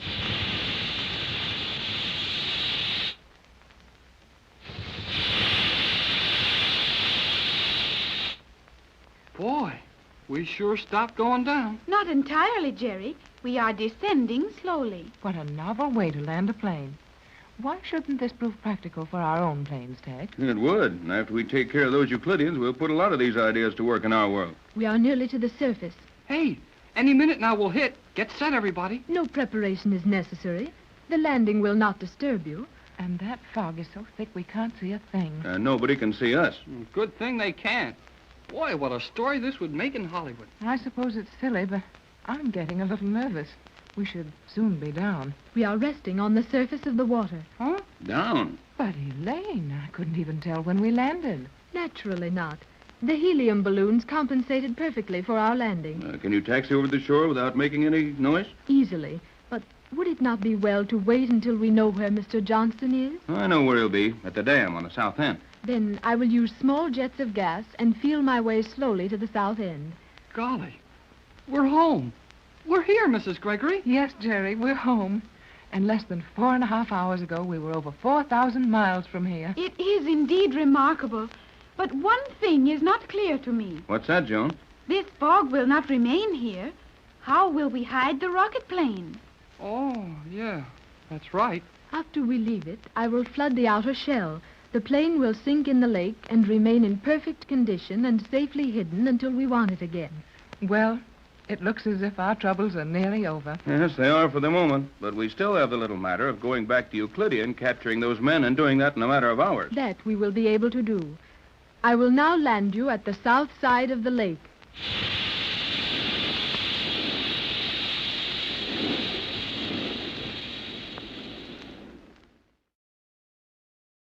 Hollywood, California. That may seem a strange place to learn anything about the Magic Island, but Hollywood is the scene of our story for today. The Euclidean Girl submarine commander has landed her rocket plane safely on Lake Hollywood in a fog. The plane was allowed to sink slightly below the surface, so it might not be discovered until our friends want it again. Mrs. Gregory's home is now a busy place, with plans being rushed for the expedition to capture Euclidia. However, it looks as if things are not going any too well. We see Captain Tex Bradford, Mrs. Gregory, and their right-hand man, Johnson, talking in the Gregory home. They're in the small room which Captain Bradford uses as his chemical laboratory. But, Tex, it simply won't do any good. Even if it looks that way, we've got to keep trying. I agree with the captain, Mrs. Gregory.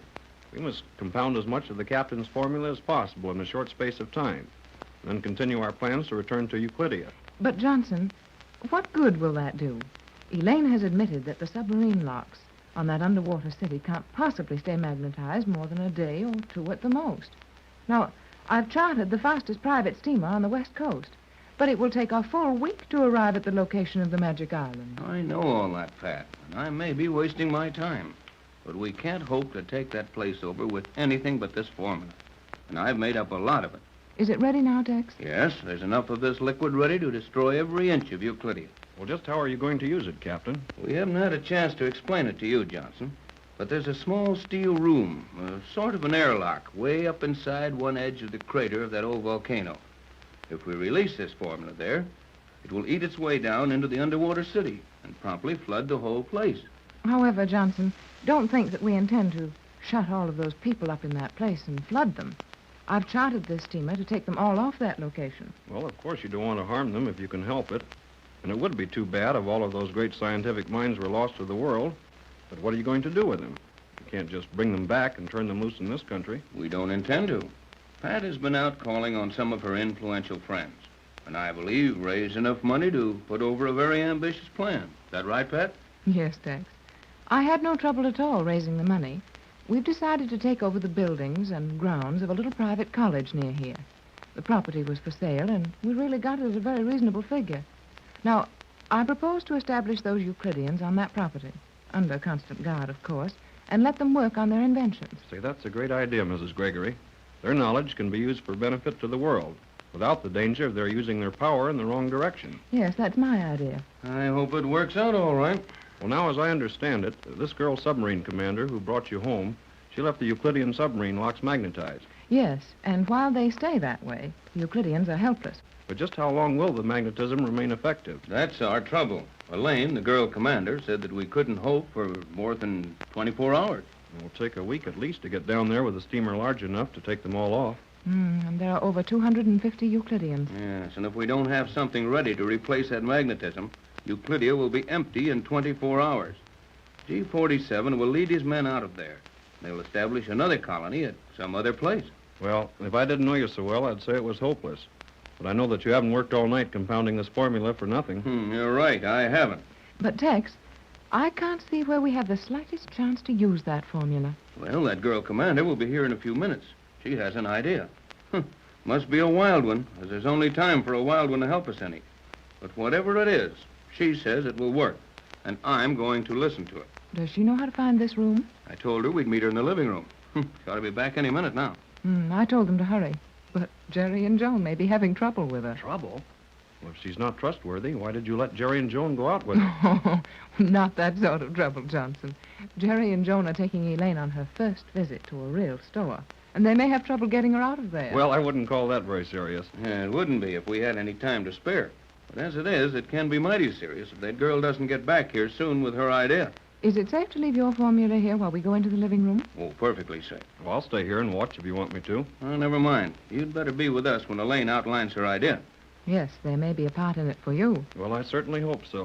It's not very exciting to sit at home with a radio set and let you have all the experiences. Maybe not, Johnson, but you've saved us a couple of times by that very same sitting at home.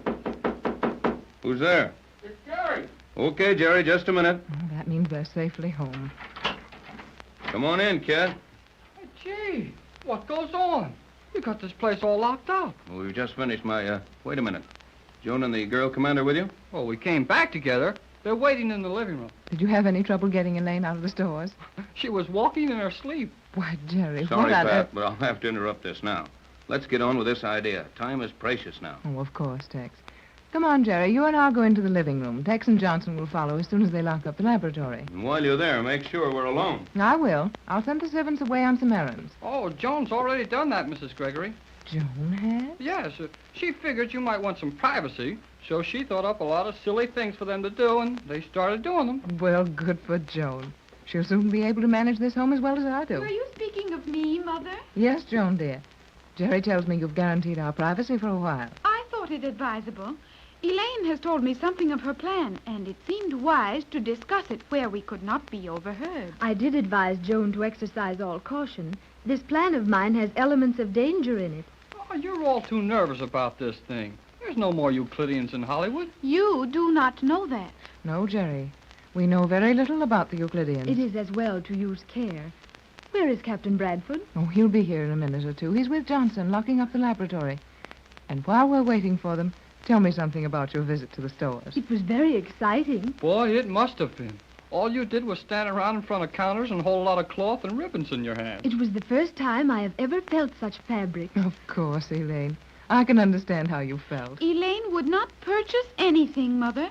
I tried to persuade her to bring home a dress or a coat or something for herself, but she refused. Why was that, Elaine? Oh, she figured that she didn't want to spend any of your money, and Joan and I couldn't talk her out of it. I hope you will understand my position, Mrs. Gregory. You are more than kind in giving me the freedom of your lovely home. I should prefer to wait until our mission is accomplished. Then I may feel that I have rendered some little service to you. Mother, I have tried to reason with Elaine, but it is without effect. She feels that she must earn your money before she can accept any of it. I am sorry if that is not correct for your world. Oh, it's correct for anybody's world. But I never heard of anybody worrying so much about taking money before. It is unusual, Jerry, but Elaine is right. And I appreciate how she feels. We'll fix that later. Come right on in, Johnson. I see everybody's here. We'll get right down to business. If you'll sit over here, Johnson. Thank you. I'll sit here by the door and leave it open. All right, Elaine? What's the idea? Your formula is complete? Ready to go. Is it possible to suspend your containers in the water? Sure, if the depth isn't too great. The containers are naturally made of glass, so that they may be broken and allow the halves of the formula to run together. Oh, yeah, but that stuff won't be much good underwater. That is, it would get too weak to do any good. That's right, Jerry. The only way it could be used underwater would be to suspend it against some metallic substance it would eat through before dilution became too great. That is my idea. If my calculations are correct, we have less than 6 hours of safety. At any time after that, the Euclideans may succeed in freeing those submarine locks of the magnetism I imposed. 6 hours? Why, we can't get down there in less than 6 days. But wait until you hear Elaine's plan, Mother. Well, let's have it, Elaine. 6 hours sounds mighty short to me. You and I will return to Euclidia at once in the rocket plane, Captain Bradford. Hey, what about the rest of us? You will follow in the boat which is to return the Euclideans to this country. Oh, I hate to think of you running into danger while we sit safely on a big boat. Well, if Elaine has it figured out, let's have it all. There must be some reason for just 2 of us going. There is a good and sufficient reason. In the first place, the rocket plane was badly overloaded coming up here, and the fuel is running low.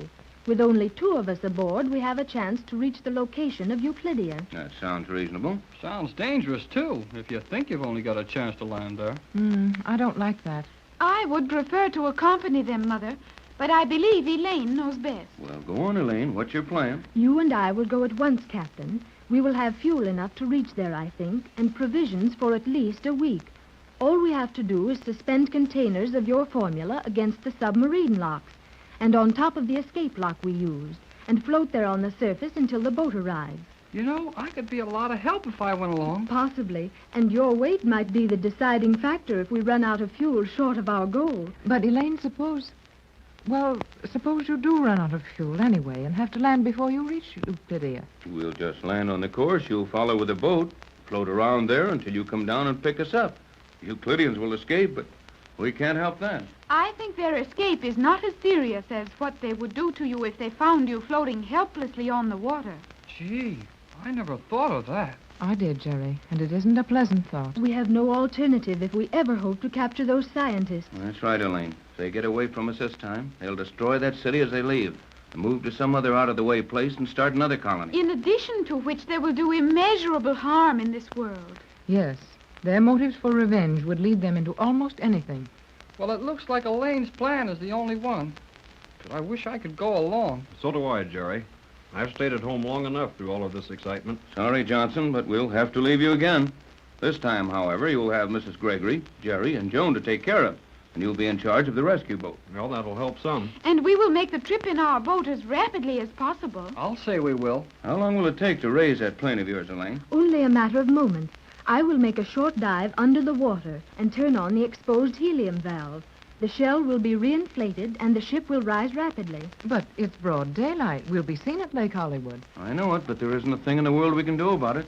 Elaine says we haven't more than 6 hours. I am sure the Euclideans will be free shortly after that time. And it will take us a little over 4 hours to fly down there. Let's go. Well, now, what do we do? You get the formula, all of it except one set of containers, which you can bring on the boat with you. Can I do anything, Captain? Help Johnson load that stuff in the car and keep your eyes open in the driveway. Aye, aye, sir. Come on, Johnson. Right with you, Jerry.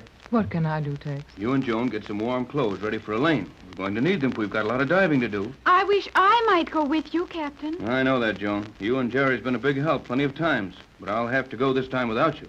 You'll keep in touch with us, won't you, Tex? Why, sure. The minute we land at Euclidia, we'll radio you. And you'd better shove off with that boat the minute we leave. I'll call the crew to stand by right now. They're all waiting for the call. Well, it looks like this is our last try at capturing G-47. And with a little luck, we'll make it. One of the most peaceful spots in the Hollywood Hills is that surrounding Lake Hollywood. Yet at this minute, there is a fierce activity on the shore of the lake, which would certainly make a stranger think some weird country was landing machines of war in our very midst. The Euclidean rocket plane, which brought the Gregory party of 7 and the girl submarine commander safely back to Los Angeles, has been refloated on the surface of the lake. Preparations are underway for an immediate takeoff. Captain Tex Bradford and Elaine, the girl Euclidean commander, are going to make a dash back to Euclidia. Jerry Hall and Joan Gregory are helping them with their last-minute plans. Are you sure you've got everything, Tex? Everything we have time to worry about. The plane does not seem to be buoyant enough to rise from the water. I was wondering about that, Joan. Well, how about it, Elaine? I am nearly ready, Captain Bradford. The task of driving the water from the outer shell has been slower than usual, due to the necessity of watching the rise closely. In flooding and then re-raising the ship, all from the outside, as we have done this time, it must be done slowly, as the plane could easily leap from the water and float beyond our reach if I admitted too much helium. Well, golly whiskers. Who ever heard of a leaping plane? This rocket ship would do exactly that, Jerry. Yeah, I guess it would.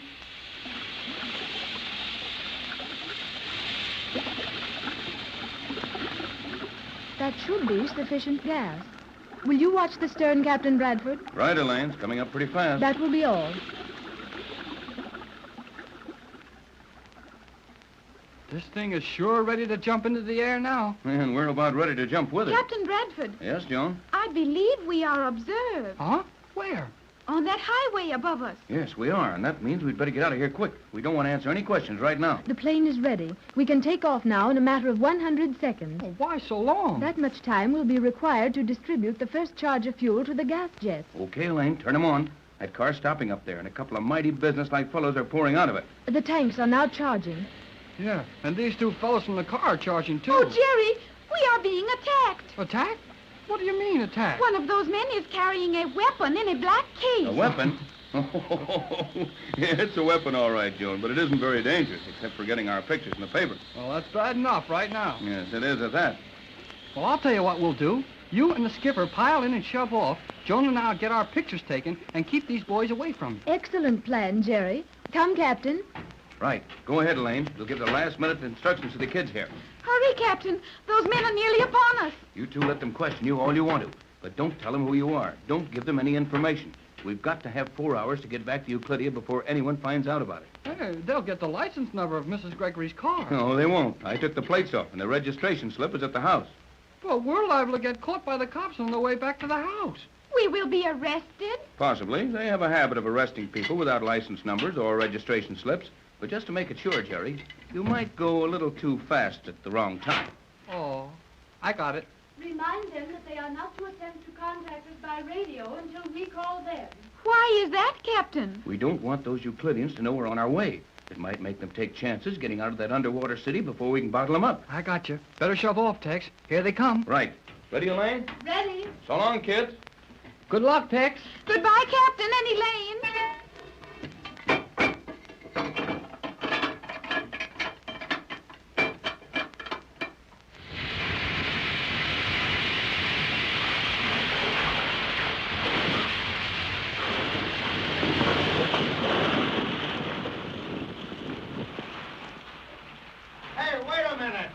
remember, Joan, we don't know what's happening.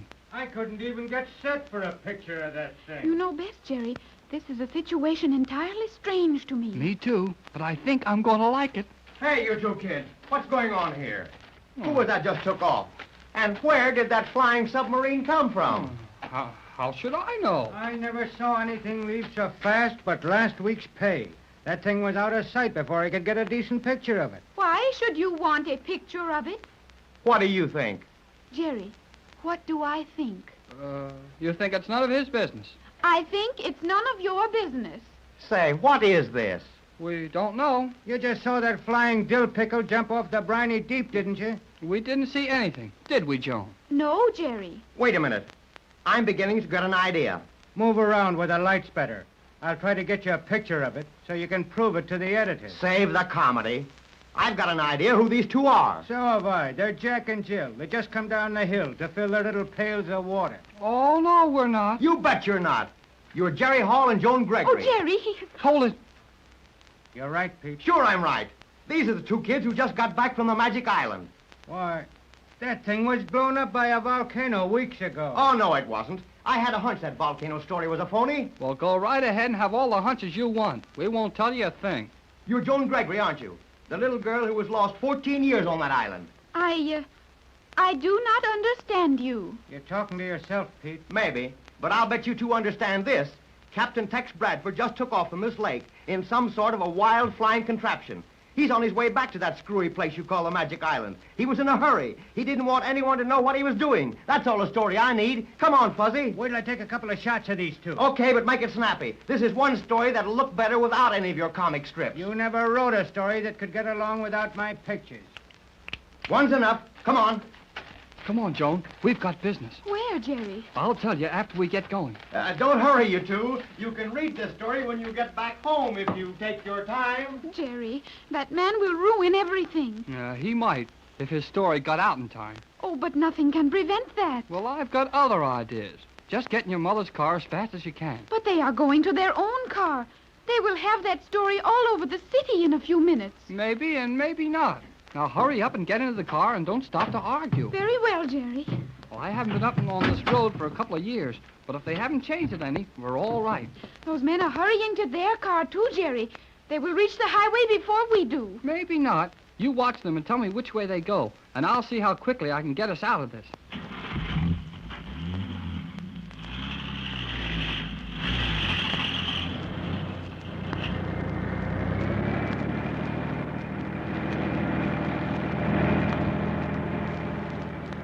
Oh, Jerry, these curves are dangerous. Nothing is dangerous to you, Euclidean. Now take it easy. Well, I will try. Just let me drive this car and keep your eyes on those two in the other car.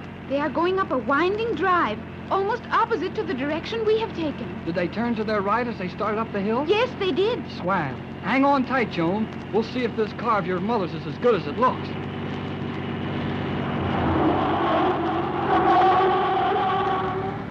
Oh, Jerry, please be careful.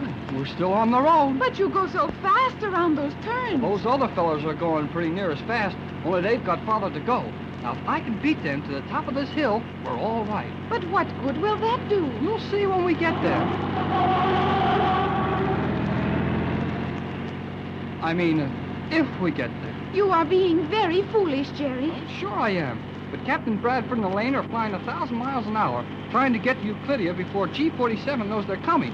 And if these men get that story to their newspapers, it'll be on the radio in half an hour, and G-47 will know all about it. I know that, Jerry. But how can you prevent it? Well, just give me a few seconds to get around this next turn on the top of this hill, and I'll tell you.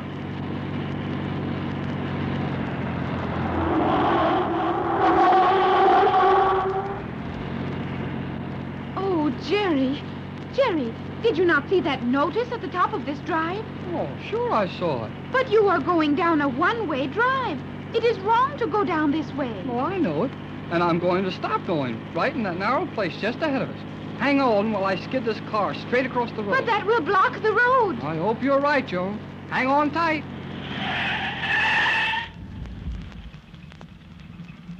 Well, we're here. Yes, Jerry. We are here. And we are helplessly stopped. It will not be possible to move this car now. There is no room to go forward or backward. Uh-huh, and if you noticed it, it's going to be mighty hard for another car to get around us, too. That does not better our position. Maybe not, but it won't hurt Captain Bradford's position any. Jerry, you are going to compel that car to stop. You bet I am. Here they come now. And look at their faces. They have seen us. Sure they have. And do they look mad? But what will they do to us? Nothing. I had an accident with a car. It got stuck across the road. And if that keeps a couple of wild men from running to their papers with our story, well, I can't help it.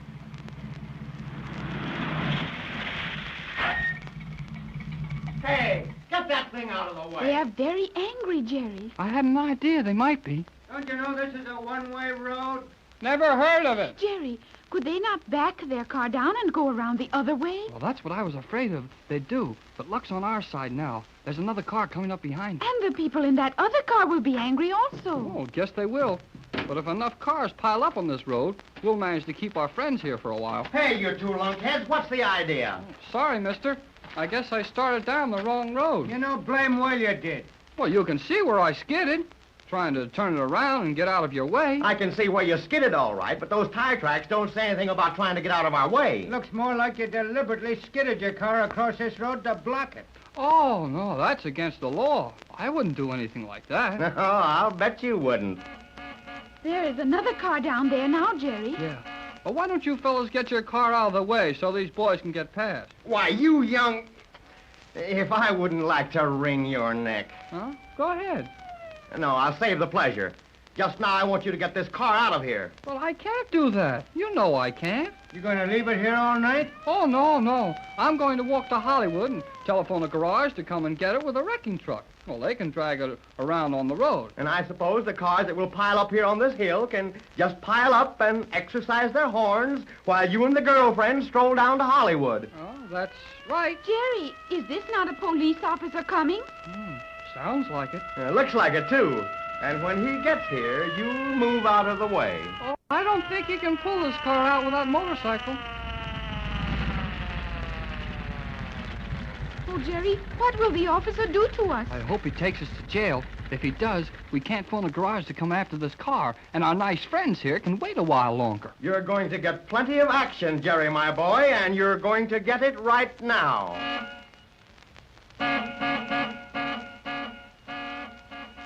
The Magic Island of Euclidia is over 4,000 miles from Los Angeles, California. Yet most of the activity of our story has been around Los Angeles for some little time. To begin with, Mrs. Gregory and her entire party were landed safely back in California, the Euclidean girl submarine commander bringing her rocket plane down on Lake Hollywood. Now, Captain Bradford and this girl have set off again in the rocket plane, trying to reach Euclidia before G-47 and the scientists can escape. Mrs. Gregory, with Jerry and Joan and her crew, are to follow immediately with a large boat chartered for the occasion. We find Mrs. Gregory with her trusted employee, Johnson, waiting impatiently at the harbor for Jerry and Joan. Oh, how long have we been waiting now, Johnson? Over 3 hours, Mrs. Gregory. 3 hours. And what has happened? Well, we have no way of knowing for sure. No way of knowing. And somewhere in that southern sky, Tex and Elaine are hurtling toward Euclidia at a speed of 1,000 miles an hour. Yet we have no way of knowing exactly what's happening to them. Jerry and Joan, over 3 hours since they went to Lake Hollywood to help Tex and Elaine take off. Yet we have no way of knowing where they are. Well, nevertheless, I think we're doing the only sensible thing by remaining here on your boat, in the radio cabin. We're connected to the shore telephone, and they'll get word to us the minute they can do so safely. But what could have happened to them? Well, nothing very serious, or we'd have heard from them. Oh, no, Johnson. It must be something serious. That's the reason we don't hear. But we do know they left the lake 3 hours ago. We've sent 2 people up there, and no sign of them. Johnson, I'm not ordinarily frightened by things like this. But we've seen so much of the power of these people. The Euclideans are clever and dangerous. Oh, I think Tex and that girl can take care of themselves. But Jerry and Joan have disappeared. In Hollywood, in broad daylight. It just isn't reasonable. Well, they're not here, and we can't do anything but lie here and wait for them. I know. But Tex expects us to be over 3 hours on our way by this time. Do you realize that we'll be 6 days getting to Euclidia, and that Tex and Elaine will have to keep that little plane afloat over that location for 6 days, threatening the Euclideans and bluffing them into staying underwater and living on condensed food? Yes, but all of that will be a matter of routine to both of them. The captain knows his business, and the girl strikes me as being more than usually clever. Oh, she's remarkable. And Tex is a grand person, but neither of them can work miracles. Well, I'm sorry, Mrs. Gregory. There's nothing more I can say. I understand, Johnson. And I'm sorry for being such a worry to you. I'll take it. Hello? Hello? Who's this? This is Johnson speaking. Hello, Johnson. This is Jerry. Jerry? Jerry, Joan. May I speak to Mrs. Gregory, please? Sure. Hold it a minute. He wants to speak to you. Oh, thanks, Johnson. Jerry, how are you? Oh, I'm okay. Joan's fine, too. Only we had a little trouble getting away to come down there. Well, where are you now? Oh, we're in jail. In jail? Yes, I'm in jail. And a good, strong jail, too. But we're going to get out right away. Well, what did you do to get yourselves in there? Oh, just what we thought was best to do. We tried to keep the story of what was going on from getting to the papers and the radio stations, and we kept it quiet for 3 hours, but it's gone now. Well, that may be long enough, Jerry. We have a man waiting with his set open in the radio shack. He hasn't heard anything yet, or we'd have found out about it. Oh, okay. We just talked to the chief and got everything fixed up. We'll be there in half an hour. Half an hour? Well, you can't make that, Jerry. Yes, we can. The chief's going to give us a police escort. We'll be there and ready to go in half an hour. Well, we'll be ready to cast off when you arrive. Goodbye, Jerry. Bye. So they're in jail. Yes. Jerry says they got there trying to keep the news of our departure a secret. Well, I think they were trying to cover up the captain's flight. Oh, of course they were. Tex said that no matter what happened, we weren't to try to communicate with him or let anyone know he'd gone until they'd had 4 hours. That should put them at Euclidia. Well, Jerry's apparently done his best, even to the point of going to jail over it. Oh, he's a great boy, Jerry is. He's been a wonderful help to us. Now, Johnson, I think we'd better get ready to shove off. If Jerry and Joan make it here in a half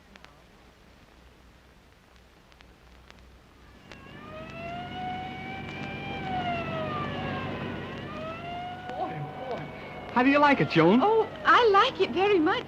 I have never ridden like this before. These police cars are sure made to go when they have to. Those men on the what do you call them? Motorcycles? Yes, the motorcycles. They ride fearlessly and clear the way for us. We're sure doing it in style, all right. Well, Joan, in just a few minutes, we'll be on board the boat and on our way to Euclidia again. And I hope for the last time.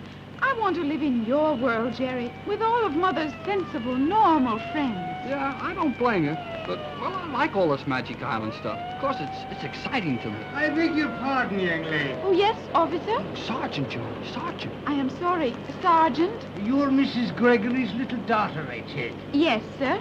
And you lived 14 years on that thing they call the Magic Island? That is correct. Then, would you be so good as to give me your autograph? My autograph? Yeah, you know, Joan, like the picture stars do. Sign your name for the sergeant. Would you do that? I should be glad to, but I cannot understand your request. I do not know the customs of Hollywood, but I thought only celebrated people were asked for their autographs. You're celebrated enough in my house. Sure, I've got a small daughter of my own, only 6 years old, and I've had many an argument with her. I tell her the old Irish bedtime stories about the banshees. They're the little people who come out at night, you know. No, I did not know. Well, they do. Many's the time I've heard the banshees wailing and seen the fairies dancing over the bog in County Down. But will my little girl believe that? She will not. Says she, there's no such thing as fairies. Well, I agree with her. Shame on you, Jerry Hall. And with a name like yours, too. And this beautiful girl sitting right beside you. I will sign my name for you, officer. Sergeant. But what has that to do with your little girl? Sure, and if I show her your name, written in my traffic book, she'll believe me. She knows all about the Magic Island, and when she says that I've really had you riding in my car, I'll have less trouble with my bedtime stories hereafter. I guess you might at that. Okay, Joan, sign your name for the Sarge. It will be a pleasure. Only think of it, Jerry. I have been asked for my autograph. Yeah, I know. And when we get home, I suppose you want to go to work in the pictures. I should not mind. Well, there's no time for that now. We're pretty near the harbor, and we'll be plenty busy explaining to your mother after we do get there.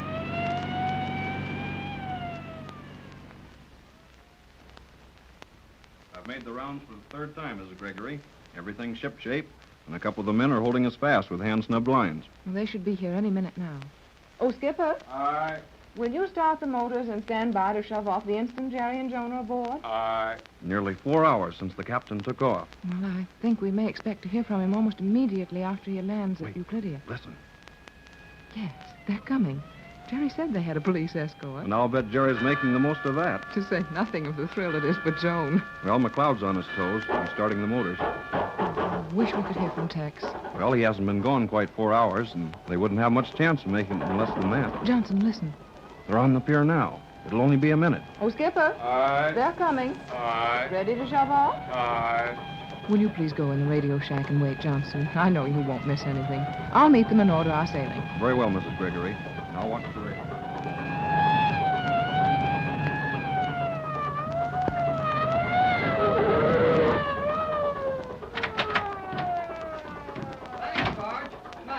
Good night, and good luck to the two of you. Hurry, Joan. We are coming, Mother. Hi, Skipper. Shove off. We're here. Not so fast, Jerry. Oh, give me a hand, Joan. Come on. Over you go. Oh, thank you. Hurry into my cabin, you two. Cars off, Skipper. Aye. And full speed ahead at every possible moment. Aye. We are sorry to be so late, Mother. Oh, I'm sure you couldn't avoid it. We sure couldn't. You see, Mrs. Gregory... One moment, Jerry. Wait until we get in the cabin. Gee, Mrs. Gregory, somebody on board you can't trust? No, Jerry. Just that I want to talk in here where Johnson can reach me immediately if he picks up anything on the radio. No news of the captain as yet. No, but we're expecting it any time. Golly, we sure got underway quick. Yes, Jerry, we've been waiting for you over 3 hours, you know. Oh, I'm sorry about that, Mrs. Gregory, but we had a good reason. You see, a reporter and a cameraman followed us to Lake Hollywood and saw the captain and Elaine take off in the Euclidean rocket plane. Oh, Jerry, they didn't know what Tex's destination was. They seem to have a very good idea. But how, Joan? Well, golly whiskers, Mrs. Gregory. Everybody in the country knows about our trip down to Magic Island, and I'll bet plenty of people managed to find out we got back all right. But they couldn't possibly have known about Tex's formula or what he plans to do at the underwater city. No, Mother. They do not even suspect the existence of Euclidia, but they do know a great deal about the Magic Island. Well, what happened? Well, they came dashing up just as the rocket plane took off, but they were too late to get a good picture of it. But they took our pictures, Mother. Well, that couldn't do any harm. But how did you get in jail? Well, we figured that Tex didn't want any stories about this flight of his to get out until he was at Euclidia. Knowing that Elaine and the captain were afraid G-47 would be inspired to make a desperate attempt to escape if he realized capture was so near. That's right. But you couldn't stop the story. Oh, we did for a while. Well, I took a shortcut over the hills and headed them off on a one-way road and swung your car around so it blocked the road and couldn't be moved. Then we had plenty of luck when the road behind them filled up with cars before they could get out. And then the officers came, and Jerry talked very fast, even faster than usual. And the officer agreed to take the two newspapermen to jail with us. Oh, very nice, Jerry. And did they take them? Oh, boy, they sure did. I told the cop who arrested us just enough about you and the captain that he knew I had something serious to tell. And he agreed to hold those fellows and not let them get the story out until I had a chance to explain it at headquarters. But how did you get the chief's attention at this time of day? Well, I just kept asking for him and saying you told me to talk to him. And pretty soon he came down to the jail. Well, after I told him the whole story, he held us all 3 hours and then let the reporters out at the same time he sent us down here. We tried to get away earlier to join you, but the chief said he really had no reason to hold those men unless he held us also. And Jerry and I agreed that those 3 hours meant more to Captain Bradford and Elaine than they would to this boat. And you thought exactly right. Tex should have time enough to land at Euclidia and take control before that news can possibly reach G-47. Well, that's what we figured. Well, children, we're off on another mad race to the South Seas. I hope this is the last one. Don't worry, it will be. And when you get back, you can walk up and down Hollywood Boulevard all day handing out your autograph. Why, Jerry, what does that remark mean? I am a celebrity, Mother. I have given my autograph to a sergeant of police. Oh, Joan, dear. I know you don't realize it, but you're a born diplomat. As long as you have the officers asking for your autograph, you'll do very well in our world.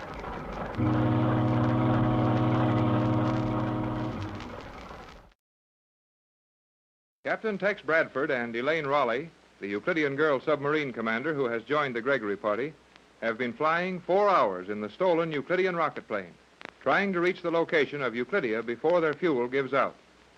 Just outside Los Angeles Harbor, A small passenger vessel, chartered by Mrs. Gregory, has put to sea, heading for the same location, but expecting to require between 5 and 6 days to reach the captain and Elaine. On board with Mrs. Gregory are Joan, Jerry, and their faithful friends of previous cruises. Our story today leaves them 4,000 miles behind, however, and we join Elaine and Captain Tex Bradford in the Euclidean rocket plane.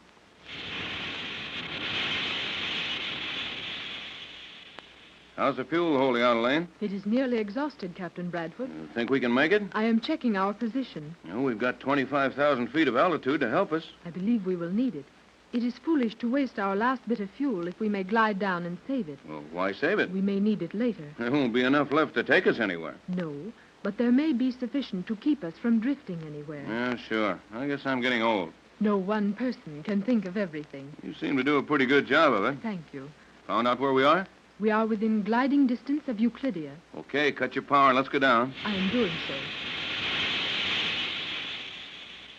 I just had another pleasant thought to add to our troubles. If it concerns something we can do nothing about, it is not wise to worry about it. Well, we can't do anything about this, but I can't help worrying about it either. What is it? We're not going to have fuel enough left to take us very far from where we land, is that right? Correct. And what happens to us if we find that G47 and his Euclideans are swarming all over the water waiting for us? That is indeed an unpleasant thought. However, you must have thought of that before this. Yes, I have, but it looks a little different when you're looking at it from back home and when you're drifting down into it. I hope we will find the submarine locks of Euclidia helpless as we left them. If you were right about how long they'd stay bottled up in there, we're okay. It will be only a short time until we know. How fast are we falling? 5,000 feet a minute. Gee, that's falling pretty fast. Can we check it when we get ready? I have tested my helium tanks. We have sufficient gas to inflate the shell and land gently. How will we be able to tell what the Euclideans are doing? The instant we land, I will be able to give you a full report on that. Well, how, if you don't mind telling me? I have directional radio beam receivers in this plane. They will register the slightest metallic disturbance. If we encounter none within a reasonable distance of the underwater city, we may be sure the Euclideans are not operating outside the confines of the city. You seem to have covered everything. How's the altitude? 18,000 feet. Lost 7,000 feet already. Precisely. How about radioing to Mrs. Gregory's boat and finding out what they're doing? I would not recommend that as yet. I suppose it would be better to wait until we're sure about those Euclideans. That is my opinion. G47 and his scientists would make a desperate attempt to escape with at least a chosen few of the Euclideans. Yeah, and he might succeed. He would succeed very easily if he wanted to take only his chief scientist. They'd use the same surface lock we escaped from, I suppose. Exactly. But they wouldn't take any boat. No way of getting away from that position. Not for any great distance, to be sure. But they have life rafts which could be inflated and float them for some time. I'd hate to be playing around among the sharks in a rubber lifeboat for very long. Those boats are not rubber. They are made of very thin copper. They do not tear easily, and the Euclideans' ray guns would discourage the sharks for some time. Nice party we're getting into. It does present difficulties. However, I believe we will overcome them. That right? 11,000 feet? Yes. Falling more than 5,000 a minute, then. I think not. Have you anything strong enough to steady that water through at this altitude? Naturally. That slender copper tube set into the panel before you. Pull the tube downward. Like this? Ouch! Yes, Captain. That is correct. Maybe, but I don't like my telescopes hitting me in the head. Its length is greater than you would expect. You may now look downward through it. Don't you have to aim it at anything? That is a reflecting telescope with a lens perfected on Euclidia.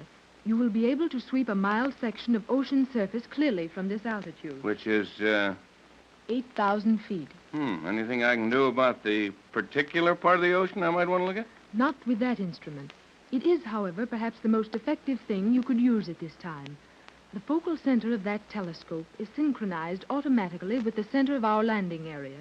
And if we change course or angle of descent, your scope will change with us. Good enough for me. Our landing area is exactly what I want to be looking at. The graduated scale on the shaft may aid you in focusing. Yes, I'm trying it, but there doesn't seem to be... Yes. Hold everything, Elaine. What do you see? Take a look. You know more about what to expect than I do. I suggest you don't go down any lower until you do take a look. I'm stabilizing at this altitude. We are now 5,000 feet. Well, hurry up and look. I am. And I see what you saw. That, Captain Bradford, is a Euclidean life raft with several persons aboard. Which does what to us? That remains to be seen. Would they have a radio on that thing? Undoubtedly. Then if we radio Mrs. Gregory's boat, they'll hear it down there? Probably. Just the same, I've got an idea, and I'm going to try it out. You are in command, Captain. Have those Euclideans any way of knowing that we're almost out of fuel? No. If we had not carried an excess load to Los Angeles and flown at excess speed coming back, we should have fuel for several hundred miles. Good. Now I'm going to try something. And no matter how crazy it sounds, don't interrupt until I'm through. Proceed, Captain. The transmitter is ready for you. Bradford to Gregory boat. Bradford to Gregory boat. QRS. If you are getting me, make it snappy. We haven't any time to waste. This is emergent. Hall is answering. Can you hear me clearly, Jerry? Swell, go ahead. We are over Euclidia. From the looks of things on the water, some of them are trying to escape. We are going down and drop some of my solvent on their raft. Naturally, they can't hold out long. If they came out of where we think they did, they'll have to jump for their lives and dive down into that airlock again. Have you got that much of it? Got it all. What do we do? Just keep coming as fast as you can. We'll set down over that lock and anchor the solvent around Euclidia where it will do the most good. I just want you to know our plans so you'll understand that we'll be on the water and saving our radio power if you don't hear for some time. Okay. I'll tell Mrs. Gregory. Everything's fine here, and we're getting 21 knots out of this old tub. Good work, kid. Now keep your chin up. We'll be seeing you. That's all. Cut the transmitter. I have done so. Well, how about it? It was an excellent idea, Captain. Now we shall see if the Euclideans are taking it seriously. Well, if they didn't hear it, we'll have to do it all over again. Would Jerry understand? You bet he would. That boy doesn't ask any questions till he knows the meeting's open. There is some activity in the life raft below. Are they getting ready to leave it? I cannot be sure, but it looks as if they are indeed putting on their helmets. And we'd better get down there to make this attack of ours look as real as we can. Agreed. We descend. How quick can we get down there? Allowing for time to circle as we descend, keeping that point under the axis of our circle, we should land in 120 seconds. And can they all get back into that lock in 2 minutes? Hardly. Not and deflate the raft. Good. That's what I want, that raft. See just how fast you can get down to them. If they abandon that raft, we may find supplies on that will do us a lot of good during the next 6 days. Correct, Captain. We will descend as rapidly as possible. And if our bluff doesn't work, if G-47 has nerve to stay on top of the water and see this thing through, well, we haven't a chance in the world of beating him. I believe we have. This plane will afford us much more protection than an open raft, and we can easily extinguish their lives with our heavy ray guns. Oh, none of that, Elaine. You don't seem to get the idea that in our world we don't go around killing people. Either we'll take these Euclideans prisoners one of these days, or they'll take us again. Yours is a strange world, Captain, but I realize that you are right. However, it's mighty poor satisfaction to be right if you lose out. I think you will not lose, Captain Bradford. What do you see now? You watch through the scope. I will maneuver for a landing. Yep. They're leaving the raft. And they're getting off fast. Say, they won't have time to take it with them. That is well. Drop down there just as fast as you can. We'll grab it. I would suggest not rushing into a landing in that exact spot, Captain Bradford. But I'd like to get the provisions off the raft. Precisely. And G-47 knows that beyond a doubt, or at least suspects that you want the raft. But we're running out of fuel. We have run out. All gone? There is no more fuel. And we'll have to land right on that spot if we're going to make sure they stay down under. I will have enough compressed helium to use for surface maneuvers for several days, I believe, and I advise against landing near that raft. But why? They can't hurt us. Now, look, the last man is going over the side of that raft now. They can't have anything on but those temporary diving helmets, and they haven't any choice but to get back into that lock. Nevertheless, with your permission, I will land at least 100 yards from that raft. Well, I can't see any reason for it, but I know you must have one. I have. And in a very few seconds, I will show you an active demonstration of my reason. Well, what are you going to do? I am gliding toward that raft, exactly as if I expected to land there. But at the last second, I will elevate the nose of this plane and attempt to glide beyond the raft, passing over it at an elevation of about 50 feet. And then? I am not sure, but I would suggest that you brace yourself firmly in that seat. I begin to get the idea. They're not going to leave that raft helpless for us to pick up so easily. That is my thought. Brace yourself tightly. I will now glide above the raft, and we will see what G-47 has left for us.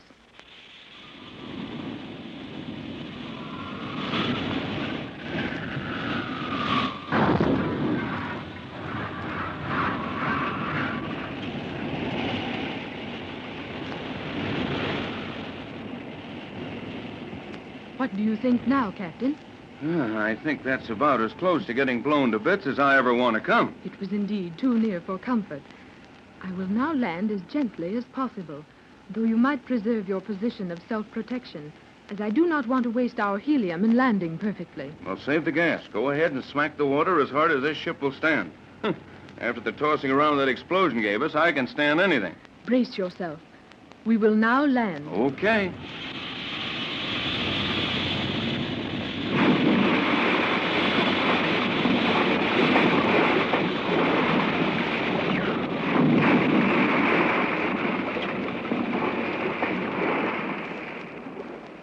We are now stabilized on the surface of the water. How far from that airlock? Approximately 200 yards from the spot at which the raft was blown up. Good. Now, I suggest you use a little of the gas to get back directly over that airlock. Then we'll take steps to bottle the Euclideans up good and tight. Very well. You any of those magnetic bombs? Several. All right. Use a couple of them to hold that airlock shut, and we'll save my solvent until we actually have to use it. Agreed. I will release a bomb when we are over the lock. One such charge will paralyze the lock for 2 hours. Good. And after I'm sure those fellas can't get at me, I'll dive down there and fix some of the solvent to the lock gate. Then we'll be safe indefinitely. Excellent. Well, Captain Bradford, it looks as if you are in command of the city of Euclidia at last. We are directly over the lock. The city is powerless.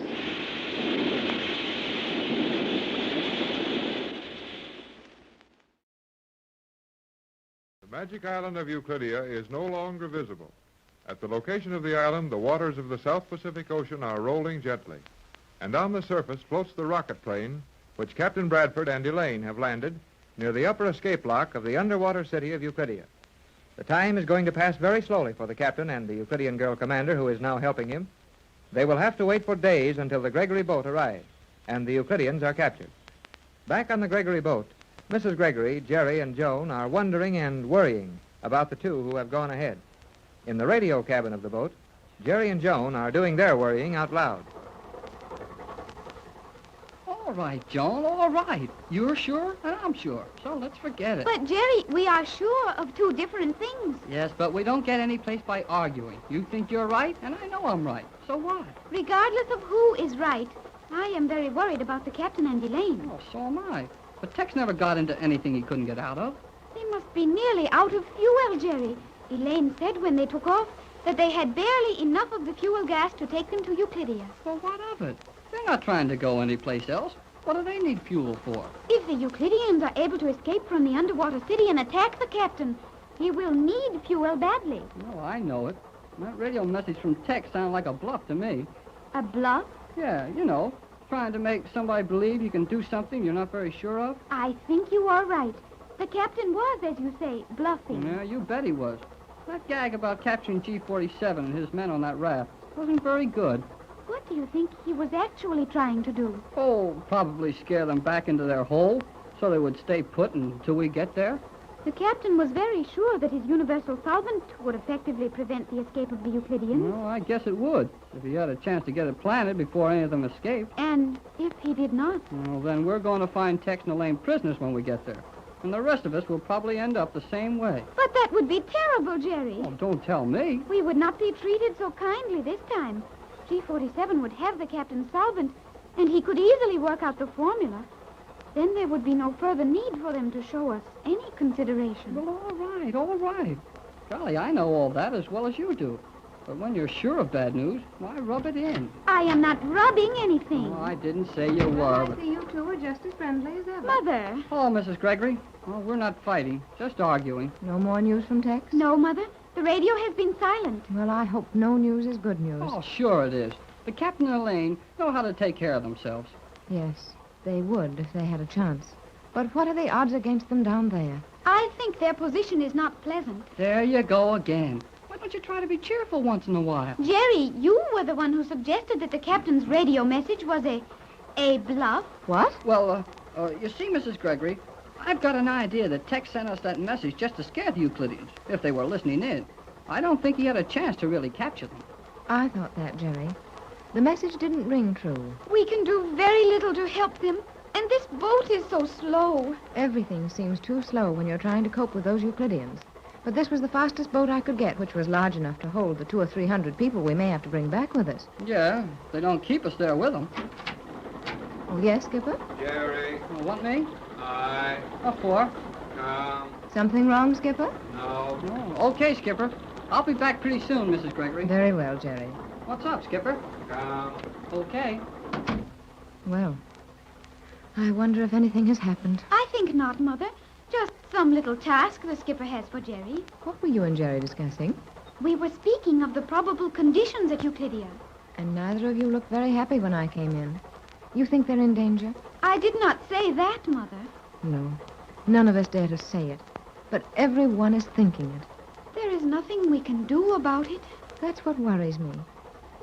If there were only a few moves we could make, anything to occupy our minds, to give us something to do. No, Mother, you cannot help by worrying. Oh, I know that. But it doesn't keep me from worrying. Bradford to Gregory. But don't you do not see that if... Wait, Joan, I think I hear the radio. Can you hear me? It's Tex. Hello, Tex. Pat calling. Hello, Tex. Hello, Pat. How's everybody? Well, we're all right, just plowing along. Everything running on schedule? McLeod says we're doing a little better than schedule. Fine. Keep it up and don't worry about us. What have you been able to do? We're riding easily on the water, just above the airlock. No trouble? Not a bit. How are your provisions and fuel? More than enough to last until you arrive. Have you any special instructions for Not us? at the moment, but keep the radio open on this wavelength and have someone with it at all times. We would have done that. Are you sure that no one escaped before you got there? No chance. The submarine locks are still magnetized shut, and we're watching the airlock in the surface chamber. Is Elaine sure that there is no other means of escape from the island? Positive. Don't worry about anything. Just keep coming our way, and we'll be waiting for you. Thanks, Tex. You've been so wonderful through all this, and it's my fault we ever started it. Think nothing of it. Well, I'd better save our batteries. Good luck, all. See you later. Goodbye, Tex, and good luck to you both. It would seem they are doing well, Mother. Yes, and I suppose it's true. But I'm afraid I won't rest much until we reach there. This is only our first night on the water. You must not worry at this early date. Mrs. Gregory, Yes, Mac, what is it? may I have a word with you? Why, of course you may come in. Thank you. Come right over here and sit down. I'd like to stay near the radio as much as possible. How do you do, Miss Joan? You are wearing a very sad expression, Mr. McLeod. Sorry, I am for that. But the truth of the matter is that I have something which is not resting easy on my mind. Trouble, McLeod? It may be, and then again, it may not be. Well, what is it? How important is it that we keep up this speed we're now making? Well, it may mean everything, Mac. The captain and Elaine are drifting practically helpless on the water down there, and they'll never be really safe until we arrive. Then it would seem that we must keep it up. Yes. But why not? Well, to tell you the truth, Mrs. Gregory, the motors are acting none too good. The motors? Aye. The motors of this boat are defective? I wouldn't say that they were defective, but they are being badly overworked, and I'm none too sure how much of it they'll stand. But speed means everything, Mac. We're doing far too slowly as it is. I won't argue about that, but the boat was designed to make 16 knots, and she's now making 21. 16 knots? 5 knots less? Aye. Well, it's out of the question, Mac. Tex and Elaine figured that with good luck they'd be able to hold out for 6 days, possibly a few hours more than that. But to reduce our speed 5 knots would mean adding at least 2 full days to our run. Aye, it would that. We haven't any such margin as that. Keep the motors wide open and take a chance. We'll be no good to the captain if we break down short of our goal. We'll be no more good to him if we're too late getting there. Right you are, and I'm glad to hear you want it that way. I would have said as much myself had I been in charge. You are in charge of those engines, Mac. And your job is to get us just as far as you can, as fast as you can. I'll be responsible beyond that. Good for you.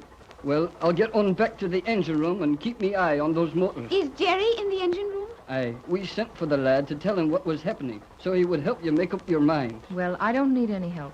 But I would like to know what Jerry's opinion was. Well, he said to run this thing until the motors fell out of it, and then we'd row it the rest of the way. Oh, good for Jerry. Oh, Mac. Aye. We just talked to the captain on the radio. And what's the news? None. They arrived safely, and now all they can do is just lie there and wait for us. But they did arrive there. Well, I'll get on back, and I'll send Jerry in here if you want him. I wish you would. Then I will.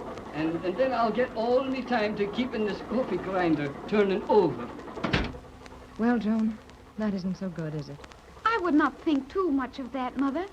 Mr. McLeod is an engineer, He's a lover of fine machinery, and he would be inclined to exaggerate the condition of the motors. I hope so. But whether that's the case or not, we'll keep up every bit of speed we can make from now on. And now I think you should have some rest. I know I should. And I'm going to be sensible and try to get some, as soon as Jerry comes back. And Jerry and I will remain with the radio. No, dear. You'll come and rest with me. Jerry won't mind standing by the radio alone. But, Mother, I do like to be near Jerry. He talks so much and says so little that it is very restful. Possibly. But even so, I want you to come into our cabin and lie down. Hey, was McLeod just in here? Yes, Jerry. He came to see Mother about the engines. What did he tell you, Mrs. Gregory? He seemed to be worried as to how well the motors would stand our present speed. Yeah, well, that's what he told me, too. But he's worrying too much about nothing. Are you sure? Well, sure, I'm sure. The old skipper was an engineer for a long time, and he said those motors would stand running at full speed as long as we wanted to run them. Oh, I'm glad to hear that. Now, Jerry, if you'll take over the radio, Joan and I'll try to get a little sleep. Oh, sure, Mrs. Gregory. I'll take over. Joan and I'll relieve you on the morning watch. But, gee, you don't need to get up then. Well, I can put one of the crew in here when I get sleepy. No, Jerry. I prefer that we three handle all messages from Tex. Johnson would do, of course, but I've asked him to spend all his time in the pilot house. That is advisable. When we are trying to maintain top speed through all conditions, a great deal depends on our navigator. Johnson's plenty good. He certainly is. Now, Jerry, if you'll Mrs. Gregory, can't I have Joan stay here with me for just a few minutes, huh? I don't see why not, but I don't see why either. Oh, I just wanted to talk to her about it. Oh, please, Mother. Well, very well. Don't stay more than a few minutes, though, Joan. I want you to get as much rest as possible. I will not be long, Mother. Good night, Jerry, and call me if you hear from Tex. I bet I will, Mrs. Gregory. Good night. What did you want, Jerry? I want to talk to you. So you said. Yeah, and I think it's important. What is it? Well, McLeod is really worried about those engines, and he's right. But, Jerry, I know. I said everything was going to be all right, just to make your mother feel good. Those engines are liable to quit any time at this speed.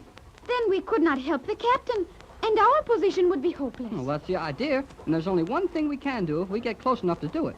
Radio the captain to get away from that place and fly back to the boat. It'd be safer if we were all together. But the Euclideans would escape. Sure, and when they escape, they'll come after us. Oh, but, Jerry, we must not allow that to happen. I know that as well as you do. And I took a chance and told McLeod about my plan. He's going to do it, and your mother will never know the difference. Jerry, you are going to trick Mother? Oh, we've got to, Joan. Or we haven't got a chance to save the captain or do anything else. McLeod is going to cut the engines to 18 knots an hour, and we mustn't let your mother find it out.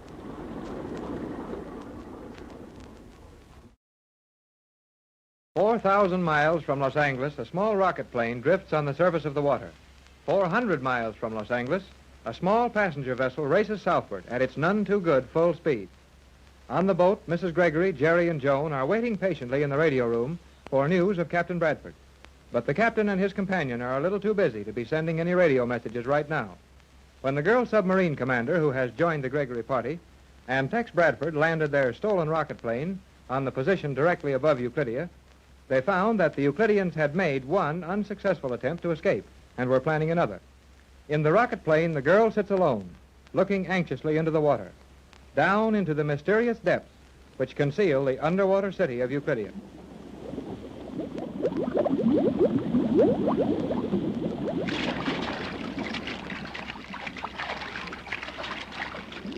Give me your hand here, Captain Bradford. No, do not attempt to remove your helmet in the water. Come aboard.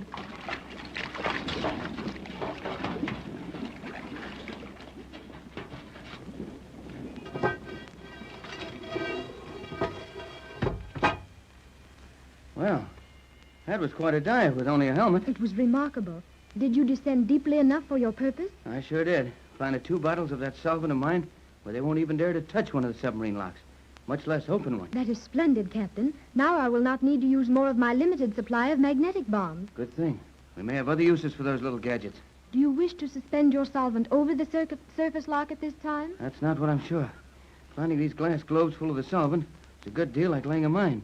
It's no fun to have to go down there and pick them up ourselves. They are set to break very easily, are they not? Yes, if they contact anything metallic. Naturally, I couldn't have them going off every time a fish swam into them, but I hung them where they would be touched by the leading edge of the lock gate the moment it started to move. And at the surface lock, the procedure would be the same? Yeah, just about. Though I think I'd put the bottles where they'd have to strike them to turn the valve. Without the valve to flood the lock, they can't use it. Very good. Except, as you have noted, in an emergency, we might have to use that lock to enter Euclidia. That's the trouble. We couldn't get any more than he could get out. Of course, I could try getting the solvent loose without breaking both bottles, but it wouldn't be any too easy. I will do as you say. Have to risk it, I guess. If we don't bottle them up while we have a chance, they'll finally get desperate enough to come out in spite of the flood that will pour in there. And some of them will make it. Surely enough of them to cause trouble for us. More important than that, enough water would get in there to drown everyone else in the colony. We want to do this without hurting anyone if we can. Then I suggest we place your solvent to guard that airlock immediately. Will it use all our gas to taxi over there? Almost, but we have little choice. Okay, let's go. Very well.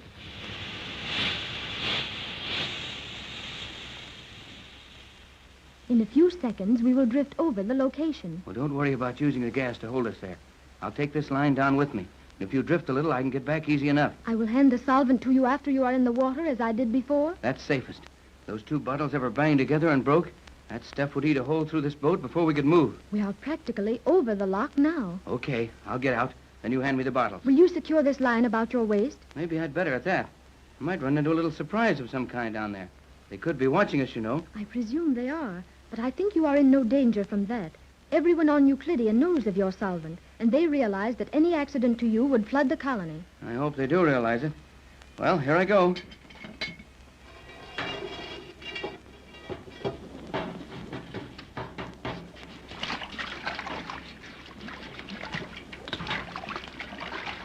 Wait a second until I get this line trailing freely in the water now. Okay. Pass out the bottles one at a time. Here is the smaller one. Got it? And here is the larger. Fine. Now keep this door open. Once I'm down, feel this line and keep it fairly tight. If I give you two quick ones, use some gas dragging me away from there. Don't wait to try and pull me in. I understand perfectly, Captain. Here is your helmet. These little helmets are pretty good at that. I'll make it as quick as I can.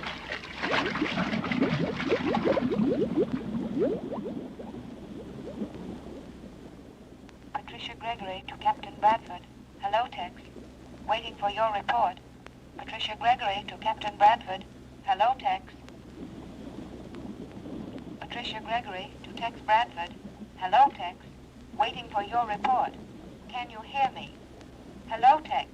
Calling as you requested. Can you hear me?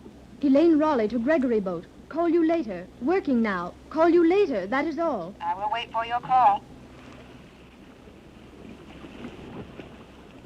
The captain should now be coming up. All is not well with him. There. 2 sharp jerks on the line. I will pull him to safety.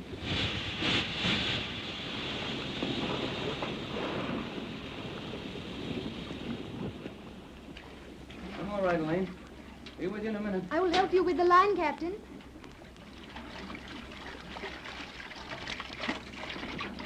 Did you lose your helmet? No. I took it off. Be all right in a minute. Let me have your hand. Okay, here I come.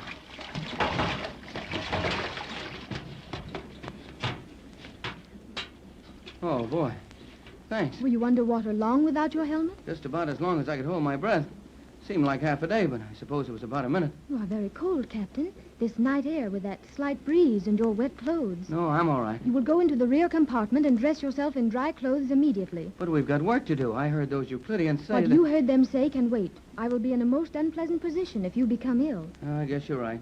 No time. Look over there. Captain, the surface of the water is disturbed over a large area. Right, and that's what I heard them talking about when I took off my helmet to put my ear against the wall of that lock. What is happening? They're raising the island again. Raising the island? That's what they're doing. If that happens, we are powerless. Just about, as far as I can see.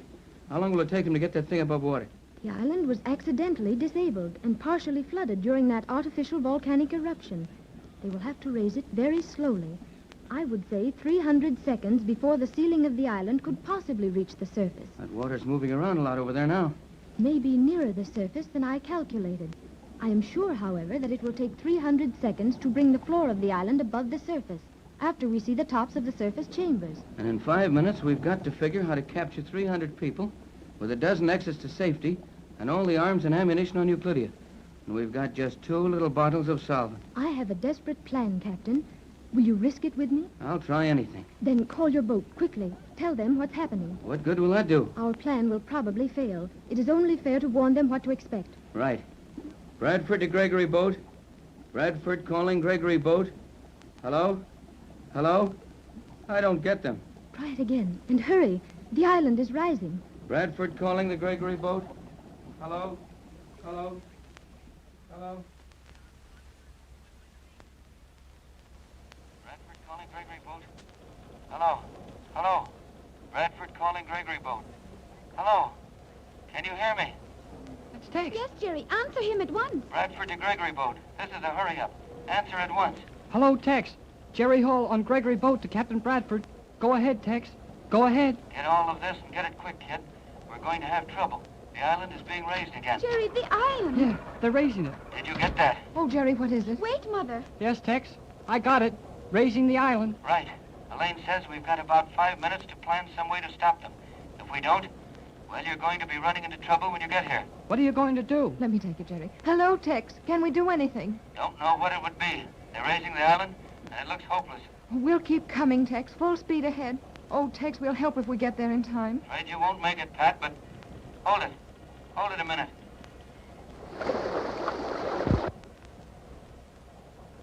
Tex!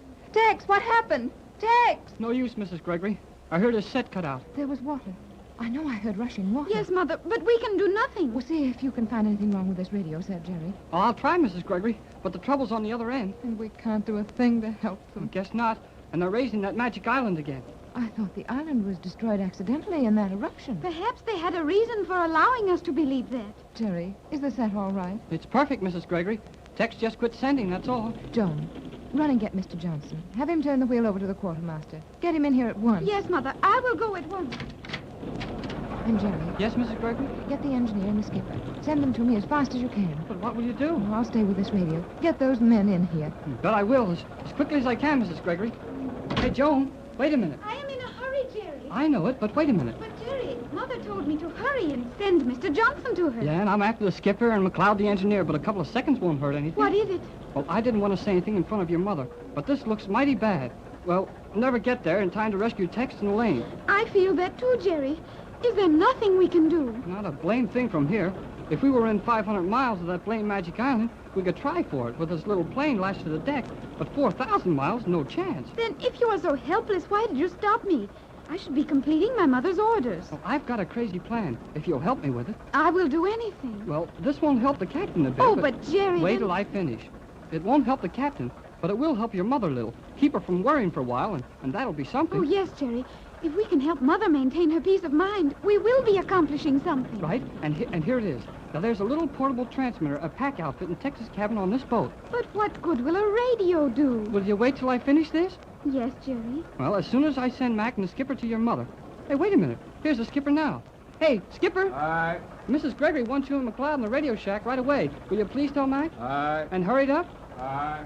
Now, your message to Johnson can wait a minute. Here's what I'll do. The minute those men are out of sight, and you get Johnson in the radio shack, come right into Texas cabin. I'm going in there right now and set up the pack transmitter. What will you do with it? Well, you can sound like Elaine, can't you? Not very well, I'm afraid, Jerry. I have never learned to speak easily, as you do. All right, I'll fix that, too. I'll fix the microphone so your voice will sound pretty bad. Mrs. Gregory won't be able to tell who it is. Now, I want you to pretend to be Elaine. You're sending your mother a message as if Elaine was a sender. But what can I say? Oh, anything. It doesn't matter. Just so your mother thinks Tex and Elaine are still afloat and doing all right. You can say that everything is all right, only that you'll be too busy to talk for a few hours. Excellent, Jerry. I will say that the captain and I are too busy for radio communication, but all is well, and we will send further information when possible. Ah, now you've got it. Hurry and send Johnson to your mother. Then run for Texas cabin, and the minute you get there, we'll call this boat, and you can cheer up your mother. The magic island of Euclidia is rising from the sea. Not so long ago, the Euclideans submerged the island, taking it down to the bottom of the old volcanic crater and making everyone believe it had been destroyed. Now, the island is coming out of the water again. This brings a very real danger to Captain Tex Bradford and Elaine Raleigh, who are attempting to imprison the Euclideans in their underwater city. When the island is above water, G-47 and his men will have more openings for escape than Tex and Elaine can watch. How's it look to you now, Elaine? The island is rising very slowly, but the tops of the defense chambers are showing above water. At that rate, we'll have a couple of minutes to work in. And what can we accomplish? I'm not any too sure, but we've got to do our best to keep those fellows from getting loose. You have only one charge of your solvent left. Is that correct? That's right. Only one. Then that may be used to guard only one exit. And when that island is above water, there are at least 8 openings through which the Euclideans may escape. Oh, I know it, but we'll have to run a bluff of some kind. I do not understand fully what you mean by bluffing, but this is a time to be sure what you are doing. Yes, if you can be sure, but when you can't, bluff. Then bluff quickly. The island is rising. We got enough compressed air to taxi us around to the other side of the island? I think not. It's our only hope. I will try to cross the island. That is much shorter. Well, sure it is. But if the island comes up before we get across, what then? Our position will be no worse than it is now. Well, you're right, Elaine. All right, give it all you've got. The jets are wide open. The air supply is diminishing very rapidly. We're getting across the island, too. Hey, look out. I will not strike that defense chamber. They can't open the doors in those things until the island is completely above water, can they? Not without flooding the entire lower level of the island. Good. Now, when we get to the other side... Say, we're scraping on the surface of the island. It will be a very narrow margin, Captain, but I believe we will be over the side of the island before we are held by touching it. Let's hope you're right.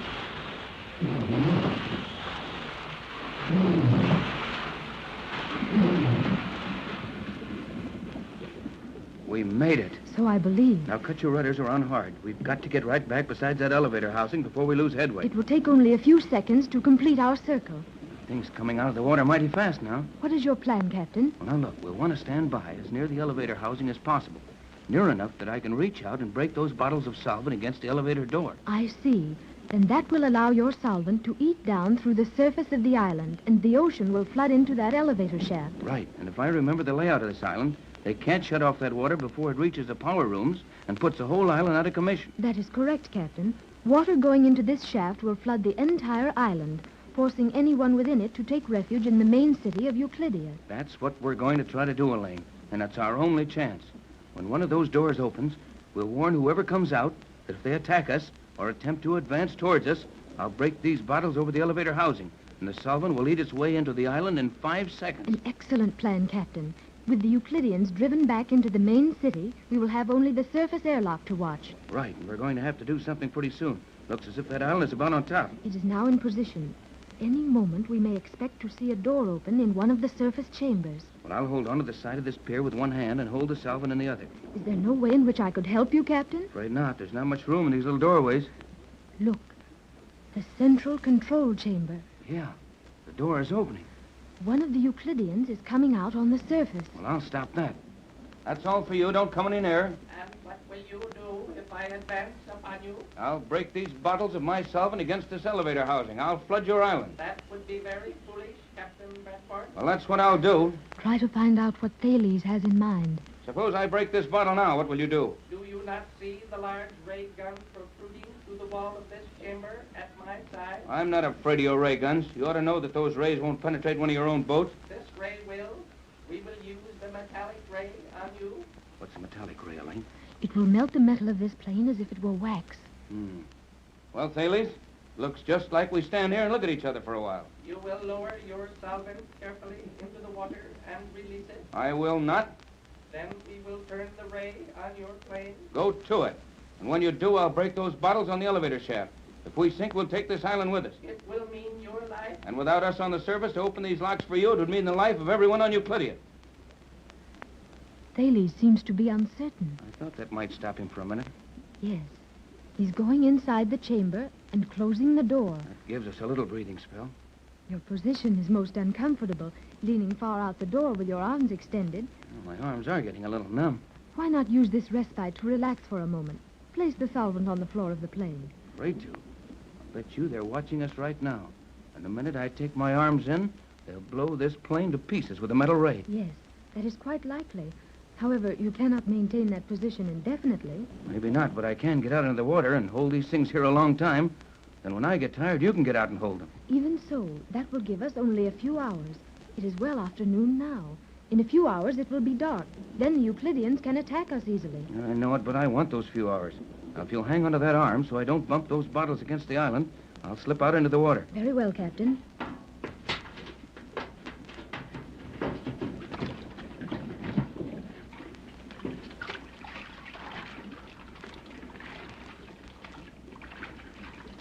Easy now. Don't bump those things together. I will be careful. There we are. Now I'll keep floating here where I can support myself on the plane.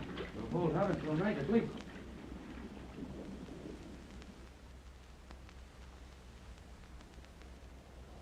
Patricia Gregory, calling the plane. Gregory boat to Captain Bradford. Hello, Tex. Hello, Tex. Can you hear me? Gee, Mrs. Gregory, you can't raise them at all now. No, Jerry. I can't raise them at all. Well, Joan and I went in and tried that little portable set in the captain's cabin. We thought maybe this set wasn't working just right. Yes. I know what you and Joan did, Jerry. And even though it didn't fool me, thanks a lot for a grand gesture. Huh? Now, Jerry. Honest, I don't know what you're talking about, Mrs. Gregory. You don't remember having Joan use that portable transmitter, call me here, pretend to be Elaine, and tell me that all was well? Oh, I'm sorry. I guess we didn't do so well. It wasn't your fault, Jerry. Joan couldn't conceal the Euclidean training in her voice. Elaine has moved more often in the world, and she speaks as we do, with very little effort. Yeah, I should have thought of that. We all could have thought of a lot of things, Jerry. And like yourself, we thought of them too late. Oh, now, Mrs. Gregory. I know what you're going to say, Jerry. And it's fine of you not to blame me for this. But after all, I started the whole thing, looking for Joan. And I gave my permission for Tex and Elaine to attempt this wild flight. But gee, Mrs. Gregory, we don't know for sure that anything's happened to them. Possibly not. But it's nearly dinner time. And in a few minutes it'll be dark. And we haven't had a word from them since early morning. They said the island was being raised again. And that would mean Tex and Elaine captured. Or worse. Well, they wouldn't hurt Tex any more than they'd hurt any of us. But this time it's different, Jerry. They'll have Tex's formula. There won't be any further reason for them to treat us kindly. Well, quit worrying about it for a little while. I'm sorry, Jerry. But I can't take it as calmly as you do. Well, that's what I mean. Be calm, like me. You don't realize that you've twisted all the buttons off your shirt. Huh? Well, how did I do that? Oh, just sitting there calmly, twisting the buttons. Yeah? Well, I'm not doing any better than you are. Have you received any word as yet? Come in and close the door, Joan, dear. Yes, Mother. You look very worried. What has happened? Nothing. Plenty of it. That's just the trouble, Joan. Nothing has happened. What have you been doing? I have been in the pilot house with Mr. Johnson. He says we have made unusually good time. Good time? It seems to me that we've been crawling. I do not understand just what has happened. But Mr. McLeod, the engineer, who has done something to the motors. And we have been going much faster than is safe for this boat. Good old man. Yeah, the boat holds together. The motors are making a terrible noise, and I suppose it isn't doing the boat any good.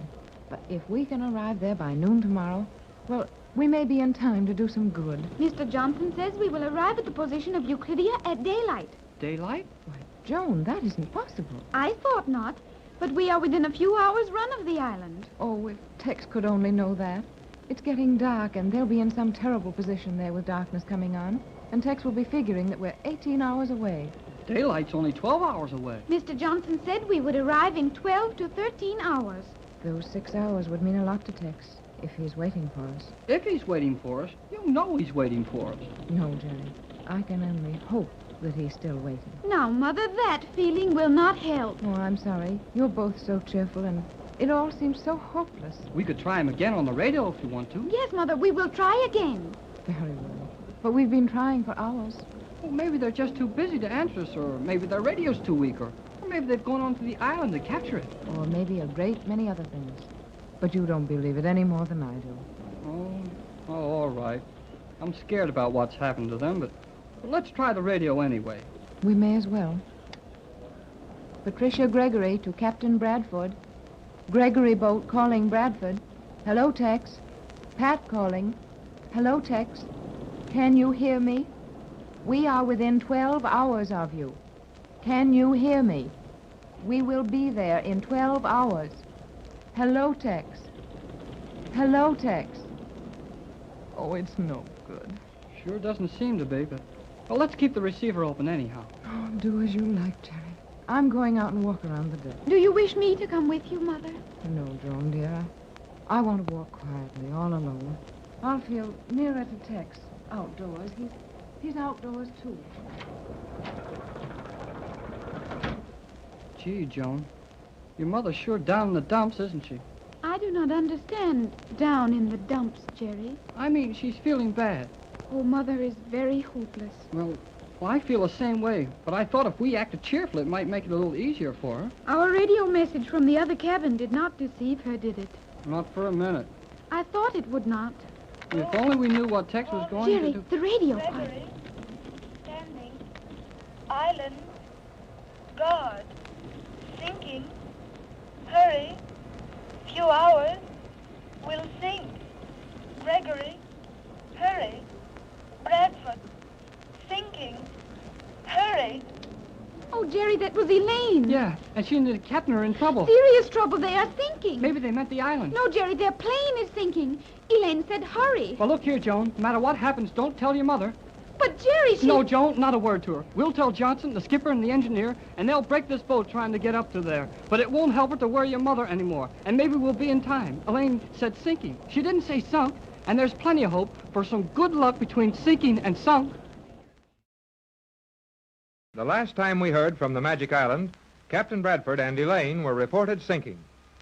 Jerry and Joan received the message in the radio cabin on the rescue boat. And as Mrs. Gregory was out walking on the deck at the time, she doesn't know of this new development. Elaine and the captain have been waiting near one of the elevators on the edge of the Magic Island, sitting in their helpless rocket plane, floating on the water. The Euclideans threaten to attack them, and Captain Bradford slips off into the water, where he's holding the 2 bottles containing his universal solvent against the side of the island. Elaine is getting out of the sinking plane. Get out here quick, Elaine. That thing's going down with you. I'm nearly free from the plane. That metal ray up there sure wrecked that shell. I will try to save this small rubber boat. And we'll need it. Yes, we may have to float for hours. When daylight comes and we're found floating here, it won't take G-47 long to dispose of us. I do not propose to be found floating here. We can't be far away. Perhaps not. The island will be gone, and G-47 will be no threat to us. What do you mean? It has been completely dark for some time. I think it only reasonable to expect an attack from the Euclideans. Yeah, I've been expecting it every minute. If I am only successful in inflating this bag from the small gas supply in the plane before it sinks. Yes. It'd be pretty hard to blow that thing up and swim at the same time. At least there is some little air. How much will it take to inflate that boat? Only a few pounds will inflate it sufficiently to support us for some hours. We'll need some hours. About 18, I think. The air pressure is growing weaker. And the plane's sliding under. Here, better break that hose loose before the rubber raft gets carried down with the plane. Right. Here, put one hand on my shoulder and hang on tight. That plane will create some suction going down. Not much. It's nearly full of water now. However, I will hold it to the island with you. I have the rubber boat. Well, then, let the plane go.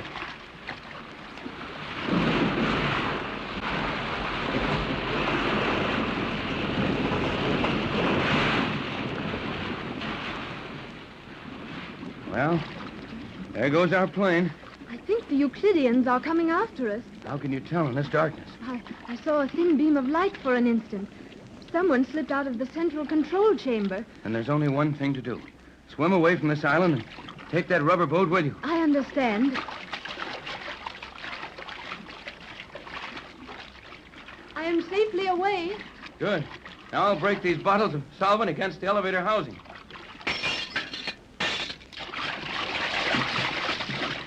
Get away quickly, Captain. I'm coming. Over this way, Captain Bradford. I'll take the opposite side of the boat from you. You did not get any of the solvent on you. No chance. I was mighty careful about that. How rapid will the action be on the island? That stuff is eating through into the elevator housing by this time. I only hope the Euclideans discover it soon enough to get safely into their underwater city. I feel that they will accomplish that. The automatic controls will begin to work in a few seconds. Is there any way at all that they can keep the island above water? No possible way.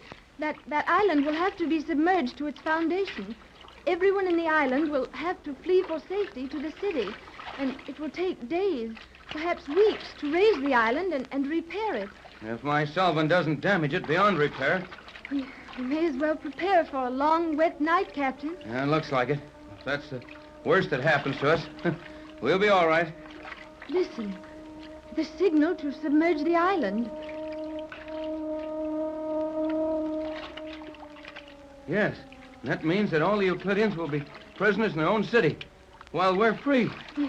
We are free, Captain, that is true. But our position is not entirely happy. Well, I've had prospects I enjoyed more than floating around in this ocean all night. If we are so fortunate as to float all night. Why shouldn't we float all night? This boat will support us easy enough. Yes, it was designed for that purpose, but it is apparently defective. Defective? The air is rapidly leaking out. Where? Around on this side. No way to repair it? None that I know of. I'm holding the leak closed with my hand as well as possible, but it is not perfect. Wait a minute, I'll get around there and help you.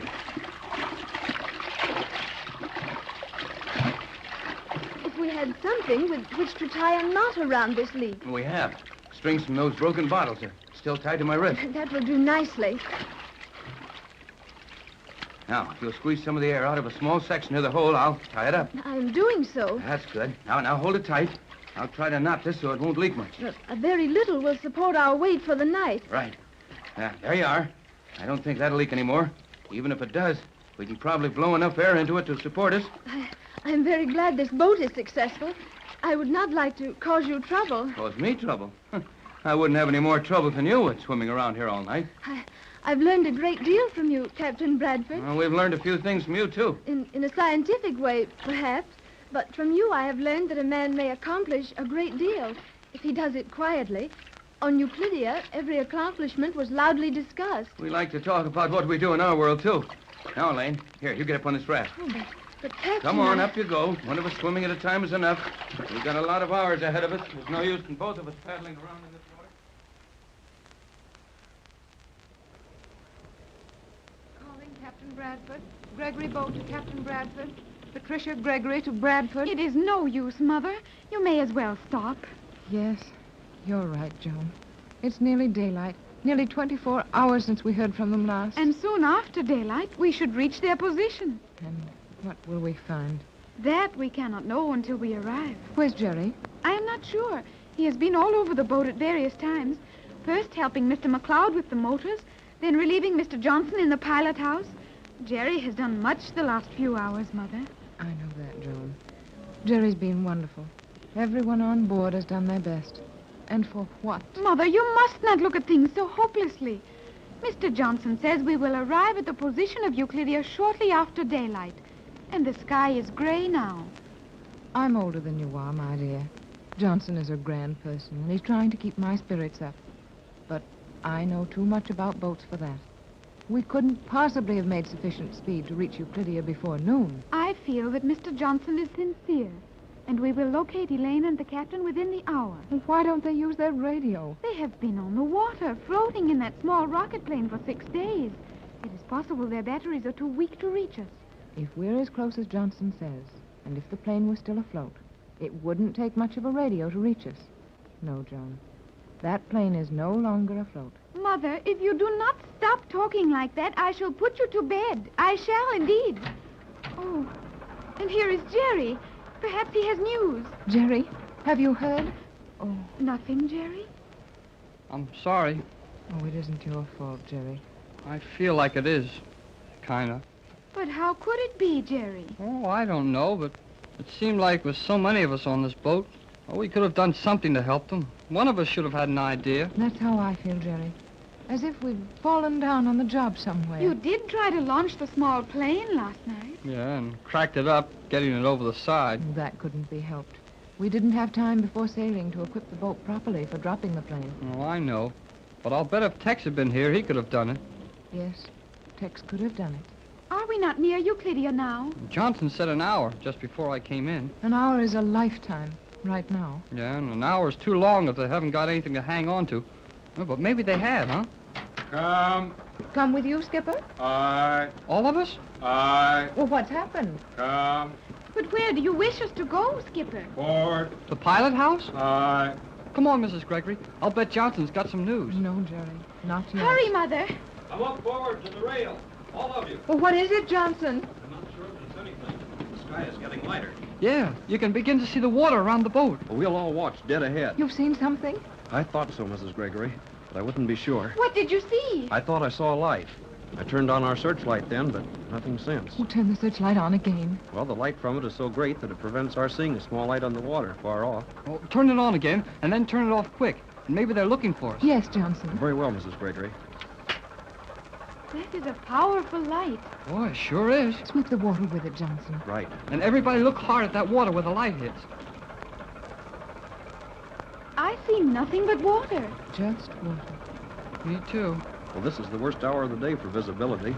Not enough daylight to see clearly, and only dark enough for the searchlight to cast an indistinct glow. Hey, turn off the light, quick. What is it, Jerry? I saw a light, just a little tiny flare. Are you sure of that? Sure, I'm sure. Where was it? Almost dead ahead, just a little off the port bow. How far away? Well, unless it was a mighty small light, like a match or a small flashlight, it was a long ways, maybe a mile. Well, what do you think, Johnson? I thought I saw the same thing before I called you out. Well, are we making full speed? More than that. We're tearing the boat to pieces. Please change your course enough to meet that light. Right, Mrs. Gregory. Oh, Mother, we will find the captain and Elaine safe at last. Sure we will. Oh, don't be too sure. I've seen many things at sea that weren't what they seem to be. Hold it, everybody. I saw that light again. Watch it. Again. Again. Now it's... Hey! Hey, it's on longer. There it is again. And again. Count these next ones. 1, 2, 3. I thought so. Did you see it, Johnson? 3 shorts, 3 longs, 3 shorts. That's what it looks like to me. SOS. I think so. Then someone is in danger. I knew it. Now take it easy, Mrs. Gregory. If they're able to send a signal, they're still all right. But how can we answer them? By switching the searchlight on and off. But it glows so long and heats so slowly that it isn't good for signals. Tip it down here where I can reach it. What can you do, Jerry? Wait till I get off my coat and I'll show you. Turn it on, Johnson. Now I'll cover and uncover it with my coat. It won't make very good code, but if Tex Bradford is out there, he can read anything. Hurry, Jerry. Send OK, Jerry. It's shorter than anything else here. Right. 1, 2, 3. There's the O. And there's is the K. Well, that was clear enough. Turn out the searchlight. Let's watch for them. There it is. There's the light again. Oh, we found them. That's Tex. I know it is.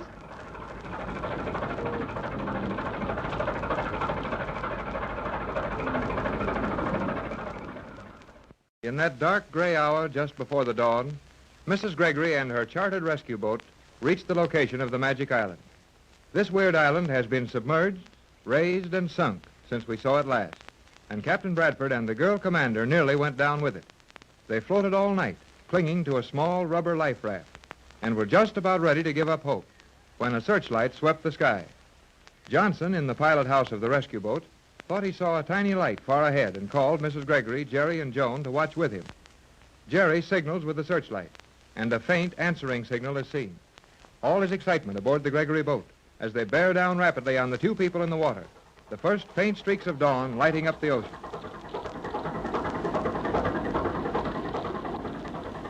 There they are, Johnson. No doubt of it, Mrs. Gregory. Yep, there's 2 of them all right, and they're hanging on to something in the water. Some form of small life raft, I think. Yes, Joan, dear. That's what it looks like. Oh, how far are they, Johnson? Well, we'll pick them up in just 2 or 3 minutes. Hello, Tex! Hello, Tex! They cannot hear you, Jerry. But they're waving their arms. Look, they're all right. I told you they would be. Well, they're certainly active enough. Can't be much wrong with them. Well, I'll go and get the landing stage ready for them. Thanks, Jerry. Joan, dear. Yes, Mother. Will you go into our cabin, lay out some warm, dry clothes for Elaine, and get out some extra blankets? She'll need them. Certainly, Mother. I will take care of everything. Apparently, the captain has managed to keep the Euclideans bottled up. There isn't one in sight. If he's done that, it's little short of a miracle. Ahoy, the boat! Johnson, did you hear that? Yes, sounded like the captain. It was. Oh, Johnson, he's all right. Tex! Hello, Tex! Oh, Johnson. Tex, he... Well, I don't blame you much, Mrs. Gregory. Hey, Skipper! Shove over here, on the double.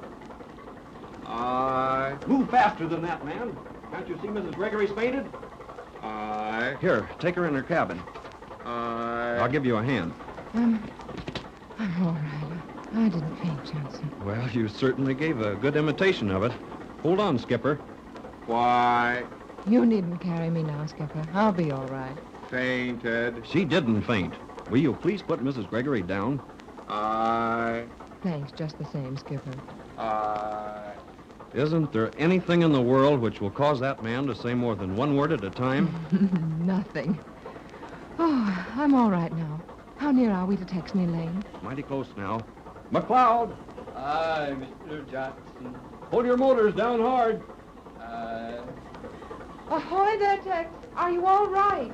They're okay, Pat. How is Elaine? Doing very nicely, thank you. Another one of those girls you can't upset. Elaine is quite a person. I've got the landing stage all ready. Right, Jerry. I'll come back amidships. Go ahead, Mrs. Gregory. I'll stay on duty here. Thank you, Johnson. You're always on duty somewhere. Hurry up, Mrs. Gregory. We're nearly to them. Coming, Jerry. Stand by, McLeod. Full speed astern. Full speed astern. You'll have that stage alongside you in a minute, Tex. We're watching it. Be ready to grab this ladder, Elaine. I will do so, Captain. Let me go down the ladder, Jerry. Well, it's swaying pretty badly. Oh, I don't mind that. I want to be the one to bring them aboard. Well, okay, Mrs. Gregory.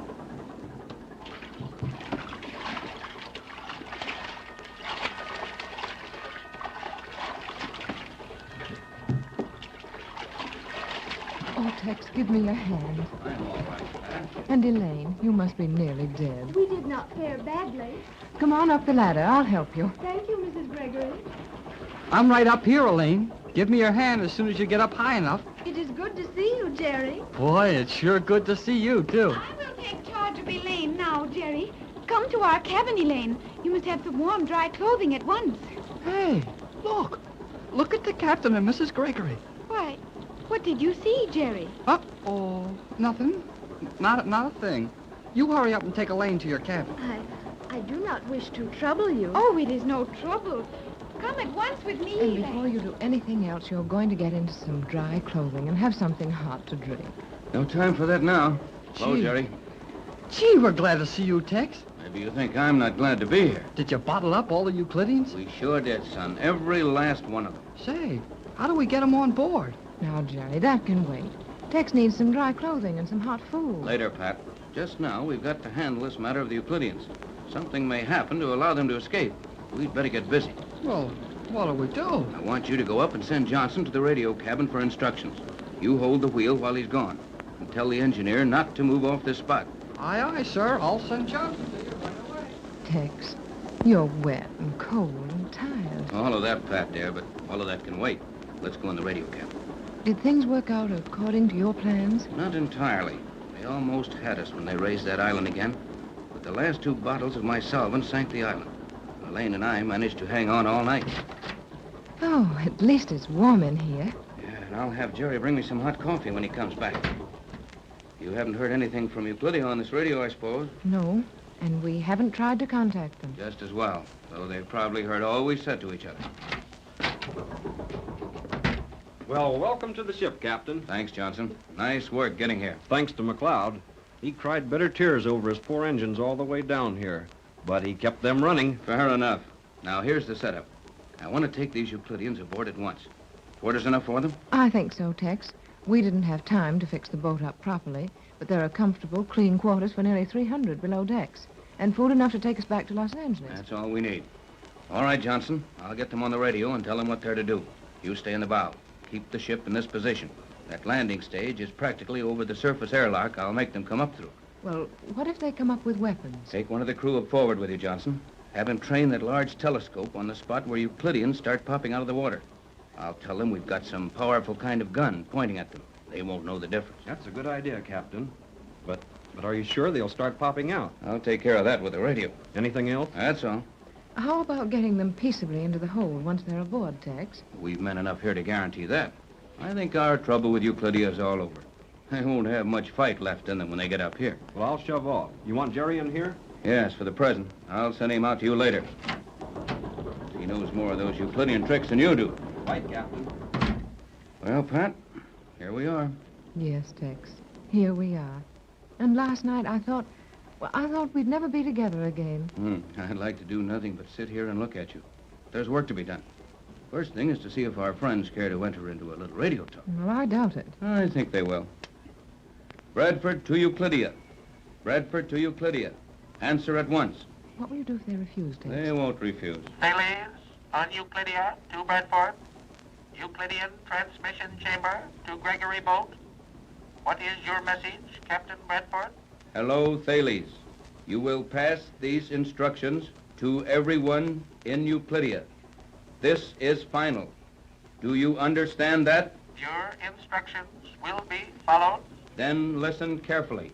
You will arrange for your entire colony to come aboard this boat immediately. You will leave Euclidia only through the surface airlock near this boat. Any attempt to leave by any other means will force me to release my formula and immediately flood the city of Euclidia, destroying everything in it. What of the animals and various domestic fowl and beasts? They will be cared for. After you are all aboard, I will arrange a guard for my crew. They will remain on Euclidia until those animals may be taken out to safety. I understand. We are to begin evacuation of the city at once. I suppose you realize that we may leave that lock only one at a time, and that several hours will be required. I realize all that. Start at once. We are ready to take you aboard. You, Thales, shall be the last to leave Euclidia, and your life will be the guarantee of the actions and safety of the others. That is well. We will begin at once. Prepare to receive the first of our colony in less than 180 seconds. Good. That is all. 180 seconds. Tex, they can be coming out of that lock in 3 minutes. That's what Thales says, and his mistakes are few and far between. Hey, I got it this far. I can take it in. Now, what are you two fighting about? Sounds like home. Well, I got this coffee from the galley for you, Tex, and Joan I here... wanted to bring it in to you, Captain, but Jerry would not allow it. That wasn't very gallant, Jerry. Well, maybe not. But Joan took the coffee to Elaine. Say, this is mighty good, Jerry. Certainly hits a spot. How is Elaine, Joan? She is apparently quite well, though there was not time to make sure. No time? No time for what? Something happened to her? Yeah, she went to sleep. Oh, well, that won't hurt her a great deal.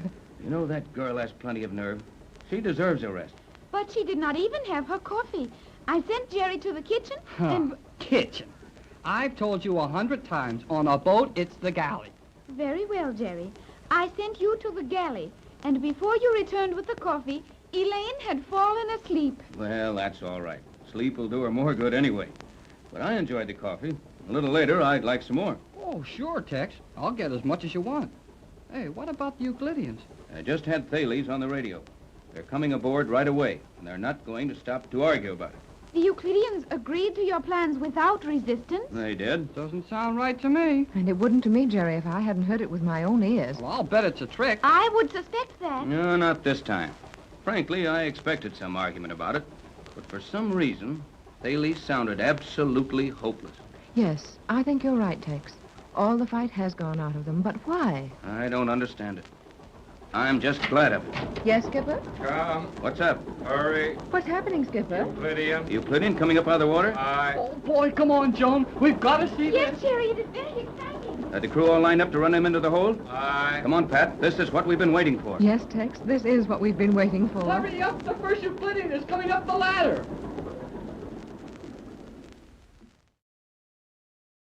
The underwater city of Euclidia is being deserted. One at a time, just as fast as they can come up through the surface airlock, the Euclideans are coming aboard the Gregory boat and going to their quarters below the decks. Mrs. Gregory has chartered this small steamer, which is large enough to safely accommodate the Euclideans, and plans to take them back to the United States, where they will be placed in a scientific colony established for them there and allowed to continue their work under guard. In the radio cabin of the boat, Mrs. Gregory and Joan have been getting weather reports in preparation for their 4,000-mile trip back to Los Angeles. It is well along into the afternoon, Mother. Yes, Joan, dear. Nearly 4 o'clock. That steady parade of Euclideans has been coming up over the side and going below since daylight this morning. They look very strange, do they not? I can realize that since I have seen your world. I should not like to go back to those drab uniforms of Euclidean cloth and that cold, hard, scientific manner of living. That's all over now, Joan. And our adventures will soon be over. We'll live quietly at my home in Los Angeles, and you'll go to school with Jerry. Jerry says I know too much to go to school, but I do not agree with him. I believe I should go to school, if only to learn to behave exactly as others in your world do. Yes, that will have value to you. And the association with other young people, boys and girls near your own age, will provide a lot of fun for you. It will seem strange, but very nice to live your life. Hello there. Come in, Jerry. And will you please close the door? Oh, sure. But I wanted to keep an eye on those Euclideans. I'm sorry, Jerry, but I'm a little nervous. For 7 or 8 hours now, I've heard those feet shuffling past this door. Watched those shapeless uniforms and the dull, leaden faces of the Euclideans. Yeah, well, I guess it would get kind of sort of tiresome. Just listen a moment, Jerry. Golly, they do get on your nerves. The sound of their shuffling feet. I'll close the door. Oh, thanks, Jerry. That's better. Oh, gee, Mrs. Gregory, you're all upset about this thing. Mother is not accustomed to being in charge of a boat with 250 prisoners on board. Oh, sure, but the danger's all over now. I hope you're right, Jerry. But a 4,000-mile trip with a boatload of Euclideans seems to offer plenty of opportunity for trouble. They're not going to do anything. There's no fight left in that bunch. I feel that is correct, Jerry. Never have I seen anyone look so hopeless. You know, I think most of them are glad it's happened. I guess they weren't any too happy on Euclidia. That was the idea Tex and I had when we agreed to this wild plan of trying to capture 250 people and take them home on an ordinary boat. I heard some of the leading scientists say that they would welcome the opportunity of working under better conditions. They're an amazing crowd of people, thinking nothing but scientific advancement, willing to be taken prisoners, to live anywhere and to work anywhere, just so they're allowed to work on their inventions and discoveries. Yeah, and I'll bet you that we'll never have a bit of trouble with them after we put them in that place you bought. They'll have plenty of room, at least, and the buildings and equipment are good. It was a very complete little college a few years ago. But, Mother, why should a college be forced to close? Is there no one who wants to learn? Well, plenty of them. But they want to learn in the big colleges with the best football teams. Football? Do they attend the higher institutions of learning to study football? Oh, lots of them do. But I thought football was a form of recreation, a game. It is, Joan, dear. But football is also the magnet which draws thousands of students to the larger schools annually. How strange. Well, maybe. But I like it all right. Jerry. Want me? Captain. Better run along, Jerry. Tex wants you. Okay. Hey, looks like that's about the end of the Euclidean parade. Oh. That was the last of them, Skipper? Then we might go out on deck, Mother. Not yet, Joan. Tex asked us to stay here, and we'll stay until he tells us to come out. Oh, okay. See you later. Oh, thank goodness that's all over. And now, all that we have to do is sail home. Yes, that's all. Just a little 4,000-mile trip. It will not prove difficult, I think. Well, we've done our part, Joan. We've got all the weather reports the land stations can give us, and it looks like fair weather all the way home.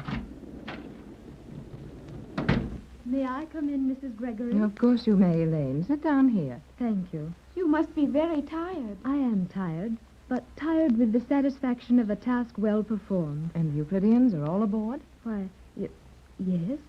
Yes, they're all aboard. Elaine, has anything happened? Nothing. The transfer has been without incident. But you hesitated before you answered, Mother. I am sorry. I did not mean to hesitate.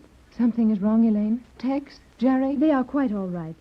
I believe the captain suffered a disappointment, but he will tell you about it. What sort of disappointment could it be? If Tex wants us to wait for his explanation, we'll have to wait for it. It can't be anything very serious. Mother, is that not the signal to start? So soon? Why, yes. The engines are gathering speed, and the boat is beginning to move. Oh, we're underway. I thought it would not be long. The captain gave orders to the 3 men who are to remain in the underwater city with the animals until another boat arrives to take them off. Who stayed, Elaine? 2 members of your crew, and the engineer, Mr. McLeod. Mr. McLeod will be with his pigs once more. I'll bet Mac didn't like that job any too well. He volunteered for it, and the captain thought an engineer should be in charge. And after the cattle, birds, and chickens are taken out of the city? Then it is to be flooded and destroyed. It seems a waste of splendid effort to ruin that beautiful city. The Euclideans have spent more than 10 years building parts of it. I know that, Elaine. But its existence would cause trouble. Trouble between nations as to who would claim it, and trouble among men for its scientific treasures. I believe you are right, Mother. It will be better so.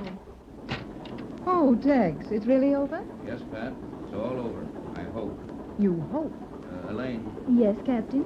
I hate to ask you to do anything more until you get some rest, but you're the only one who can do this with any degree of certainty. That is quite all right, Captain. You go and join Jerry at the stern hatch. He'll explain what it is you have to do and report to me as soon as you finish. Surely, Captain. Whatever it is, we will let you know the result at once. Thanks, Elaine. And I promise you can sleep after that. Tex, what's all this mystery? Oh, probably nothing, Pat. I'm not sure yet. You are worried, Captain Bradford? Well, not exactly worried, but I'm a little disturbed about something. Well, what is it, Tex? G-47 has disappeared. What? G-47? Right. You mean he didn't come aboard? At least I didn't see him come aboard. Then he's hiding down in Euclidia, and we've put off without him. But that would be dangerous. It would, but I don't think that's what's happened. What else could it be, Tex? G-47 doesn't tell all he knows to anyone. He might have a trick or two up his sleeve. Where do you think he is, Captain? On board this boat. But you just said, Tex, I said that I didn't see him come aboard, and I didn't. Or at least I didn't recognize him. But what would be his object in disguising himself? No telling, but I've got an idea he's on board. Wouldn't one of the other chief scientists know? Probably, but they wouldn't talk to me. I tried to get some news out of 3 of them. Thales, Cheops, and Octavo. They merely said they didn't know where he was. Do you think it's possible he might have hidden somewhere in Euclidia? Yes, Mother. That is quite possible. Oh, Tex, those 3 men you left down there. They'd be helpless in G-47's hands. I thought of that. But for some reason, I'm not afraid of it. There's more to G-47's disappearance than a simple hiding trick. But what could it be? That I don't know. Was that the errand on which you sent Jerry and Elaine? Yes. Elaine would be able to recognize G-47 if she was looking for a disguise. And Jerry will probably say the wrong thing and make some Euclideans so angry that they'll tell him what he wants to know. I could have helped them, Captain. I know it, Joan, but I thought it best to keep you out of there. Some of the Euclideans may feel that you and your mother started all this trouble for them when we went searching for you long ago. I think it's just as well if you don't go down into their quarters. I agree with you, Tex. And I think that should mean for the entire voyage. By all means. Very well. If you wish it. Ahoy, the boat. McLeod to Captain Bradford. Ahoy, the boat there. Tex, it's Mac. Didn't take him long to get down to that Euclidean radio and figure out how to work it. This is McLeod. Can you hear me? Hello, Mac. This is Tex. How did you find everything? Those men left everything in perfect condition. We'll do very nicely until you get another boat down here. Good for you, Mac. Now remember that if anything happens, you can use that small submarine in the lower lock. I took all my solvent away from that lock. And in an emergency, get out of there with your crew and start along the course to Los Angeles. Nothing is going to happen. We'll take care of things. And now I must get along and feed the pigs. Good luck to you all. Good luck, Mac, and don't take any chances. Well, that's the last we'll hear from Mac in some time. Mr. McLeod is a fine man. He certainly is. And Mac is the only man who could go into that underground city with 2 companions and calmly set about feeding the pigs while he begins the 30-day wait. Will it take so long to get another boat to him? The kind of boat we'll need to take out several hundred animals and birds won't be any speedboat. Well, here we are. And? Nothing. No sign of G-47? He is not among the Euclideans. Then where is he? We don't know. And I don't think the Euclideans know either. But they must know. I believe not. What's it all about, Elaine? Thales seemed willing enough to talk, and I feel that he was speaking the truth. He has absolutely no idea of G-47's whereabouts. Well, this certainly puts us in a fine position. Yeah, with that guy running loose in the world, well, it won't be long until another of these crazy colonies will be springing up someplace. That is right, Jerry. Tex, can't we do anything about it? Apparently not. What else did Thales say? Well, he claims that G-47 disappeared right after we left in that rocket plane. But what could he use for transportation? I can't figure it. Those submarine locks were still magnetized when we got back. And he could not take a boat out through that small surface lock. Not any boat we saw there. But G-47 didn't tell the rest of the scientists all his tricks. Well, I could tell from the way they acted, G-47 was just about as mysterious to them as he was to us. Well, he's gone, and there's nothing we can do about it. At least we have the rest of his colony. And G-47 is only one man. It will take him a long time to build another Magic Island or another Euclidean. Nevertheless, Tex, I'd feel a great deal more comfortable if he were safely locked in the hold with the rest of them. Yeah, so would I. But we can't help it. I believe I will go to my cabin and rest. if I may. Go to it, Elaine. You've helped a lot, and when we get home, we'll try to repay you. I had hoped to promise you a world without any more fear of G47, but I can't promise that now. No, Mother. I am sure we will hear from G47 again.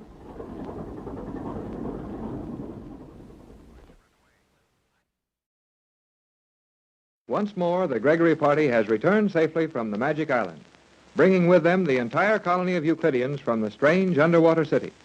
Mrs. Gregory has arranged the funds with which to endow a sort of combined laboratory, college, and prison to house these scientists and allow them to continue their work under guard. Naturally, it's been a busy time for our friends. We find them now 1 week after their arrival at Los Angeles. Jerry and Joan are out seeing the town. Joan for her first real view of our world, and Jerry showing her around. In the radio room in Mrs. Gregory's home, Captain Bradford is explaining to Pat why he believes certain things. But it doesn't make sense, Tex. Why, sure it does, Pat. Now listen to this. G47 disappeared, and that's the last we'll ever hear of him. Why should that explain it? We've broken up his colony, imprisoned all his co-workers, and soon the Magic Island will be only a memory. G47 couldn't stand that. Oh, you're wrong, Tex. I'm sure you're just as wrong as you can be. G47 has given his life to the study of science, and he'll never quit. That part of it may be all right, but we'll never hear of him again, and that brings up another problem. It brings up a good many, I think. Oh, forget it, Pat. I didn't mean it that way. I was thinking that now these scientists are without a head, they've looked to G47 to lead them in all their work. Just how much are they going to accomplish without him? I've thought of that, Tex. And I've asked a number of scientists and educators to take over the job, but none of them seem very keen about it. We'll have to get someone. The only chance is Professor Hubbard. Sure, he'd be the ideal man, but he's in Europe. No, he arrived in town today. I saw it in the Distinguished Arrivals column. Is he here to stay? No, vacationing, the article said. And you expect a man of his reputation, who's probably taken the first vacation he's had in years, to step into a job such as the running of that institution? I'm not lacking in nerve, anyhow. I sent a note to his hotel asking him to call tonight. Well, you know him and I don't. You'll have to handle him. And that reminds me. If you're going to try to call McLeod, you'd better do it now. The professor may be here any time. Good idea, Pat. Poor old Mac must think it's a funny kind of life down there in that underwater city. It's awfully lonesome for him. With just those two sailors out of the crew, waiting for weeks for another boat to come and take them off. Yeah, but don't forget the pigs and the chickens and cows. Mac's got plenty of company. Well, even so, it's not a pleasant job. Of course it isn't, Pat. I was only joking. Mac's a grand guy, or he wouldn't have volunteered to stay there. But I couldn't stand the thought of all those splendid animals being destroyed when we flood Euclidia. And you did perfectly right, Tex. The Euclideans have developed domestic livestock to a fine point, and we'll be able to do a good deal with that collection. In the meantime, I'd better try to get Mac. Bradford to McLeod. Bradford to McLeod. Gregory home station to Euclidia. Hello, Mac. Hello. Why should it take Mac so long to answer? I told him to be ready at this time every night. Well, remember that he doesn't claim to be a radio engineer, and after all, we're 4,000 miles away from Euclidia. Don't expect him to operate that radio as well as Thales did. No, that's the trouble. No one does anything as well as those blame Euclideans did it. Hello, Captain Bradford. This is Angus McLeod calling Captain Bradford. Can you hear me, Captain? You bet I can, Mac. Go right ahead with your report. I have little to report.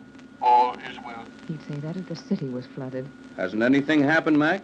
Not a single solitary thing. No water leaking into the city from the island? None. We found a half-dozen steel safety gates in the tunnel leading down from the island.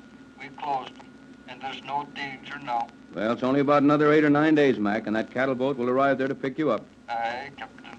I'll be ready for it. Is that all? That's all. Then if you'll excuse me, I'll get along to my pigs.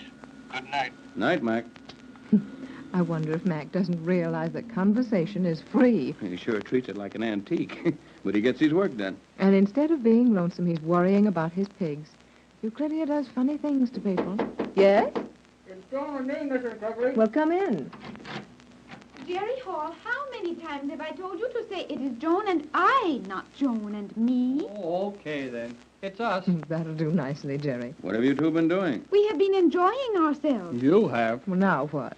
Well, we were supposed to go to a show after I took Joan through one of the big stores downtown, but we were still in the store at closing time. And what do you think we were doing? Whatever it was, Joan looks like she enjoyed it. It is very nice.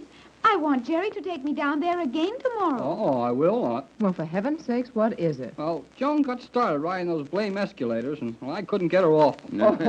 Is that so funny? Well, it wasn't funny to me after about the 200th time we rolled up and down. You must have had quite a time, Jerry. Yeah, I did. I don't blame you a bit, Joan. I ride those things a lot more than I need to, just for fun. There, you see. The captain likes to ride them. Okay, then, okay. The next day you feel one of those up and down tours coming on. Let the captain take it. Well, I wish I could have seen you. Oh, Joan, I'm so happy to have you back home and riding escalators in a store rather than elevators on Euclidia. Yes, you're a lot safer here. Oh, gee.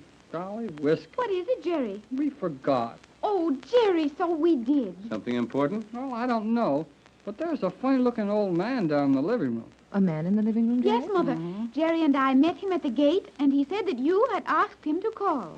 Professor Hubbard. Sounds like We mustn't keep him waiting. Come, Tex. How about Jerry and Joan? Oh, don't worry about us. We'll find something to do. I wish we might ride those escalators again. Oh. No, I think you two should come along.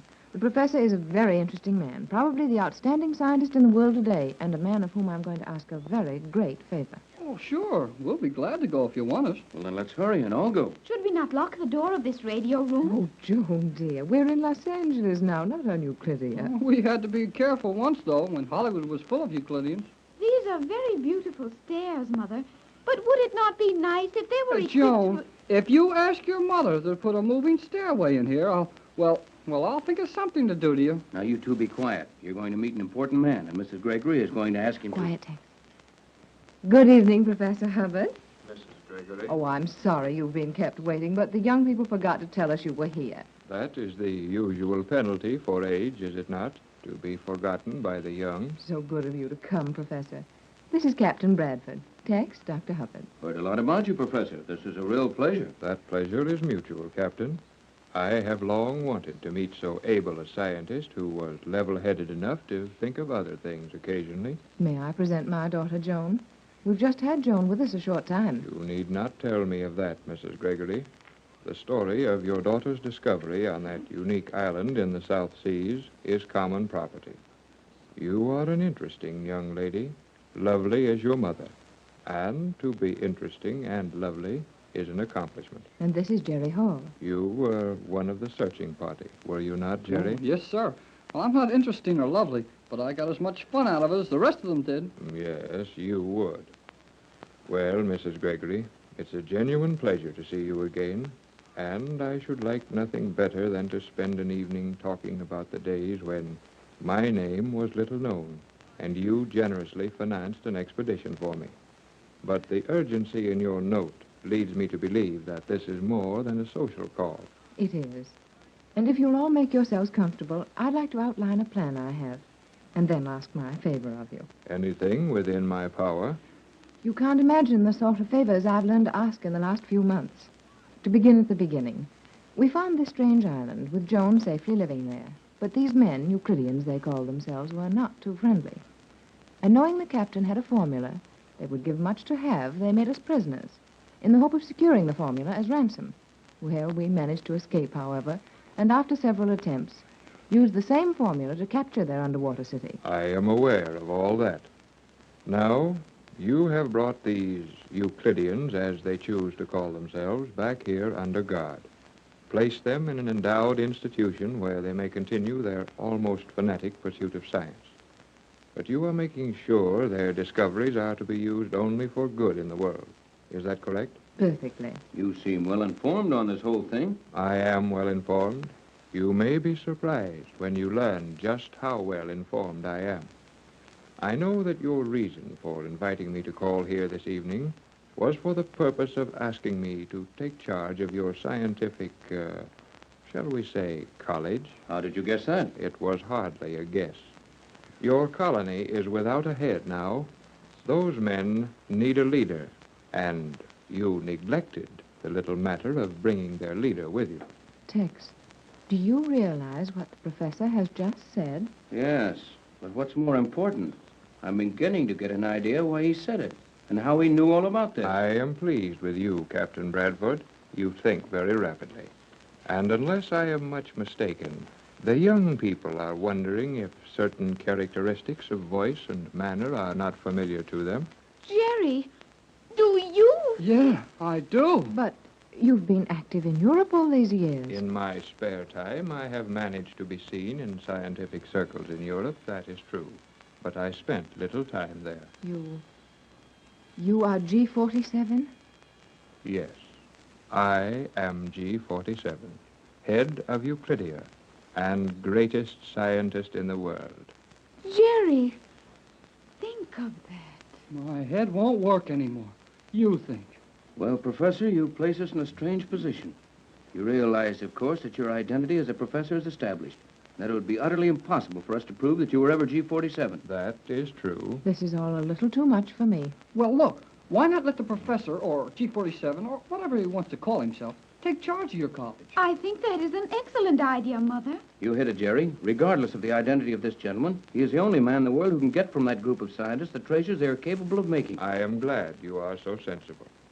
I will accept the position as head of this novel institution and will conduct its affairs to the best of my ability. One thing I must have understood. No one was ever harmed on Euclidia. And in the future, any of my people who desire to return to your society must be allowed to do so. As for myself, I had rather be a Euclidean than a free citizen of any country. Tomorrow morning, if you care to visit your scientific colony, you will find me working with the rest. And I will never leave without your permission. Good night. Good night. Good night. He's gone, vanished as silently down that hall as he used to do on Euclidia. He'll take the job and run your place to perfection. That gave me a strange sensation. Me too. There's something mighty powerful about that man. Indeed there is, Jerry. There's something big about any man who will go into a prison of his own free will to be near the thing he loves, and G47 loves science. The magic island of Euclidia is rapidly becoming just a memory to most of the world, as other news has taken the front pages of the papers and the headlines in the radio news broadcasts. But to Jerry Hall and Joan Gregory, and to Mrs. Patricia Gregory and Captain Tex Bradford, the magic island will always be a very real part of their lives, and they'll never forget their experiences there. Today, however, we find our four friends in very happy circumstances in Los Angeles, California. Jerry and Joan have taken Elaine Raleigh, the young Euclidean girl submarine commander, with them and gone to the university, where they all took entrance examinations a week ago. Mrs. Gregory and Captain Bradford are in the living room of the Gregory home, waiting for the young people to arrive. Well, Tex, this is just about the end of our adventure. Looks like it, Pat. It's been a lot of fun. Yes, fun. And danger, too. I wouldn't mind doing it all over again, after we get the youngsters safely in school. What I can't figure out is how they expect to go to school together. It's going to present a problem, but they seem to think they could work it out, and I left it entirely up to them. Well, those three can work it out if anyone can. But it's a strange mixture. Elaine is 22 and Joan is 15. Neither of them have ever been inside a school. And Jerry has almost another year of high school to complete. That is a weird trio for college freshmen, all right.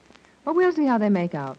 One nice thing about all three of them. Whatever happens, they'll get along with the result. They'll do. Some of the Euclideans didn't like the idea of Elaine going free and taking up her life in our world. Well, they haven't any complaint.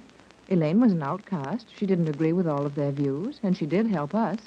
I wouldn't worry about the Euclidean opinion. I'm wondering just how long we can keep that scientific college prison of yours under our thumbs. I think that G47 will hold them in line as long as we can supply all the materials they want for their experiments and treat them kindly. I hope you're right, but I have a feeling that one of these days we're going to hear more from them. Tex, the light. Radio room signal? I think so. It was just a slight flash. That would be McLeod. He isn't getting out any too well with that set on Euclidia. Yes, there it is again. Come on, Pat. We'd better go to the radio room. And let's hurry. Something may have happened to Mac. Nothing very serious, or he wouldn't be using the radio. He should be on his way by now. That cattle boat has been down there for 2 days. 2 days isn't a long time, Pat, when you figure that they're trying to take several hundred head of domestic animals and birds out through that airlock and load them into a boat. Oh, I suppose not. But I thought they'd be on their way home by now. We'll know in a minute. Yes, the signal's working. Not getting anything, though. Too weak. You'll have to use a relay and step it a little. Will you please throw in the generator switch? Oh, certainly. Loading operation. Boat riding well. McLeod to Captain Bradford. McLeod calling the Gregory home station. Can you hear me? Hello, Bradford. Hello. Okay, Mac, we're getting you fine. Go ahead. Hello, Captain. I was just about to quit trying to reach you. The boat is loaded, and we're ready to sail. Have you got any special orders? Not a thing. Did you take every one of the animals and birds out? There's not even a mouse left alive in this deaf place. Good work, Mac. Shove off for home when you're ready. Are you sure this place will flood from what little airlock? It will if you make sure all the doors connecting that lock with the underwater city are fastened open. Taking no small chance on that. Me and the laddies have taken a welding outfit and welded every door in the place open. Mac would do a good job, wouldn't he? I'll say he would. Well, that's fine, Mac. And if you see anything of value in the way of scientific instruments and tools that are in portable cases and easy to handle, bring them along. That's all taken care of, Captain. We've got everything on board that wasn't nailed down. Best of all, we found a cabinet full of the plans, drawings, and blueprints of everything in the place. Great stuff, Mac. You've done your job well. Flood the place and leave, and good luck on the trip home. Aye, Captain. We'll have nothing but good luck leaving this place behind. So long, laddie. We'll be seeing you soon. Well, that's all over. And Mac has done a splendid job of it. He certainly has. But what will we have for him to do when he gets home? Nothing, I guess. Now, Tex, you know that Mac and the old skipper won't be content to sit around and do nothing for very long. And I suppose, to keep them happy, we'll have to take up another wild expedition to some unheard-of place. Probably, but not right away. Oh, I'd like to enjoy the peace and quiet of my home for a little while.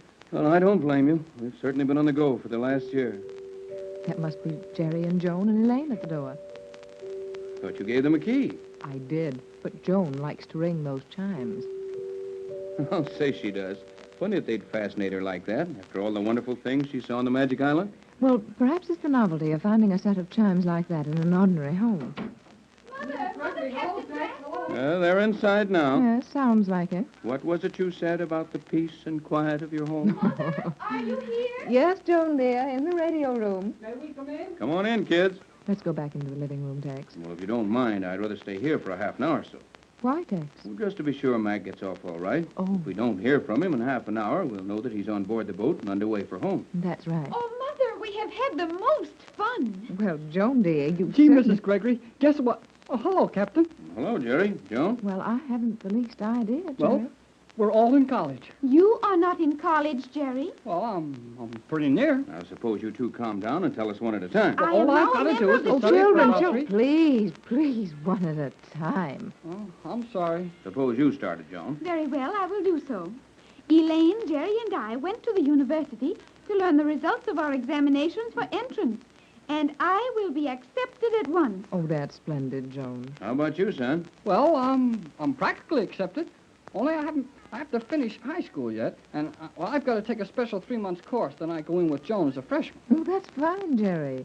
You must have had very high marks in your high school subjects. He did. The gentleman who spoke to us at the university said that Jerry was an exceptionally bright young man. There you are, Jerry. Well, didn't I always say I was pretty good? You say that far too much. It might be just as well to let someone else say it, Jerry. But you do seem to have justified your opinion of yourself. What did they think about you, Joan? They found it most unusual. Boy, they sure did. We had a hard time making them believe that Joan had never been inside of a school of any kind and was only 15 years old when she passed every test they could think of to give her for the college entrance. Well, you can't blame them for being skeptical. Hey, wait a minute here. Where's the rest of your party? Good heavens, I didn't even notice. Where is Elaine? Oh, she's still trying to get into college. Elaine couldn't pass the examination. On the contrary, the professors could find no examinations to give her. I'll say they couldn't. She answered their questions faster than they could write them down. Oh, that must have been very funny. I'll bet it was at that. Elaine examining the professors. That did indeed take place. Really, Joan? Yeah, those professors are swell guys. Why, Jerry, a professor is not a guy. These professors were regular guys, and when they found out that they couldn't ask Elaine anything she didn't know, they asked her to question them. And when we left, she was having plenty of fun with them. I'd have given anything to see that.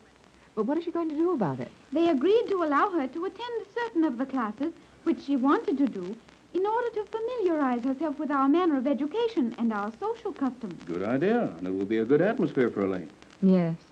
She'll soon get entirely away from those Euclidean mannerisms and be much more comfortable in our world. Well, we didn't want to leave her out there alone, but, well, the science prof said he'd bring her home safe and sound. I think we have need for no fear for Elaine's safety. Guess not, unless the college kidnaps her. They sure liked her. And now, our 3 young adventurers will have to be quiet students. Yep, looks like it. Jerry may be a student, but he will never be quiet. I guess you're right there, Joan. Say, how's Mac getting along down at the island? We just talked to him. He's nearly ready to shove off. And he will destroy Euclidia before he leaves? Yes, Joan. We decided that was best. Mac will turn the ocean into that place and flood it thoroughly. It seems too bad to destroy all the work G-47 and his men put in there. We were afraid that those underwater caves would offer too much of a chance to criminals if they weren't flooded. Well, they could pump them out and use them again. Not very easy, Jerry. It would be almost impossible to locate enough machinery down there for that job without being caught at it. They'd need a fleet of big boats around there for months, and it would cost millions. I think we're safe enough from that. Well, what can we do with ourselves now? Jerry and I have planned to spend much of our time studying for his examinations. You're going to study for his examination? Yeah, she's going to help me. And then we're going to spend an hour every day in G-47's laboratory at the new scientific colony. I'm not so sure about that. What do you think, Tex? I don't see how there could be any harm in it. There is no danger. Do not forget that G-47 has gone there of his own free will. Oh, sure, it's all right. I suppose so. Only I'll never get over a feeling of fear and uncertainty where those Euclideans are concerned. We visited G-47 on our way home. Today? Yes. He has invited us to spend an hour a day with him. And he has promised to show us his finest experiments before he gives them to anyone else. That's all right, isn't it, Tex? As far as I can see, though you two will have to be mighty careful not to give any of the secrets away. After all, we want to be able to turn anything of value over to the government. Oh, sure, we know all about that. But G-47 is going to give us the formulas for some of the things that we can sell and make money on. And we promised him that we'd put all the money in the bank for the Euclideans. You did exactly right, Jerry. Texas planned to sell the formula for the soundproof paint to the moving picture and radio studios, and the television instruments also. And all of this money is to be used to support the new Euclidean colony, under our jurisdiction, of course. I was very doubtful of your experiment at first, Mother, as the Euclideans were so independent. But since they have understood that they may do as they please in their new home, I believe they will remain happy and contented. I think so. And we've done a good job. We certainly have, Tex. Yeah, it's been a long time since that first night when I came here and asked you to take me with you when you went to look for Joan and the Magic Island. It's really not so long, Jerry. Only a few months. But so much has happened to us that it seems longer than that. Jerry, I think it is time to tell them of your surprise. Well, can you leave this radio room now? I guess we could, but we'd have to stay in the living room where we can watch the radio signal. Well, couldn't you get Johnson or somebody to stay here for a while? Well, of course we could, Jerry, if there was any reason for us to leave the house. I would like it, Mother, very much. What is all this? Well, Joan and I are going to be on the radio tonight. You are? Yes, Mother. We have been asked to tell something about our experiences on the Magic Island and down in Euclidia. Well, that's good, but you don't need us along. Pat and I'll stay here and listen to your broadcast. Well, we thought maybe you'd better come along so we didn't say the wrong thing. We won't worry about that. Of course not. You two go along whenever you get ready, and we'll hear from you here. And when you get home, we might have a party ready for you. Oh, Mother, you two have a surprise? Yes, dear. Tex and I are giving a little party for you and Jerry tonight. You've earned it, both of you. Oh, Jerry, that will be nice, will it not? Will it? Golly whiskers.